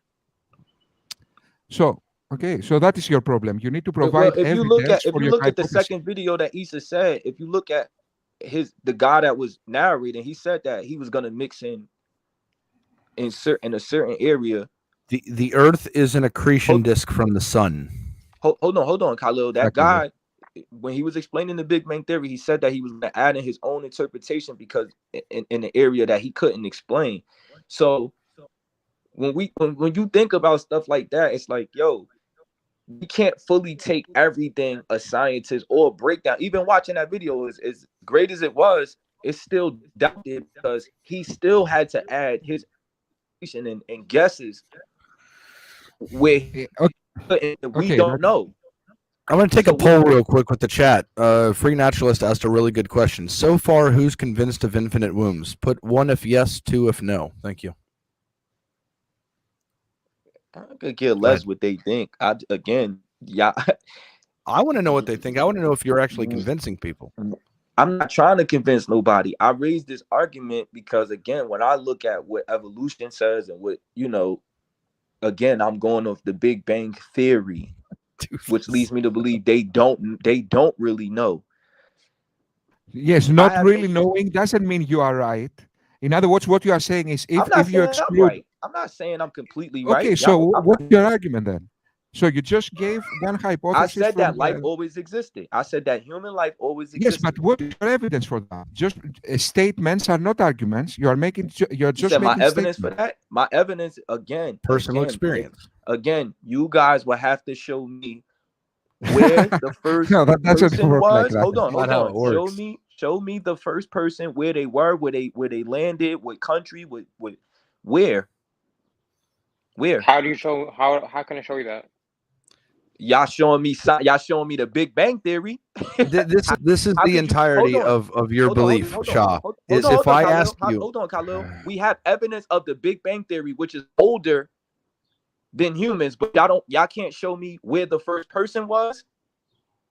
Let's make sense of that. We did that the other day for you. Where's the first person? I just asked you if you conceded to the out of Africa theory. You didn't even have a clear answer. The first person, as in the first actual human being, or the first Homo sapien? Where was the first human being? Where did they live? Where were they? What do you mean by human being? Because I have different answers. So man, that look like us, that move, breathing, have sex, kids, eat McDonald's, Burger King, all of that stuff like us. Where was that? McDonald's. McDonald's were infinite as well. Yeah, I was about No, to I'm say saying, McDonald's I'm was being infinite now sarcastic. too. Where was the first McDoubles. human being? Where was the first human being? They're McInfinites now. Where I have was a the question, first? Shaw. Do you know how Where history was works? Answer my question first. Where was Yeah, the Shaw, first I'll human answer it. being? I'll answer it.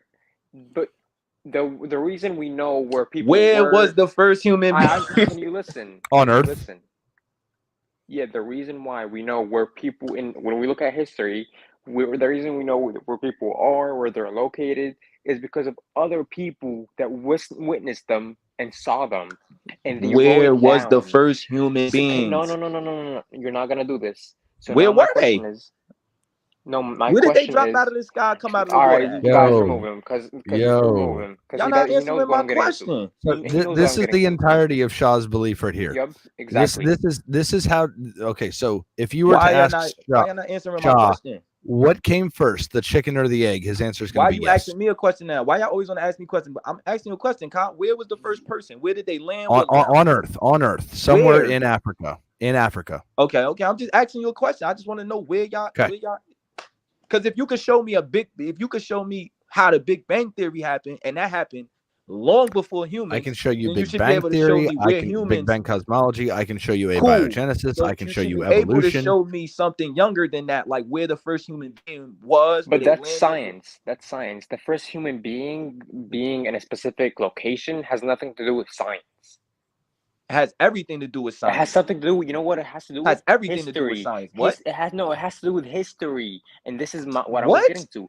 So the reason we know history and where people were and who they were is because of Nah, witnesses. that's not and they Khalid. wrote You it don't down. agree with that, Kyle. You know it has everything to do with science. Infinite Wamberg from Khalil. French fries. Kyle, the where the reason first? we Kyle, you said the first human beings was Africa. That's what you said. Where at in Africa?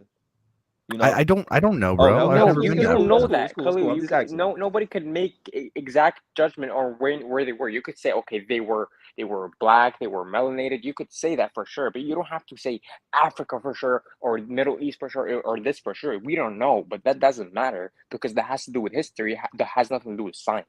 That has everything to do with science. How? Explain it. Go ahead.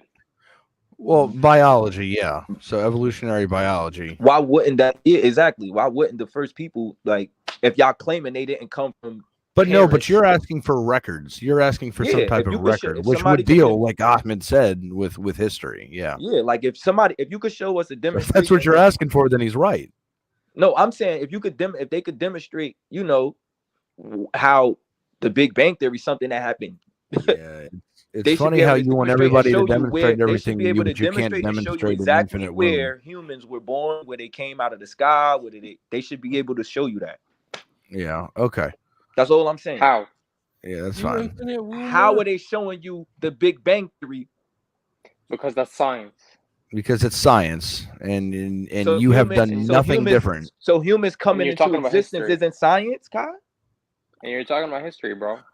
Oh my god. Kyle, humans coming into existence Do you know what? isn't Bro, to be science? completely honest, like I was getting somewhere with Socrates, and you completely derailed the I'm just entire saying, conversation. are you to talk about listening to infinite Ahmad? wombs again. Are you listening to him? Like, is that not science? Humans coming into existence isn't science? It is science, like I said. It's Okay. evolutionary biology, and you want a historical documentation of that, No, which is I'm history. saying where is there? So you Show me. Where's their demonstration? Where's the just like Issa pulled up them Big Bang Theories? Pull up Here, a I got video you, that's I showing got us you. where I got humans. you. That's all I'm saying. He said he got you, bro. He gonna tax. That's all I'm saying. Exactly where. I need a location, all that. Yep. You need a doctor, bro. Same rules apply. You want to be Yep. up, A new top, study up, suggests that the earliest anatomically modern humans emerged 200,000 years ago in what was once a vast wetland that sprawled across Botswana in southern Africa. Later, shifts in climate opened up green corridors to the northeast and southeast, leading our ancestors to spread through Africa.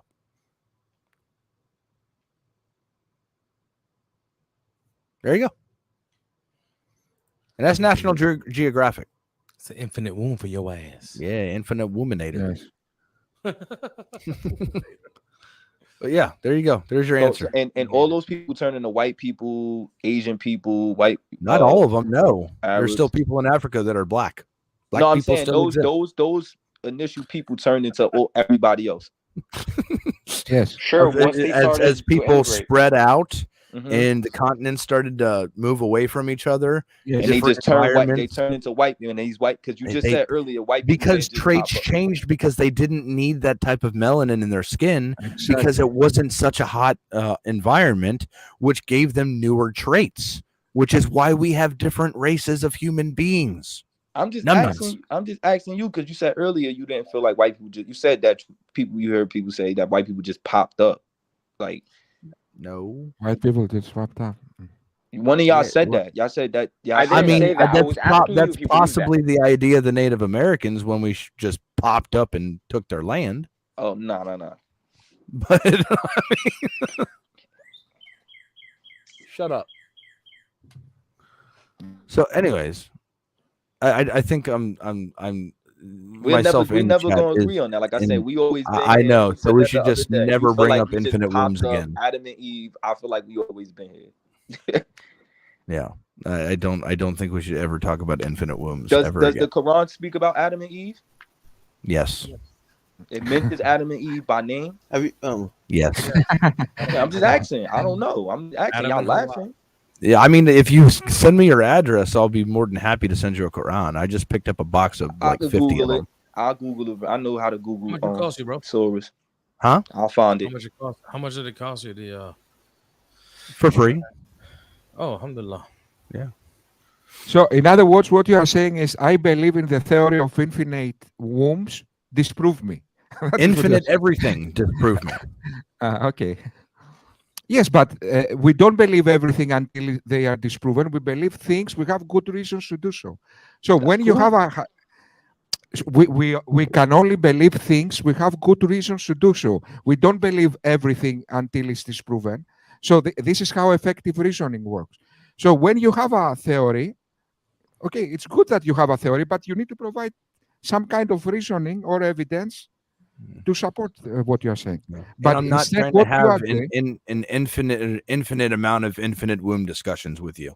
Really not trying to Me neither. I mean, we having an evolution talk at the end of the day, and again, my evidence is like I said, like y'all saying, like asking for like actual evidence again, like just off the notion alone that again, humans can't come into this world unless they come by way of a womb. It's just evidence. That's simple evidence. To make it complicated is irrelevant. That's simple evidence. Okay. You will not. The next person. Hold on, Socrates. The next person that comes into this world is coming in this world by way of what? The last person that came into this world came into this world by way of what? Yes, but can you? Yes, but what? Therefore, speciation is false. Okay, we have to theory. Okay, wait just a moment. We have to... Socrates, hang on. I'm getting ready to get off here. I got to go and pray and go to bed, man. But Socrates, Ahmed, son of Adam, Shah. Assalamu alaikum. Khalid. Assalamu alaikum wa rahmatullahi wa barakatuh. Alaikum salam. How about very nice night, sir? Thank you. Alhamdulillah. How are you, my brothers? Alhamdulillah, brother. How are you? Alhamdulillah. You believe in infinite wombs? Infinite. I'm Muslim, Aki. Alhamdulillah, Muslim. Oh, you mean infinite wombs? Oh my God. Where you came from, son of Adam? Where you came from? How you was born? How was you Most born? High created me. Allah created me. Oh, you don't got no parents then? Allah created me. Oh, you got parents? Yeah, I've got parents. Okay, your parents got parents? Yeah, they got parents too. Okay, I rest my case. I still don't see your case. Case still invisible. Everybody you know got parents, right? I want to be done with this. I don't want to talk about infinite wombs. It's absolutely absurd, and you're not gonna convince anybody. For the chat, one more time. I'm trying to understand. You asked me 3 questions and I answered 3 questions. I don't know what was the point of those. For the chat, one more time. Everybody in your family, you know, came into this world by way of what? Yeah, you've asked this question okay. 15 times, 15 times, and it doesn't mean a single thing. Everybody on this panel, hold on. Everybody on this panel, you guys were born by way of what? Yes. So from what our y'all. perspective is, from how we can see in our limited view of the past, I love you guys. humans have come from wombs. That's Can you correct. give me another way? Yes, speciation. I've already shown you that multiple Speciation times. doesn't even suggest that. It does. It No, does it suggest don't. that. It Because does. in order You for just- a new, What's phylogeny? Hold on, Khalil. What's in order phylogeny? for a new, in order for No, a new species bro, I'm to have for good real. DNA, I'm done talking about this. I'm in order done for a new talking about it. We're species done. to have DNA, We're done. it has to be We're born. done. We're done. We're done. No more infinite wombs. It's too stupid for me to talk You about it can't anymore. argue for it, bro. You can't argue for it. In You have order no for a good new argument. species No, to be your born with sources DNA, trust it me, has to bro. be born. Your sources trust me, bro. No, Khalil. In order for a new species to have new DNA, it has to be born. What don't you understand about? I'm done talking about this 'cause you stupid can't. subject. All right. But you had this stupid philosophy conversation earlier. I mean, that's fine. I respect that. I respect that. I just wanna. I don't wanna go over the same subject. I'll let you live. But I just wanna ask simple. Forget about the womb, but ask. Well, I just wanna know if he implied that my parents created me. If that's what he's implying. Know your parents created you. Sorry. Know for a fact your parents created you. You know, I know a parent that lost all the children died. Why can't I just create 2 other children? You say, can you create 200 children? Well, listen. If your parents created you, I know parents that lose the children. Why can't I just recreate them back? Instead of crying their eyes out, instead of crying their eyes out, if I created something the first time, logic dictates I can create it a second time again. Can instead of crying, one second. I know. No, listen, please, listen. Hey, please. let him finish, y'all. Let me finish my point, please. So these parents that I know, they lose out both of their children, and they cry their eyes out for days, for months. They never get over it. Since they're the creator of those 2 children that they lost, why not just recreate them again? The same 2 that you lost, because you created them the first time according to your logic. Then they can create it again. They can have another baby if it's possible, if the woman can still conceive. No, not another one. I can assure you, the iPhone manufacturer, they can make a phone and can make another one look identical like the one they make previously. So see those 2. Natural. Listen, please. I'm staying with your principle and see if it makes sense. I'm putting on the fire. Since those parents, you say, created those 2 children that they lost, that died. Since they created those 2 children according to your logic, they can recreate the same children again because they created them before. You know the statement, once bitten, twice shy. If you've done it before, you can do it again. No problem. So why don't instead of crying their eyes out, just recreate those 2 same children again? Why haven't they do so, Infinite Womb? You answer me. Tell me why. You using a very broad. You're using create in a very He don't want to broad answer way. the question. We're talking about creation. He never does. Like, hold on. I am answering it. When I'm talking about, I'm keeping it in a simple term. They're having a child. They're conceiving a child, not a specific person. They're conceiving a child. This goes back to your argument earlier, Khalil. No, you use the word created. Don't move the goalposts. Stick to the word created. Not had a child, created a child. That's Don't dance around with me. I'm gonna bring you back to what you use. Is your principle? One second, please. 1 second. 1 second. I want you to remember this, because I like to reason with honest people. You use the word created. Don't change your energy. Keep that same energy. Created. I got you, son. Yes. Don't give me no conceive, nothing of that sort. If you created something, 1 second, logically, if you created those 2 child before, when they die, you just recreate the same child again because you done it before. You can create the same exact again because you got that ability since you create them before. So why haven't they create those 2 child instead of crying their eyes out? Why? No, wait, son. Son. Hold on. We have the ability. Hold on. We have the ability. Again, you missed this conversation earlier when we were talking about the anatomy of the body. It develops in the womb. We have the ability to create, to start the cycle of a new life. as far as like what a child is gonna look like, we don't have. I don't believe we have control over that. You know what I'm saying? That would go to Khalid, that higher power that Khalid subscribes to. But you don't know what your child is gonna look like exactly when you know. We don't see that until we're born. We don't know exactly. We don't pick that stuff out. But the actual big like action to create a new human being, we have control over that. And that's all I'm saying. So when you saying like create another person again, we don't have that control. So you're adding details now, but you just make a decisive statement before. And you laugh when you make that statement. How? Now listen, 1 second, please. Just relax. You said your parents created you. There was the decisive and you chuck on it, you just leave it as that. So you need to tell me these are ignorant creator of their product. I can guarantee you most parents don't even know how many joints and veins inside a human body. Yes. So the next thing is you cannot have an ignorant creator of their product. If you create, you're gonna know. 1 second, please. If you create, you're gonna have knowledge of what you create because you created it. The next point is this. The next point is it. No parents, be it mother or father, can give me the precise time when that sperm hit the egg and the precise time when it fertilized. That pinnacle junction at the fertilization. No parents have no knowledge of that. Okay, they can guess. Okay, but that's listen me, infinite. Hold on. Listen me. 1 second, please. 1 second. 1 second, please. 1 second, please. Infinite woman. Just 1 second. Let me finish this point. Let me get another point for something for you to think about. If you're a thinking man, if I'm baking a cake, I know what time I start. I'm the maker of that cake, ain't it? I know what time I start the oven. I know all the ingredients inside of it. You understand these things? And I know what time I turn off the oven. I know what time I take the cake out. And I know what time I finish that cake and that cake has been dissolved and demolished. No parents don't even know what time their product gonna. Why are you applying cake rules to human life? 1 second. No parents don't know what time. These creators don't know what time their child gonna die. Meaning when their life gonna expire. So how are they creator? They're not creator. They are reproductive created beings, and there's a higher source that made them a reproductive being. You understand how it works?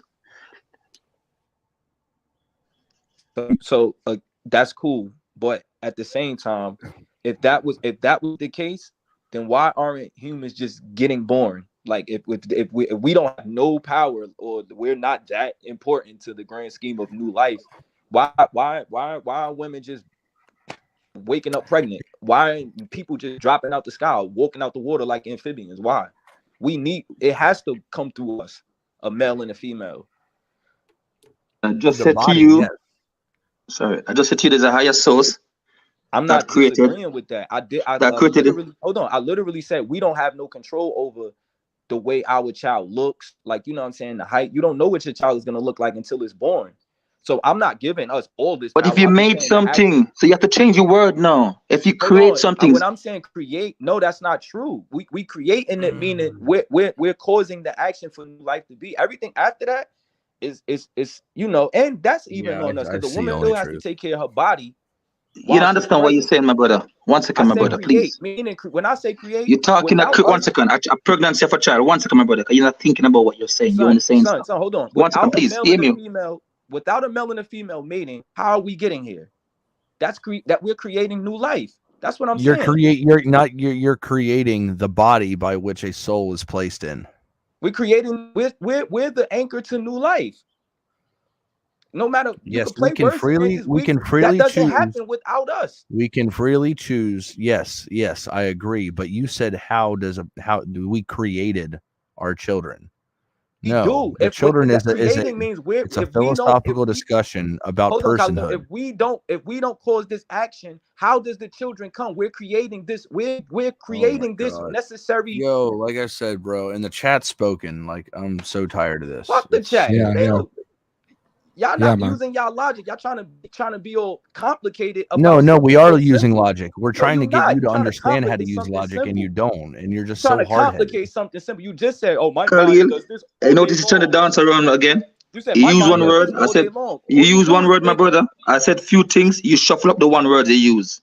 Yeah. And then you go on IAS again. You're playing I will word want semantics. and if you give me a chance, 1 second, you give me a chance, we're gonna lower you back down after the IAS again. Or listen what I'm saying to you. Yes? Are you retracted that word that our parents created us? Because you cannot retract that. Listen, 1 second. I explained to you, human being was created as a reproductive reproductive being. So naturally, they conceive, yes. Other beings come forth from them. But it doesn't mean they have control and created what is coming forth for them. Like consciously, intentedly create what coming forth for them. Because they cannot be, if a creator cannot be ignorant of what time they started to create. You understand? So for example, a baby is 9 months, roughly 9 months. You know, there's exception premature and so there's exception, but normally 9 months. 9 months it takes for a baby to come. So that if your parents is the creator, that's enough time to prove that it have to be an intentful act of creating. So you mean tell me 9 months your parents were creating you for 9 months? And they don't show exactly in advance before what date you're gonna born. They can guess, they do guesstimate. If I'm creating something, because I'm creating it, I'm the one have full control and I'm intending creating it, a carpenter, I'm making a chair. The carpenter can decide, I'm gonna stop make this, I'm gonna stop create this right now. Because you have full control, because he's doing the creation, he's doing the action. The carpenter can say, I'm gonna finish, I don't care how this chair look, I'm gonna stop it right now. 5 o'clock, I'm done. And they put all the tools done. And the carpenter have the power to never go back to it. And the carpenter can tell you in advance that look here, when 5 o'clock come, I'm gonna stop this creation. And he just watches, and while he work, you look at the big clock in front of him, you just look at it. As he hit 5, he stop. That's such an example of creator with intent and having control and having knowledge over what they're creating. The parents know if they are creator, you need to use a different word, because they have none of this knowledge. And the carpenter can recreate another chair again. Look just like the one he made before. The parents can't do this. They cry their eyes out when they lose a child. They cannot tell you the exact time when the sperms hit the egg, the exact junction, the precise moment. They have no knowledge of it. What kind of ignorant creators are these? Does any of this happen without these parents? Answer my question, man. We're not Does entertaining any of this happen? What kind of ignorant creators are these of the product? Brother. Oh, they're so ignorant of their own product. Sorry, my respect goes to all parents. Hold on, by your logic, he's not gonna get it, bro. Allah is an ignorant creator because humans are evil and Oh my good and God! bad. Shift the topic. Come on, Okay, man. cool. Anyways, I'm just saying, like Allah is an ignorant don't creator too, do us why are all a humans- favor. Do us all a favor and don't say. Why are humans all over the place? Oh my God! Hey, We've answer none answered of this my time questions. for you. I would like infinite wombs. Like we're done. No, I'm Yeah, asking, we're done, man, because you're not answering my point. We're done, you're not answering my point. You're not going to get it. Ignorance is bliss, and that's fine. Whatever. All right. Was God or Allah ignorant creator? Because humans No, he aren't. wasn't. Why are all why are there evil humans? No, because no. Because Allah could decide whether this child is born, whether he comes. No, I'm he's asking black, you. whether He he's said- white. Allah could decide these things, whether you like it or not. He could decide all of that. He's in control of that. But why would he I mean, create the evil natural people?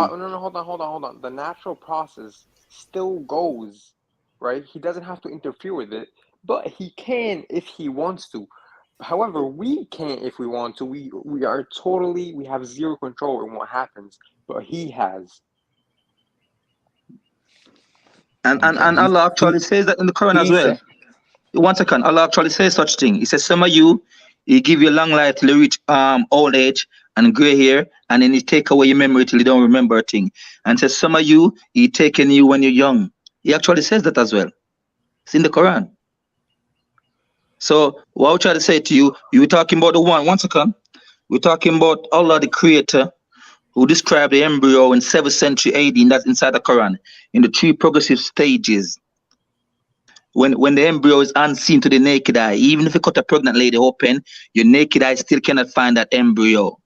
But it's describing the embryo when it's unseen to the naked eye. 7th century AD, no microscope exists. And do not miss the beat. All those 3 progressive stages, spot on, correct. That's a knowledgeable creator.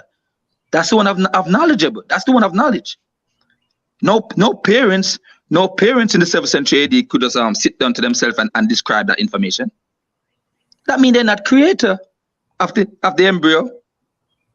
Precisely, yeah, that's the embryo where the child developed from any. So 7th century AD, no parents could have described the unseen embryo without having a microscope. And embryology is a new branch of science that picked up from 1980s and to where we are today. It was backward, brother. So the fact that the information that described in the Quran about the embryo, it proved that that's the one who created the embryo, the fertile embryo. And rightly so, Allah says, does he not create, does not know, alluding to himself that he knows his creation. You cannot have an ignorant creator of a product, my brother. That doesn't work. Yeah. Yeah, we exhausted this issue. Yes. Okay, so go home and yeah.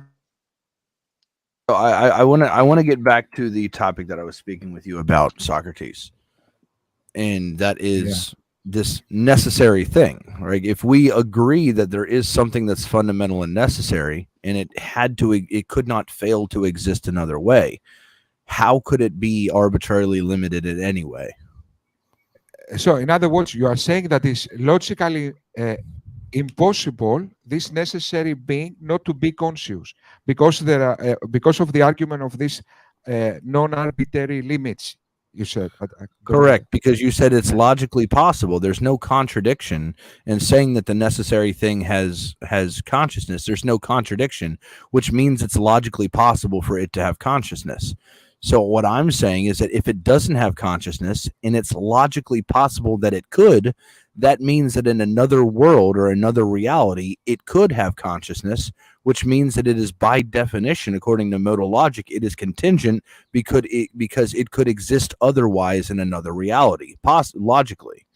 So if it's necessary, it has to exist the way that it does. So any logically possible attribute that it could have, it would have to have, or else it would be contingent. Yeah.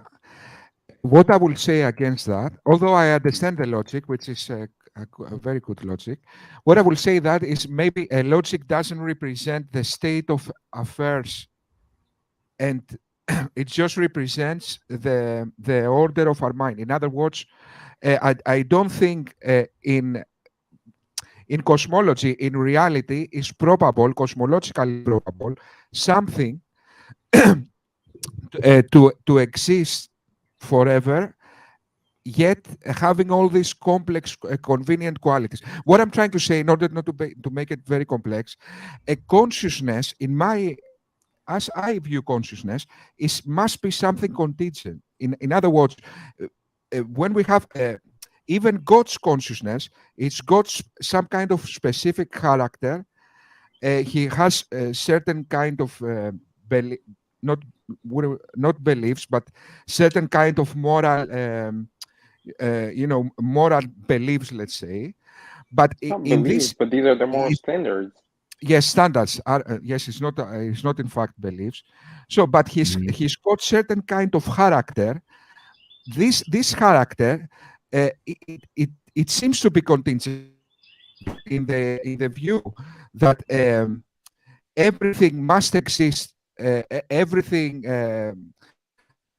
there is no arbitrary limits to things. That cannot lead to a specific character. That will imply that is some kind of consciousness without character, without specific wants and needs, and all this kind of needs is not the right word. I'm trying to conceptualize what that might imply, but in my view, the specific character of God and all these qualities he's got cannot, it seems to me, this kind of no arbitrary limit scenario, where I think this scenario would have implied that, okay, God has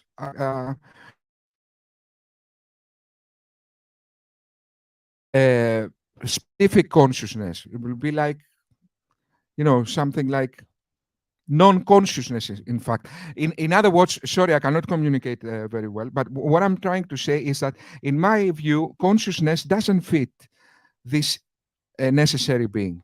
Exactly because consciousness is a specified thing. It can't be necessary then.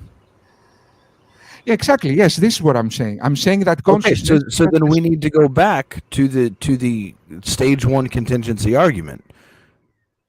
Yeah, and see whether what is in fact this necessary being that I will claim it cannot have consciousness, but you claim the exact opposite. You say that it must have consciousness necessarily. I say that the necessary being to be necessary has to have all logically possible attributes. Because if it didn't have all logically possible attributes, then it could exist different in another possible world. Just by definition, analytically speaking, if it could exist differently in another possible world, it's not necessary.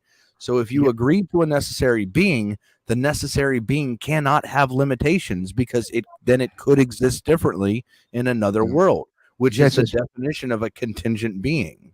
Yes, but in a possible where we differ is that you imply that this possible world refers to logical possibilities.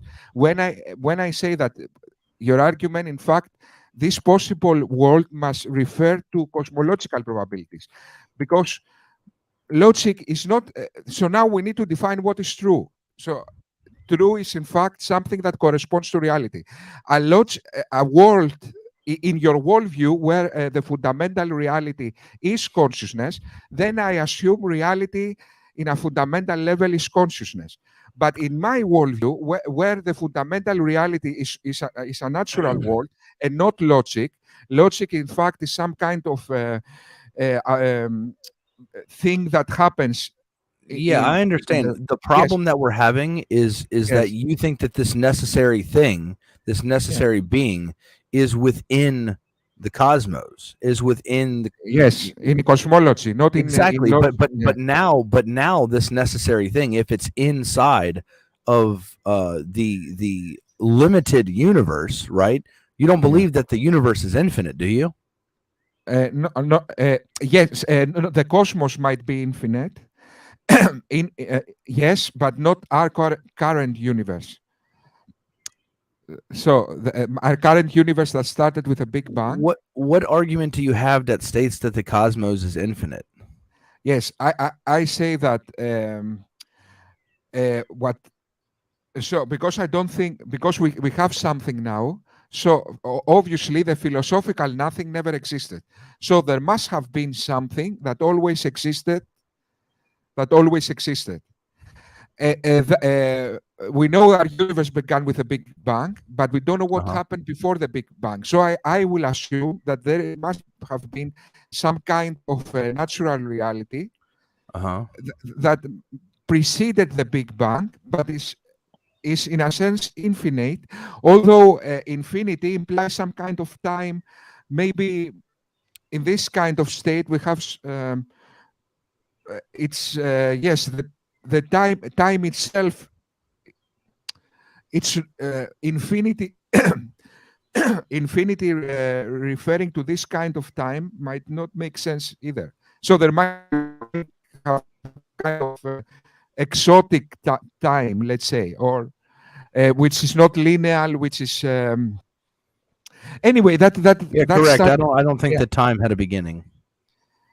Oh, yes, I see. So maybe time is, some people don't believe in time is an actual thing. It's, they say time is just like an illusion of entropy, something like that, of entropy. So what I'm trying to say is that infinity might not even make sense in certain kind of... Can I hear you, Socrates? Can I hear you? It's like it's sound a bit... Yes. I don't know if you... Yeah, yes, but why I think we cannot resolve this issue is because we have different kind of worldviews. So you start with a presupposition that the fundamental reality is consciousness. So I start with a presupposition fundamental reality is some kind of cosmological reality or natural reality. I don't know whether cosmological. So that is why we are talking in cross paths in this in this case, but I don't know how we can resolve this issue. Well, resolving the issue would simply state that this necessary thing does not exist within the bounds of cosmology. Yes, but how we can come because about the universe itself, like that's what cosmology is the study of the universe, right? Yeah, and the cosmos, because before our big, for example, if we someday, let's say we find out what it was before the Big Bang, and it was again some kind of natural reality, then we will expand our world also before the Big Bang. There might have been a multiverse or something like that, or a quantum environment. Yes. Okay, hold on, wait a second. So the cosmos, is the cosmos the necessary being? No, what I would claim, no, because the cosmos also includes things that are evolved from this necessary being, in my view. So what I will imagine or conceptualize this necessary being is something simple, simple that was always there, and it must have been how can I say, like a quantum environment, some kind of environment that is I don't know the right word to describe that. I mean, you're guessing in Socrates. If you don't know, you're guessing in it. State of affairs. No, what I'm trying to say is some kind of quality. It needs to be dynamic. Okay, so what I imagine is some kind of dynamic environment that always existed, which is simple. It's the next inevitable thing after the philosophical nothing. So if we exclude the philosophical nothing, there must be something simple like the cosmological, let's say, nothing, which is some kind of dynamic environment which evolved to everything else. Why I think it's improbable in a cosmological sense, this initial essence or necessary being God, is because because in the case of God, God is very complicated. So he needs to have all these qualities, this specific character. To be a necessary being, you have to, yeah. Yeah, but that description in a cosmological probability is almost the extreme end of improbability. Because now we need to assume that the most complicated thing, at least when it comes to his qualities and character and all these kind of things, just exists inevitably without explanation and could not have been any other way. So that in cosmology seems improbable. But in your case, when you take it with logic, it seems inevitable. So I don't know how can we resolve this. Well, I think we should start with hashing out the logical possibility before we start dealing with cosmology. Before we go to probability, we need to figure out if it's possible and or necessary. Yes, but that's why I present my argument that you see the argument, you see the logic in it. You've said that. Yes. So of course, yes. okay, so then before we move on to if it can exist within the cosmos, we need to come to a conclusion on if something is necessary. It has to have all logically possible attributes and qualities, because if it didn't, then it could be different in another world, which is by definition contingent, which means that if it's contingent, we need to find the necessary being still. If you're saying that it's a necessary being, it cannot be arbitrarily limited because, like I just said, it would become contingent. So this necessary thing, logically speaking, has to have omniscience, omnipotence, omnipresence, has to have a mind, has to have a will, because all of these things are logically possible for the necessary being to have. And if the necessary being could not exist any other way in any other world, then he has to have all of these qualities in every single world, which would make it the necessary being. Just logically speaking, there's no way out of that. Yes, but yes, I say, but I think that logic doesn't represent the complete state of affairs, let's say, or truth, because I think you will agree with that. Our logic. Okay, there must be some kind. So we can have a certain kind of logic, which doesn't correspond to reality. Truth is, in fact, what corresponds to reality. So, although in your logic there is nothing contradicting this view that the argument of non-arbitrary limits, in other words, but in reality, that might not be the case. Yeah, I agree with you that I would say that it's impossible for this necessary being to be within any cosmological sense. Okay, so, and I will also agree with you that what you said doesn't contradict logic in a direct way, but that doesn't mean it's true, because logically consistent arguments might not be true. Hold on. So there's necessary things that are false? There are necessary, yes, but necessary things that are false. Yes, our logic, although it might be consistent, it might not represent reality. Isn't that right? So I'm trying. Do you have any examples of reality not being represented by the three classical laws of logic? For example, I got three. No.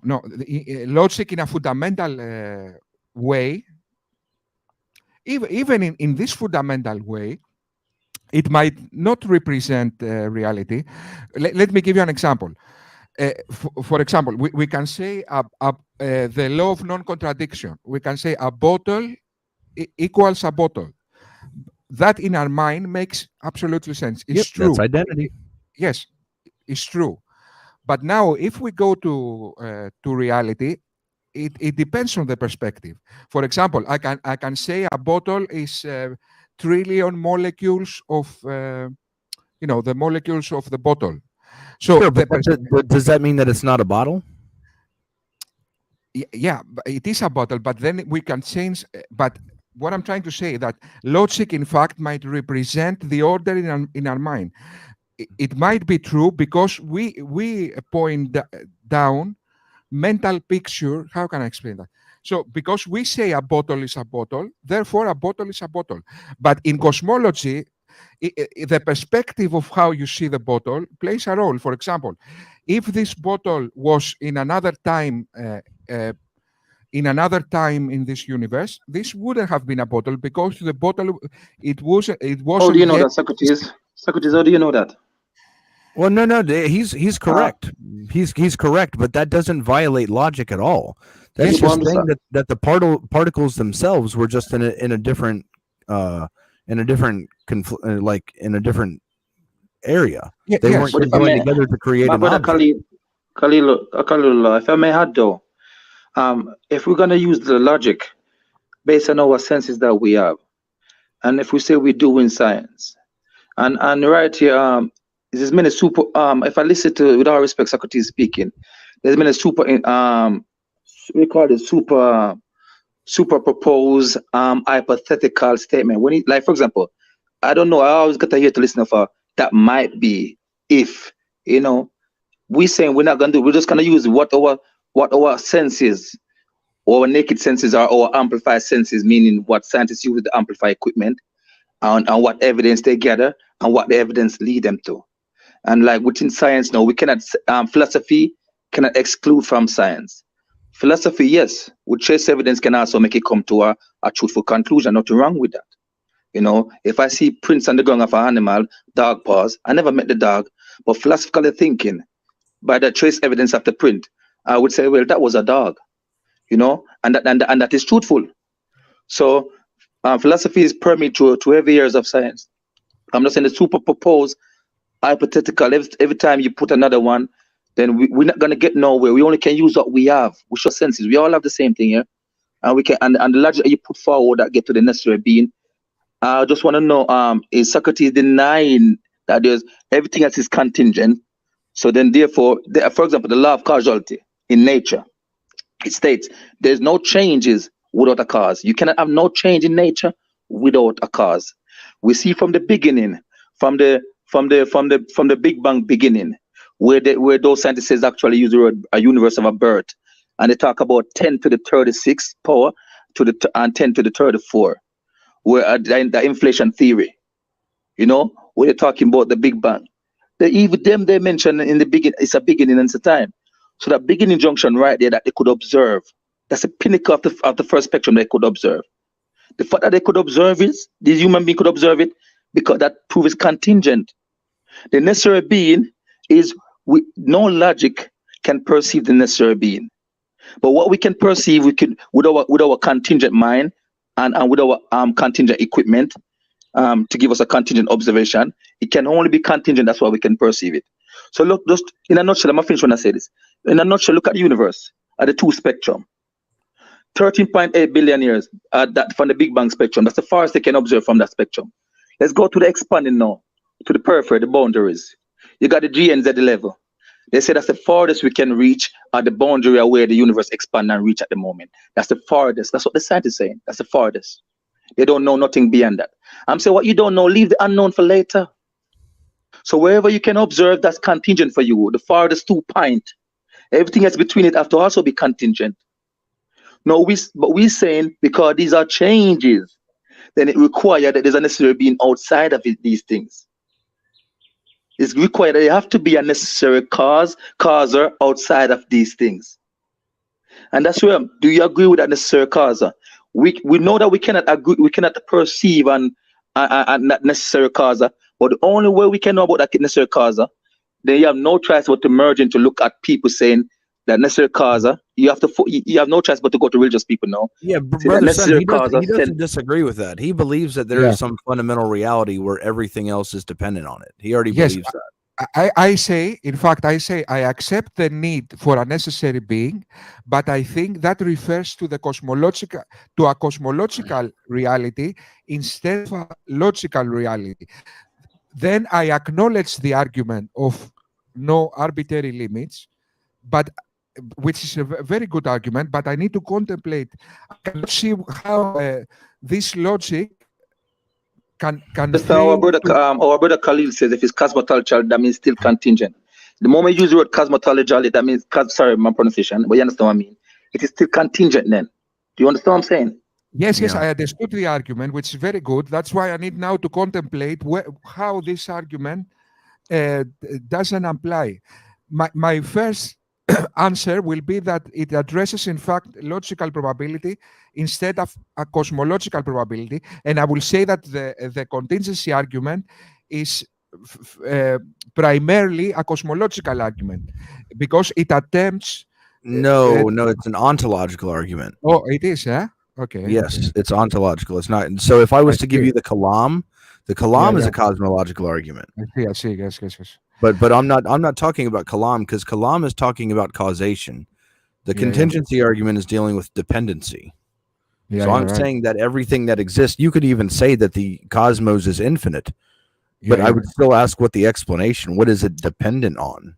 And you would say this, whatever this brute fact is, right? And then, but my issue is that I don't believe that this necessary thing that we're talking about can exist within the cosmos. Which means that if that's the argument that I'm making, and then you say it's not cosmologically probable, well, that doesn't really argue against my view. I would agree that this necessary thing that has all these unlimited qualities, it could not possibly exist within the cosmos. It would have to be external to the cosmos. Now, what that exactly means, I don't know, but it's not logically contradictory, but it answers the problem of a necessary being with everything else being dependent on it. So the cosmos in its entirety would be dependent on this one necessary thing, and this one necessary thing does not have any limitations. So just bringing in cosmological probability doesn't even answer the question. Yes. So I see now. So in ontology, as you said, if something makes sense in ontology, that says it stands to be true. This is what I'm asking, and this is an honest question, because I'm sure. So that is actually so. Something is necessary in ontology, in our mind, that necessitates its existence in the real world. In the real world, no, because there must be something outside of our mind that is. You're. I don't know if it's just me, but you sound like you're breaking up, Socrates. Yes, sorry. What I'm trying to say is that there must be something outside of our mind that defines the real world. So my question is that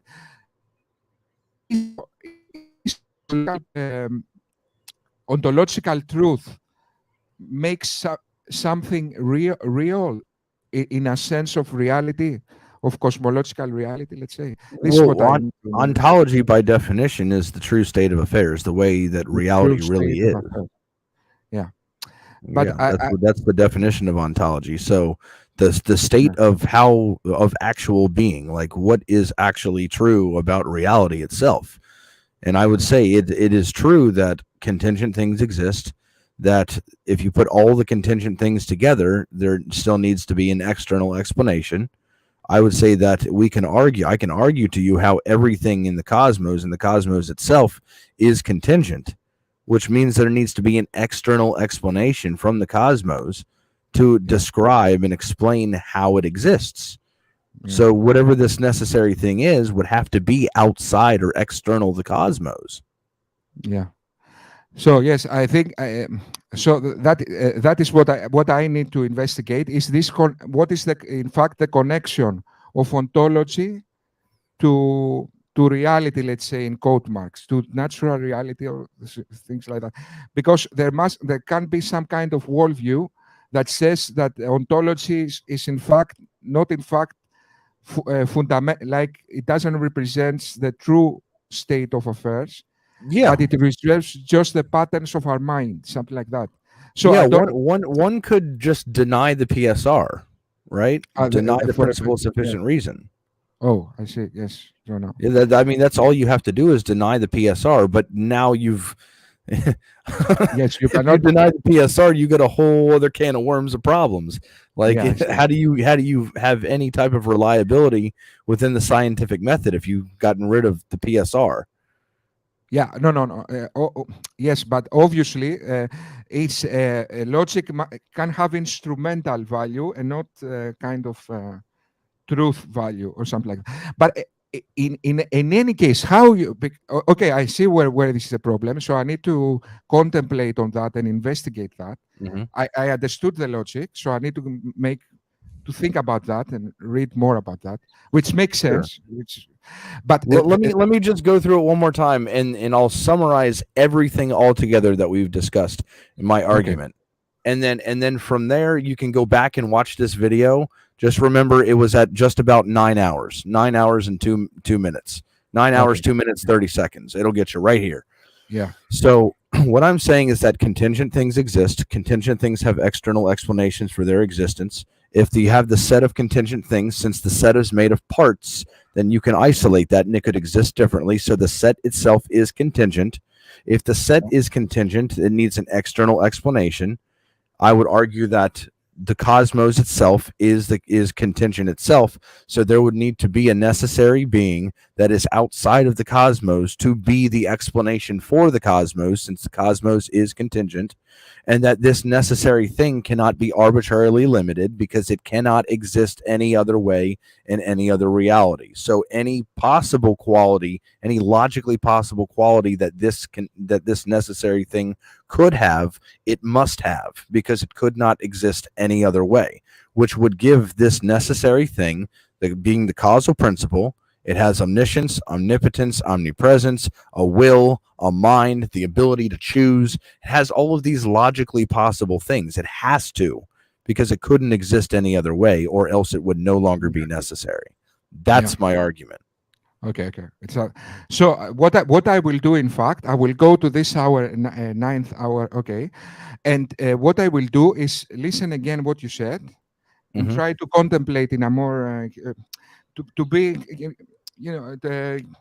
because now at this point I cannot think of them of all these things very efficiently.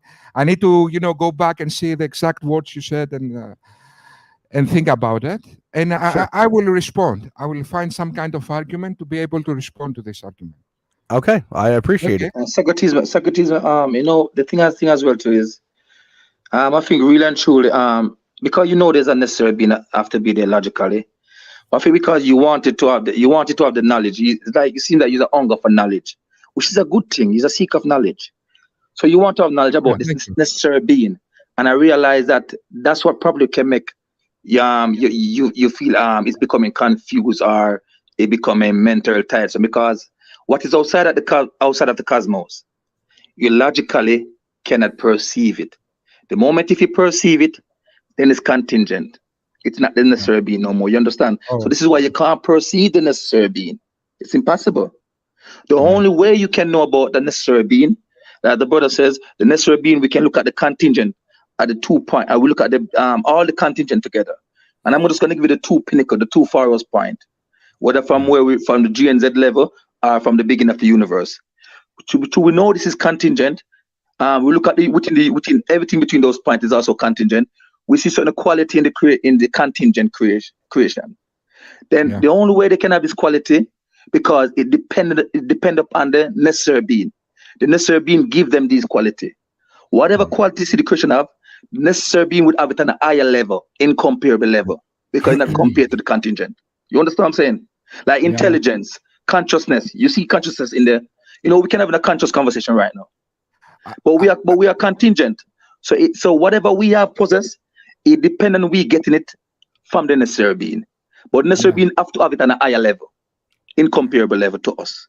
If you understand that, Yeah, I haven't contemplated enough the ontological level of this argument. So I haven't at all. In fact, and I'm amazed, I haven't yet contemplated the ontological side.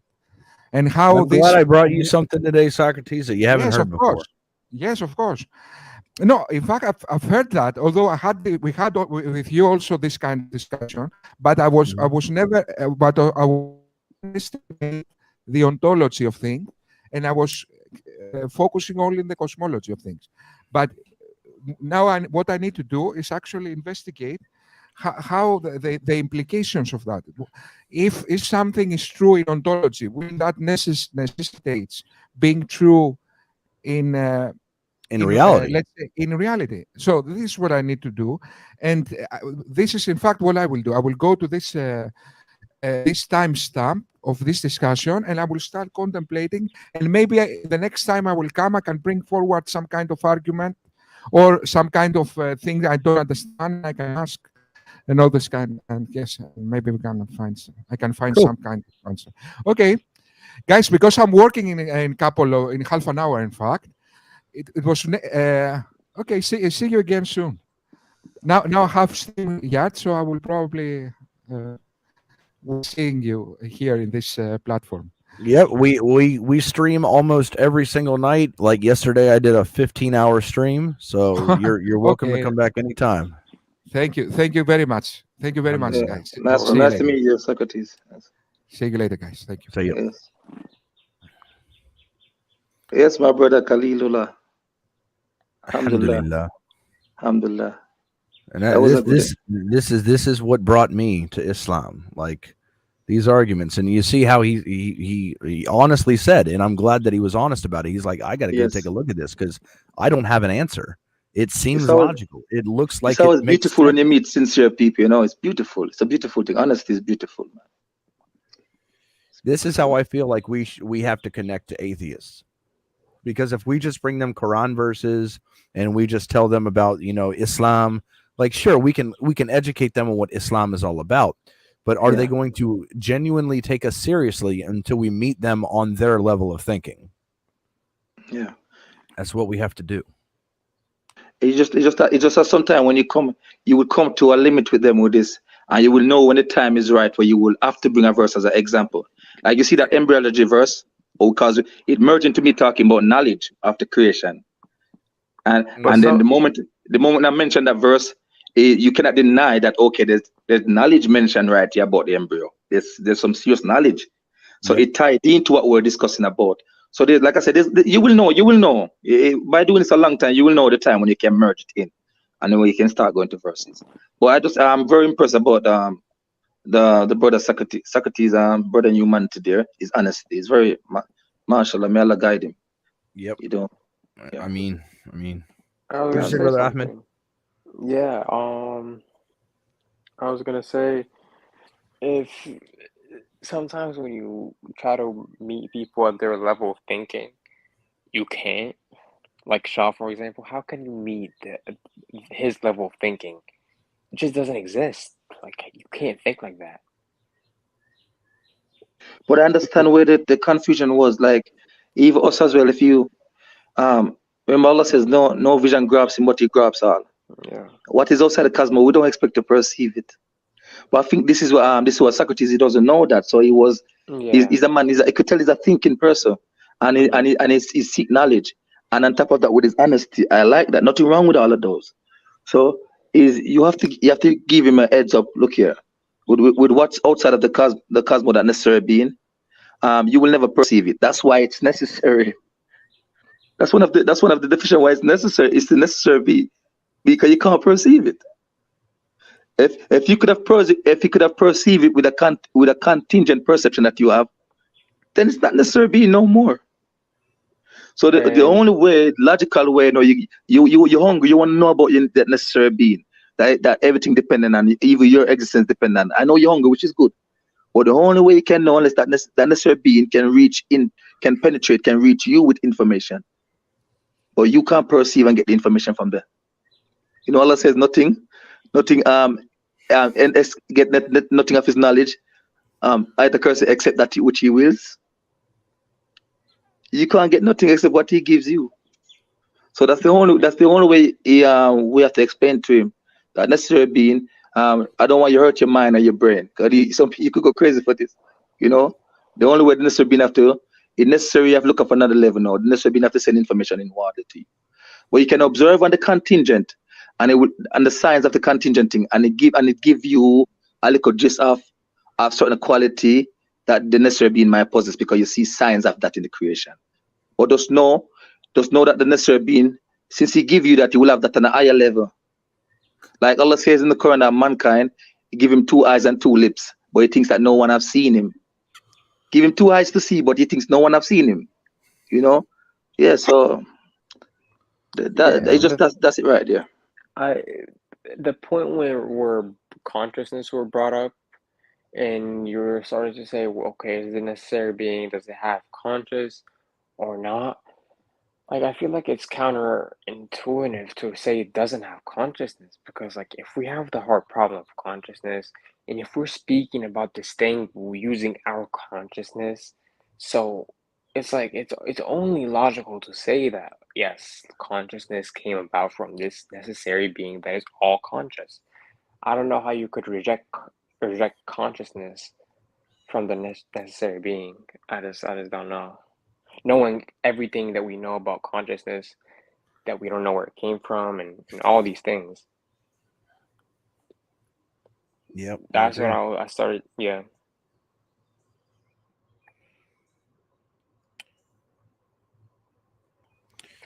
Hopefully he takes a look at it, and if he comes back with any objections, I'm sure it's going to be another necessary thing that has arbitrary limits, and I'll just bring up the same argument, and eventually he'll run out of things, and he'll have to accept. Yeah. And somebody said in the chat, I know Socrates' son is his channel is very against Islam. He's an Islamophobe, but maybe if he meets and talks with some Muslims that come from a different angle, he might find some newfound respect, inshallah.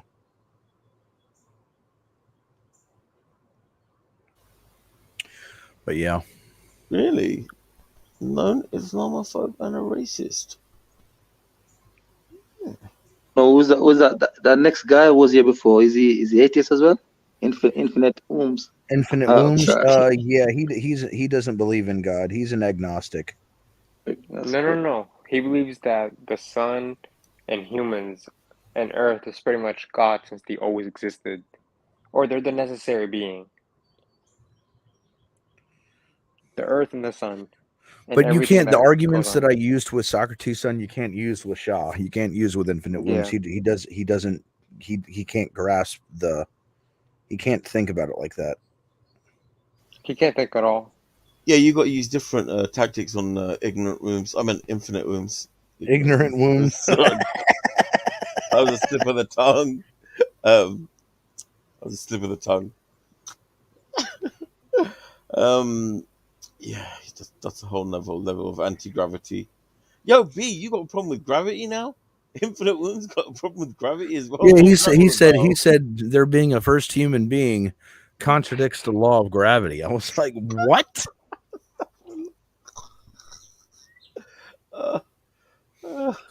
Insane. This guy just speaks words, honestly. Like, he doesn't say anything cohesive. He just speaks words. He spits wombs, bruh. He spits wombs. That's on the Crips. He speaks wombs. Womb liar. Oh my god. Does it work? I truly feel bad for his, like, for whoever he, like, I hope he just doesn't teach people or his family or his kids about these ideologies. I just hope not. It's actually about the first human being specifically. Or you're supposed to know this information. Like, we could study the and signs and evidence for Big Bang because of we got telescope and these things. Even if he teaches his children, they're gonna grow up to not believe it anyways, because no one is gonna believe that. Like, it's just crazy. Because human being, someone could travel and die in a different place and bury in a different place. That's why maybe they're born from a different place. There's a possibility as well, you know. So it's not necessarily where scientists find some fossil. It not necessarily mean that that individual might be from the area. As the brother point out, Khalid point out, or which we know, at one time everything was just one body. They used to call it Pangea. The whole land was connected. Mm-hmm. So you know, you could tell people even travel in the days, whether by foot or not. Someone could travel and die in a different region or bury somewhere where not necessarily that's where they're living. You know, that doesn't necessarily mean that. Yep. They could move to a different area. They could have children. Those children adapt to that area, gain new traits. They give their children those traits, so on and so forth. He has the problem that he accepts microevolution, but he denies macroevolution. I could sense some black superiority complex coming from him, and this is why I say this. Because when he mentioned, okay, the first human being, and he says somewhere Africa there, yes, and then he says, so where does the white people and other people come from? Well, you see, it doesn't necessarily mean the first human being may be 100%, and we know that as Muslims because of Hadith. But obviously, like you say, you're not going to use that with him, but you're just reasoning with him with history and stuff like that. But logically, since every human being we know came from the first man and woman. Is logically the first man and woman would be, there's got to be you call it, wouldn't say mixed race because of the first human being, so who wouldn't say mixed race, but whatever product they make with it got to be a mixture. And we know today the human being's skin and their body have the same component like the soil, nearly 100% component like the soil. So the fact that you see all these different complexion of people, because it's one human race really and truly, but if you see all these different complexion of people coming from the singular from one man and woman, from that singular pair, that should tell you that whatever the expansion produced, that was all inside of that man and woman, in the backbone of the man particularly, because we're responsible for the that should logically tell you. So the white complexion man, the red skin man, the black skin man, since they're coming from that nucleus, from that one junction or two of one parent, one man and a woman, then all these people were conscious inside them. They were there present same way. So sometimes to give yourself a superiority kick to say, well, it's only that individual was only a black person. No, I don't think it's even fair to reason like that. The more justify balance will say, well, the individual were a mixed individual. Are those two persons they were mixed? That's the best, that's the most logical and the more fair unbiased and I would say unracial, unprejudiced position to all. All right, guys, I'm gonna head out. All right. Assalamu alaikum. Wa alaikum salam. Yeah. I streamed 15 hours yesterday, so I'm probably going to close up here now too. Because I need to get some Jazakallah khair, my brother. Thanks sleep. for having me. Not a problem. Not a problem. Thank you for coming on, brother. Come back anytime. We'll do inshallah ta'ala. Jazakallah khair. Assalamu alaikum to wa barakatuh, my brother. Wa alaikum salam. And obviously, I got my early morning brother here, friendly Muslim.